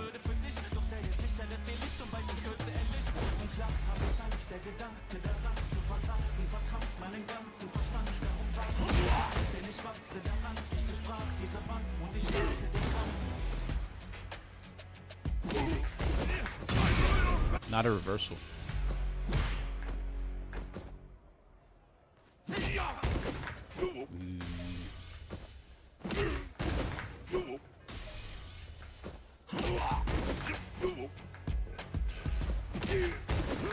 Man.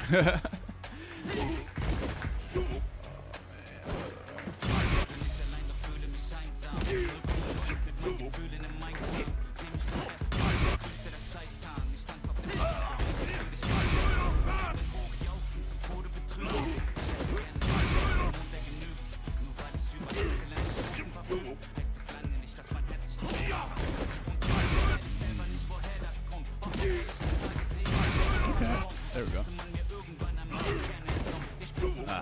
This shit is kind of like 70%. Oh, you got further in TNS? Hey, let's go. Huh? Maximilian dude showed some unseen Alex gameplay footage on stream last night. He got to play the character early. Ooh.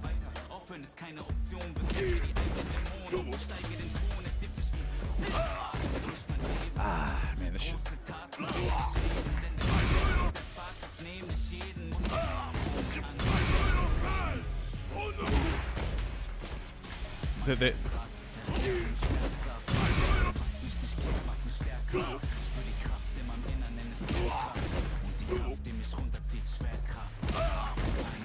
Man.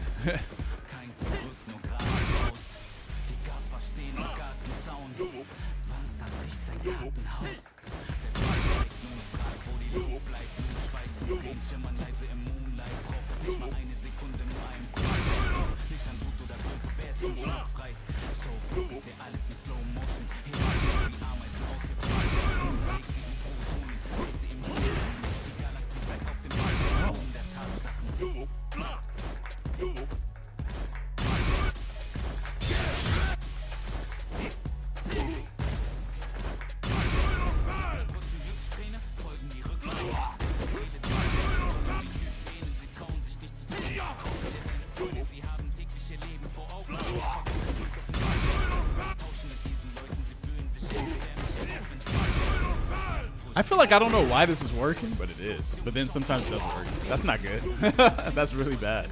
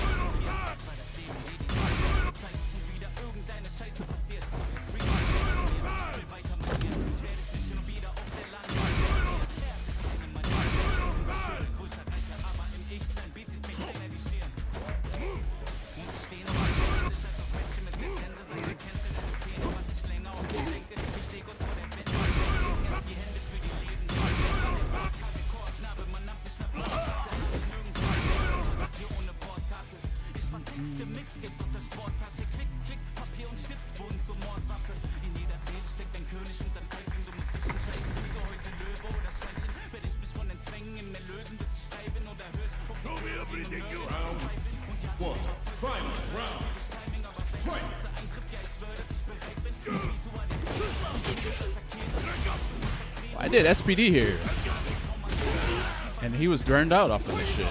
Should have me kind of triggered.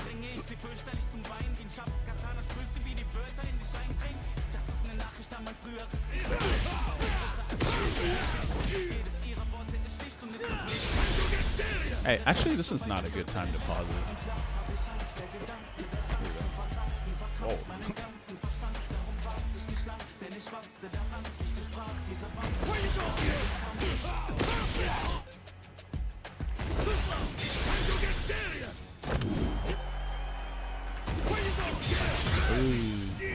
Oh, that works too, though.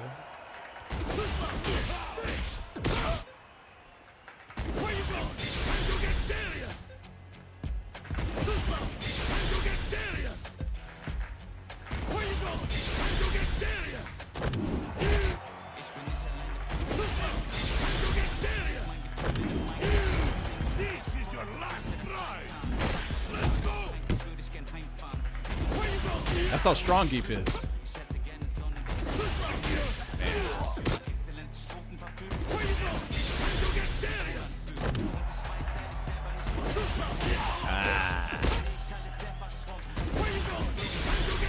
This shit is just not meant to create circles. It's just not. Are you guys having success with Zangief on Leverless?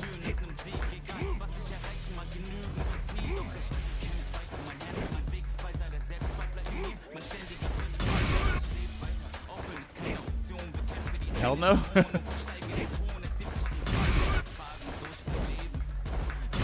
You can do like dash 720 100% of the time, arms, or like wake up 720 100% of the time.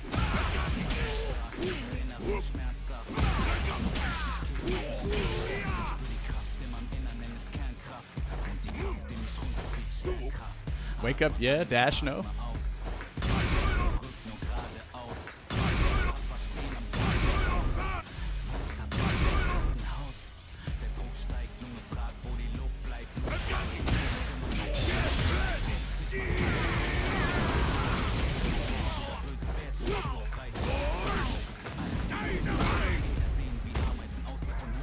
Shit's hard, man.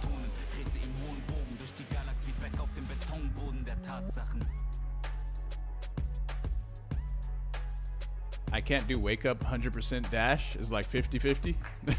Damn. This shit is way too hard, bro.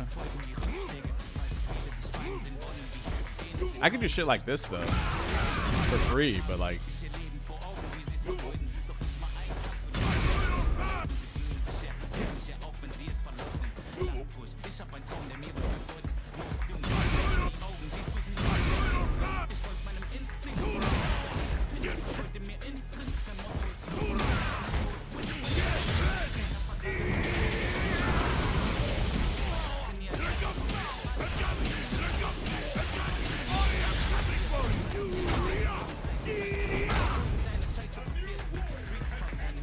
on a scale of 1 to Henny, how ready are you for Alex?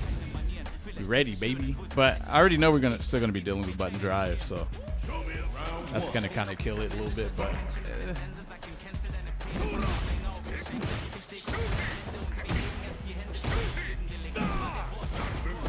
Fuck.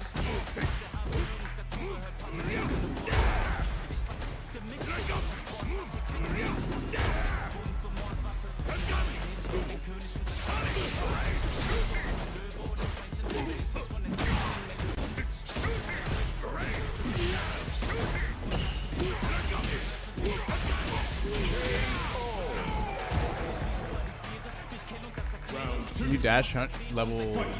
Can you dash level 3 100% on pad? Yeah. Yep.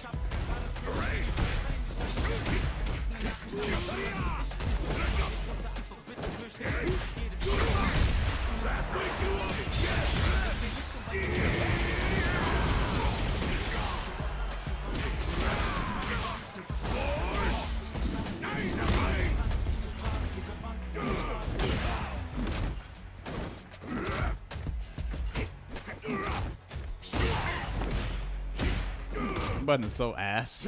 I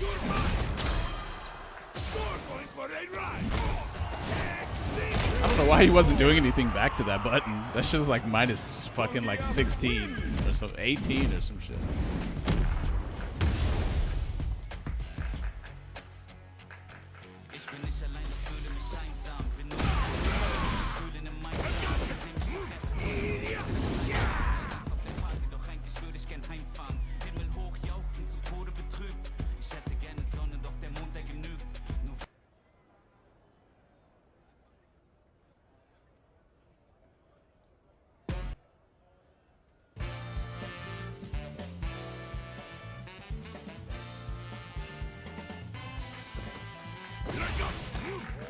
He couldn't punish. He could. This thing is really minus, actually.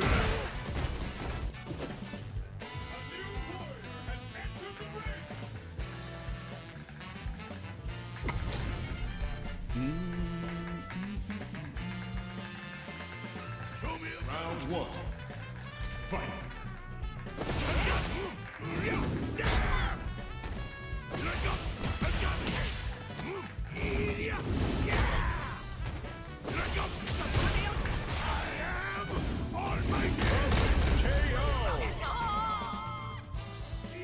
Round two.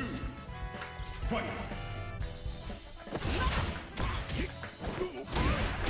Oh, you got confused on what side you're on, huh?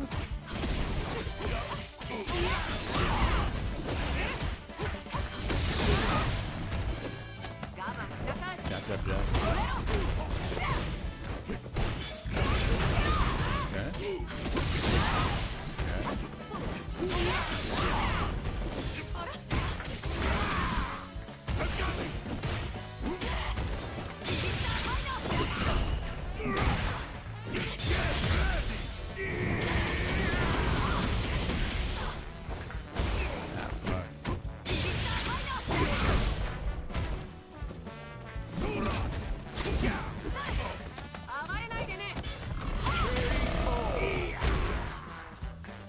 Final round. Fight.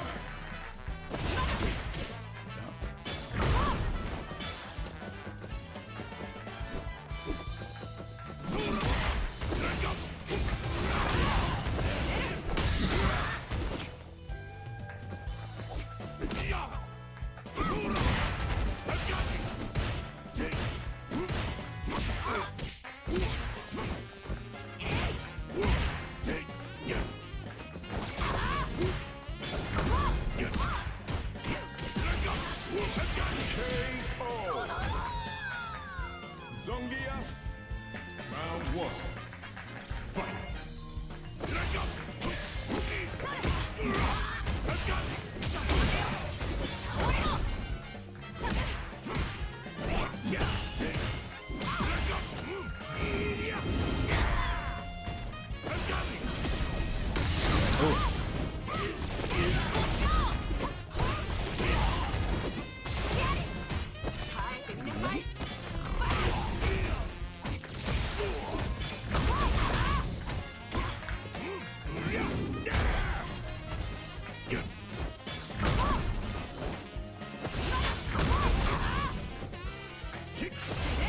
Bro. I don't understand why my jab punished for reacting to drive rush too fast. Round 2. Fight. Because she's so slow?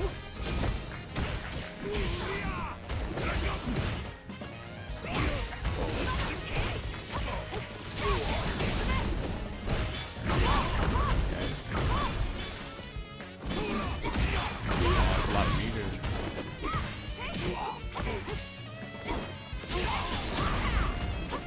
Oh, you don't care whether I have level 3? Maybe you didn't know.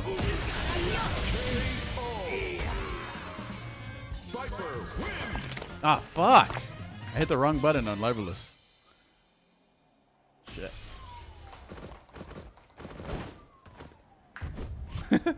I tried to hit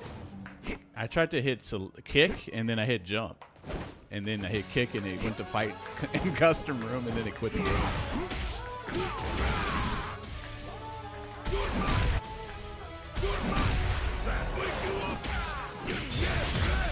Yeah, I think Viper wins, but not for the reason that not for the way he beat me though.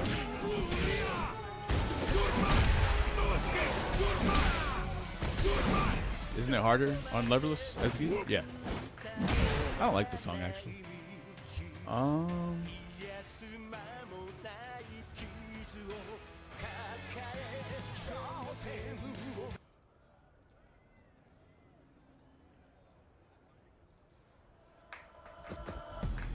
He does burn kick.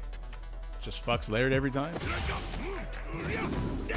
I think her buttons are just better than Zangief.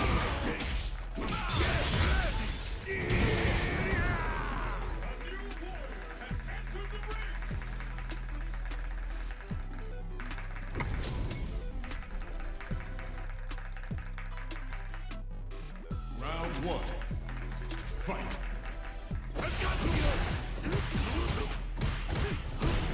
Oh.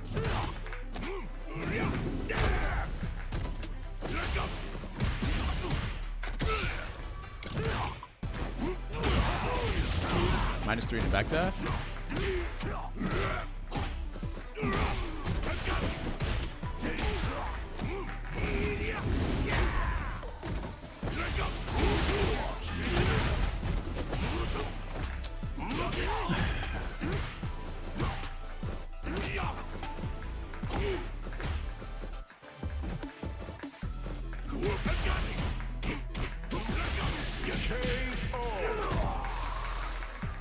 Round 2. Fight.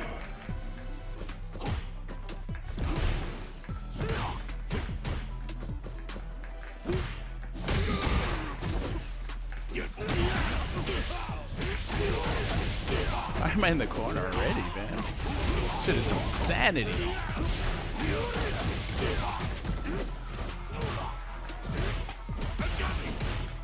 What the fuck?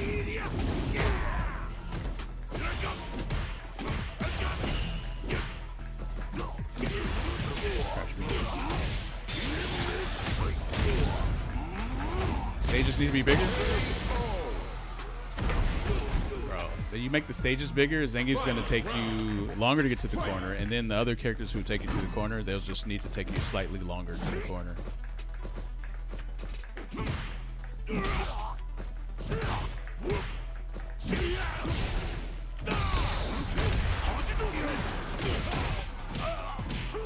The game is fucked.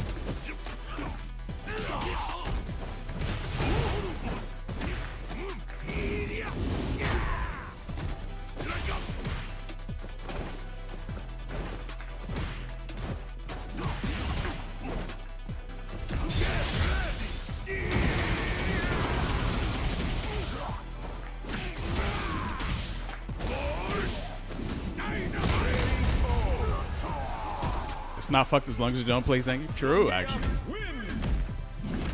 Round 1. Fight.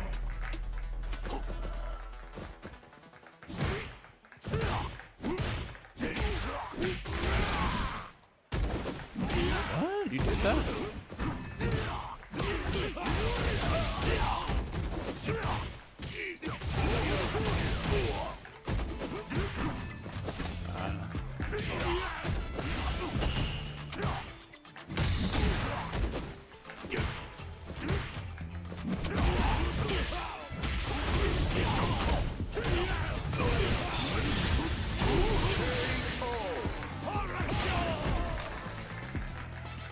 Round 2.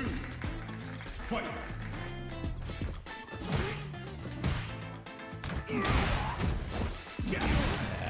Just manual time switch out.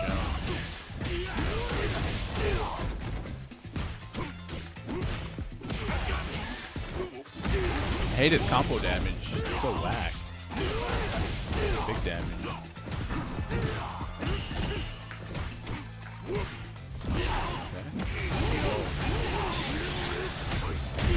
Kuma just does whatever he pleases. I mean, I'm on level. I remember now why I stopped playing on level. Akuma win. Round 1. Fight. I remember now. Damn DP. Oh, far now.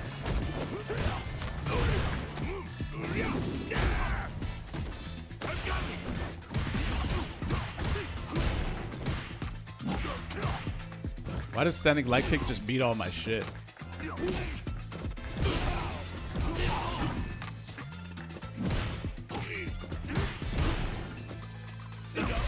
It just beats by standing. Okay.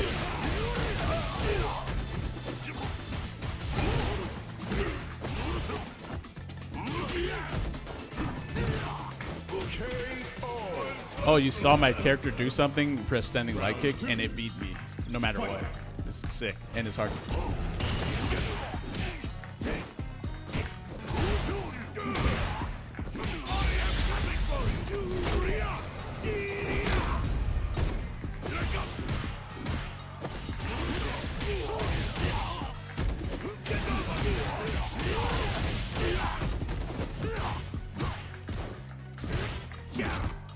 What? In Burnout? You still get a sweep back?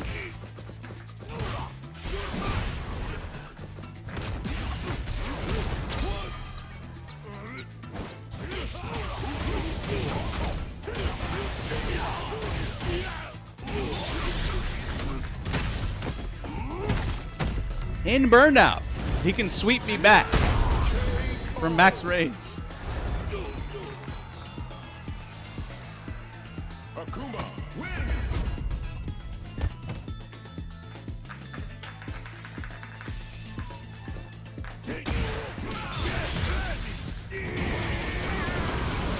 What if we made the stages bigger and then gave Zangief the ability to build corners on the stage?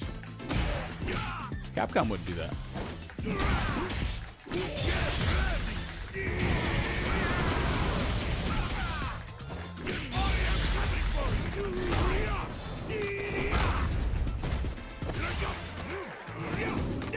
But you can't punish sweep with Honda at a certain range? Why can you punish Zangief's poke? Zangief's sweep is a poke. It's not an actual, like... How do I explain this? His sweep...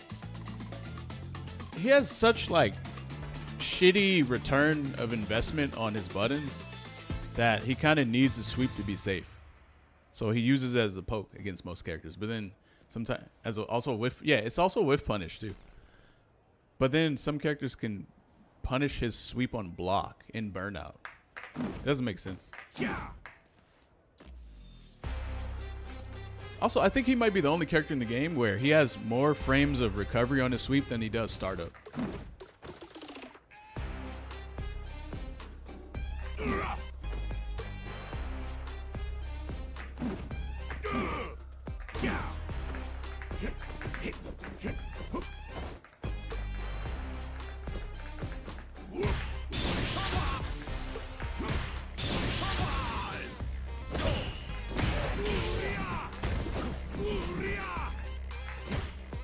I want green hand.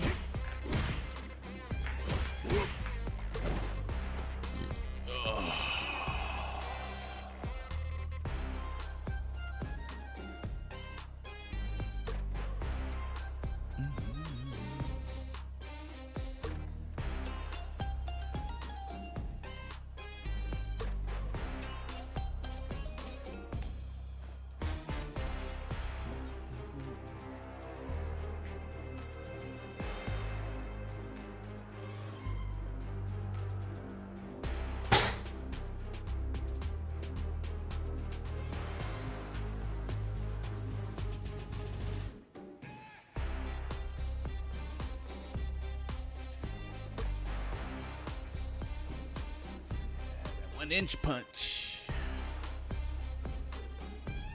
Snake, the tears on Alex's release will be glorious. Bro, guys, listen, the game is cooked. But thanks for being hyped. Like, just don't provoke me into talking about it.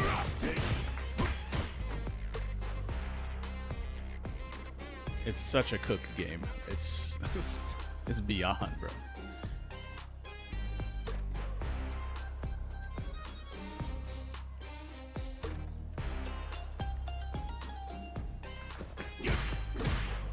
There's no way that Tekken is worse than this. There's no way. I don't believe it.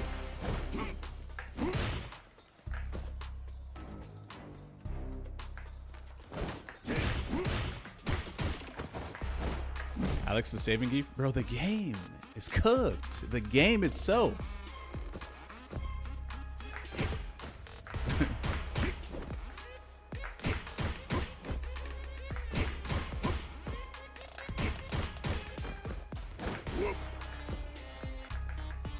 The game is just oh, psych, you thought I was gonna play neutral. Then you end up over here.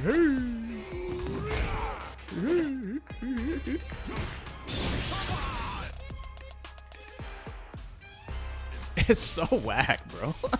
It's such a bad game. I'm sorry. This shit is awful, bro.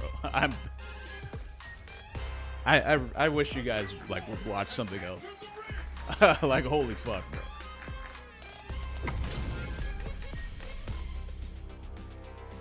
Hee but right. Round 1. Fight.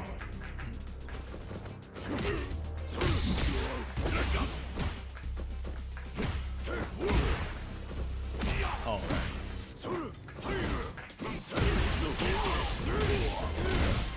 Guess I'm in the corner off of this? Yeah, great. Sick. I'm in the corner off of that. Oh, I don't get to whip punish that? Oh, wow. Damn, okay.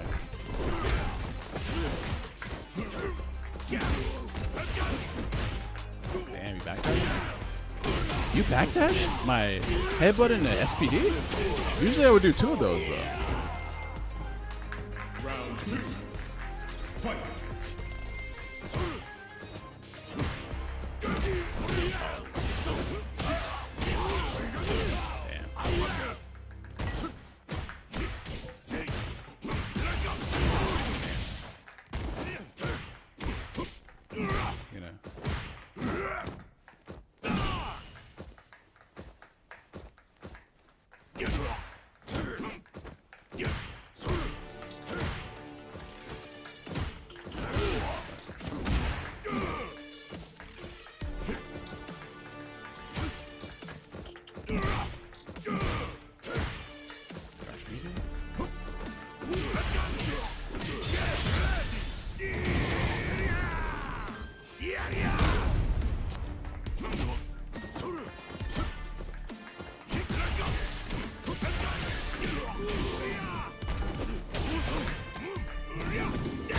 That shit actually didn't punish counter him? That's crazy. That shit only counter him. Fight.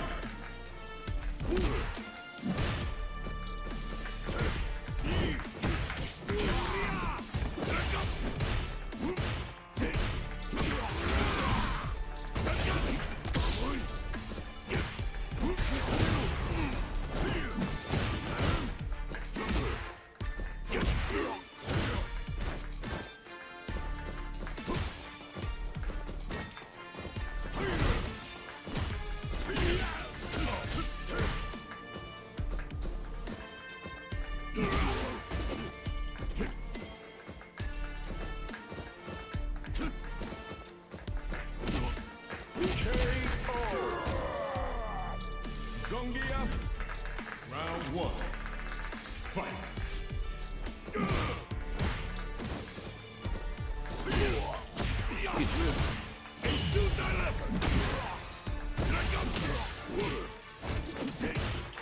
Fuck. Wow.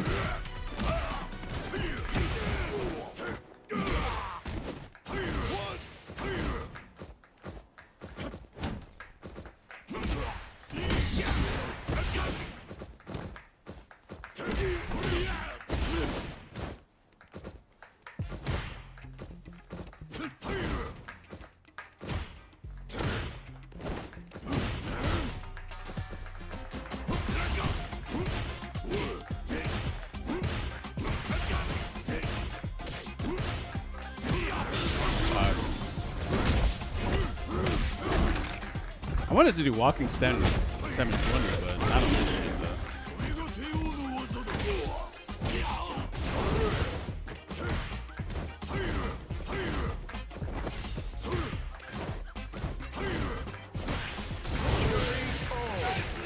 I've been in the corner. Final round. Fight.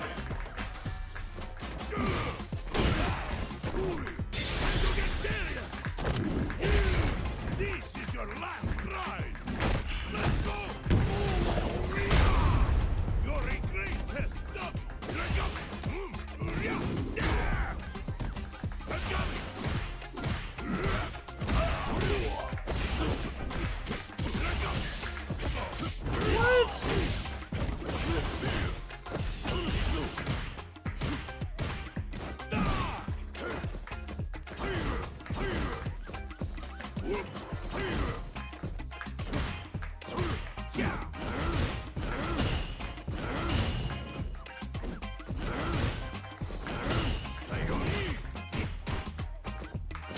Oh, I blocked that. What?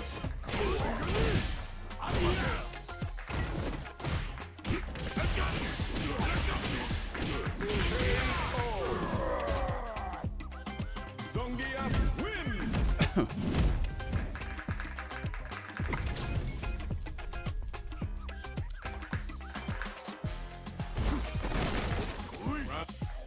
Round one. Final round.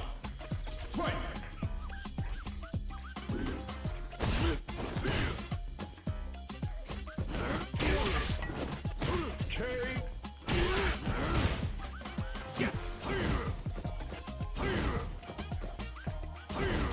Wait, what did he hit me with?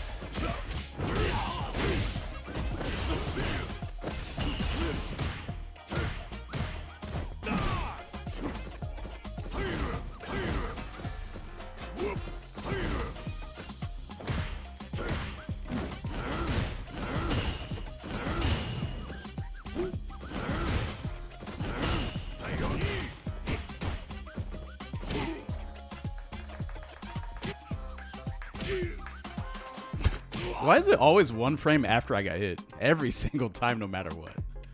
Exactly one frame. You get hit right there. Wait, hold on. You got hit. So I got hit here, and then boom, down back right there.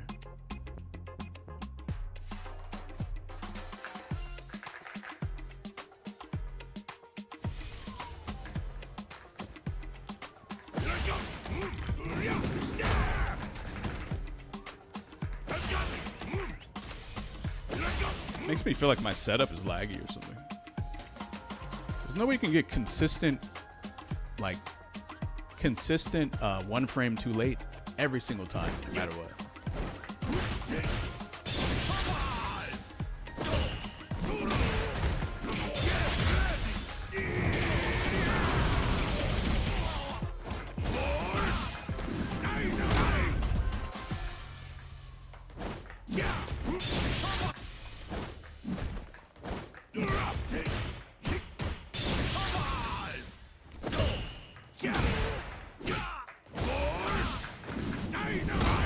I'm using this right now.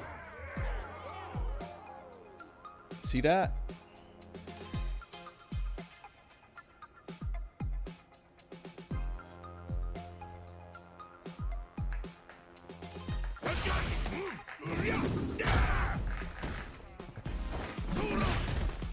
Oh, you play on PS5? Ooh, my condolences. Yeah, that shit is ass. Am I the only one that feels drive impact is an unnecessary mechanic and shouldn't be in the game? Well, I mean, but they're like, oh, but you know, if you somehow get all of your drive gauge depleted, they want this mechanic to be in the game so that someone could finally wall splat you. And then if they didn't have that in the game, how would you get stunned? Because usually you can always stun someone in Street Fighter. But in this game, it's not the typical kind of stun. It's, oh, I drained your drive gauge, or maybe you used all of it, then you got to the corner, then you got DI'd. So yeah, if they take DI out of the game,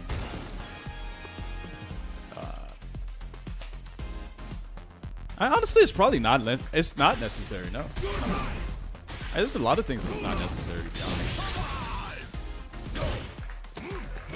DI is also for scrubs who can't play neutral and need an easy way to beat pressure. I actually think that there's some moves in the game that DI is meant to beat, like straight up. And this is one of them. But there's not a lot of things you can DI on a reaction, though. I can't think of a single move you can DI on reaction except for this move. Oh, Ed's flicker? Yeah, Ed's flicker. Charge heavy punch. Oh, this shit. Oh, yeah, this shit too. Yeah, this. You can DI the fuck out of this. Kin's Dragon Lash. That one is kind of like, I don't know.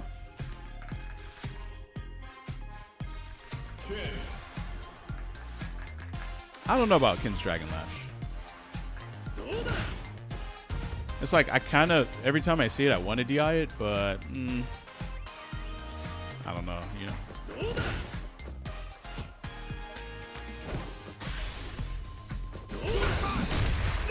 Nah, it definitely works, though.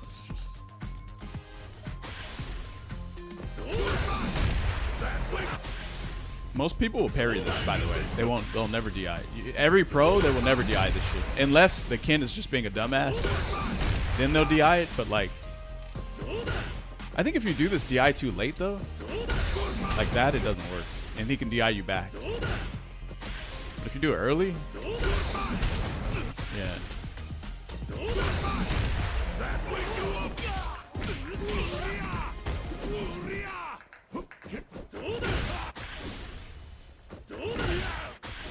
You actually cannot press a button if he does this with Zangief, bro. It is so weird. I saw a Ryu player straight up jab this move out of the air. Like it wasn't even like a problematic move at all. But for Zangief, your lariat can get clapped. Your standing jab is 7-frame startup.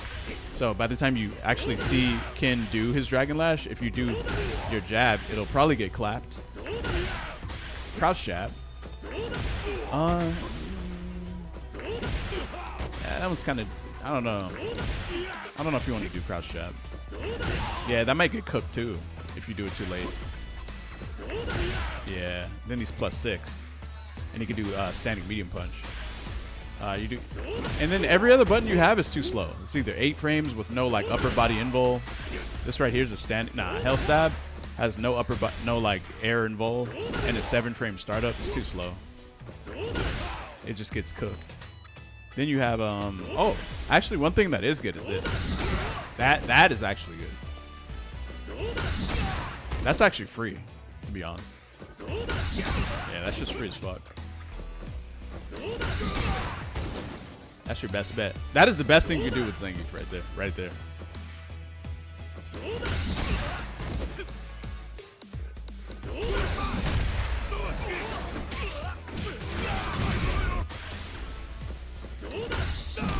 can't fully charge it though.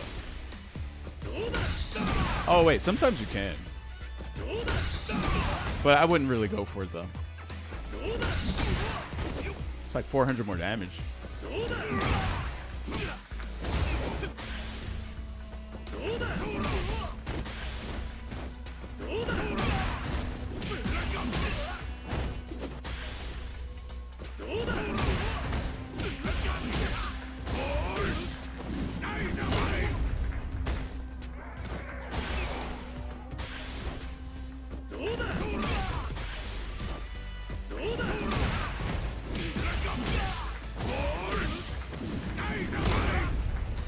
Nah, Leverless is great for Geef, except for his 720, which is a huge deal. So that's so unfortunate.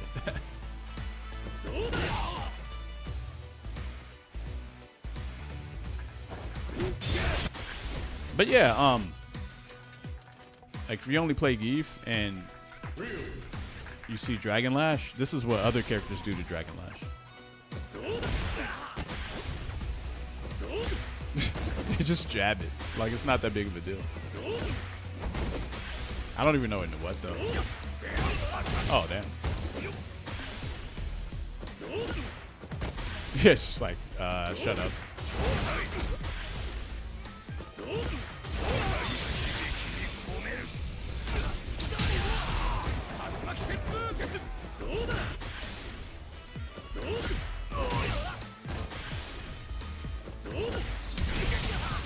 Damn, really?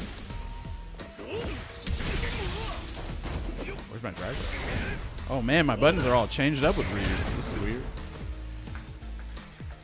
Zangief. Buttons are all different.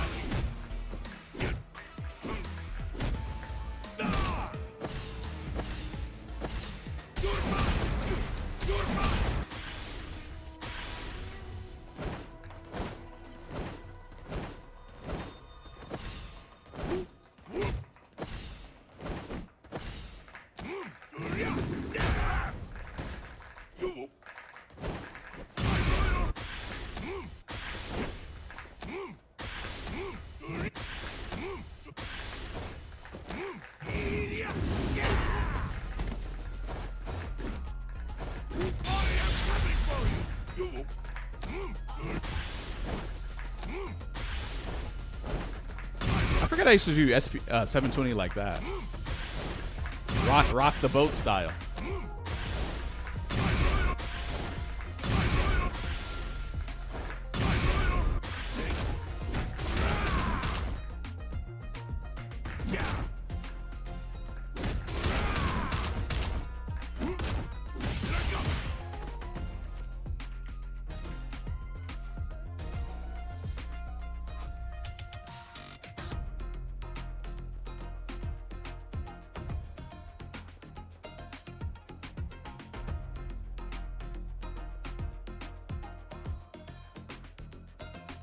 A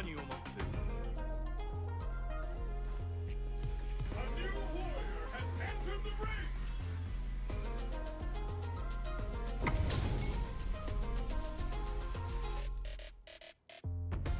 Show me everything you have. Round one. Fight.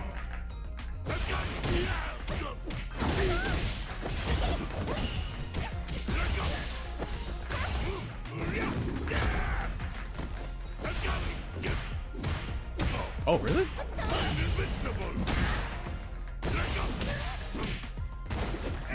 Oh, whoa.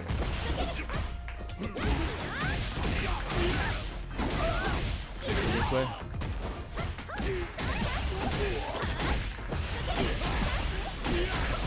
Man, what the fuck?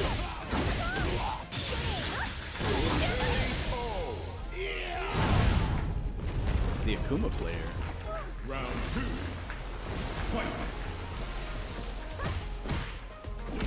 Man, can't get shit to do. It's crazy. Ah, fuck!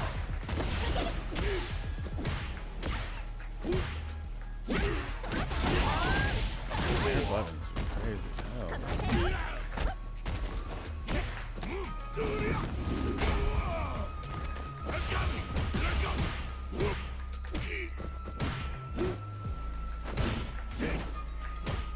Damn.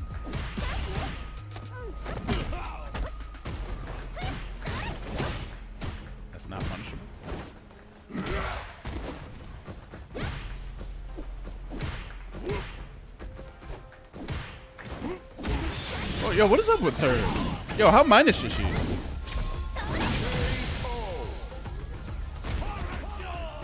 Standing medium kick. Backsmash. Seems like you can't press a button there or something. It's weird.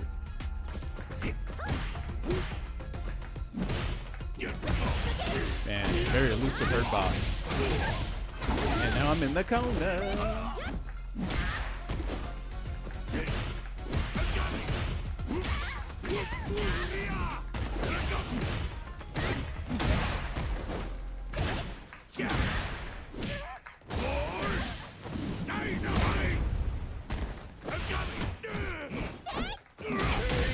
Just walked straight into that.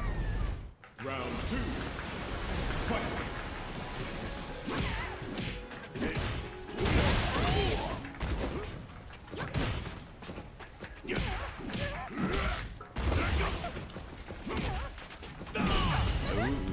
Got some in the corner for mid-screen off of a perfect parry. See how sick this game's design is?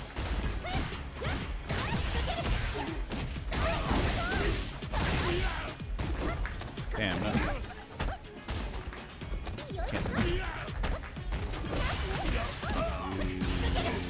Man, I tried it 3 times. Dropped it 3 times.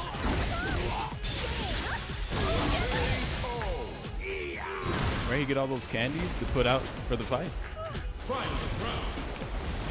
Oh, candles. Fuck, I thought you said candies. I'm like, what?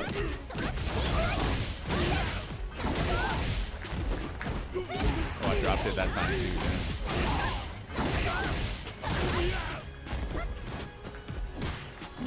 man. Man, the button just whiffed right inside of her fucking foot.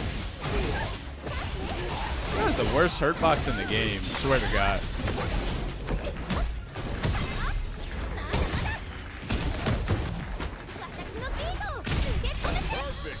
Yeah, I thought you typed candies, bro. I was gonna say what?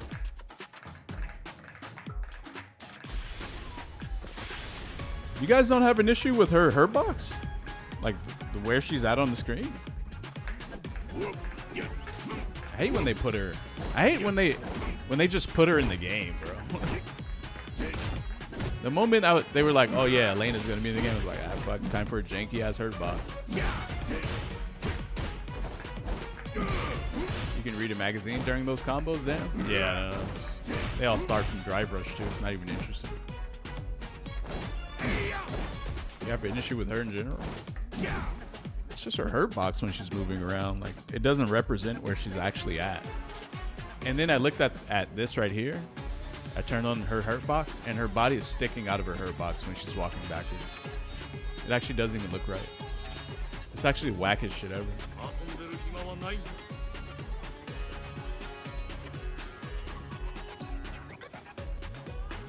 Yeah, her head is like sticking fully out of her hurt box.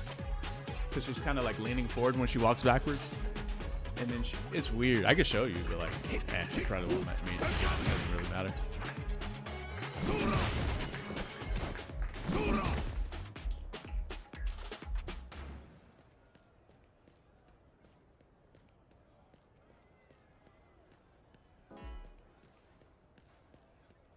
Someone's like, in my opinion, Sagat's forward light kick should be -4 on block. Yes, it should. I'm retweeting that.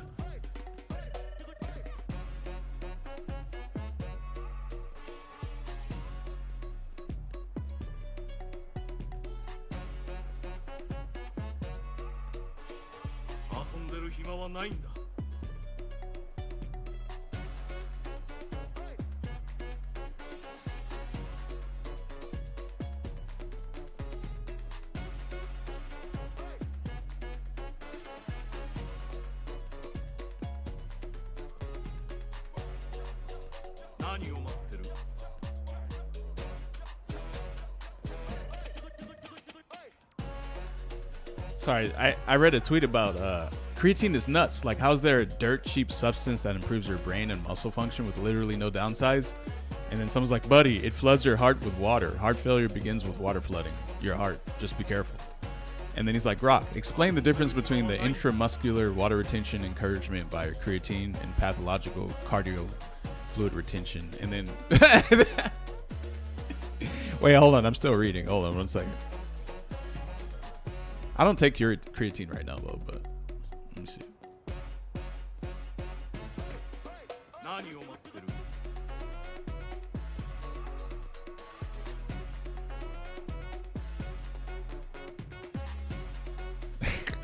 Basically the guy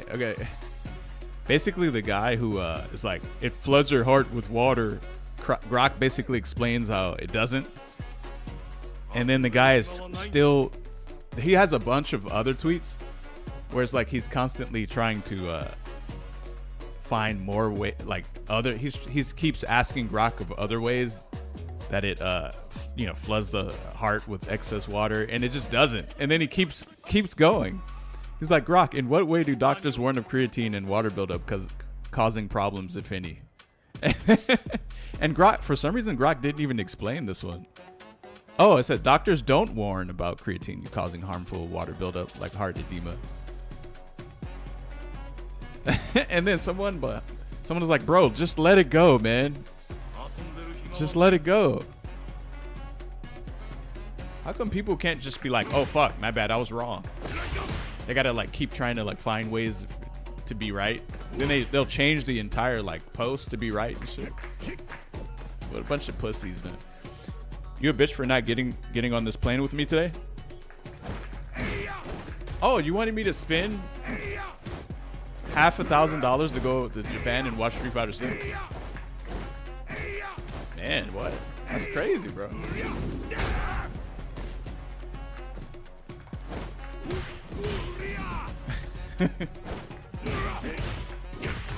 I would honestly just be going to Japan to go to Japan. You know what I'm saying? That's why I'm gonna pay for Capcom Cup. Go there, and all they're gonna do is this.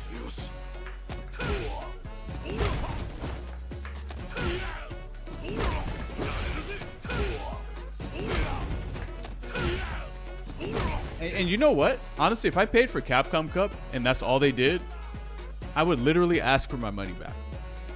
I would be like, the only thing I saw at Capcom Cup was throw loops. Can I please have a refund?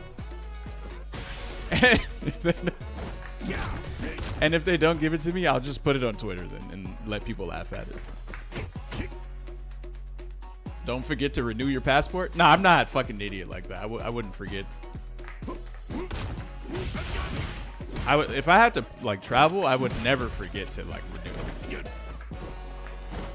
The first thing, okay, so anytime I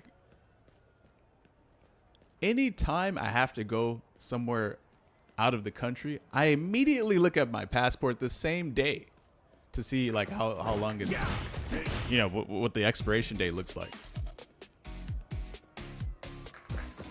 Oshige might stone you for that one? Yeah, probably. That's the first thing you do? The first thing I do when I know I have to go out of country is look at my passport. Yeah. You know why? Because dealing with customs and shit is actually whack as hell. Even if you do have your passport, it's annoying. So imagine if you don't have it. Or imagine if like something weird happens, like, you know, the whole 6-month thing or whatever. That shit is annoying.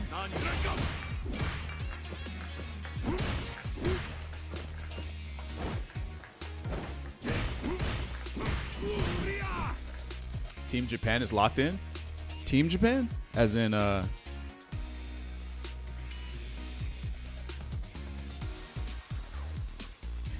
gets throw loop to death, GG's, then awkwardly shakes hands? Yeah. I mean, you know, we'll shake out of sportsmanship, but like, you know.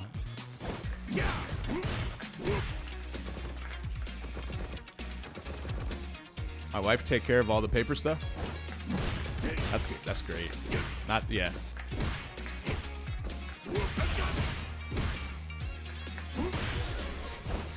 It's better to have one person take care of all the paper shit and then someone else take care of, like, you know, something else.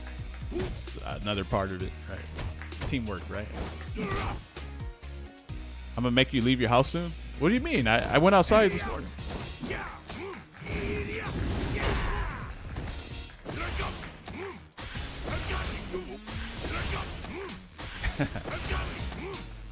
I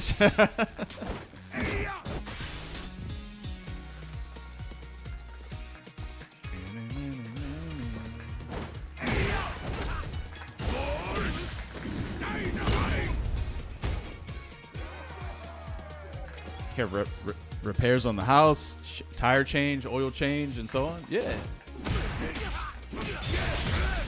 My friend goes away every month and begs me to go and offers to pay for free, but you're sick of traveling?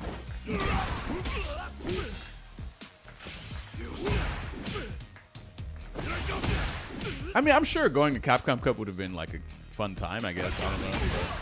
But maybe, I don't know.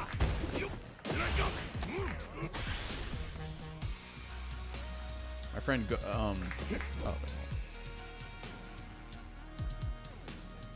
Twitter brain be like? Creatine, huh? I need to get some more of this shit. I'm gonna order some right now, actually.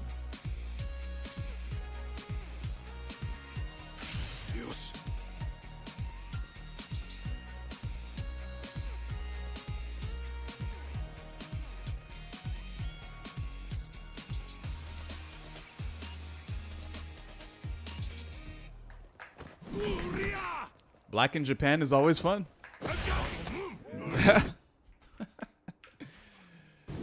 Man, listen, I am way too tall in Japan. I feel like a fucking like giant out there.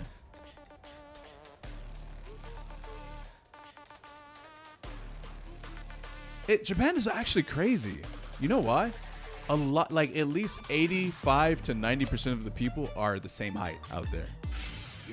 It almost doesn't make sense. It's like, how the fuck is this possible? Yo, Teapot, thanks for the 20 months, my man. It's been a minute. March 17th can't come soon enough. It's not even, I have zero faith in it. They're just going to give us a new character, and then they're going to give us a pretend patch where they're like, you know the typical patch bullshit they do where they like reduced Bison's 2-hit move, like scissor kick, where the first hit drains 100 less drive gauge, but then the second hit drains 100 more drive gauge. So then it's basically the same shit. And then they're like, okay, that's a change, right? Technically that is a change. So we gave you guys changes, character changes, and it's like, okay, yeah, sure, yeah, whatever. They ain't gonna change the game. They ain't gonna fucking change the game, man.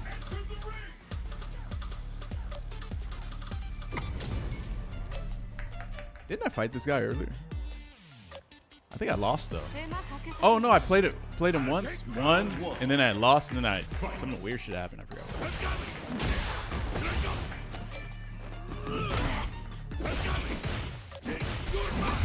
Ooh, there was a gap there? Drive rush headbutt, +8.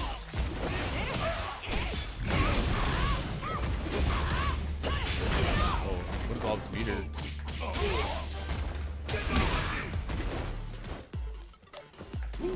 Bam.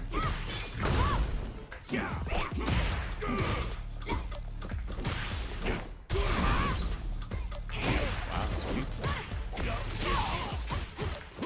Damn, fucking hurt box is so big.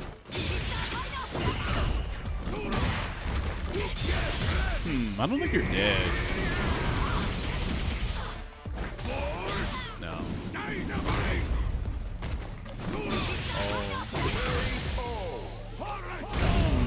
wonder if I could have did drop kick, right? But I don't know if that thing's. Damn.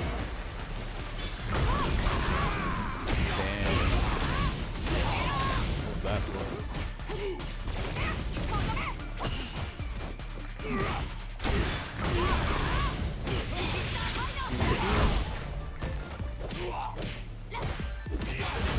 Damn, he be just committing to this shit. Round 1. Fight.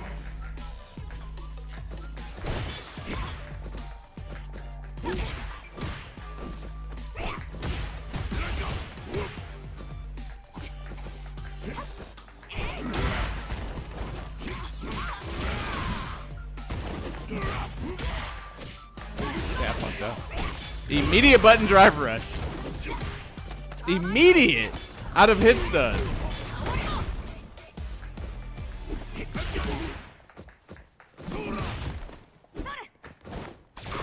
Gotcha.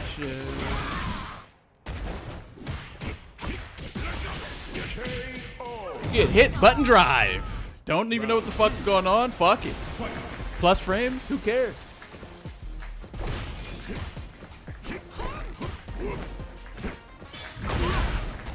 Okay.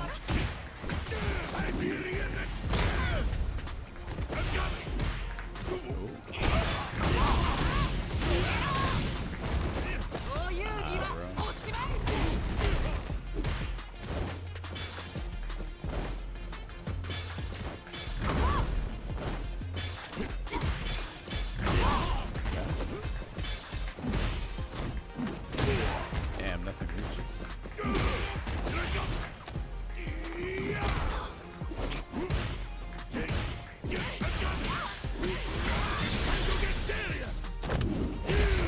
This is your last drive. Let's go. Capcom does not want to mess with the recipe of their golden goose. Zangief. Capcom could make this game a turd and motherfuckers would still be like deep throating me.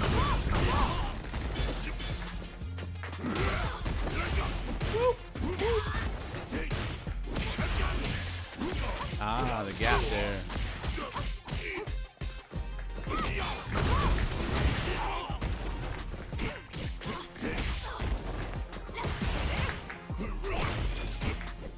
Guy.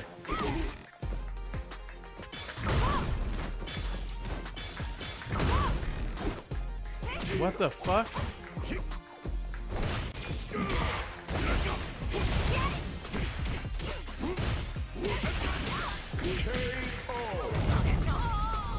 My man not even confirming 3-hit jabs? What the fuck's going on?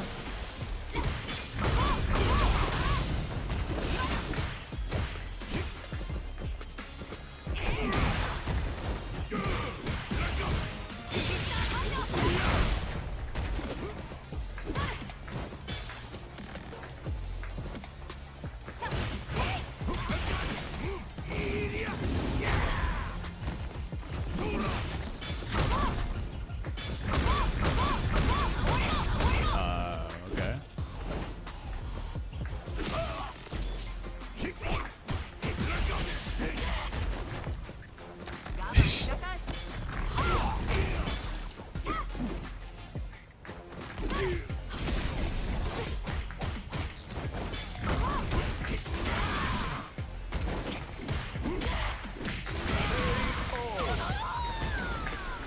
Man got hit and walk up and threw me? Yeah, I know. That's why he had 1800.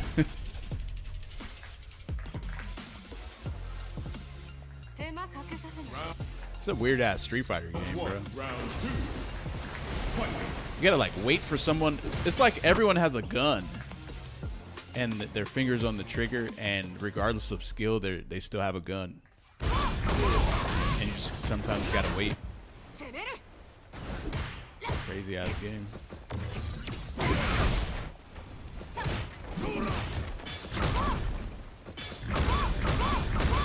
I don't know why he did this right here. This right here?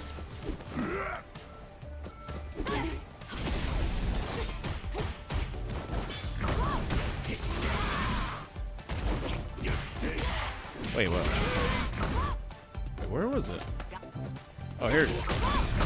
I don't know why he did this. This right here. Look how much meter he wasted. And how much damage did he do? Like, I mean, it's. I mean, if he had level 1 active, then you know that would have been really fucking strong, actually.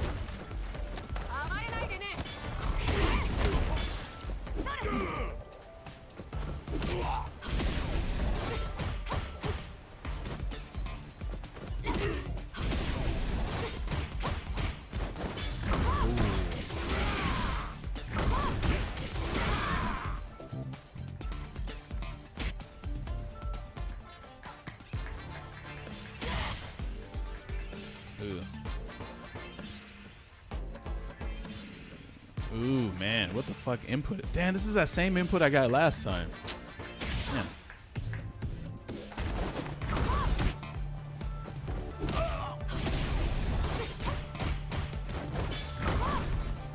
Oh, shit.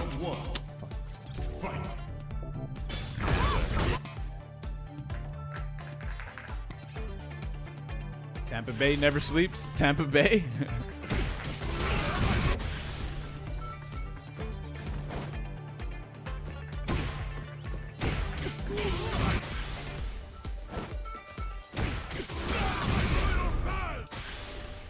Yeah.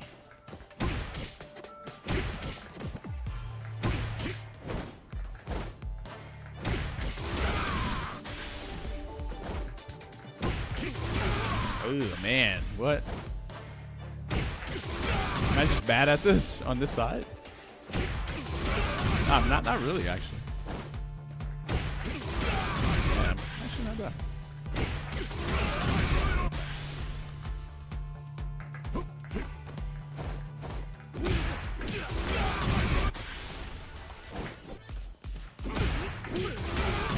Yeah, no, it's good.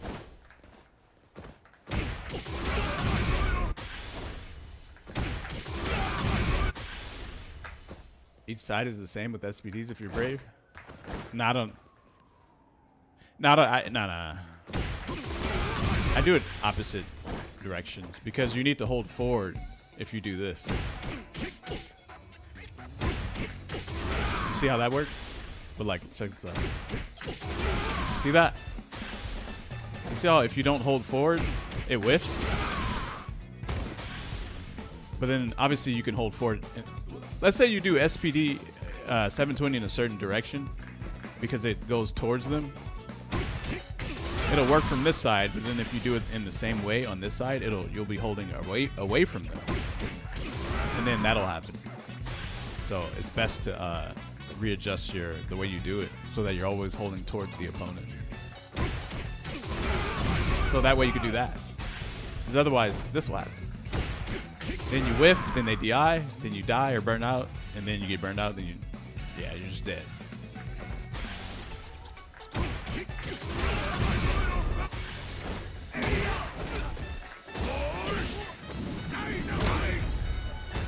It's just a very quick back because I'm sliding. Oh, you're sliding. Oh. Why are you sliding, man? Can they escape a level 3 if they're +1? If this happens and they're not, wait, hold on. Yeah, I can't even do it, bro. Holy shit. If this happens and they're like not in the air or they're in range and they didn't like press, do it like an EXDP or a super or something, they got grabbed. They're getting grabbed. Straight up.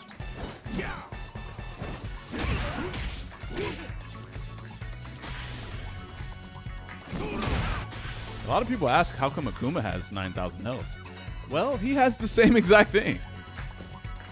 Yeah, he has a fucking command throw that's 0 frames after the flash, where if you are not jumping, you're not jumping, you're getting grabbed. And you know what's crazy about that? Two of Street Fighter 6's grapplers don't even have 0 frames after the flash command throws. But a character that's not a grappler does. What? Yeah, he definitely deserves 9,000 health for sure. How does Manon's level 3 does not grab you. If you can jump Manon's super after she does it. Her level 3, you can jump that, and her CA. Same thing for Lily. But you can't jump Akuma's? What? He's not even a grappler. Never ask why he has 9,000 health. Don't ask. That's the reason why.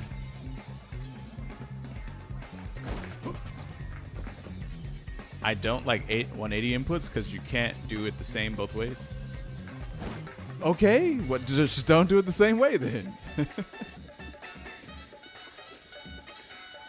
Yeah, just do a half circle, bro.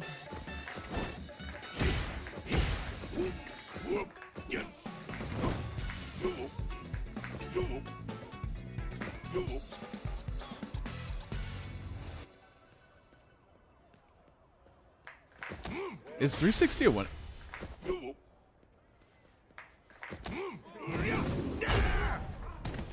I think 360 is a little bit more than a 180. It's like a 270 or something like that. Not to nitpick or anything.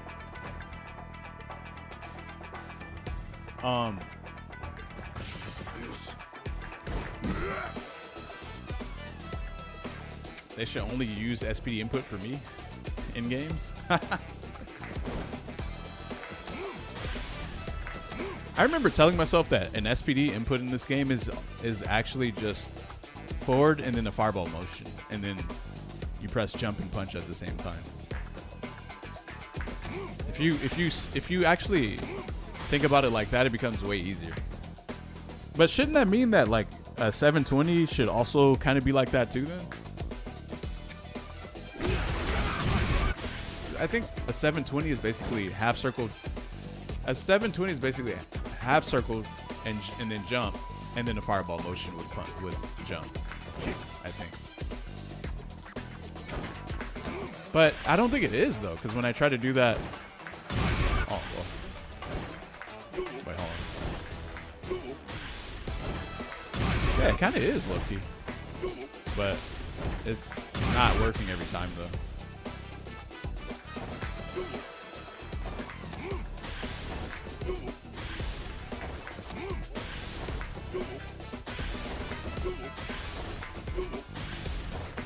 Yeah, I don't know. I actually don't know what the shortcut for 720 is, man. It's like almost impossible to figure out.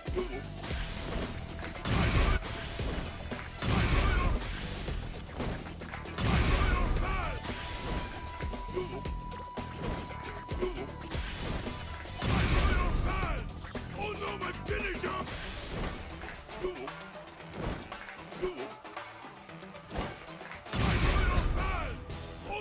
finisher! I just think this command motion sucks on Leverless, straight up. I still think this.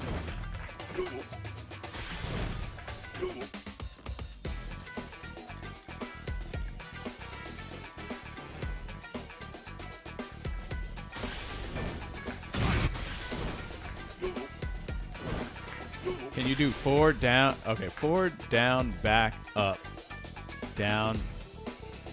Sorry, forward, down,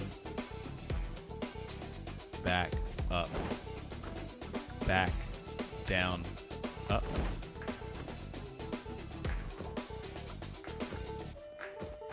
Yes.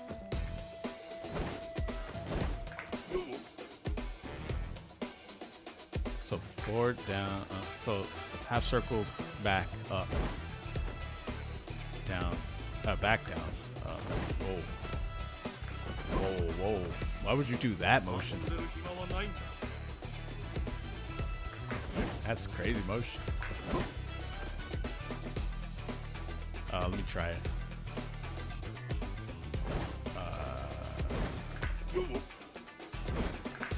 No, nah, it doesn't work. Down, back up. Oh, down, back. Oh, I see.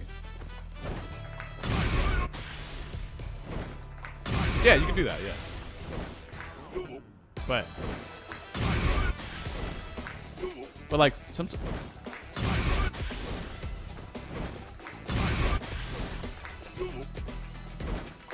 Man, what the fuck?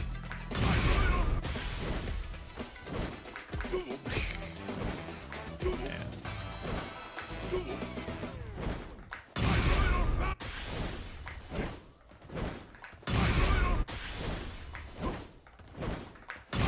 Yeah, it's just weird. I don't know, man.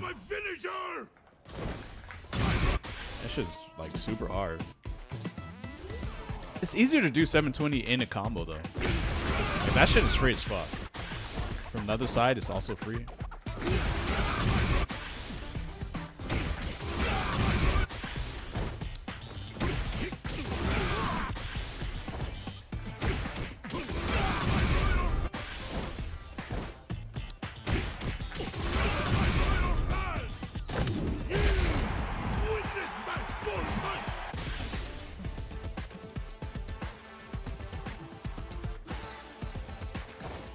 You know, I actually don't think you could do that because shouldn't you be able to do that from a dash?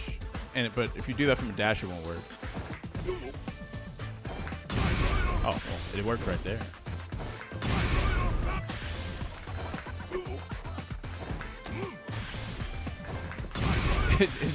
it feels random, bro. I don't know what it is, man. Did I fuck it up? Oh, I see. I missed back. That's what I did.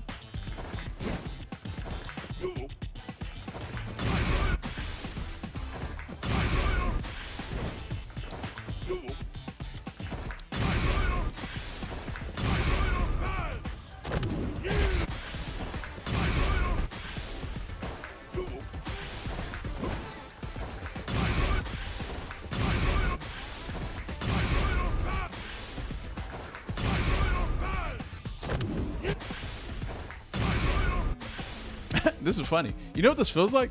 It feels like I'm just dashing and then doing quarter circle back, jump and punch, quarter circle back, jump and punch. That's what it feels like.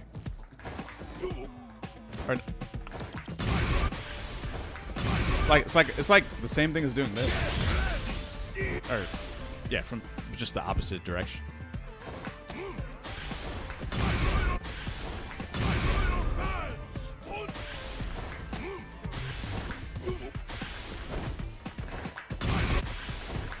Isn't 723? Isn't level 3 1720? Yeah. Yeah, it's like a 540. Yeah.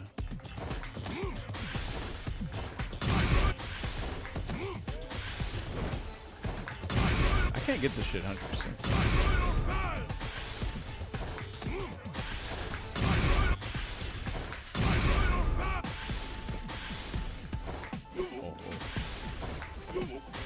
Whoa.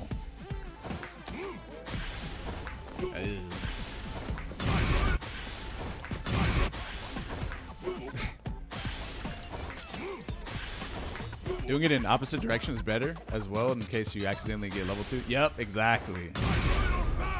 See, now you're catching on, Oasis. Taught you well.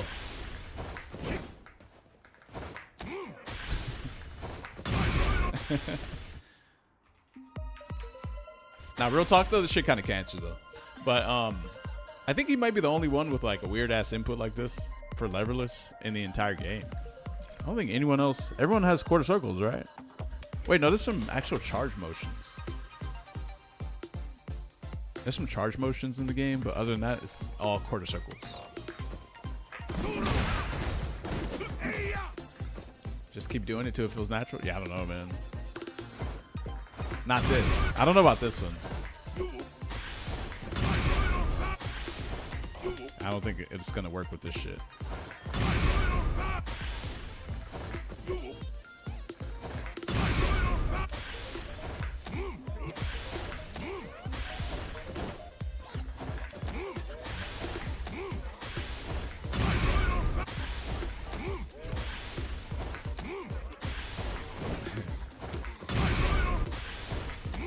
I literally can't use charge characters. Too complex. What? Too complex? That's crazy, bro. They're easy. They're not hard at all. Better get that thing oiled down. That's crazy.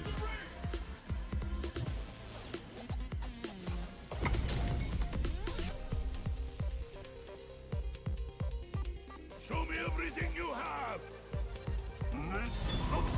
Round 1. Fight. Daigo Ume Juarez? Shit. Better put some respect in his name.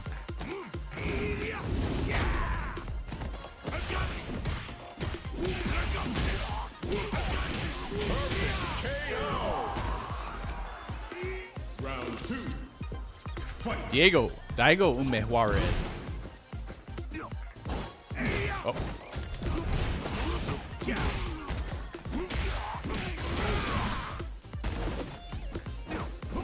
What the fuck?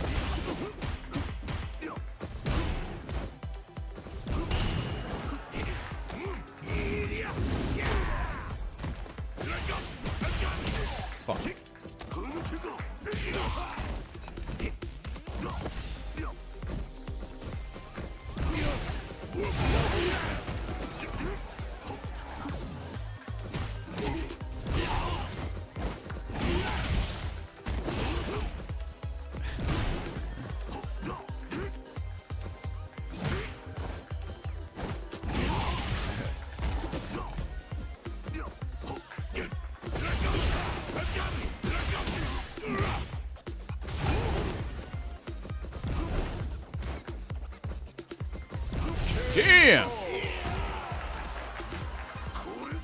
These dudes are really willing to just sit there and throw fireballs though. Whoa, what the fuck? Oh. Damn, no super fuck. There it is.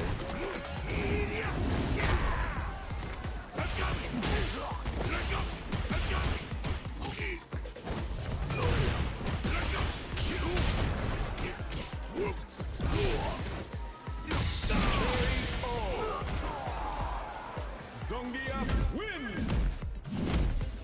You fucking gnat.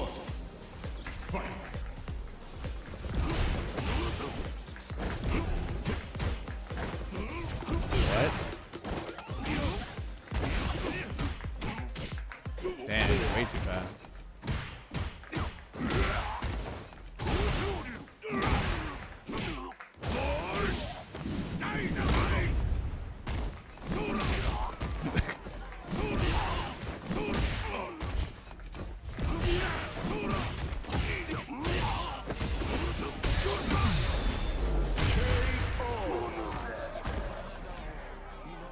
Round 2. Fight.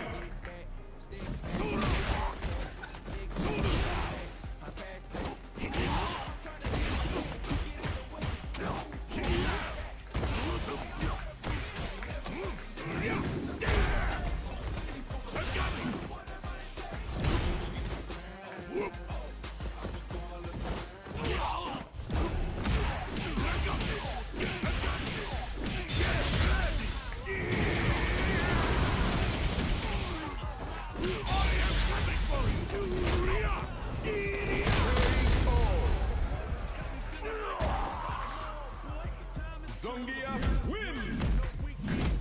I just kept like, this dude really did neutral wake up. Neutral wake up on Yeef.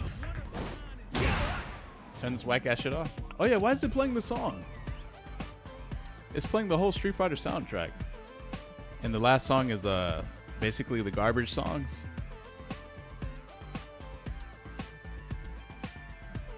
I'm tired of getting hit with copyrights.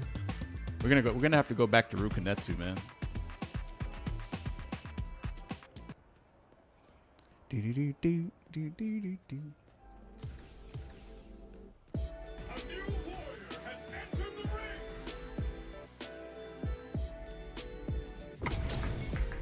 Blop blop blop blop blop. Show me everything. Round 1. Fight.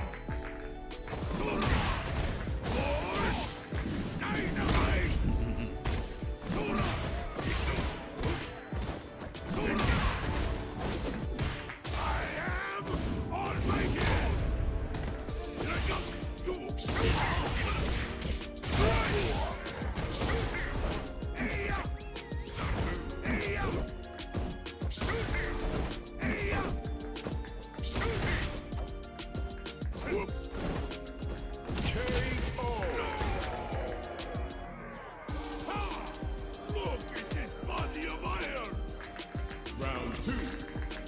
Fight.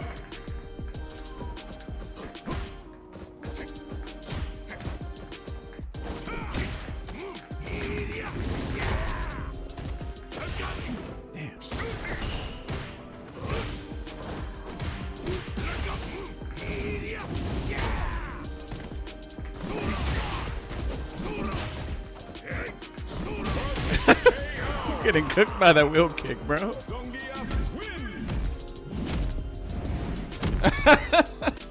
Round 1. Got his shit smoked by that thing.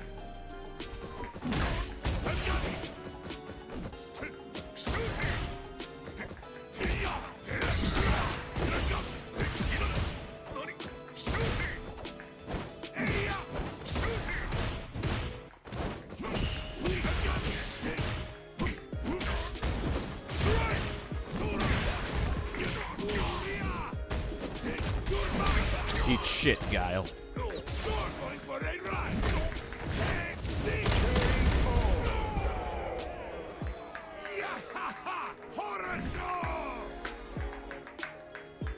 Round 2. Fight.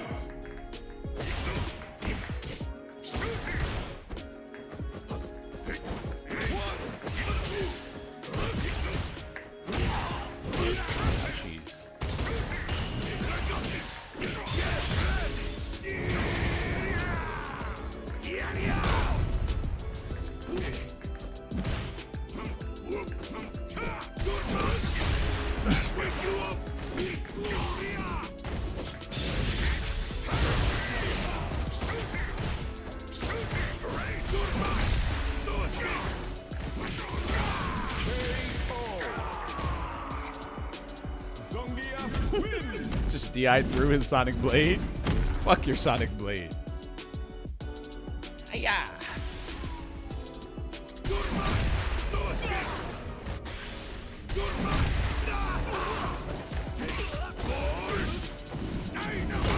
Damn, that shit's 60% scaling off of one hit for one hit. What?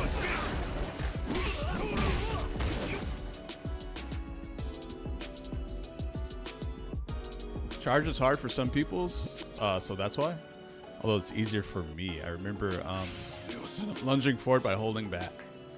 But now it's going to be a bunch of random button combinations. You're like putting in cheat codes.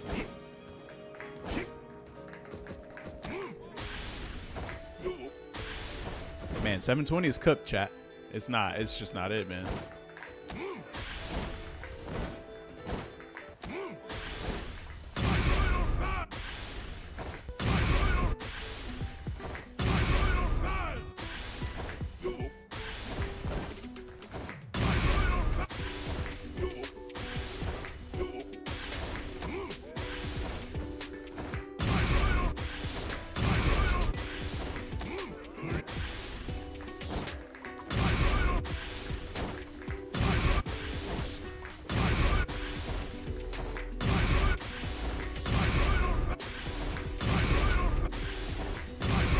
Getting every time now. Crazy. Sound first before everything else with the leverless. That's the rule. That's the rules, guys.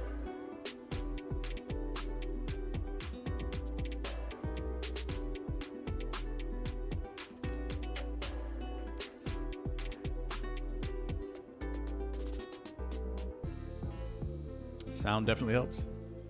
Bro, how? What? Whatever helps you do it. Well, you need that up input to be separate from like all your other shit. So the sound of the up needs to be not at the same time as any of the other inputs.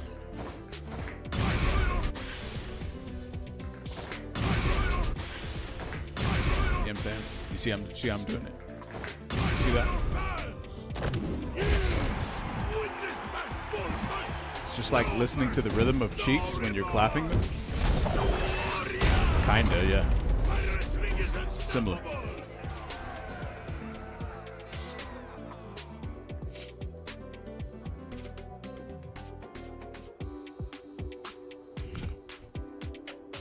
I almost, you know what's funny? I had to look at your name 3 to 4 times before I read, after reading your comment to make sure it didn't say views. Because I swear that I was like, wait, this isn't views? What the heck? This is definitely a views comment though.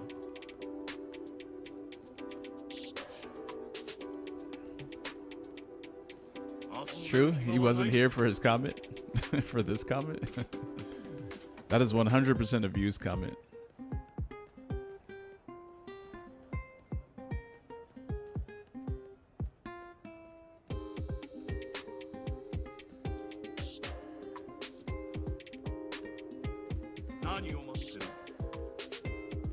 Damn, I have no idea what to eat.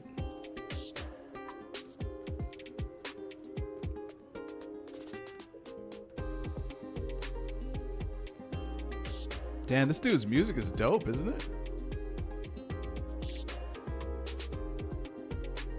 Holy shit. He got better, too. Can't you do level 3 after blocking 2MK DRC? Ooh, that's something I gotta practice, actually. That shit's kind of cursed. But yeah, you could do that, though.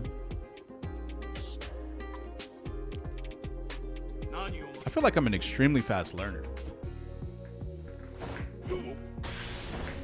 Damn.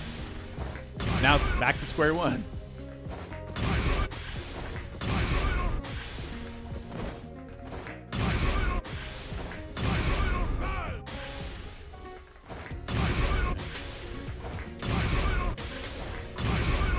What do you guys think about this? It's chill? Yeah, it's very chill. I like it. I should just save like his whole...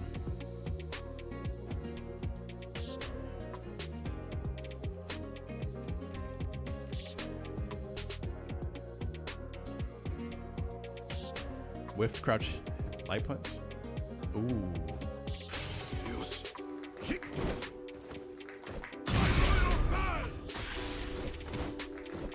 Ooh, man.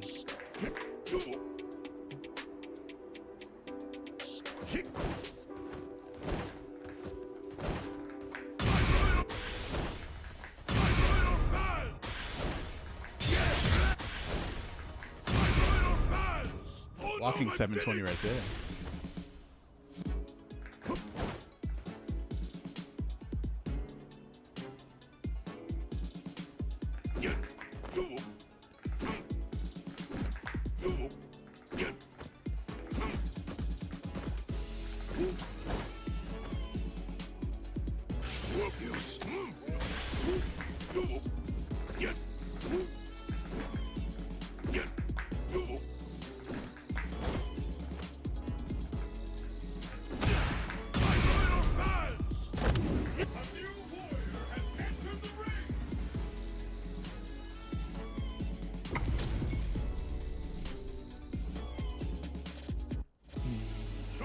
Round one. Fight.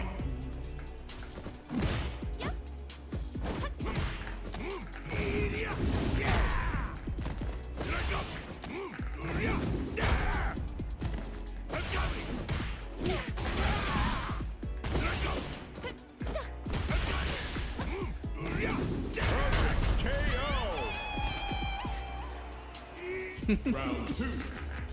Fight.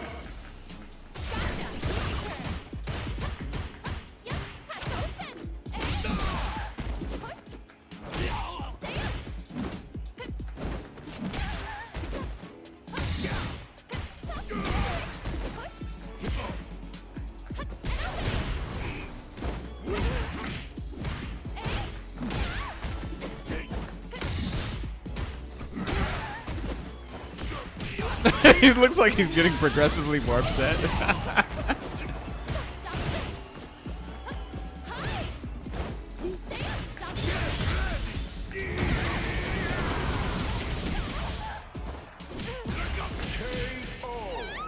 It's called the Gooch stab. Zangief wins. Round one. Fight.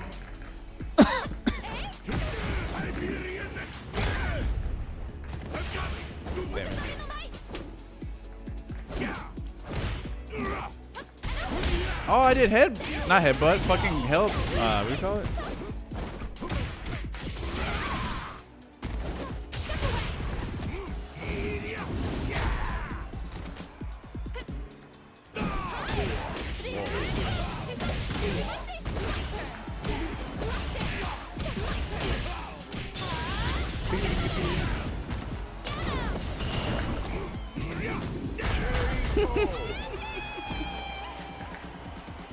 Round two.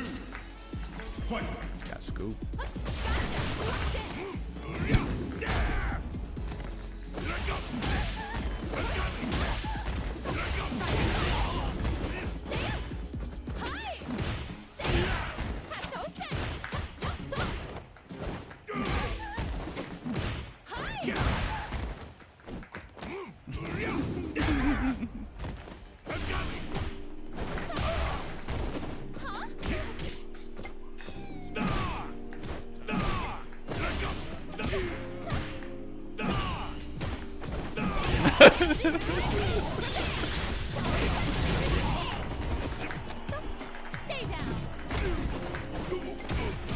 I'm sad. I was just practicing it so much and it didn't even come out. Not even to.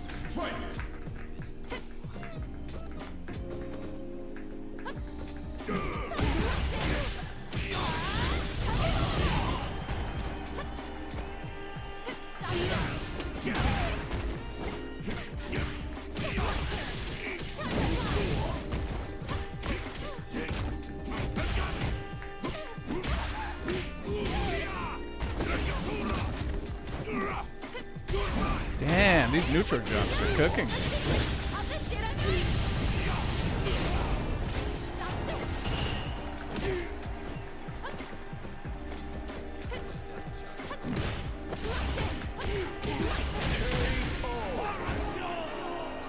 Mai win.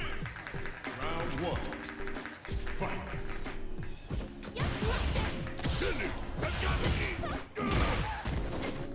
I knew it.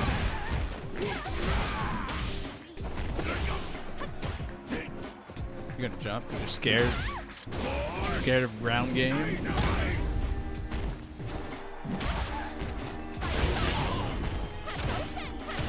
Jump again. Round two. Fight.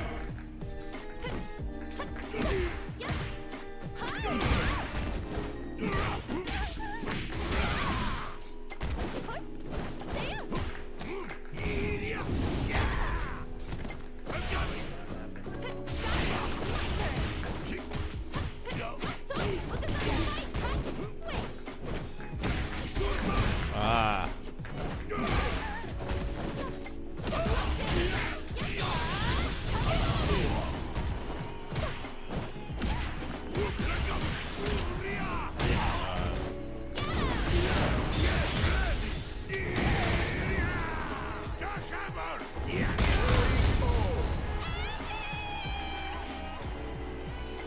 Zangief wins.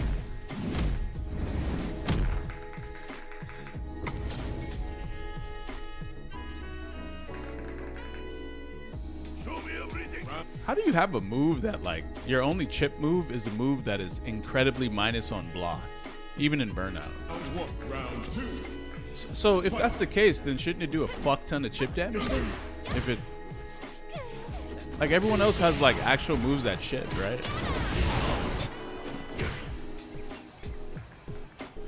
This, in my opinion, Lariat should do tremendous amount of chip damage on block, on Burnout, because it's so minus on block. If you were a different character, like let's say, like I don't know, Kuma, you would just do Adamant Flame and chip them out, right?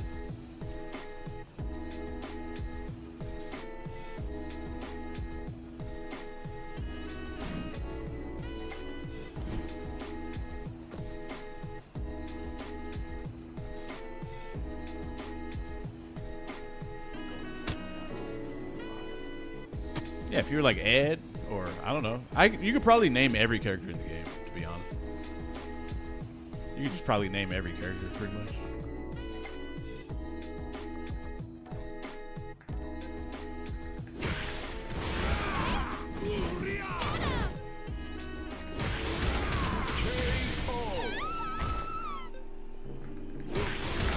Man, I don't. This feels uncomfortable to do, actually.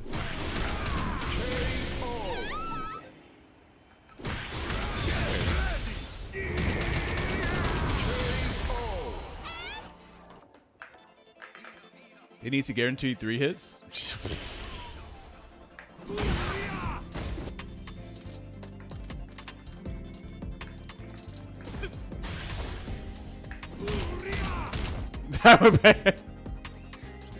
You know what? You're fucking right, man. Nah, you're right. This shit should do 3 hits of chip damage on block and burnout. And even if it does, you're still, I don't even think you're safe even after that. Oh, you're -8? Okay, you're probably safe. Yeah, it should do. Yeah, it should do 3 hits on chip. Fuck the bullshit, bro. What does this look like in the corner? Let me see.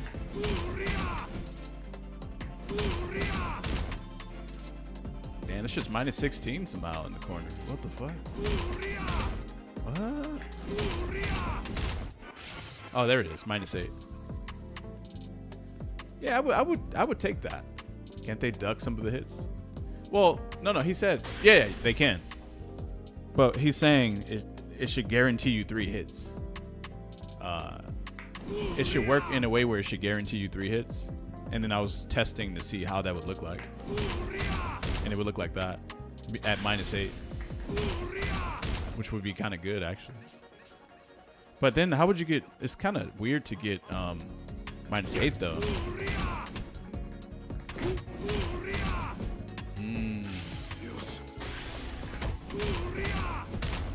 There it is. -7.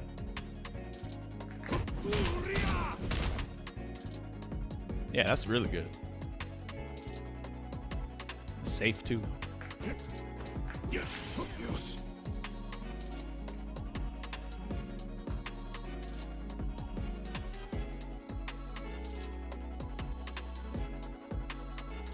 Don't play this guy again. His MR is too low. You only get +1 for a win. I've been playing +1 MRs for a while.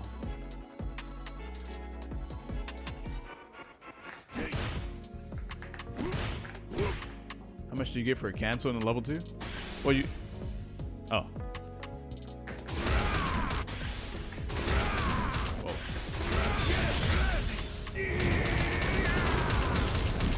925.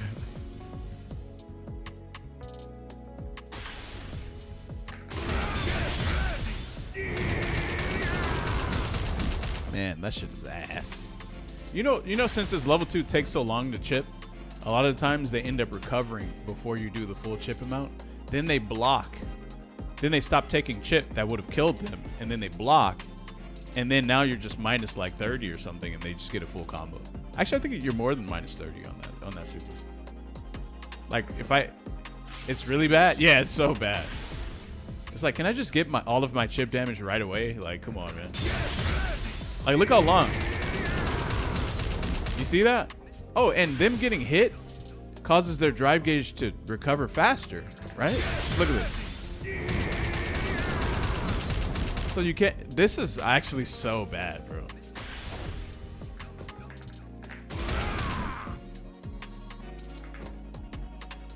So if I do it right here, let's see if he recovers. Let's do it at 70%. See if he recovers.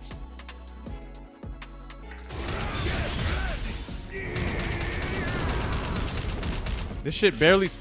Bro, he almost recovered off of that. Imagine if you were depending on that to chip him out, and then he just straight up recovered by a pixel and blocked and no longer took chip damage, then killed you. Did like a full combo. Full cash out. Is there a gap? In between this? No. No gap. What?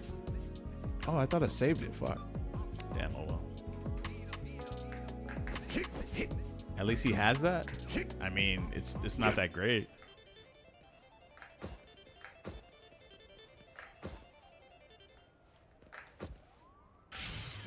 First hit of level 2 does not do damage. Does it? I think it does. Oh fuck, it doesn't. Whoa. What the hell? What? Look at this. First hit of level 2 doesn't do chip damage? Wait, I never noticed this. Look.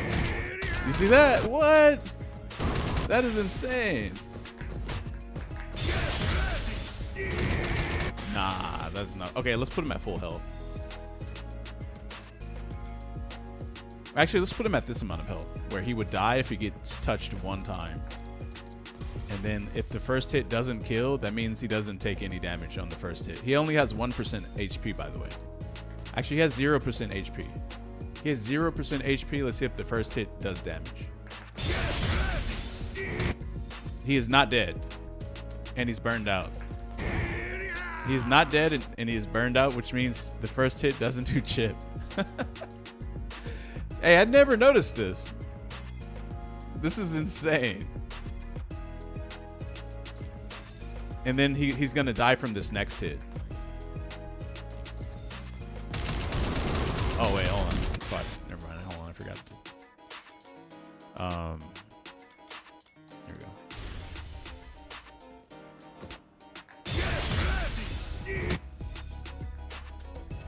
Okay, so he's actually still not dead. And then after this, he should die. And he's at 0% HP, by the way. And it shows it right here. Look, 0% HP. Okay, here we go. Oops.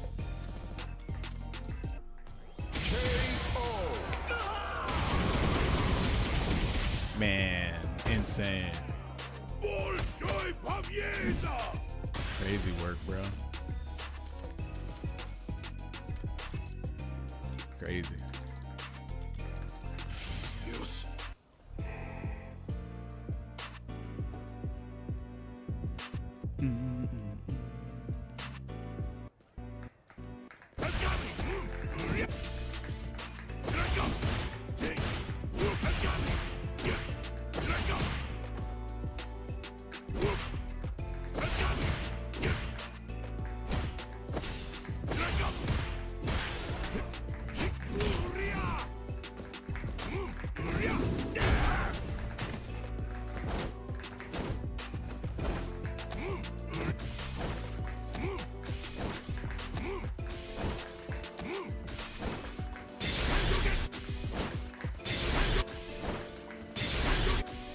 they get hit by the first hit, they can still block, I think. Really?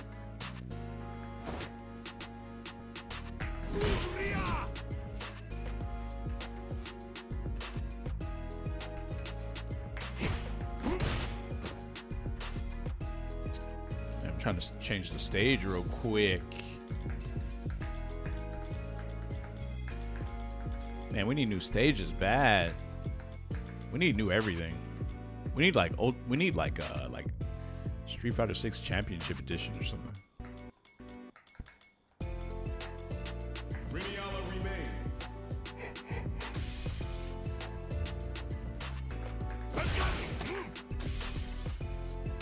We need V skills. Yeah. We need Waffle House stage. We need like just put a fuck ton of stages in this game. I don't understand why they have to like slowly release content at the pace of a turtle in this game. No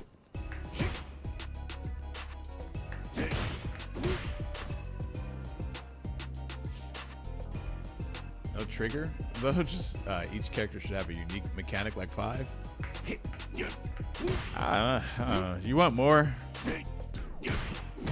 You want more like just slop to deal with? You know if they put another mechanic in the game, it's gonna be some brain dead shit, right? Might as well just not even want it in the game. The avatars and world tour crap is there, but no fighting ground. Yeah.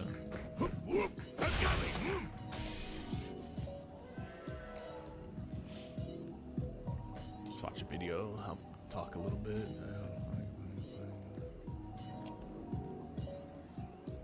Dude, Kevin getting all the practice in, I see.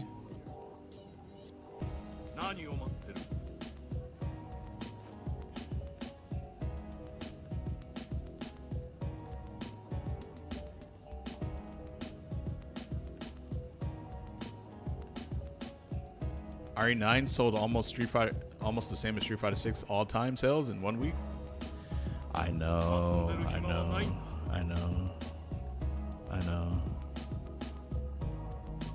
Oh shit, two Capcom Cup competitors. Itazan versus Ending Walker. Wait, you know what? This King's Arena guy, he be lying sometimes though.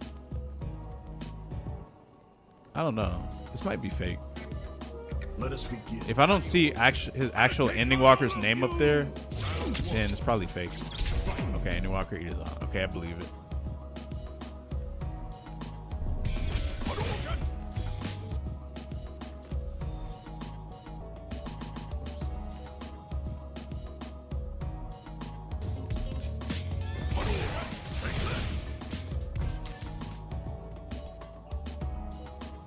Wow, what? You got grabbed by that? Ooh, did he try Snake PD just now? He did try it.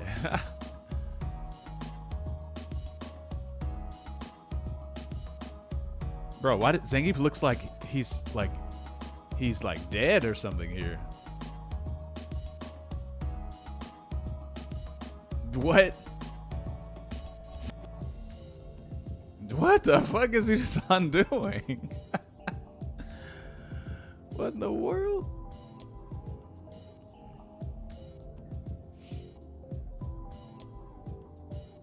Ooh. Damn.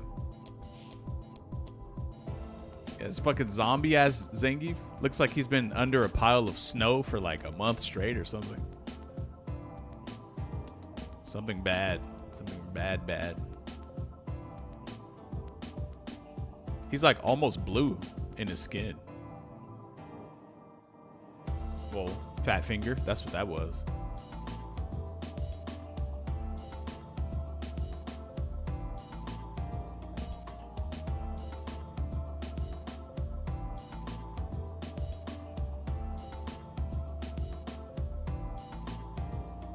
Man, you can't even space that correctly. They should at least make Zangief sweep like -11 or something. -12. It's -13 right now. Make it like -11. But the weird part is I think Ryu would still be able to sweep that though. So I don't know.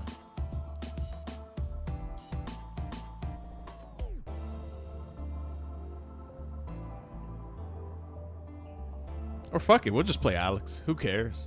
Yeah, we'll just play Alex.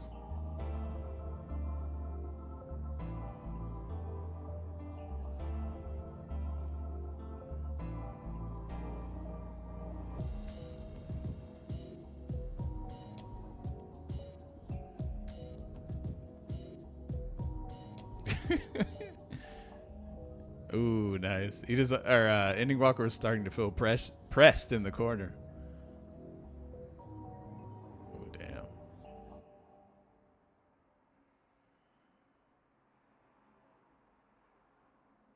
damn. He knows that standing medium kick is good. Oof. Whoa. Crouch light kick. Oh, you might be dead. Oh, what?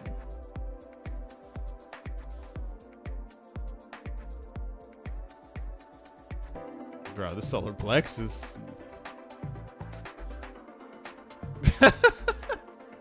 He's on, starts mashing knee hop.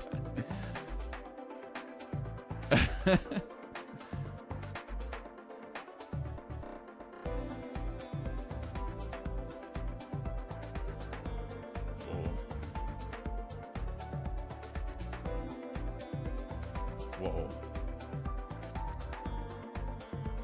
It's a backdash out for solar plex.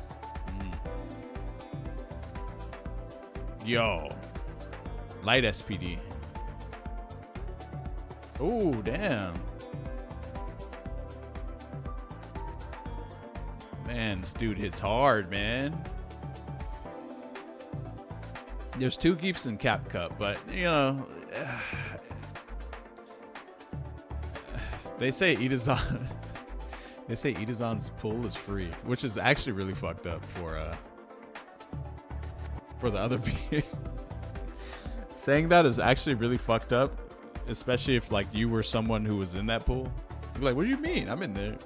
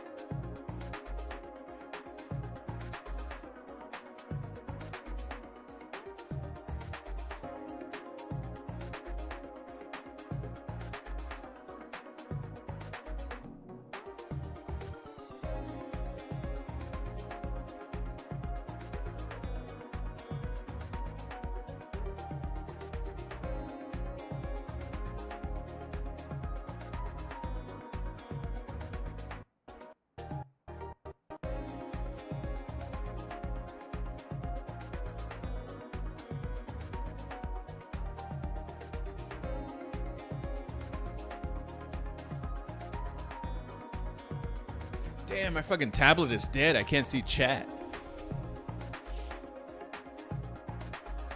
Itazan's playstyle kind of hard for Ending Walker, huh?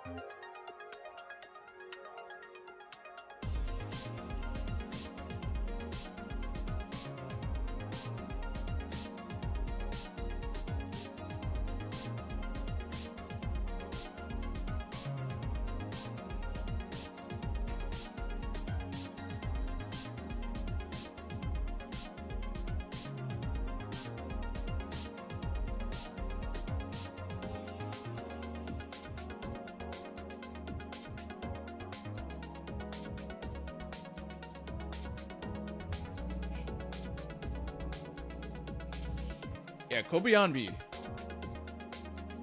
Kobayashi got second at what was it, second or third at Evo France, and then second or third at Evo Japan. It's not easy to do. That's a lot of people you have to fight. You know? Yeah, anyone Topanga League, yeah. He was jump cancel SPDing the shit out of people.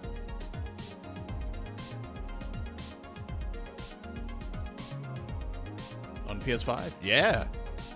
Which probably means that his playstyle isn't very reaction dependent. That's what I get out of people who can win on PS5. It's like how the fuck are you reacting on PS5? Like you can't.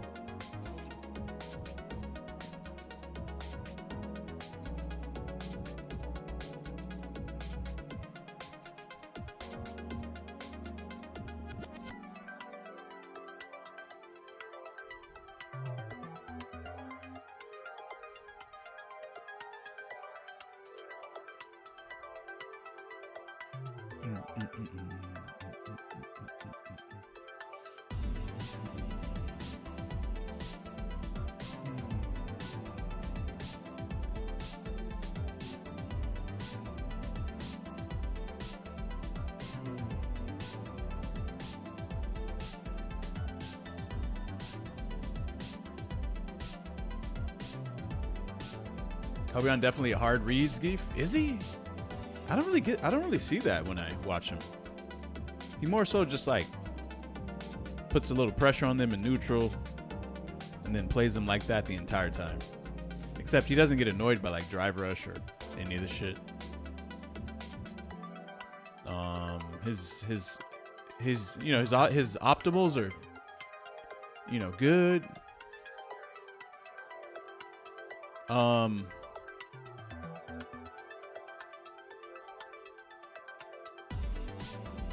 Also, another thing he does is he moves around a lot in neutral and gives you a lot of like fakes with left right movement so that they can't get comfortable with just looking at what Zangief is doing and reacting to stuff. That's another thing he does.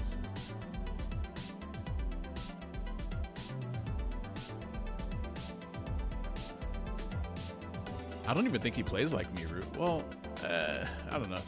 To me, I see Junior as the YOLO Geef and Kobeon as the defensive Geef. I think both you and Itazan still have a better Geef. Yeah, I don't know. For me, I just get annoyed at the game. Someone starts drive rushing at me, I'm like, oh yeah, dude. I don't know why it's so like painful to deal with.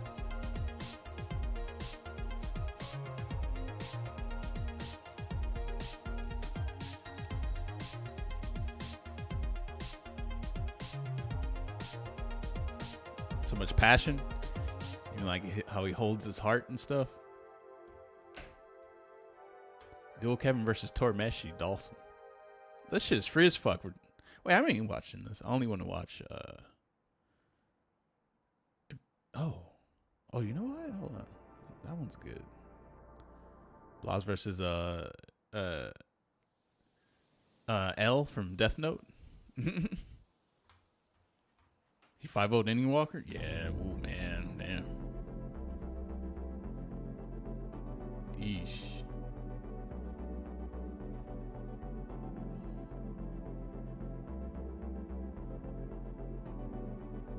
Whoa, what the fuck? Oh, that's terrifying.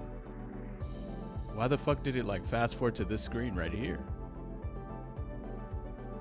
This ain't Resident Evil, is it? I thought this was Street Fighter. What the hell? I can't fast forward it or anything, or rewind it. Oh, there we go. Okay. Man, what the fuck?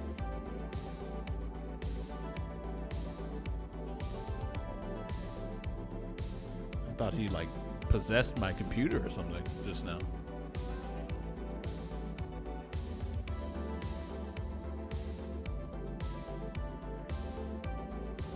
Damn.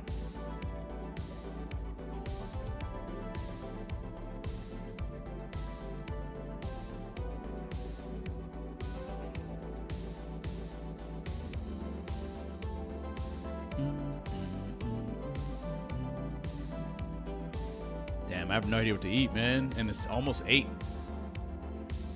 I'm kind of like not even hungry, low-key. Which is crazy.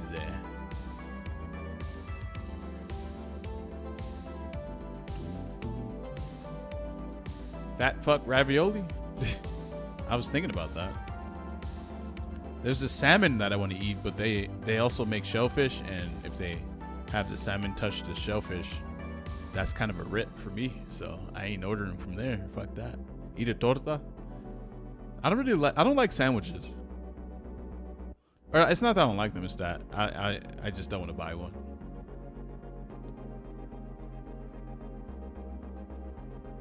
I haven't had beef in a minute.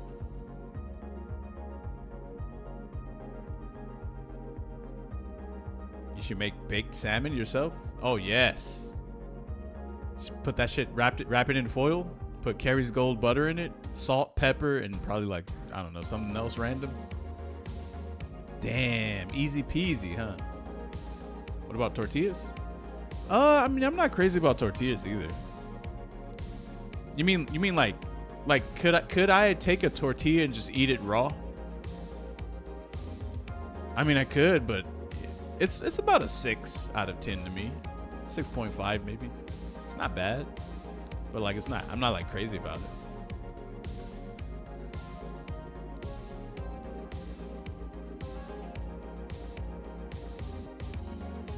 You like Mexican food? Yeah.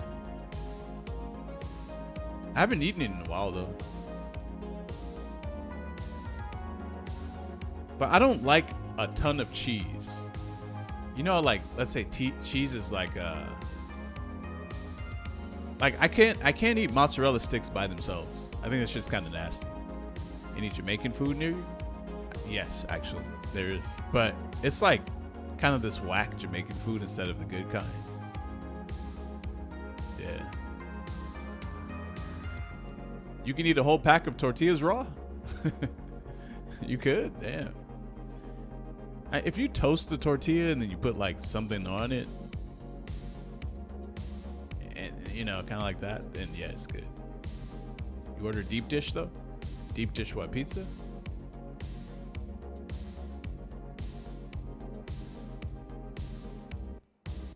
Tortillas plus salsa? Epic win. Oh, no, I like burritos. You know what I like more than... I like homemade burritos, actually. Those are better. I hate buying like burritos. They put too much shit in it.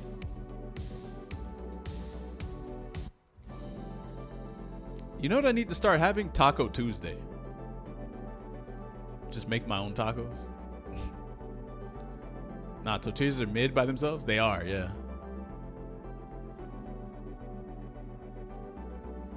I'm about to order some shit. Man, we need like some tournaments to watch. Where are all the tournaments at? Get some dirt from outside, cook it on the stove. I don't think you can eat dirt. You're dead. Damn. Restaurant tortilla chips? How come they always have this weird aftertaste on them? They taste good. They're nice and hot, crispy and fresh, and then there's this weird ass aftertaste every single time. Tortillas by themselves is a struggle meal? Ask any Hispanic? Damn.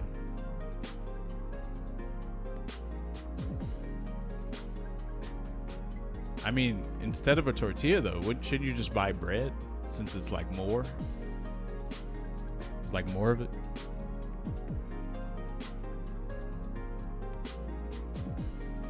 I think Blas may be the best for you. I actually think it's Ending Walker. But, you know. Yeah, I think it might be Ending Walker. But, I don't know. They're both really good. Oh, damn, you're dead. Nope, not dead. Ooh, yeah, you fucked up. You should not have. You should have did level 2. He did the wrong combo. Man, this song sounds familiar, even though it's a remix of some song. Inning Walker struggles on some matchups. Kinda, yeah. I mean, but then Blas doesn't even pick Ryu for certain matchups.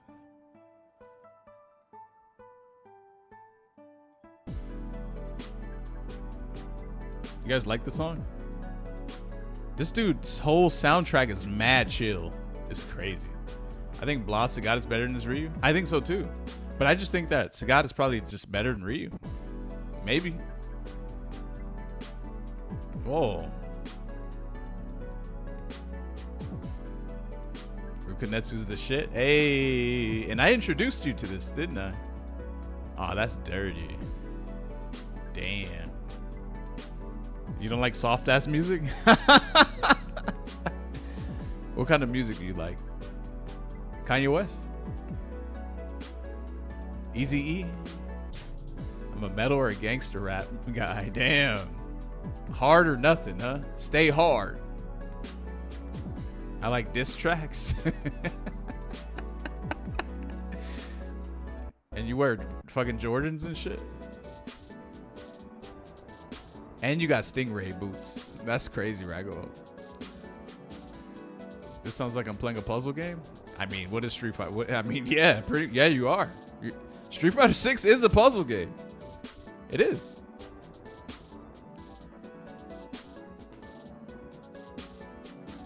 Ow, this hurts. Damn.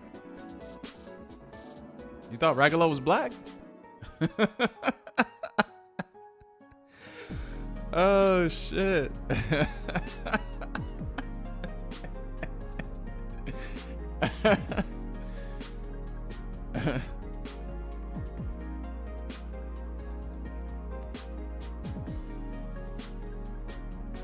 Huh? We've been through this before? Probably not.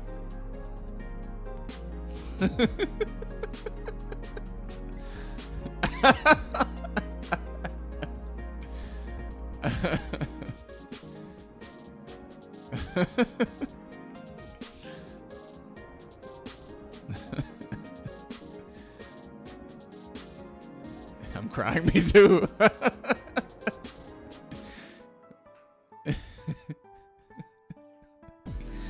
Man, you guys are too much, man. Fuck.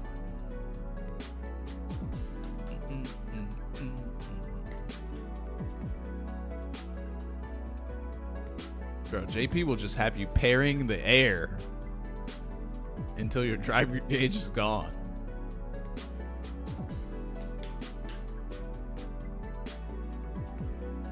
Damn. Wow, what the fuck? Wait, what if he blocked that though? Then you would have gotten hit, right? Oh, he should have did amnesia into level 1 super.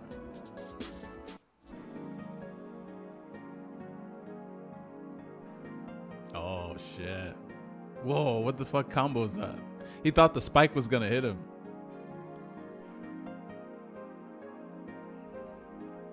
Honestly, when I was playing JP, if someone isn't dying from my zoning, I get mad bored. I'm like, man, I have to keep doing this? Fuck. 3, 2, 1. I would trade an OD amnesia for a normal DP in a heartbeat. What? Oh, I mean, yeah, that would be strong on JP, but like, what about being able to do amnesia in the back throw? And then you hit that forward heavy kick in a heavy swipe. Heavy swiper, no swiping. And then standing heavy into the... You know what I'm saying?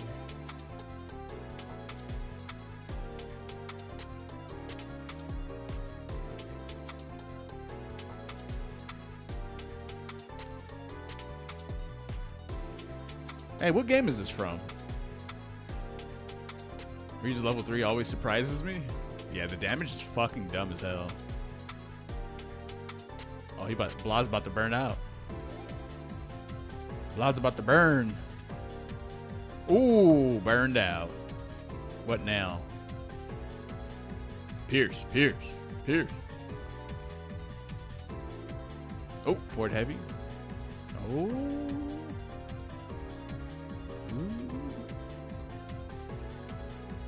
Oh, oh.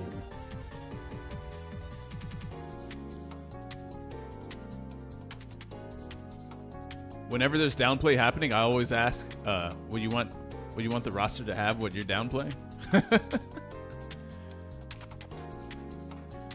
I don't know why people downplay. Like, why downplay? What's the point? It's not like it, you know. It's not like it takes away from someone as a player.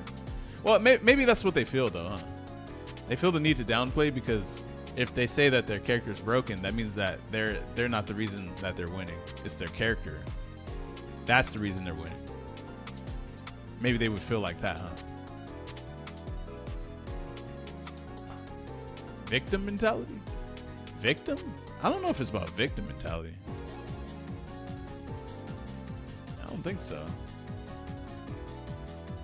Yo, Jasper, welcome back. 135 stream streak. Yo, let's go.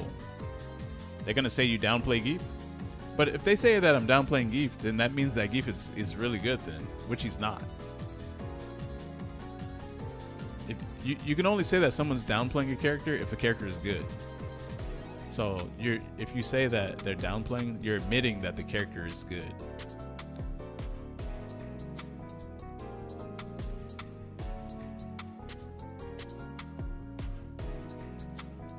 They feel exposed? Yeah.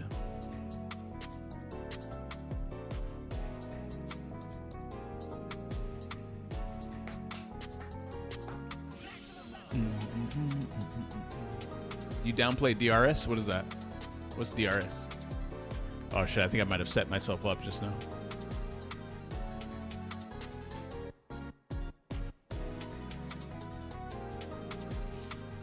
This motherfucker is a straight up wizard in Street Fighter. That's crazy.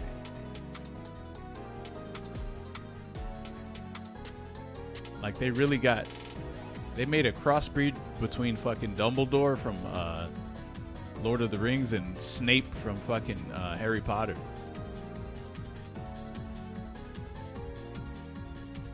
Was someone else's strength while fighting them? Yeah. That's the weirdness of fighting games though. You feel your character's weakness while you play them. Yeah. That's why it's good to play characters to get a better understanding of how to fight against them. Dumbledore's Harry Potter? Oh fuck. I actually meant that other dude from Lord of the Rings, but he actually also looks like Dumbledore. I forgot his name though. And you know what? It actually might be the same guy. Wait, is this the same actor? Or is it a different actor? No, it's not. How come they both of those guys, they remind me of each other a lot. I swear they might actually, I don't know. It's not the same actor? You sure? Okay, I believe you. You better put some respect on Gandalf's name.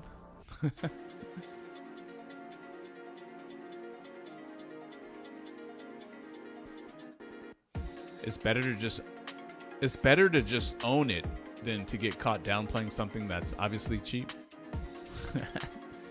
But what if they're like, hey, this isn't even that good, and then they show you why, and it's actually, and then you're like, wait, what?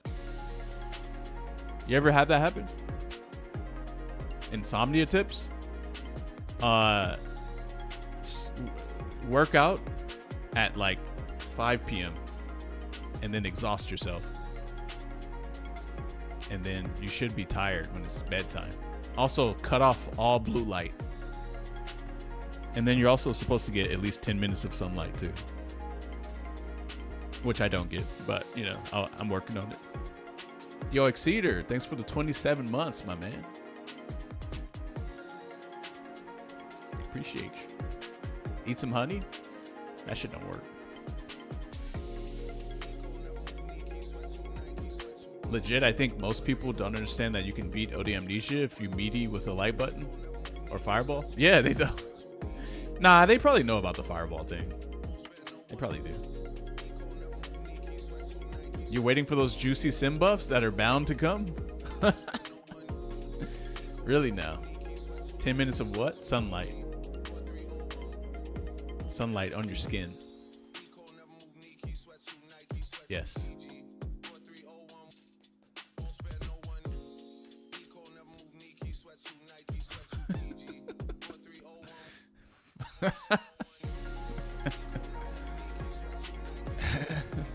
Not the detergent? Wait, what? Sunlight in the morning, magnesium, and meditation. So no blue. So cut out the blue light. Sunlight, 10 minutes, and then after that it gets kind of shaky. You know, it's like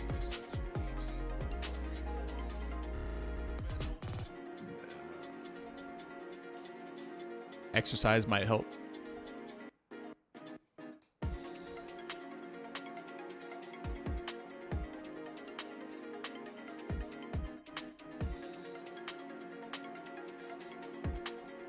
Do something boring while laying down, but enough to take your mind off of sleep.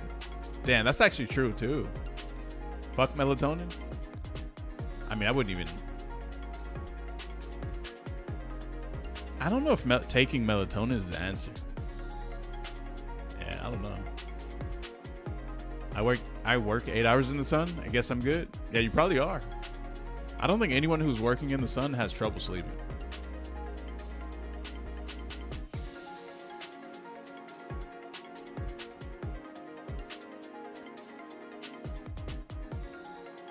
Yeah, I actually fall asleep to like random shit. But the brightness of the TV does kind of make it a tiny bit harder to like stay asleep, so I turn it off. I have a timer set actually.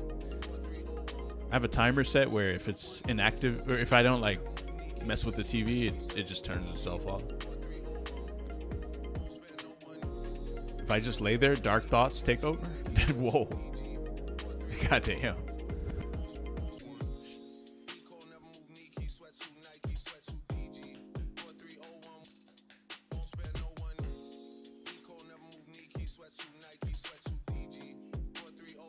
What if do you guys like doom scroll? Is that maybe that's what's fucking with you, huh? Higuchi Sagat versus Blaz. I think we might have already saw that.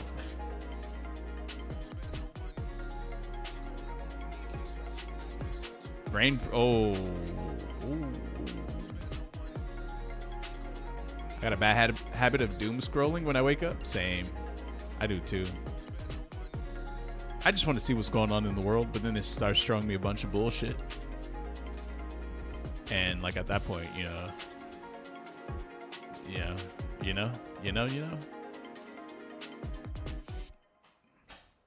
Do a Kevin.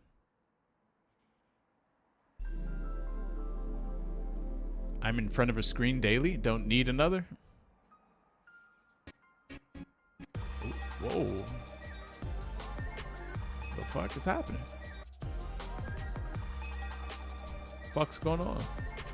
This video must be dog shit. Oh. Okay, that was weird.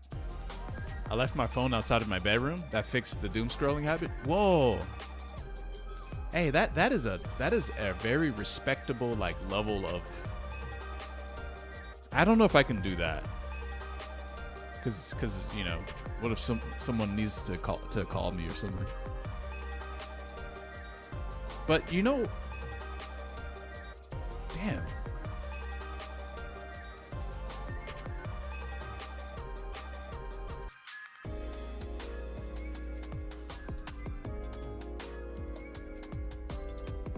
Man, what is wrong with this video? Hold on. This shit is like tripping the fuck out. There we go. I keep my phone on silent 24/7. Fuck. Damn. I see it when I see it. Man. Damn.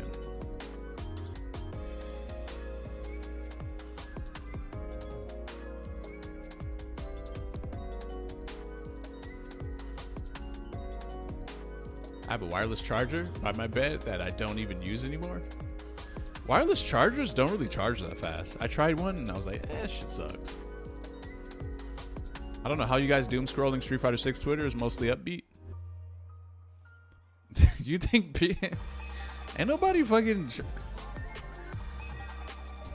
Zetsu. Do you think people are solely on Street Fighter 6 Twitter while they're on Twitter? You really you think that? Yes. Wow. I really do. No, we're not, bro. Maybe there's a little bit in there, but it's definitely not like. Bro, my Twitter's all kinds of shit.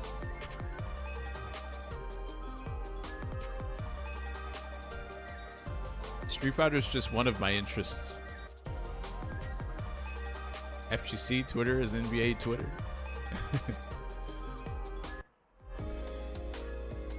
I feel like there's not even like that much Twitter FGC Twitter shit to have that as your only like Twitter. It's not enough.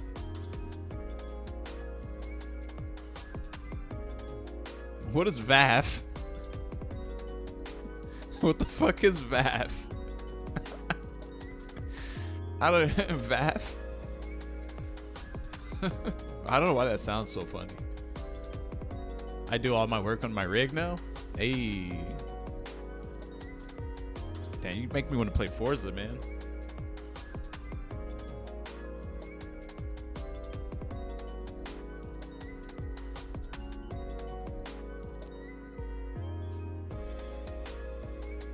Back throw? No back throw. Now, VAF is interesting. Yeah.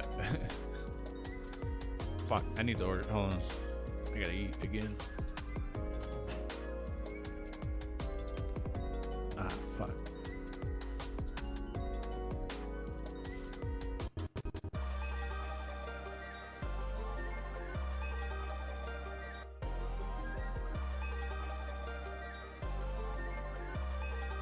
Ah, they closed. Bodied.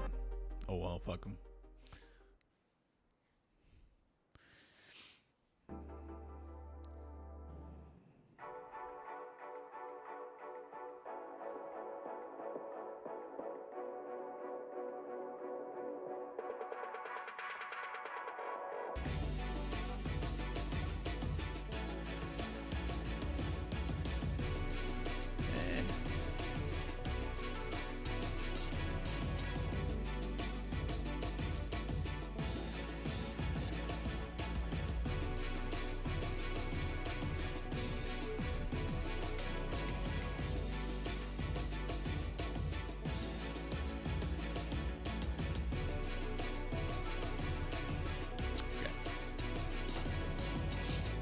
Oh, Noble got dual Kevin?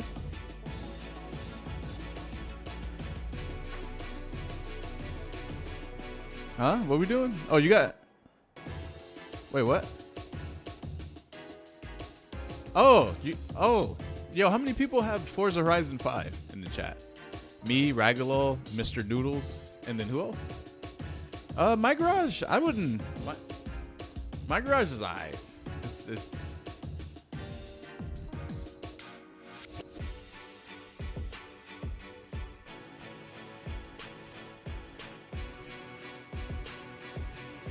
What is Harmony? What is that?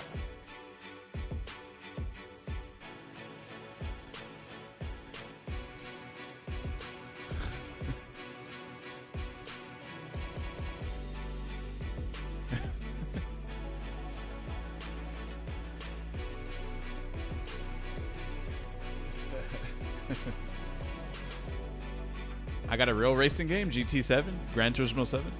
Is that better than Forza Horizon 5?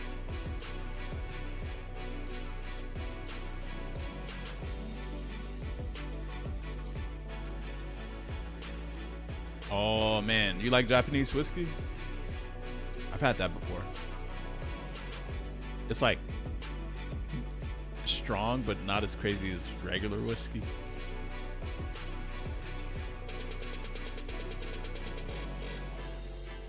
Tastes different.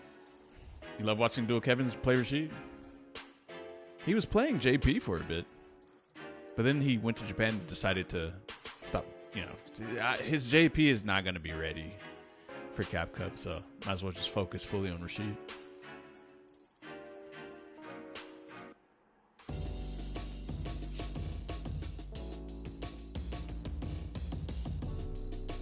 Damn.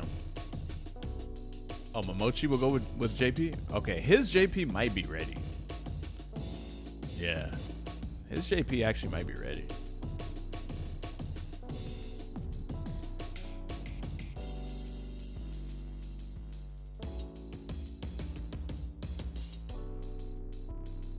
God damn.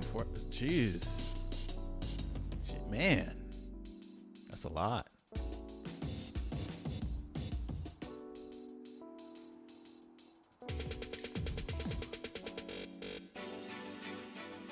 Is Dual Kevin on controller? I think he is, huh?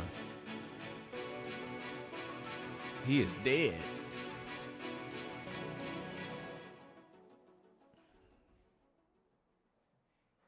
Damn, bro.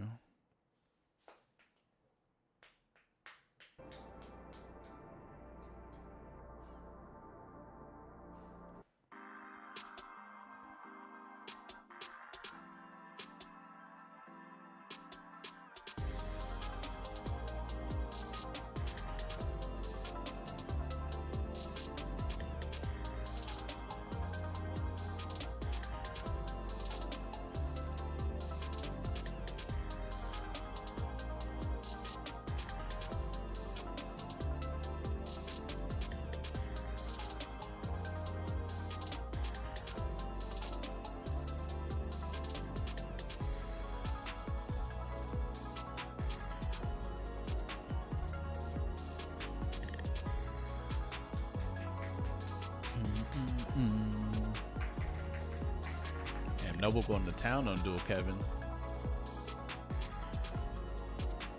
Nearby. Oh, let me check something real quick. 1 second. Whoops. 1 sec. Oh, check out this new color I got too, guys. Yo, what up? High grade hydro. Damn. What you selling? Did you guys see this picture of supposedly me in the battle hub?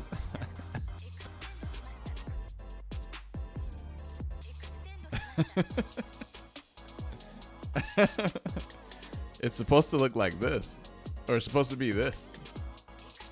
Wait, hold on, you can't even see it. It's supposed to be that.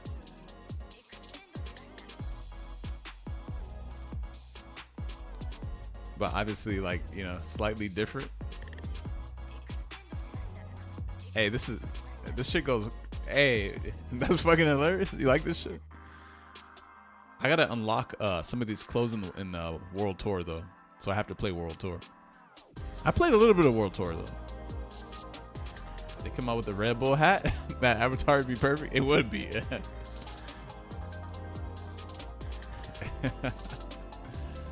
should be crazy. Damn, what happened? Bro, my purple YouTube be tripping. There we go. Whoa.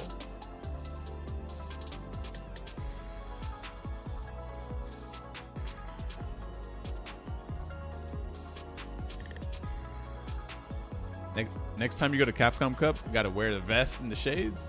They're gonna be like, yo, who is this guy?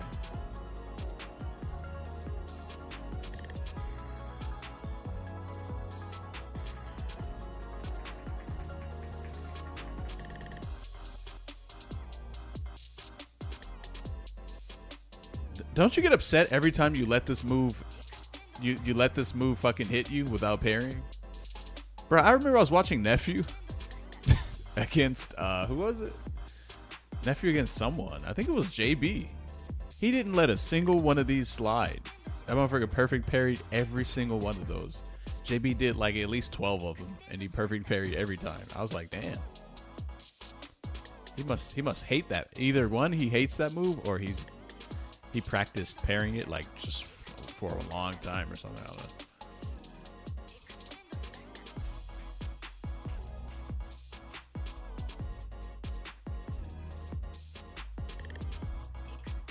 Bro.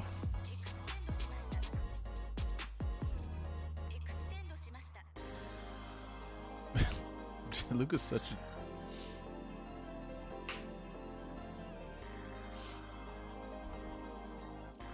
Luke is such a fucking... feel like I know someone like Luke. I definitely do. But they're not that goofy though. I hate moves that have to be countered with parry. There's a bunch of perfect parry mandatory shit in this game. A ton of it. That's one of them.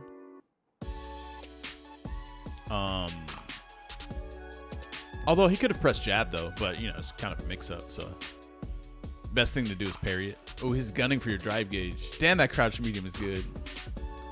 What? Yeah, I don't like shit like that. Yeah, me either. I think Sagat's forward light kick needs to be perfect parry too. So does I'm not sure why I'm having trouble thinking of it. Oh, Hashugeki. Light Hashugeki needs to be perfect parried. Kim's run. Yeah, that.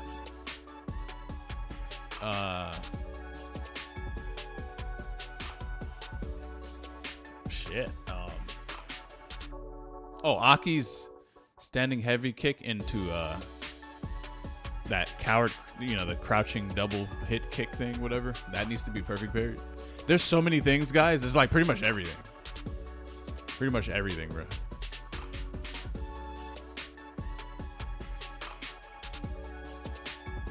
I got some anti Kim Tech Snake. I probably already know it.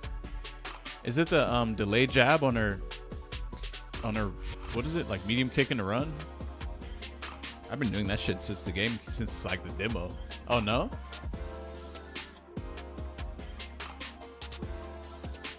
Man, what the heck? This shit is only 1080p right now. Like, what is, oh no, it's not actually. I mean, not that it should even matter, but somehow it does.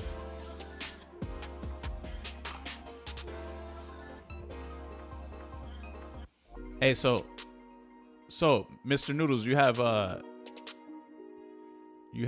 Forza Horizon 5, right? Ragalol has it. I have it. Who else has it? Who else?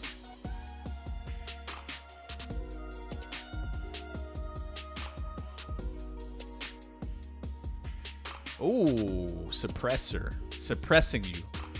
Oh, you don't have it on your PC? What? How is that possible? You about to go crash some cars? Well, excuse me? You mean drive some cars?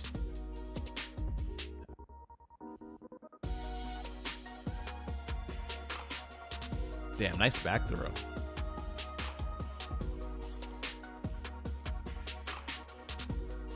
It's if you perfect parry run, you can 2 HP and you get a nasty mix. Oh yeah? I played the fuck out of that game on Xbox. How come you didn't buy it on PC? Wait a minute, isn't it cross? Oh, you would have to hop on your Xbox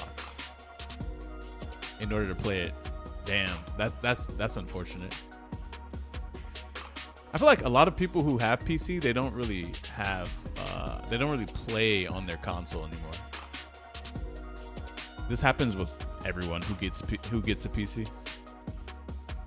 They're like, I don't want to play on the console anymore. PS5 eats dust. Yeah, I bought a PS4 Pro, played one game on it, got a PC, and I just somehow forgot I had a fucking PS4 Pro.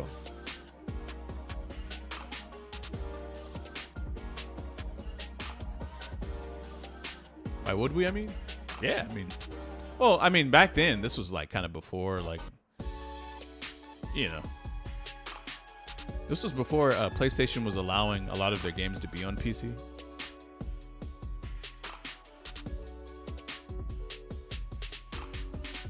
But there's a lot of people who are like, man, you guys in your PC Master Race thing, blah, blah, blah. And I'm like, I used to be like them too, thinking that, you know, I didn't know how sick console was. PC has 2 screens, one for gaming, one for watching Snake. Hey, I got a dedicated monitor. Let's go. That's sick.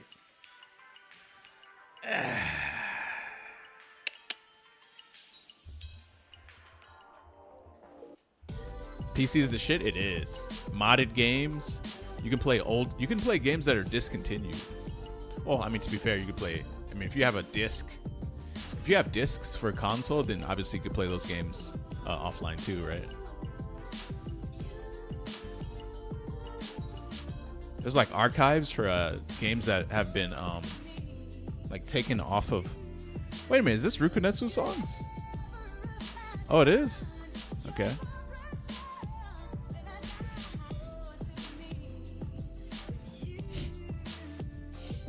Yeah, you can play like Street Fighter Cross Tekken, even though, you know, you can't even buy it anymore. Go download that shit from somewhere for free. I started with the shit laptop and upgraded. Same. Well, I mean, my laptop wasn't shit though. It was pretty good. I started off with a laptop and I was like, yo, I really actually like this shit.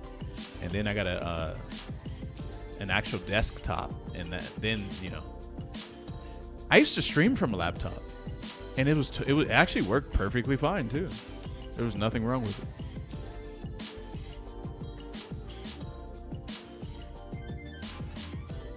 There's a lot of cool native PC ports for old retro games now. Yeah.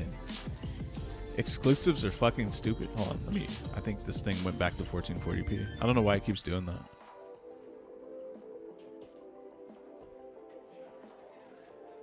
I was getting 13 frames on Heroes of the Storm. Damn, that's too low. Exclusives is fucking stupid.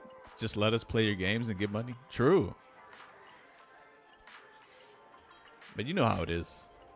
And look at Nintendo. They will never put their shit on PC. Problem X Zangief. Oh shit, Problem X using Zangief? What the fuck? What?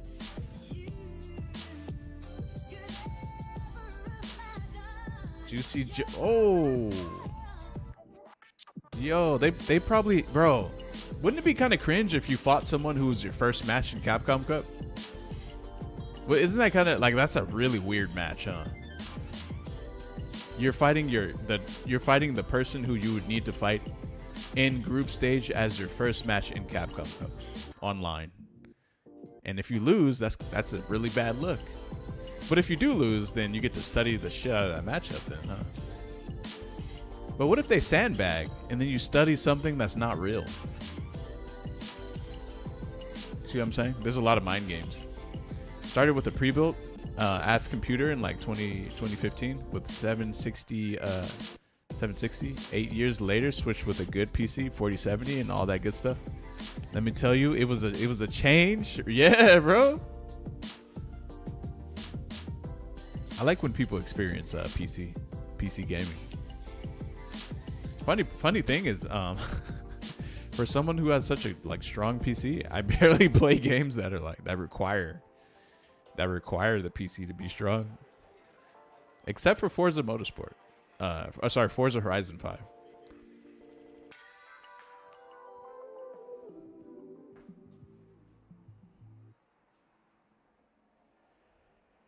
Damn, that standing medium kick from Rashid is so good.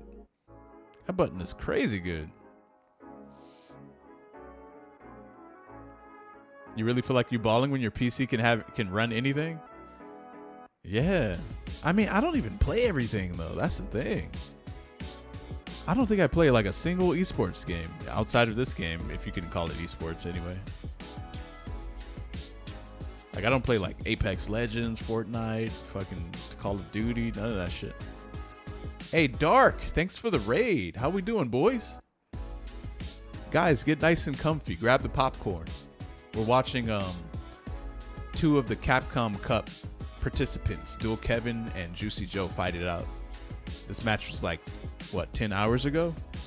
They're in Japan, playing against each other right now, I think. And it's funny because they could potentially like fight against each other. So it's funny to see them fight each other online. Honestly, if I was in here, I would probably be hiding tech. I would play, but I would hide tech for sure. You gotta try Resident Evil 9 on max graphics. What if I try Resident Evil 9 on my sim rig? Every time a jump scare happens, the whole thing shakes. Nah, that'd probably like give me a heart attack, most likely. COD has bad optimization, I feel. I've heard that COD had crazy good optimization, but maybe I'm wrong. That'll fuck you up? Yeah, it might. That might be a little too much, huh? A little too much. A little too intense. I played the last one better. It was better, but you need a fucking NASA computer to play that shit. Which one? Which game? Resident Evil? Oh, you held off? Why is that? Ah, Crimson Desert. Yeah, I'm gonna be playing that. I wish it was multiplayer though. Wish it was multiplayer.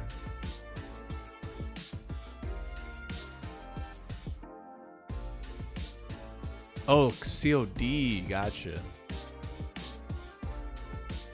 Well, Call of Duty finally stopped coming out with a new Call of Duty every fucking like 2 months. They were just squeezing money. Bro, that shit is just a money-making machine. It's not even a game anymore. I'm milking the fuck out of RE9 right now. Shit is not cheap. Hey, what about this? You guys don't know about the family library shit?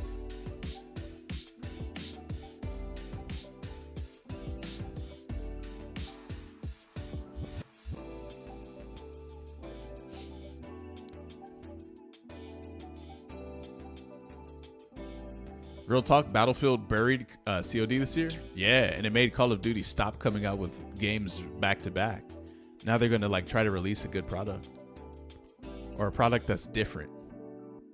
But they knew that they were just squeezing money from you guys with every new Call of Duty. Just pretending like it was different. The new Battlefield was cool, but they need... You know what I want to play, actually? I actually want to try out Helldivers. Because it's the type of game that I haven't played. I played a little bit of Apex Legends before. I was like, I can see how this is appealing to people, but I think I'm good. I can, Valorant. I've played that too a little bit. It might be too. Valorant might be too like slow paced though for me, but I don't know. But yeah, I've never played Helldivers though, and I've also played Marvel Rivals as well. That's a good one. My IRL friends are obsessed with Helldivers. I haven't tried it though. You should. I might have to try it. Remnant is niche, but man, it's nice. Wait, Remnant of the what is it called again? Remnant of the Ash or something like that. Can't remember the name. I stopped playing COD after Modern Warfare 2019. Wasn't that the good one that everyone liked? I think that was the good one. Titanfall would have been your game. Mine? I played Titanfall. Yeah, Titanfall is from the makers of Apex. They made Titanfall before Apex Legends. Man, what the hell? Did it really just go back to... what the fuck? Okay. I thought Titanfall was cool. It's just around that time, I wasn't like... when I tried it, I wasn't really like into FPS that much. And then someone actually jacked the source code of Titanfall and they compromised like the entire like fucking online service of Titanfall. It was crazy.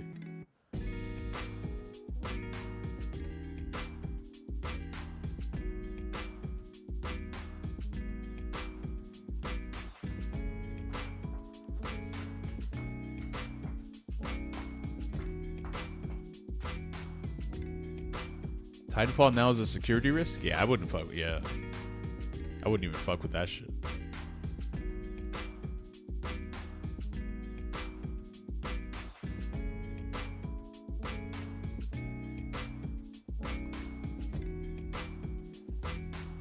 There's a ton of good games out there, though, man. And one of them isn't Highguard. That shit's going off. By the way, we looked at a video that was explaining like why Highguard failed.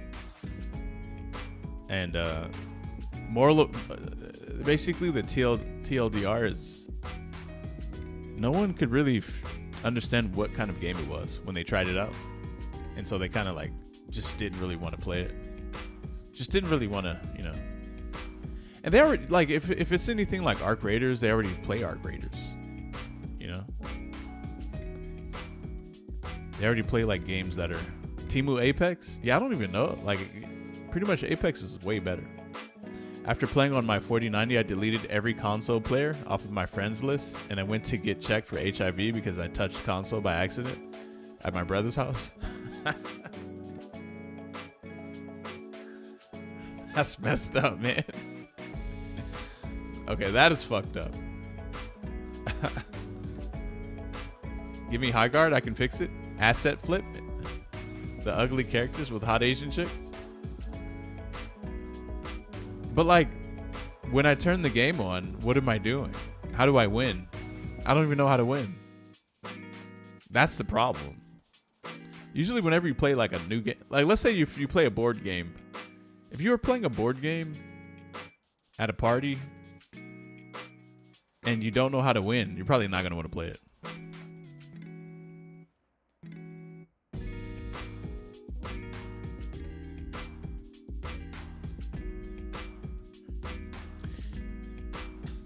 I don't even know how to I don't even know what the win condition is for Highguard. I don't even know how you win. I don't even know what the goal is. I don't know shit.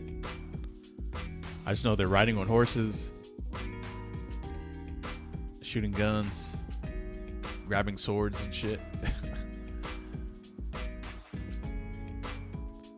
1v1s in 2K is where the fun is. Where the fun is at. I used to do that. Bro, I used to do that shit.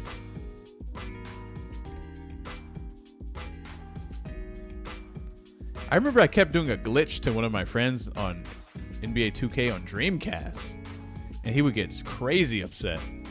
I think it was like one character blocked another character, and it was some weird ass glitch. I don't even know how I did it. It was crazy. I can like barely remember it. Or you don't understand the rules and you don't want to understand it. Yeah. Yeah. I think when you hop into a brand new game, it needs to appeal to you very quickly because there's so many games that, you know, you might just lose interest. Or you need to at least see like the vision. You know, sometimes you may not be able to do. Sometimes you might see a trailer for a game and you're like, oh, that's sick. But then you hop into it and you might not be able to do that sick thing right away. But you know it's in there though. But for Highguard, I don't even know if that exists. Like, does it? How much time should you give a new game?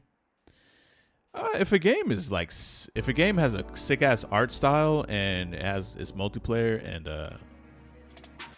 it has like cool looking shit in it, I mean, I'll just play it. But if it's a game where I'm like, my friend just told me to check this out, so I don't even know what kind of game it is. Let me see. If it's like that, then I'd probably give it like 10 minutes. A cool 10. Yo, Views, thanks for the gifted to Bane. How much do you bench and squat? I bench about 500 and then squat about for somehow 400. And so yeah, I'm joking. I am kidding. I actually don't even really like bench or squat. I do like ring decline push-ups and stuff like that. 10 minutes? Yeah. Well, it depends on what kind of game it is. If it's a game where the match lasts longer than 10 minutes, then I'll obviously give it like one match. And then if it hits, then I'll be like, okay, cool. And then if it doesn't, then I'll just be like, fuck it, I'm good.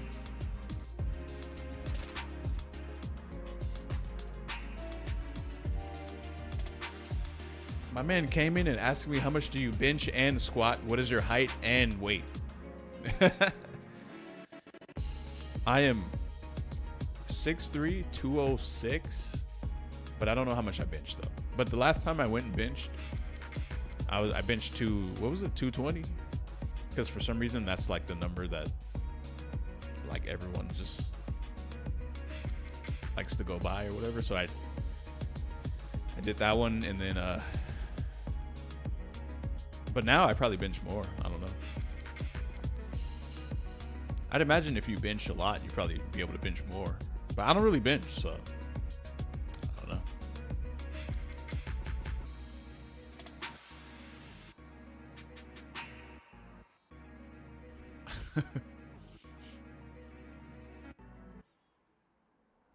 Yeah, I don't know. I probably don't even. I don't know. I don't know what my max is.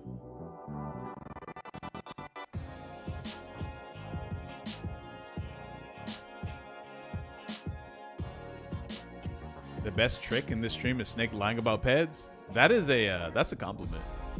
If you think I take peds, you think this would be my final form on something like that? I would be Zangief size.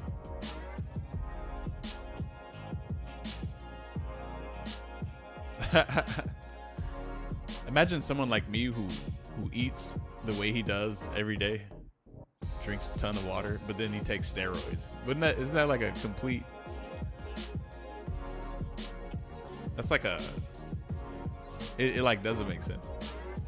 Why everyone doesn't use meter and kilometer? Don't get it. Real question. I have no idea why like other countries outside of the U.S. don't use fucking like. You know, the actual standard metric for, you know, whatever it is.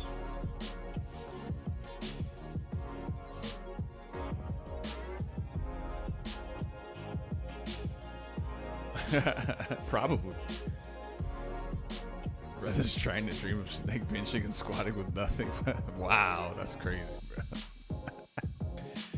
That is insane. Eat clean, trend hard. Eat clean? What? Would another be asking at the gym, do you squat? I always answer, my wife wants me to. If you know. Do you squat? Do you actually like squatting though? I don't really like it. I would rather do some other exercise. Like I would rather do some like I don't know. I saw this one dude with a belt around his waist connected to something that he was walking around with. He was just walking backwards very, very, really hard, trying to pull that thing. And I was like, damn, if that's like equivalent to squats, then that seems better.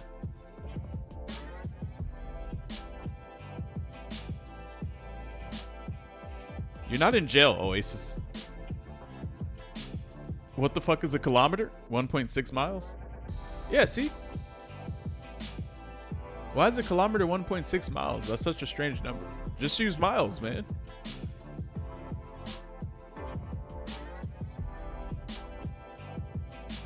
Also, how come European currency is called pounds or something like that, but then I weigh 206 pounds as a weight metric? Why is it a currency in Europe? Ooh, Shahar versus Shanghai? Is Shanghai is in Capcom Cup. Yeah. It used to be pounds of silver? Oh. Sterling pound? Why do you guys use sterling silver for currency? That's weird. I'm joking, by the way. I'm kidding, guys. Oh, that was back in the day.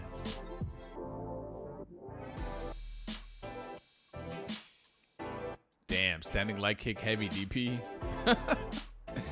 What the fuck? That's like doing standing light kick car DP. Car heavy DP.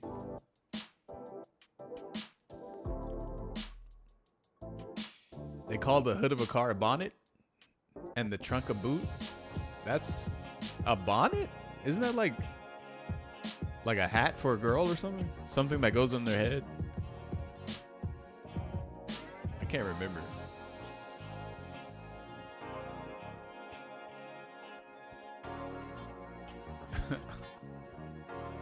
Hey, is this true in Russia? If someone is like smiling too much, they're like considered like a bad guy?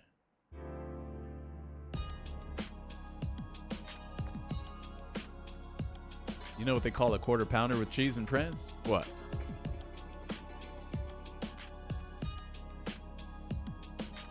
He said no, lol.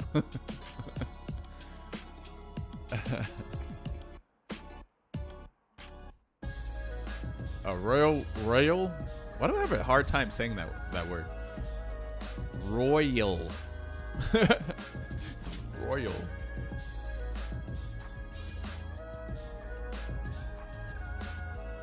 With cheese. Why is it a royal though? Why? Royale? Wait, how do you say royal in European? How do you say it?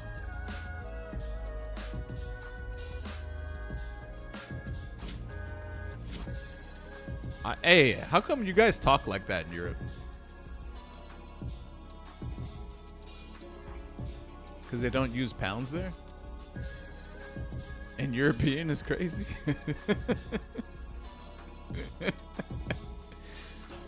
Yeah. In the USA we got medals of honor. In Europe they come on, man.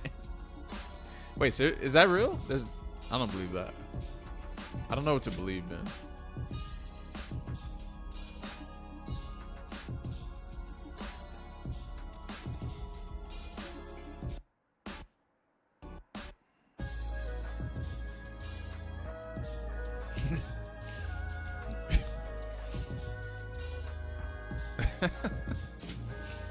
Hey, you know one place I want to travel to?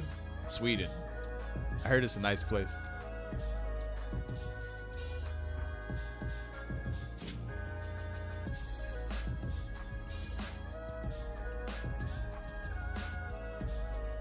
Also, I find the accent, I mean this respectfully, okay? I find the accents hilarious. But in a good way, though.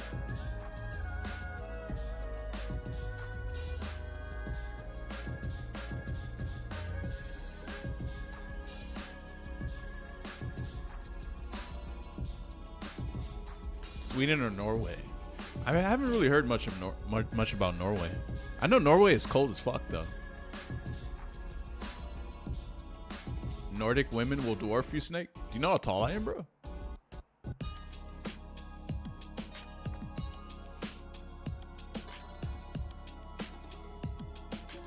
Oh no, Mr. DP, medium DP. Wait, was that one of those hard combos? Yeah, he fucked up. Snake Eyes, do they call a Whopper? What do they... Wait, what? Snake, do you know they call a Whopper in Paris? What do they call a Whopper in Paris? What do they call it?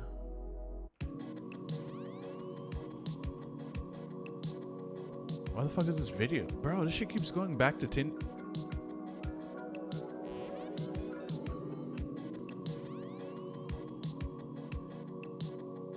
Wait, there's a bunch of Marissas in Norway? Oh, fuck that shit.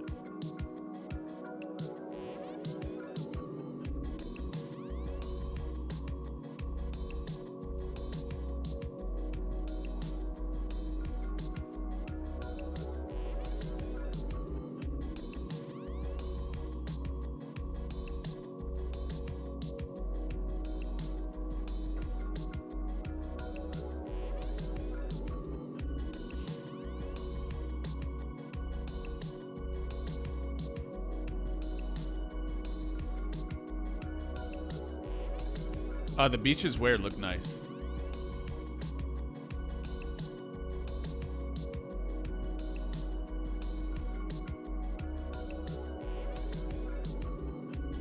Oh, Malta? Yeah, I haven't been to a lot of places. To my London people in the chat, your city is beautiful, but man, your food is straight dog shit. That's crazy. Damn, I had that experience when I was in...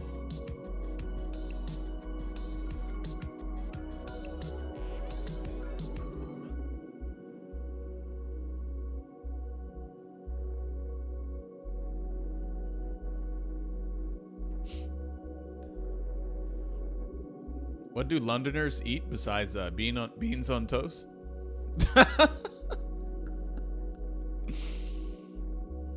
Wait, hold on. Here, man, you guys, look at this.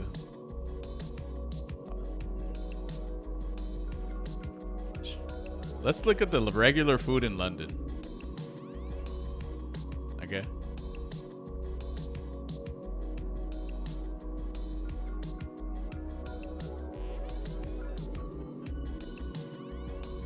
Oh, that looks mad good. What the hell? Wait a second. Whoa, that's London food? That looks crazy good. Oh my god.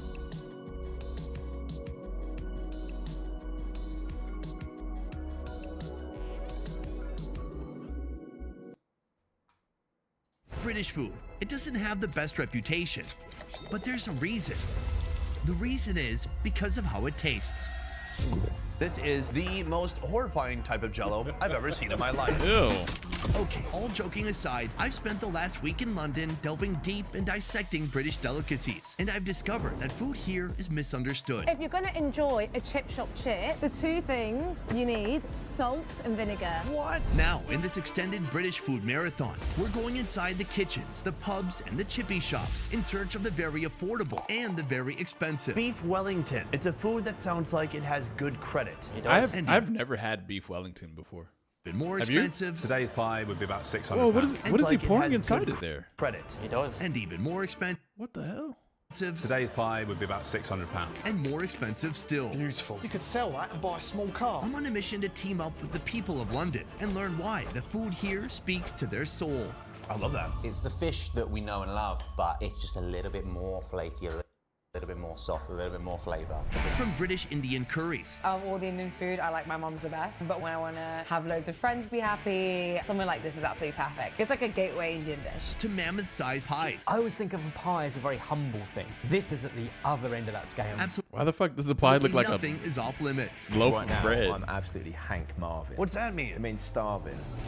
And it all starts with the most important meal of the day, breakfast. Coming in at 3 different price Oh points. my god, here we go with this baked beans on toast Very shit. affordable, very medium, and outrageously expensive. Whoa, that looks like eggs But Benedict. first, something much, much more affordable. In fact, this breakfast costs only a few dollars. This is my first Eggs day in been a London. This is badge. going to be my No. first meal in London. Well, I'm sorry about that. We've come to London's iconic Polo Bar, open all day, every day, serving up the best British diner food. In the past, British cuisine has been judged for being boring, Ham and sometimes cheese. bland. Yeah. I've come here to London to bust those stereotypes. thank you. And I'm doing it by starting with the iconic dish known as beans on toast.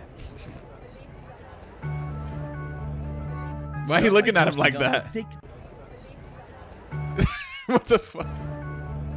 What the hell is Start by that toasting about? up a thick, wholesome slice of sourdough bread. Why do people here I love actually hate beans so sourdough. much for breakfast? I don't know, Wait, they also put it on sourdough bread.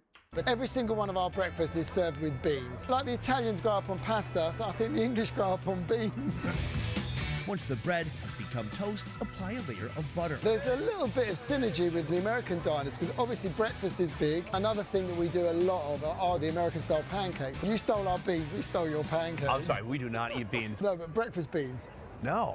Finally, dump on a generous portion of beans. We don't do anything with them, they're just as they come. In the can. Yeah. Heinz. Of course. Do they make the best beans? Yeah, definitely. Wait, why do you like sour bread though? 1901, crazy. the owner of the Heinz Food Company, Henry Heinz, introduced his canned beans to the UK. Advertised as a convenient, affordable, and energy-packed meal, it became an instant hit. That shit is just beans with a bunch of sugar on it. That's all it is. People just like to smother sugar, put a bunch of sugar on their food. Now it's a breakfast staple.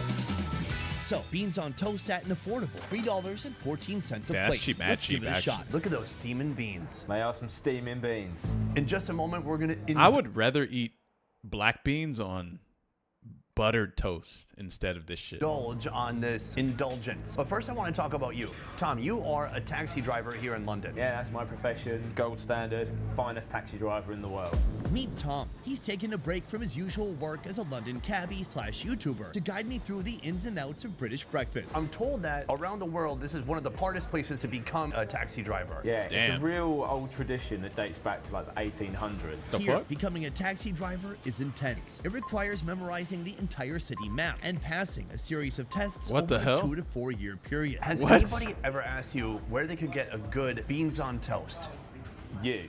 This is You. our comfort food. Should we give it a shot? Oh, we're missing something. But before we find out what Oh we're missing, shit! a quick word from our sponsor. I think he just pulled out the fucking Henny. BetterHelp. People tell themselves time and time again, I don't need therapy. Therapy is not for I ain't watching this shit. Getting license hasn't you. You show dirt reason and start the bottle. This was made for beans on toast. Oh, Worcestershire sauce. Try it without, and then I'd encourage you to just dab a little bit of that on. What I like too is you're not eating even some crazy British version of beans. It's Heinz. That's an American company. Cheers. Cheers.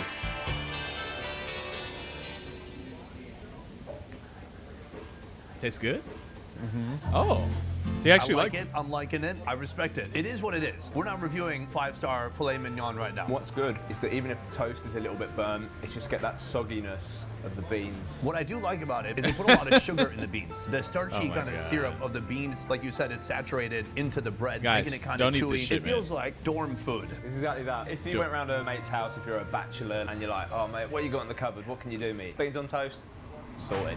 Time to add Worcestershire, a fermented condiment What can you made do, from me? vinegar, molasses, anchovies, tamarind, and spices. What can you Where'd do you me, bring mate? that from? I've always specifically for this. What can you do me, mate? There's kind of a sour note to it now. Yeah. So we have the sweetness, we have the saltiness, and a little bit of sourness. It feels like a well-rounded Walker eats meal this? you would No, he buy doesn't. at food stamps. Well, I don't you know. say food stamps. The actual reasoning why beans I don't on know if toast he is does. such a I don't popular know. meal in Britain is it comes from rationing. Oh, wait, there is butter on the toast, actually. Wait, there is butter. I'm tripping. Reasoning why beans on toast. Hold up. is such a They popular put meal. butter on this toast, and then they put the baked in beans in Britain. there. Is it- Okay? That's a step up. That is a step up from before. Comes from rationing in World War II. We've loved it ever since, basically. The British bean obsession doesn't end with beans on toast. Here, Oh, you is can that also egg? order this loaded egg, cheese, and bean sandwich. Oh my God. But Views. there's also the iconic full English breakfast, which is what we're trying Okay, is that black? Is that jet black thing over there burnt? What is that? next. What is the occasion that people would be eating an English breakfast? It doesn't seem like something that people would eat every day. It's not. It's a treat. Meet Dean, general a treat? manager of 3SP Restaurant on the main floor of the 5-star South Place Hotel. Every now and then I've got a group of friends from the army days and we'll meet once a month and we'll find a good breakfast spot where we'll get a full English breakfast. Hey, with the wait, army how days. come the egg yolk is so orange? We'll meet once Look at that.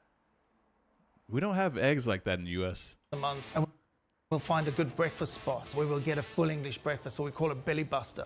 The full English breakfast is a hearty feast rooted in the 19th century Industrial Revolution. It was designed as a power-packed meal to jumpstart the day for laborers. I'd like to one by one go through each food item that's on that plate. Let's start with eggs. I'm going with two options. Look at this egg. Sunny side up eggs It's like- and Dean's personal favorite. Look how orange Poached it eggs. is. That poached egg breaks open. You've got a good quality egg there. It's orange and it glistens. I'm so hungry right now. I know. All right, next food. Pork sausage, really important, goes back centuries. We boil them first and then we just finish them off in a little bit of a oily pan. Pasture-raised eggs? Our bacon, Yeah. it's slightly different here as well. Most Americans Is that like bacon? really crispy bacon. We don't. Londoners typically prefer back bacon for breakfast. Who bacon? Let me rewind this. Really crispy bacon. We don't. Londoners typically prefer back bacon for breakfast. Back bacon is a cut that includes a portion of the loin from the back of the pig. But here, they're serving what the Brits call streaky bacon, a more familiar option for international travelers. Beans. Because it's a hotel, we try and put it in a little bowl, but then if people don't want it, they can separate it. Where if you go to one of the local cafes here in London, they put it on the plate and you've got no option but to have the tomato juice flourishing through the rest of the plate. Did he just say fucking tomato juice? Let's talk That's about crazy, the man. black pudding. Okay, black pudding. It's not a pudding at all. Black pudding is in fact a sausage, dyed black through the use of pork blood. To make it, start by blending oats, pork fat, and onions. Then mix the blended ingredients with pork blood, flour, milk, and other seasonings. That sounds gruesome to a lot of people and puts a lot of people off. But this was a byproduct of our animal culture. Stuff this mixture into a plastic casing and boil to cook it through. It's actually really very good for you. If you think about it, it's just an oat cookie that's black. That's a great perspective. A cookie. Before Wait, how's serving, it good for you? How does that make it good for the you? black pudding is sliced and made crispy under the broiler. The final steps, deep frying some hash browns, then broiling up some tomatoes and mushrooms and assembling the dish. Served in a hotel restaurant, the English breakfast here is tailored to international guests with a posh touch, a bit more premium than you'll Damn. Let me see. Sorry, the eggs are just the eggs look good though. I didn't know the eggs are normally that orange. And also, is that like a potato right there? you'll What is find that? at blue-collar cafes. In order to get the full English experience, I want to learn some British slang. Right now, I'm absolutely Hank Marvin. I'm absolutely Hank Marvin? Hank Marvin. What's that mean? It means starving. This is a cup of Rosie Lee. Rosie Lee, rhyming slang for. Exactly. So there is one word I want to talk to you about. What I'm told is here it's almost like a term of endearment. Do you know what word I'm talking about? I'm not there yet. Wanker? I'm talking about the word Cox. Oh, right, yeah. Is that something you would call your mates, your friends? Closer mates. You can call me a cunt if you want. No, cunt. it's not that. We're not close enough yet? Let's get back to the breakfast. This looks amazing. This is the start of an epic day. Where should we start? Firstly, yeah. Okay, I'll do it, but kinda only hungry, because ain't I'm gonna afraid lie. you'll call me a cunt. You almost make like a little mini sandwich on your forks. You go, I'll have a little bit of bread, I'll have a little bit of sausage. A little bit of egg. We're making a breakfast kebab.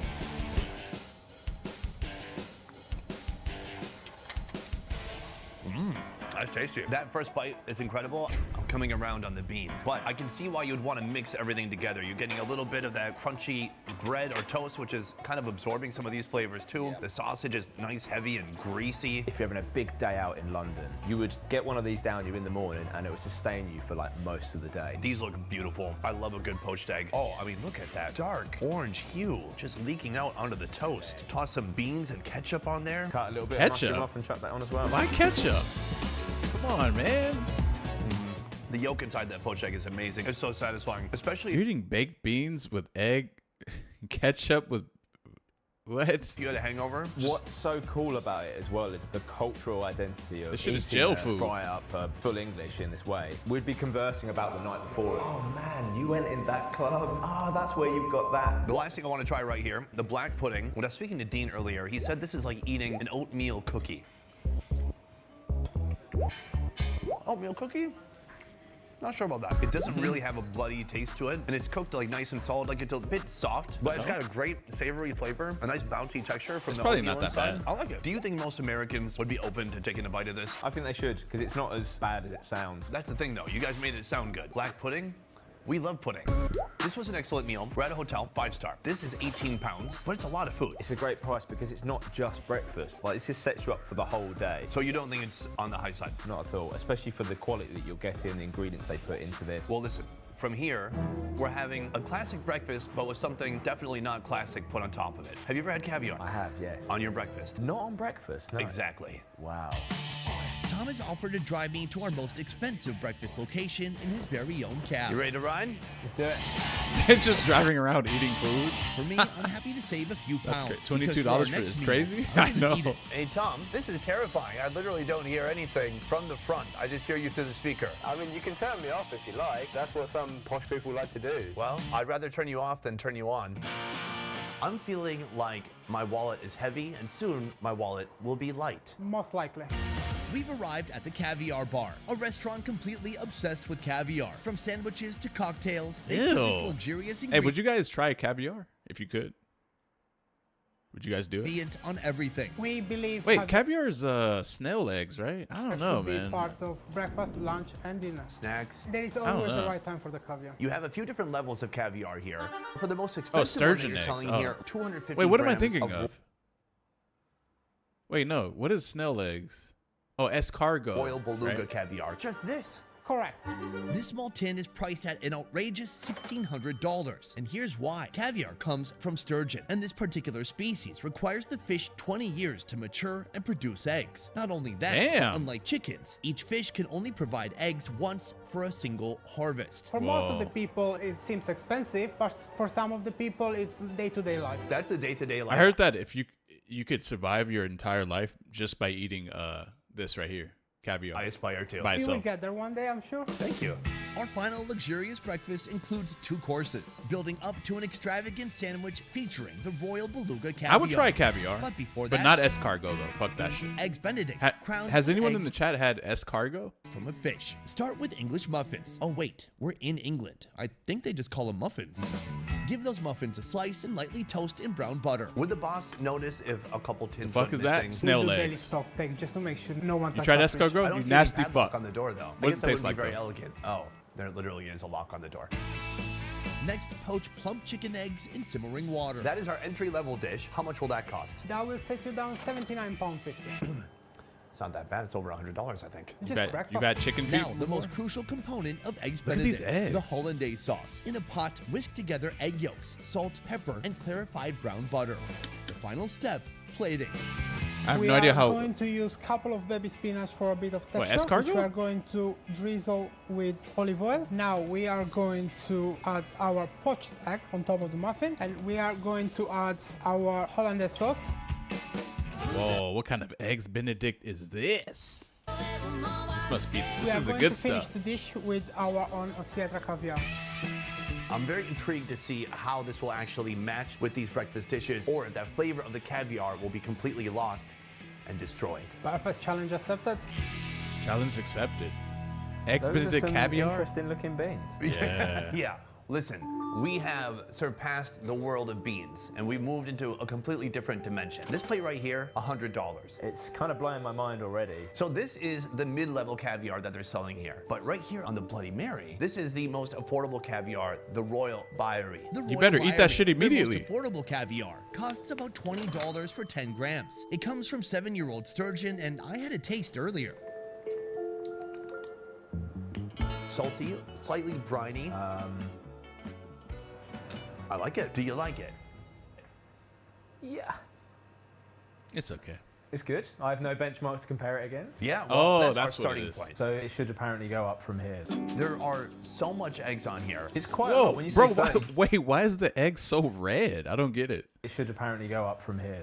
There are so What the hell? Did they put something inside of there? much eggs on here. It's quite a lot. When you say 30 grams, it doesn't seem like you'd get much. No. Oh, there we go. Hey, anyone in the chat mad hungry right now? The hollandaise is so rich and buttery. Oh my god. I'm getting just a touch of brininess from the caviar, but a little bit it's getting lost in the sauce. It is quite an adequate replacement for that ham. It fits really well with all the other flavors. It doesn't like cut above it. I thought that was delicious. Something new. It's not a very bold flavor, but it's a nice, gentle, well-balanced bite. I'm worried this is going to grow on me. It's dangerous. Everyday breakfast is no longer going to be the same. I mean, this is like what the Prince Damn, of Saudi bro, Arabia. he's gonna hate every meal after this. He's gonna hate every single thing he eats after eats this for shit. breakfast every day. Why would you not? Yeah, he can't be eating cornflakes. Have to pour his own milk? Oh. Wait, first of all, cereal tastes really good though. I'm sold. How many jars? You know what I'm of caviar saying? you I don't buying? really care what you've eaten before. Cereal's clutch. To the low note just for this scene, actually. Tom's Royal British manner masks Frosted it well, Flakes but I will can always tell taste he's good. not impressed. So for our final round, I'm going for Broke, Cat? and I mean that quite literally. I'm pretty sure this Is that smoked salmon right there? will be the most expensive sandwich I've ever had. Most certainly for me. I think even if we move to the decimal point one place. First of all, we take our butter croissant. Oh we my God. Cut that in a half. We are going to add our creme fraiche with shallots and black pepper. Oh, We're going man. to add some spinach. Man. Dress the spinach with a drizzle of olive oil. Oh, Then man. we are going to use our lightly smoked salmon, and we are going to Damn. get generous to ensure a nice uniform I don't know what to say flavor. about We are caviar. going I to can't say spread the damn, 'cause 50 I've never gram had of it before. beluga caviar all across the croissant. I don't know what that tastes like. So just for the caviar God alone right damn. here, for the 50 grams, it is 260 pounds. In dollars? I don't know. Let's put it on screen. Boom. So, pretty 330? expensive. There's a lot going on here, and I'm just really curious to know how this interacts with the other flavors that are going on here, like the salmon. I'm gonna put the lid on top. I'm gonna push it down The a bit, lid? and I'm gonna treat it like this is just another Tuesday. This is Okay, the cool. rich life, Tom. This is awesome. But it Yeah, might just- suck. Let's eat it to find out. Just, hey, you know what? That's a good idea. If you ever eat some expensive shit, just eat it like it's a normal ass sandwich. And if it doesn't taste good, it is what it is. It is what it is.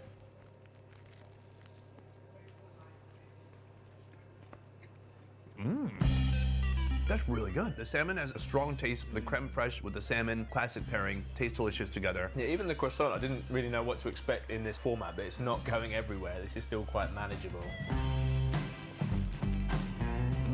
Oh, this is crazy. This is way better than Tesco sandwiches. I think the other thing that's Tesco? also throwing me as well is it's presumably the quality of the salmon. All the ingredients are delicious. I would say the caviar isn't super present. You know, it doesn't offer a strong, potent flavor, but it's just like a gentle saltiness, a smoothness. It's oily. The whole sandwich itself is very rich. Yeah, there's that lingering kind of like saltiness and strong flavors in the mouth.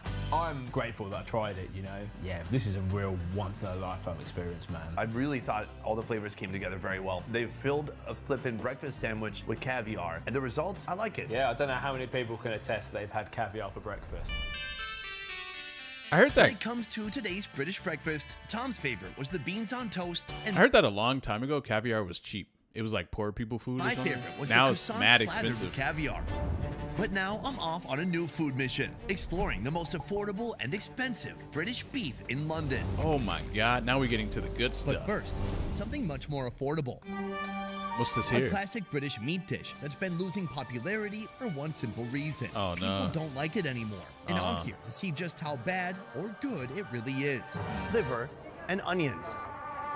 Oh, this is one of those foods that's almost like a punchline in the USA, like the food that people don't necessarily want to eat. Is this a young man's dish, or is this a classic old dude's food? This is an old dude's food. We've been serving it since the 1970s, and I think the history of it goes back much further. Hey, apparently liver has a ton of vitamins though. Ilario runs Not even Bar low-key, Bruno, it's just- a long-standing establishment that's still serving You up can this replace traditional delicacy vitamins here with just in the eating heart of liver. London. What is it about onions that goes so well with liver? I think it's just a marriage, as they say in food. Onion is quite caramelized, and with the meat flavor, it's really good. Caramelized To start, onions the are liver great. is fried on a flat top, seasoned simply with a sprinkle smells of salt. terrible. We Liver is typically use gross? lamb's liver Damn. because we find that the flavor is a little bit more subtle. The other animal livers are a little bit more poignant. Why are you so polite? You're not going to offend a cow. More gamey. More pungent, have an intense smell to them. Next, unsmoked back bacon is fried to perfection. Back along bacon? with the onions. I grew up with this dish, so I enjoy it. Even back then, you're like, Mom, what's for dinner tonight? Liver and onions. What's your reaction? I think when I was very young, probably the reaction wasn't so great, but I grew to like it. Just like beer. Exactly. I also didn't like beer when I was 6. No, neither did I. But when I was 7, really into it. Joining the dish, a British favorite, mash, also known as mashed potatoes. Finally, the dish is served with a rich gravy and with a drizzle of Worcestershire sauce on top. Now there's so many foods from other people's countries coming. There's Asian food right Fine. next to Yeah, Chinatown. right, Is it guys. possible that a generation from now, there is no more liver and onions? I think it's a real risk. We've seen liver sales go down quite considerably over the years. We're trying to keep the British cuisine alive, so to speak. So I'm hoping that trying it here, they will acquire a taste for it and we'll be serving it many years to come. Nigel, thanks for joining me. Thank you for having me. My first question, what's with the flowers? With over 4.5 million followers, Nigel has become prominent in the food section of TikTok by way of brunch. This is something that my grandma used to do all the time. She used to have this saying, men don't get a lot of flowers. Kind of how it started, but yeah. So your food niche is brunch. Brunch. A brunch where maybe you drink and get drunk. Yes. As you should with most brunches. If there's no cocktail, it's not. Is it really a brunch, you know? During the 18th and 19th centuries in London, liver and onions became popular among the working class because it was affordable, available, and simple. I've had it before, but definitely its popularity was big in near the late 90s. That's when it kind of like dipped down. What do you think is the reason for that? People discovered other good food? Yeah, yes. First, I want to try this mash. That's delicious. Well cooked onion. The gravy just brings it all together. All about the gravy. I often say if you want to know the cuisine of a country, you need to know the history of the country. Even just looking at this plate, you can kind of see where things kind of diverge between Britain and America. At one point, this food became famous in the US as well. So I always found that really interesting. And of course, I think you can tell a country by their bacon. Absolutely true. So in our last episode, we covered breakfast. That breakfast happened to include streaky bacon, which is what we call bacon. Here, you have something called back bacon. Now, I had to look this up in the dictionary to make sure this was technically bacon. It turns out it is. It is. All right, Londoners, you got me on a technicality this time. Cheers. I like that. It's almost a little bit more hammy to me. And there's certainly no crisp. It's a little bit more chewy. But pork is pork. I love pork. We got a few massive pieces of liver. The time has come. We cannot put it off any longer. This is my first time ever trying this dish. I'm so excited. Cheers. I'm not sure what I was expecting. This is a dish for a mature gentleman. This is a dish where you fight your instinct to eat something yummy and you eat something that's good for you. I do think the onions pair well with it, but there's nothing magical that happened here. This tastes like liver. And I think it's good when you mix all the elements together. You've got some gravy, some liver, some onion, and then you kind of use the bacon to cleanse the palate here and there. The price of everything here, it's a giant plate, 10.5 pounds. How do you feel about that price? For Central London, bargain. You're not going to get anything to this degree. A plate this size, something this filling. So reasonable. Definitely. Listen, this is going to be the absolute cheapest thing we eat all day. At our next location, we're going to be trying something called the Sunday roast. Let's do it. From our first location, we're really stepping things up. I'm talking much more variety, more meat, and a much heftier price tag, coming in at nearly $65. But there's a catch. We'll be trying a meal you can only find on Sundays. Sunday roast is a very traditional dish in the UK, and it revolves around roasted meats with a huge array of trimmings all the way around the side, a massive feast. But more than that, an opportunity for family and friends to get together on a Sunday, catching up and having lunch together. It's a thing that you do on Sunday in the UK. You go out for a Sunday roast. Meet Gordon Kerr, the founder of Blacklock Chop House. Put her there. Welcome. Chop houses originated in the UK in the 1600s, and still they're known for serving hearty traditional British dishes with an emphasis on meat, chops, and steaks. Right now we're here for the Sunday roast. It's something I've never done and something actually I'd never even heard of until coming here. Sunday roasts go back even farther than chop houses, back to medieval times. Every Sunday after church, it was common for the community to gather together for a meal. For a classic Sunday roast, what is required? You need roasted meats, roast potatoes, and a range of roasted vegetables. And then you definitely need Yorkshire puddings. I cannot get a grip on what pudding is in this country. I had black pudding, which was a sausage. And then the Yorkshire pudding looks like a popover to me. What does pudding mean? Just like a good burger needs the perfect bun, there is no Sunday roast without the Yorkshire pudding. Crafted by baking beef drippings together with a chilled batter of eggs, full-fat milk, and flour. Pudding can mean a variety of things here. Pudding can mean dessert, sweet after the meal thing. A Yorkshire pudding is a savoury pancake raised up, a great vessel for meats, typically for gravy. If you had too many Yorkshire puddings, a great leftover thing the next day would be some of the leftover roasted meats in a Yorkshire pudding, gravy on top as a sandwich. That sounds good. Preparing a Sunday roast can be an extensive process, often starting days in advance. But here at Blacklock, they take their meat prep to another level by aging the meat before it's ever kissed by a single flame. Beef is 55 days aged. We've got pork, which is 21 days, and we've got lamb, which is 28. When meat is hanging in the aging chambers, we're exceeding the time, so you guys like aged tender meats on the plate. When Sunday rolls around each week, it's time for the team in this kitchen to get to work bright and early. The aged meat is seasoned simply with salt, then roasted slowly and lowly over an open fire.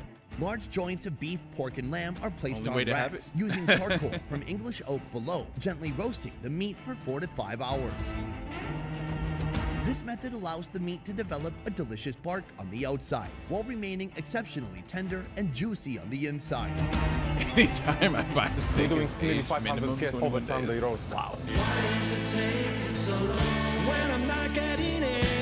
After the initial roasting of the pork joints, the pork skin is removed and roasted once again in the oven to achieve maximum crispiness, while the pork meat itself is sliced into eatable slabs. The beef is roasted to a rare doneness, so you can still hear the faint echoes of the cow's final move. Finally, the lamb, a meat option I fear will not appear on a Waffle House menu anytime soon. But for the British, it remains a popular choice, celebrated for its rich flavor and succulent texture. For this restaurant, it has to be ready to go quickly when people order. What is the biggest challenge here in serving a perfect Sunday roast to a huge crowd of people? Logistically, being very organized from early hours of the day. What time did you wake up this morning? 5-ish. Okay, not bad. So you slept in? Yeah, of course. Being passionate about it. Like you're doing your job, I'm doing my job. We are passionate about it. I'm so full of passion. Our $65 feast begins with layers of roasted cabbage and carrots. Next, the essential Yorkshire pudding, which gets stuffed with roasted potatoes, with even more potatoes on the side. Now for the main event. Beautiful slabs of beef, lamb, and pork are meticulously arranged, forming a meat mountain. Atop that tender protein, some crispy cracklings, and a shower of salt. But this Sunday roast is not complete without a generous helping of gravy on the side. It looks crazy, right? This looks insane. It's a mountain. But you know about the Sunday roast. Absolutely. I want to back up a little bit, talking about your story. You were born in a country known as Malawi, and that is in Southeast Africa. But your name is Nigel. Painfully British. Can you explain that story? My dad went to school here as part of an exchange program. He met a guy, and the guy was like the nicest guy ever, and that guy was called Nigel. He thought it was a cool thing. So yeah, there's something called the Nigel Festival. Really? It happens once a year because the name started dying out. And if your name is Nigel, you can go and you will get a free pint. You moved here when you were 4. How British do you consider yourself? More than I'd like to admit. In that case, what does Sunday roast mean to you? You need 2 elements for a Sunday roast. First one is nostalgia. The second is hangover. Nice. That's why we have our... I'm working on the hangover right now. I'm getting one. Ooh. Oh, yeah. I think we should try some of this out. I want to start with the cracklings on top. This is too much, bro. Oh, Lord. It soaked up all that pork oil. Tons of salt on there. It's really good. Do you want to give it like a little dip? Give it a little bit of a dip? Oh. This is going to be a very rich meal.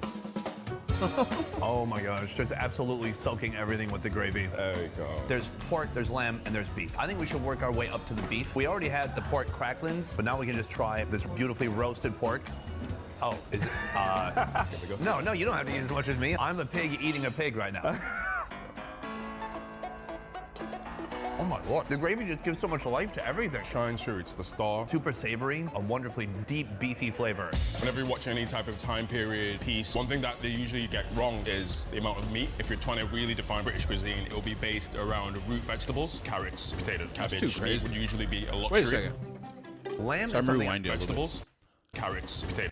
Oh, that's potato? Damn, that looks crazy good. Look at how they do the potatoes, bro. Cabbage. Meat would usually be a luxury.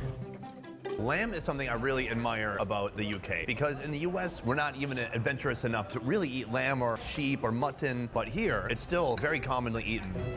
Yeah, I've never had mutton. What is that? Well seasoned. A little bit gamey in a good way. Some people who are new to lamb, they don't like that kind of funky lamb taste. I love that. It's got personality. Yes. It's got a little bit of oomph. So for you, you said to eat Sunday roast, say it a piece of requires meat has a bit of personality, nostalgia. What that's is the element of nostalgia for you? When you first come to the UK, your first real Sunday roast experience is almost like an... You know you got to be pretty deep into eating eating meat if you say that meat has personality, right?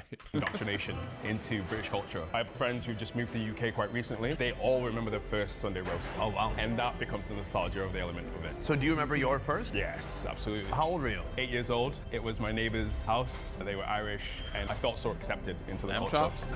Well, I'm told that if you're eating this, you also have to have the Yorkshire pudding. Absolutely. Use that as a cup, put all the meat in there, gravy in. We grab a big slab of beef, throw that on top. Oh, this is not a mistake. I'm gonna throw a little everything on here. Cheers. Cheers. Damn, that looks good. I don't think I chewed that enough. I ate that like a snake. That was very satisfying. Everything gets the right amount of salt and flavor after you just douse it with that gravy. This is outstanding.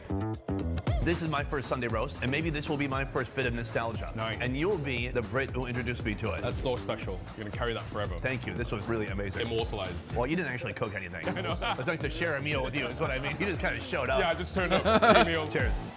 From here, I'm saying goodbye to Nigel and meeting up with Dominique at a restaurant where we'll try London's most expensive beef dish, coming in at over $120. Can you actually eat that? It looks amazing. Beef Wellington. It's a food that sounds like it has good credit. It does. Chef JC is the head chef of Bob Ricard, a fine dining establishment renowned for its classic British and French cuisine. If you had to explain what a beef Wellington is in simple terms, what is it? It's a beef fillet wrapped in duck shell, then wrapped in puff pastry. If somebody came into your restaurant and asked for a vegan duck shell, then wrapped in puff pastry. If somebody came into your restaurant that's and what a beef asked Wellington for is? a vegan beef Wellington, no.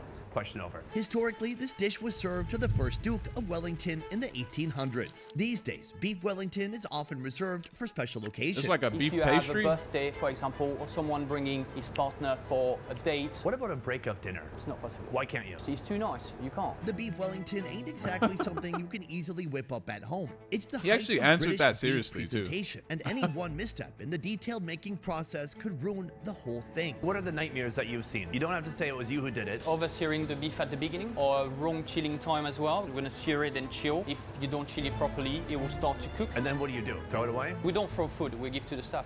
Well, that sounds good to me. For this dish, Chef JC uses 21-day aged Angus Scotch beef. Today, we're gonna try to make it quite fast, but usually we do that over at least 2 days. 2 days? Because we like to chill the beef and then roll in pastry and leave in the fridge overnight to set. We have 2.5 hours. I know, that'll work. Okay. The beef fillet is seasoned simply with salt and pepper before searing. Let's Then talk it about looks the beef crazy fillet. good. Sorry, we say fillet in the US. I am a cow. Okay. Point to my fillet. At the back. In the back.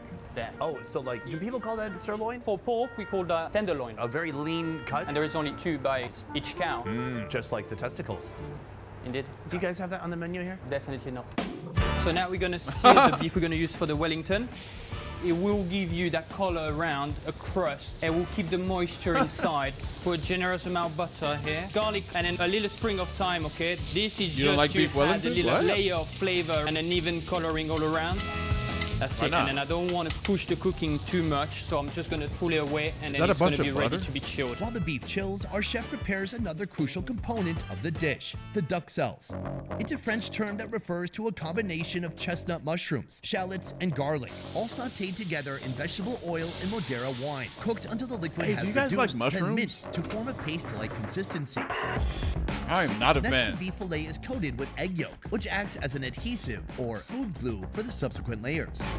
On a thin layer of brick pastry, the prepared duck cells is spread out, then wrapped around the beef fillet. This assembly is allowed to cool and rest for some time before adding 2 more layers of pastry. Right now, the step we're gonna do, we're gonna lay the puff pastry down and we're gonna roll inside the puff pastry. Egg wash it lightly so that will stick our Wellington inside, right down the middle. And I'm just gonna roll it, not too tight. I don't want the duck cell inside to spread everywhere, but nicely tight. That's it, ready to chill a little bit.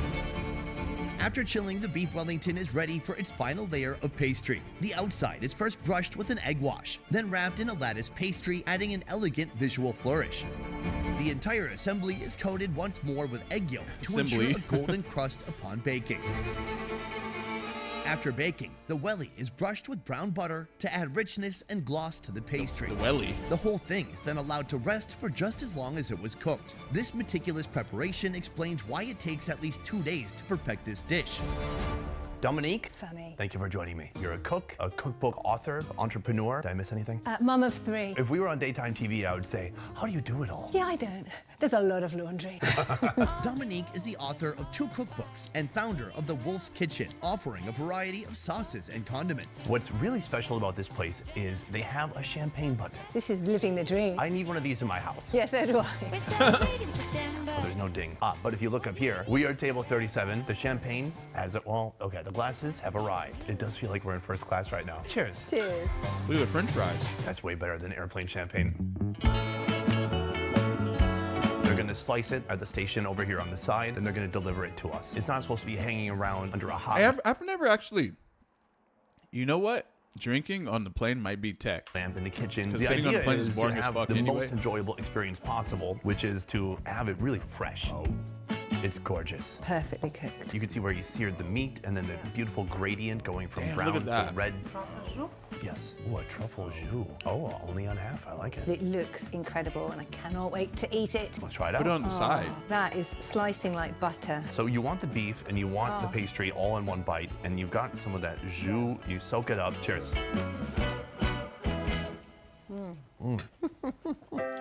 The beef is so perfectly cooked. That was heavenly. Also feels rich but light at the same time. Yeah, exactly. That's a great way to describe it. It's a paradox. It's so impressive. It's so soft What if she and was just like, succulent, you know what? juicy. The pastry just has that perfect amount of crisp on it. And the richness of the pastry, but it's only a thin amount of pastry. Really flaky, but almost dissolving on my tongue. Yeah, it's magic, isn't it? All right, you keep talking, I'll keep eating. I'm not letting mine go cold. It's very satisfying, and it's not like it's a dynamic range of flavor. It's not like when if you eat Thai food or something like that. You messed up if you go to a place like this and your date just scarfs it down, doesn't even enjoy it, just like speed runs that shit. Pulling in different directions. It's not a mix of tangy, sweet, sour. It's mostly savory, but it's just done as well as it can be done. This is like fine dining, perfectly executed. All right, I'm just gonna finish the whole thing. You are half Thai. You even have a cooking book that reflects a lot of Asian recipes. How different is Asian cooking compared to British cooking? I cook mostly Asian food, I'll be honest, just because I love those flavors, and I think British food is a little bit simpler, perhaps. What kind of soup is that?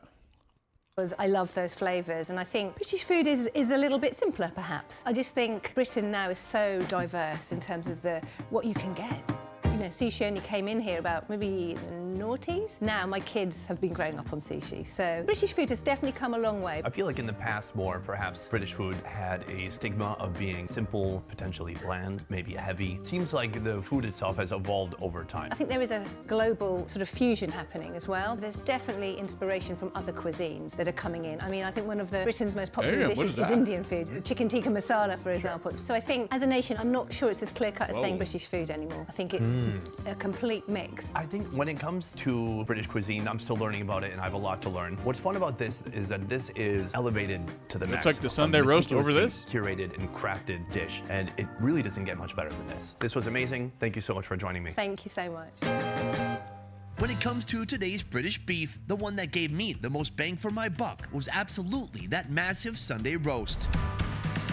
But now I'm off on a new food mission, tackling an iconic symbol of British cuisine. Damn, look at I'm those French talking fries. about fish and chips, trying out 3 different fish and chips with 3 different price tags. And you'll witness a record-breaking fish and chips never attempted before. But first, something much more affordable. At a local shop, frying up the strangest part of the fish. Ben, put her there. Hiya. Meet Ben. He's been dishing out some of London's favorite fish and chips, plus other UK classic comfort foods for the past 10 years. Look And at this those french guy's fries. got more passion than a vegan What's with the activist. My customer is Past 10 years. And this guy's got more passion than a vegan activist. my customer is my family. I look about this way. When I don't like some food, I don't give them my customer. People is paid. Have to eat in something nice. How did you become so More passionate passion than about more fish? passion than a vegan activist. Like Wow. cooking fish. Ever since like you that. started, you always liked it. Yes, always I'm like this. Today, we're actually not here for the fish. We're here for something that's actually a bit more affordable.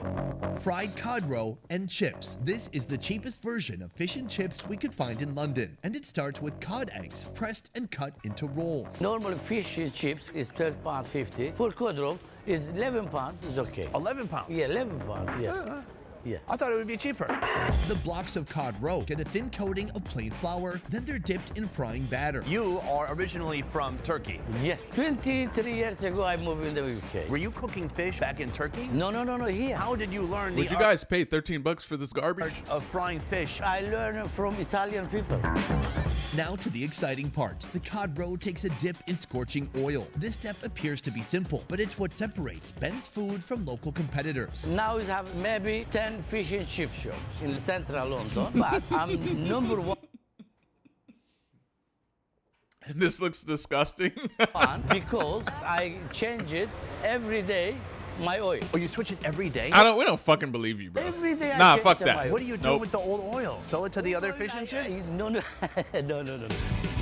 Also in this fresh oil, Ben fries up potatoes. In the UK, chips are thick cut, partially boiled, then fried. Sometimes they're even fried twice. You ain't Afterwards, the seasoning changing this fucking oil every day. We don't believe you. is That's a left up fuck to the ton of oil. diner's discretion.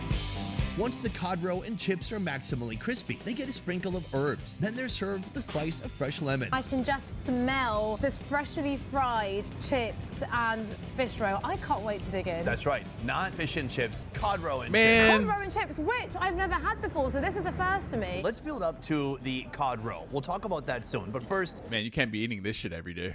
chips. Dining with me, Christelle. If you're going to enjoy a chip shop chip, the two things you need, salt and vinegar. What? As a chef, cookbook author, and cooking show judge, she may actually be overqualified in showing me what fish and chips is all about. I've never put vinegar on chips. Oh, you're missing out. Whoa, why is that french fry so big?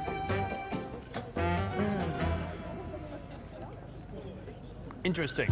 It's slightly crispy on the outside, and then on the inside, it's almost like a steamed potato. Let's see if I taste the vinegar.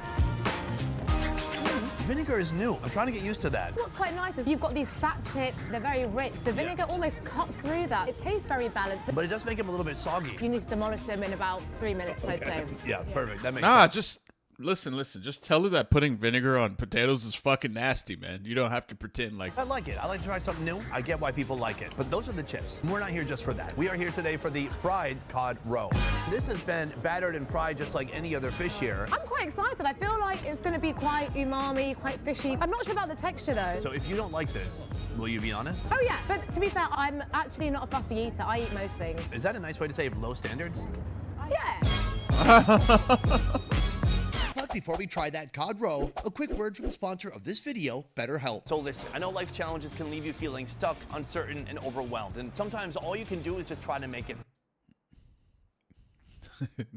Doesn't seem shit like that make it worse. Also, with any fish and chip place, it's all about the quality of the batter. This is a really lovely crisp batter, and the oil that's been soaked into the batter is a really fresh oil, so everything tastes really fresh and light.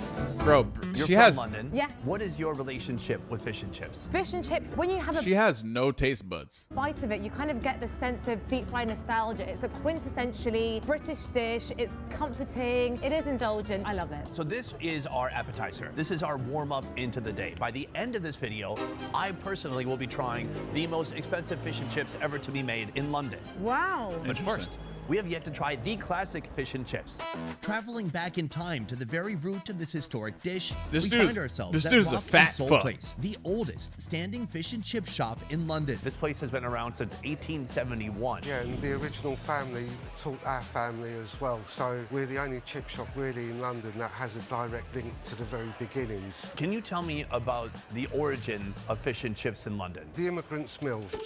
The Jewish community were the first ones which were doing fried fish. And then from the French had the pomfret. It was the Jewish community that looked at the two products and thought, get them together, and it just hasn't looked back since. So it was a meal made by immigrants who traveled here, and then it's just become part of the fabric of British culture and British cuisine. Here they offer fish and chips with a variety of fish options, from the affordable haddock to the more expensive Wait, so- skate. But the most So I popular see the chip fish, but where's the choice, chips at? ever since the creation of fish and chips is cod. Every day, fresh cod is bought from a local market and filleted. Then the 153-year-old recipe begins. It's chunky, there's good moisture. When it's cooked nice, it's hard to beat for the texture and the quality of what you're getting. Oh, you're making me hungry. After portioning, the cod is rolled through flour, then dipped in a batter mixture made of water, Why flour, cod, and butter. This wasn't the very first chip shop to open in London, it was the third one, and the original two have since gone. How is it that this restaurant perseveres while the others are just flaking away? Things dropped from the sky during the Blitz. They got taken out during World War II. That's it, because they were in the East End, and the East End was the hardest hit. Wow. He gave a real answer, Besides actually. surviving World War II bombs, this restaurant also organized meetings in their basement to provide food for displaced people. Even during wartime, fish and chips were so significant to the people that the UK government safeguarded its supply. As for the chips, they hand-cut the potatoes into thick chunks Yeah, where and the fuck's the deep-fry gloves them for at? 10 minutes. To serve, plate Bro, up look the fish look and how chips, close cut his the fucking potatoes hand into was to thick this chunks frying and deep to this oil, fry man. them Look at that. That is very close, sir. for 10 minutes. Whoa, whoa. To serve, plate up the Too close. fish and chips with a zesty slice of lemon and a ramekin of tartar sauce. Should we try it out? I think so. Let's do it. Okay. First of all, I just have to do this. I want to break it in half. Go on. I'm excited. Go I on. want to see how steamy it is. Look at that. Oh, that's really good. I know you wouldn't typically do this, but I think we should just try it plain. I'm also going to copy I you. just want to know how it tastes. Do you know what I love about it? Tell me.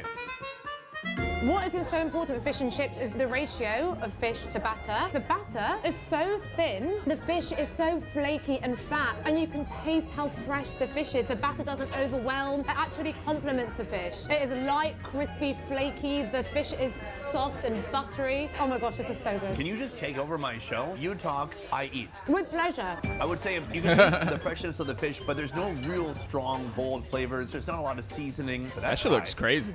We've got the tartar sauce. Exactly. It's a mayonnaise-based sauce with dill. You've got capers, gherkins. Ew. Tartar sauce is as important as the fish itself.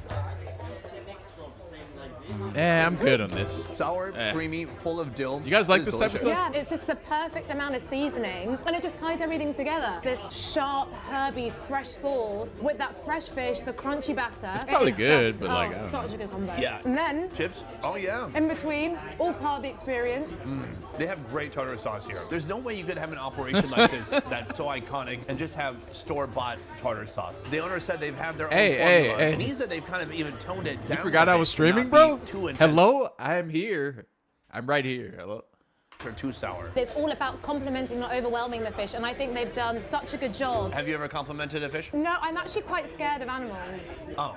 Yeah, I don't mind eating them. Do you think we're missing anything from the classic fish and chips experience right now? For me, this is a perfect plate. What a lot of people might think is missing are mushy peas, What the fuck? green peas that have been blended. I personally don't think they add a lot. The other thing, which people do, is they order a chip butty. And what it is a bread bun, mushy peas, chips. Ew. Wait, so basically mashed potatoes except it's peas. What does that taste like? I need some more beers. Cod is the perfect choice for delicious yet affordable fried fish. But what happens when you make this iconic dish using the most expensive fish you can find in London? Well, this is a challenge only one chef was willing to take on. So today we're going to be making the world's most expensive fish and chips. Look at the size of this thing. Massive. As a veteran chef, MasterChef contestant, and judge, Theo has a good shot of succeeding. Before coming to London, we reached out to different locations, even high-end locations, and asked if they would be willing to take on the challenge of making a very expensive premium fish and chips. All of them said No. Oh man, well I think it's hard. If the restaurants have got a service going on, that's a well-oiled machine. So suddenly to include something from the side that they've not got part of their process, that's quite tough to do. And equally, the dish we're doing today is expensive. It's big bucks. To make the most expensive fish and chips, we've sourced the most expensive fish available. This massive turbot, costing an astounding $229. It's line caught, so it's expensive to catch, but it's the most beautiful fish. It's succulent, it's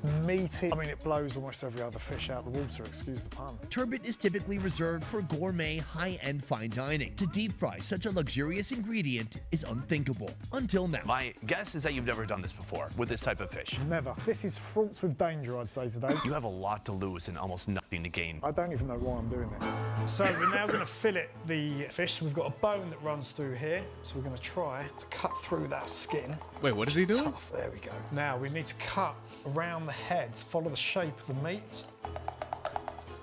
Oh, it's a tough fish. So let's get a pair of scissors out and start trimming this fin. Big fish like this, he's lived a long time, and that skin is impenetrable against the other fish, which is genuinely, it's like leather. We can make a pair of shoes at the end of this. Damn. Okay, rubbish. Go to a filleting knife instead. So Honestly, now we're like, just trying to cut along why the fuck are you even eating this fish? What is this thing?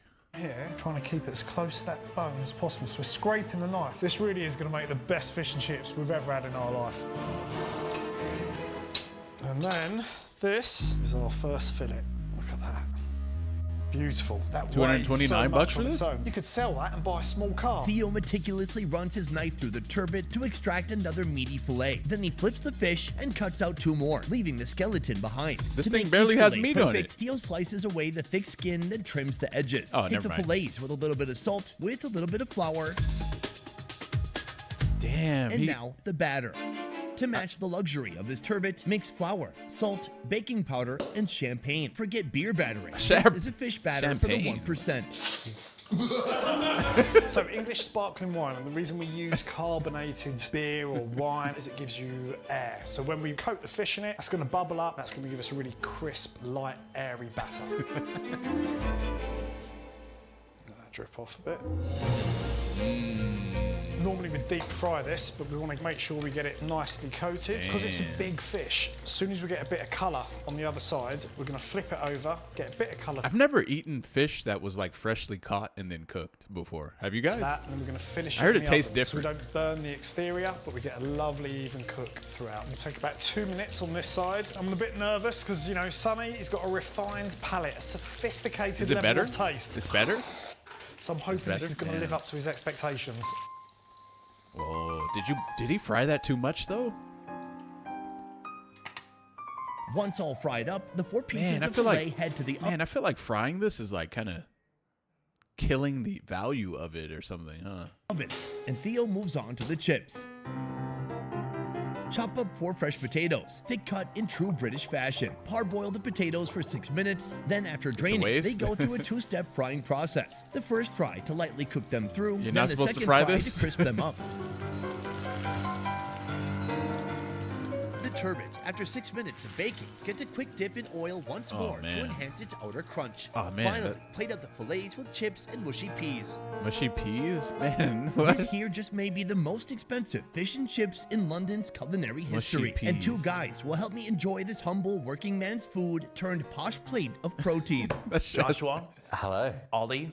Hello. Today we become part of history. It's a bit weird though, getting such a fancy fish and putting it in fish and chips. It's a bit like dressing King Charles in an Adidas tracksuit. Josh and Ollie created the YouTube channel Korean Englishmen in 2013 안녕하세요. to introduce Korean culture, food, and lifestyle to a global audience. That's my favorite. Then in 2017, they expanded their platform with Jolly. This is above and beyond. A channel exploring culture and food beyond Korea. Back to the fish and chips. Yes. So just give me 1 or 2 things that you look for in good fish and chips. Firstly, mushy peas. Not fish or chips. Mushy peas are an iconic Ew. British staple. When served up in chippies, they look like this. But It's Theo probably brings not this nasty, recipe actually. to the next level, blanching green peas, then putting them into a blender with mint, olive oil, salt, pepper, and vinegar. You can often tell how good a fish and chip place is by their mushy peas. Okay, that's probably not that bad. Because if this isn't good, let's just leave. Mmm. Hell yeah. Oh yeah. That's really good. That is perfect. Oh my god. Good mushy peas. What about the fish? What do you look for in the fish? It really should be tender. You shouldn't be chewing that at all. It No. should just fall apart. You want that crispy batter on the outside. Oh, listen to that. That's a nice sound. The world's most expensive fish and chips. Cheers. Cheers. It better taste good. Oh no, it doesn't. Oh, yeah. Okay. I love that. That's really good. Yeah, it's delicious. A great crunch to start it out. And then the meat inside, it's a little bit heavy, but flaky too at the same time. So soft. It's so perfectly cooked all the way through. It's elevated. It's the fish that we know and love, but it's just a little bit more flaky, a little bit more soft, a little bit more flavor. Yes, every dimension possible has been increased another 25% somehow. Now, you thought the fish was special. The fish came from a market. It was cooked here in Theo's home. But this tartar sauce, that came from the store. Okay. You know, grab some anyways. I like it. I put a little bit too much. It's delicious with the tartar sauce, but I gotta say, I don't feel like it needs extra stuff. The seasoning, the way it's cooked, everything feels pretty perfect as it is. So what kind of fish was that he used to do this? I disagree, Sonny. I have eaten half of that fish. Normally, at a chippy, I wouldn't go anywhere near it without dousing it in vinegar. This is what I'm saying. This is what it's missing. Without the vinegar, it's not fish and chips. You want to douse that in vinegar? Look, I'm not saying it's not good. Oh no, I'm scared. That's some emergency Oh, he vinegar. put too Give it another much. try. Because until this moment, Why he put so it didn't much even on it? fit the criteria to be called fish and chips. Oh gosh. I mean, that's a lot. Flatfish? That's it. There's so much vinegar, Ollie. I mean, I put more vinegar on that. I would Wow. put more vinegar on that. You fucking. That is actually good. Right? It doesn't take away from the flavor that's in there. It just adds this kind of sour It's like dimension. vinegar on All fried in shit. all, I think it's outstanding. fried The way fish? that Theo took it apart and the way he Their treated taste this buds are with just skill different and than ours, perfection. man. He's turned it into a delicious work of art and a That's all it is. groundbreaking piece of history. Fantastic. Malt Fish and chips is vinegar? Great. Ah. It's like comfort food. People love fried food, and then you have the balance of something heavy and then something sour to go with it, tartar sauce or liters, if you will, of vinegar. I love it. Cheers. Thank you. And to British food and to fish and chips. Cheers. Cheers. Cheers. Thank you for this. This is absolutely incredible. When it comes to today's fish and chips, the one that gave me the most bang for my buck had to be the classic fish and chips from Rock and Soul Place. But now I'm off on yet another food mission. Exploring there's the more? shady Come world on, of man. British pies, from the very cheap to the outrageously expensive. But All right, first, guys. something We'll go much- ahead and sorry. We'll have to get back to this tomorrow because I gotta head out. But thank you guys for tuning in once again. Pull it. We'll continue tomorrow morning, guys. All right, fellas. Appreciate you guys. Couldn't be any more of a disgrace anyway. That's crazy. All right, guys. All right, peace.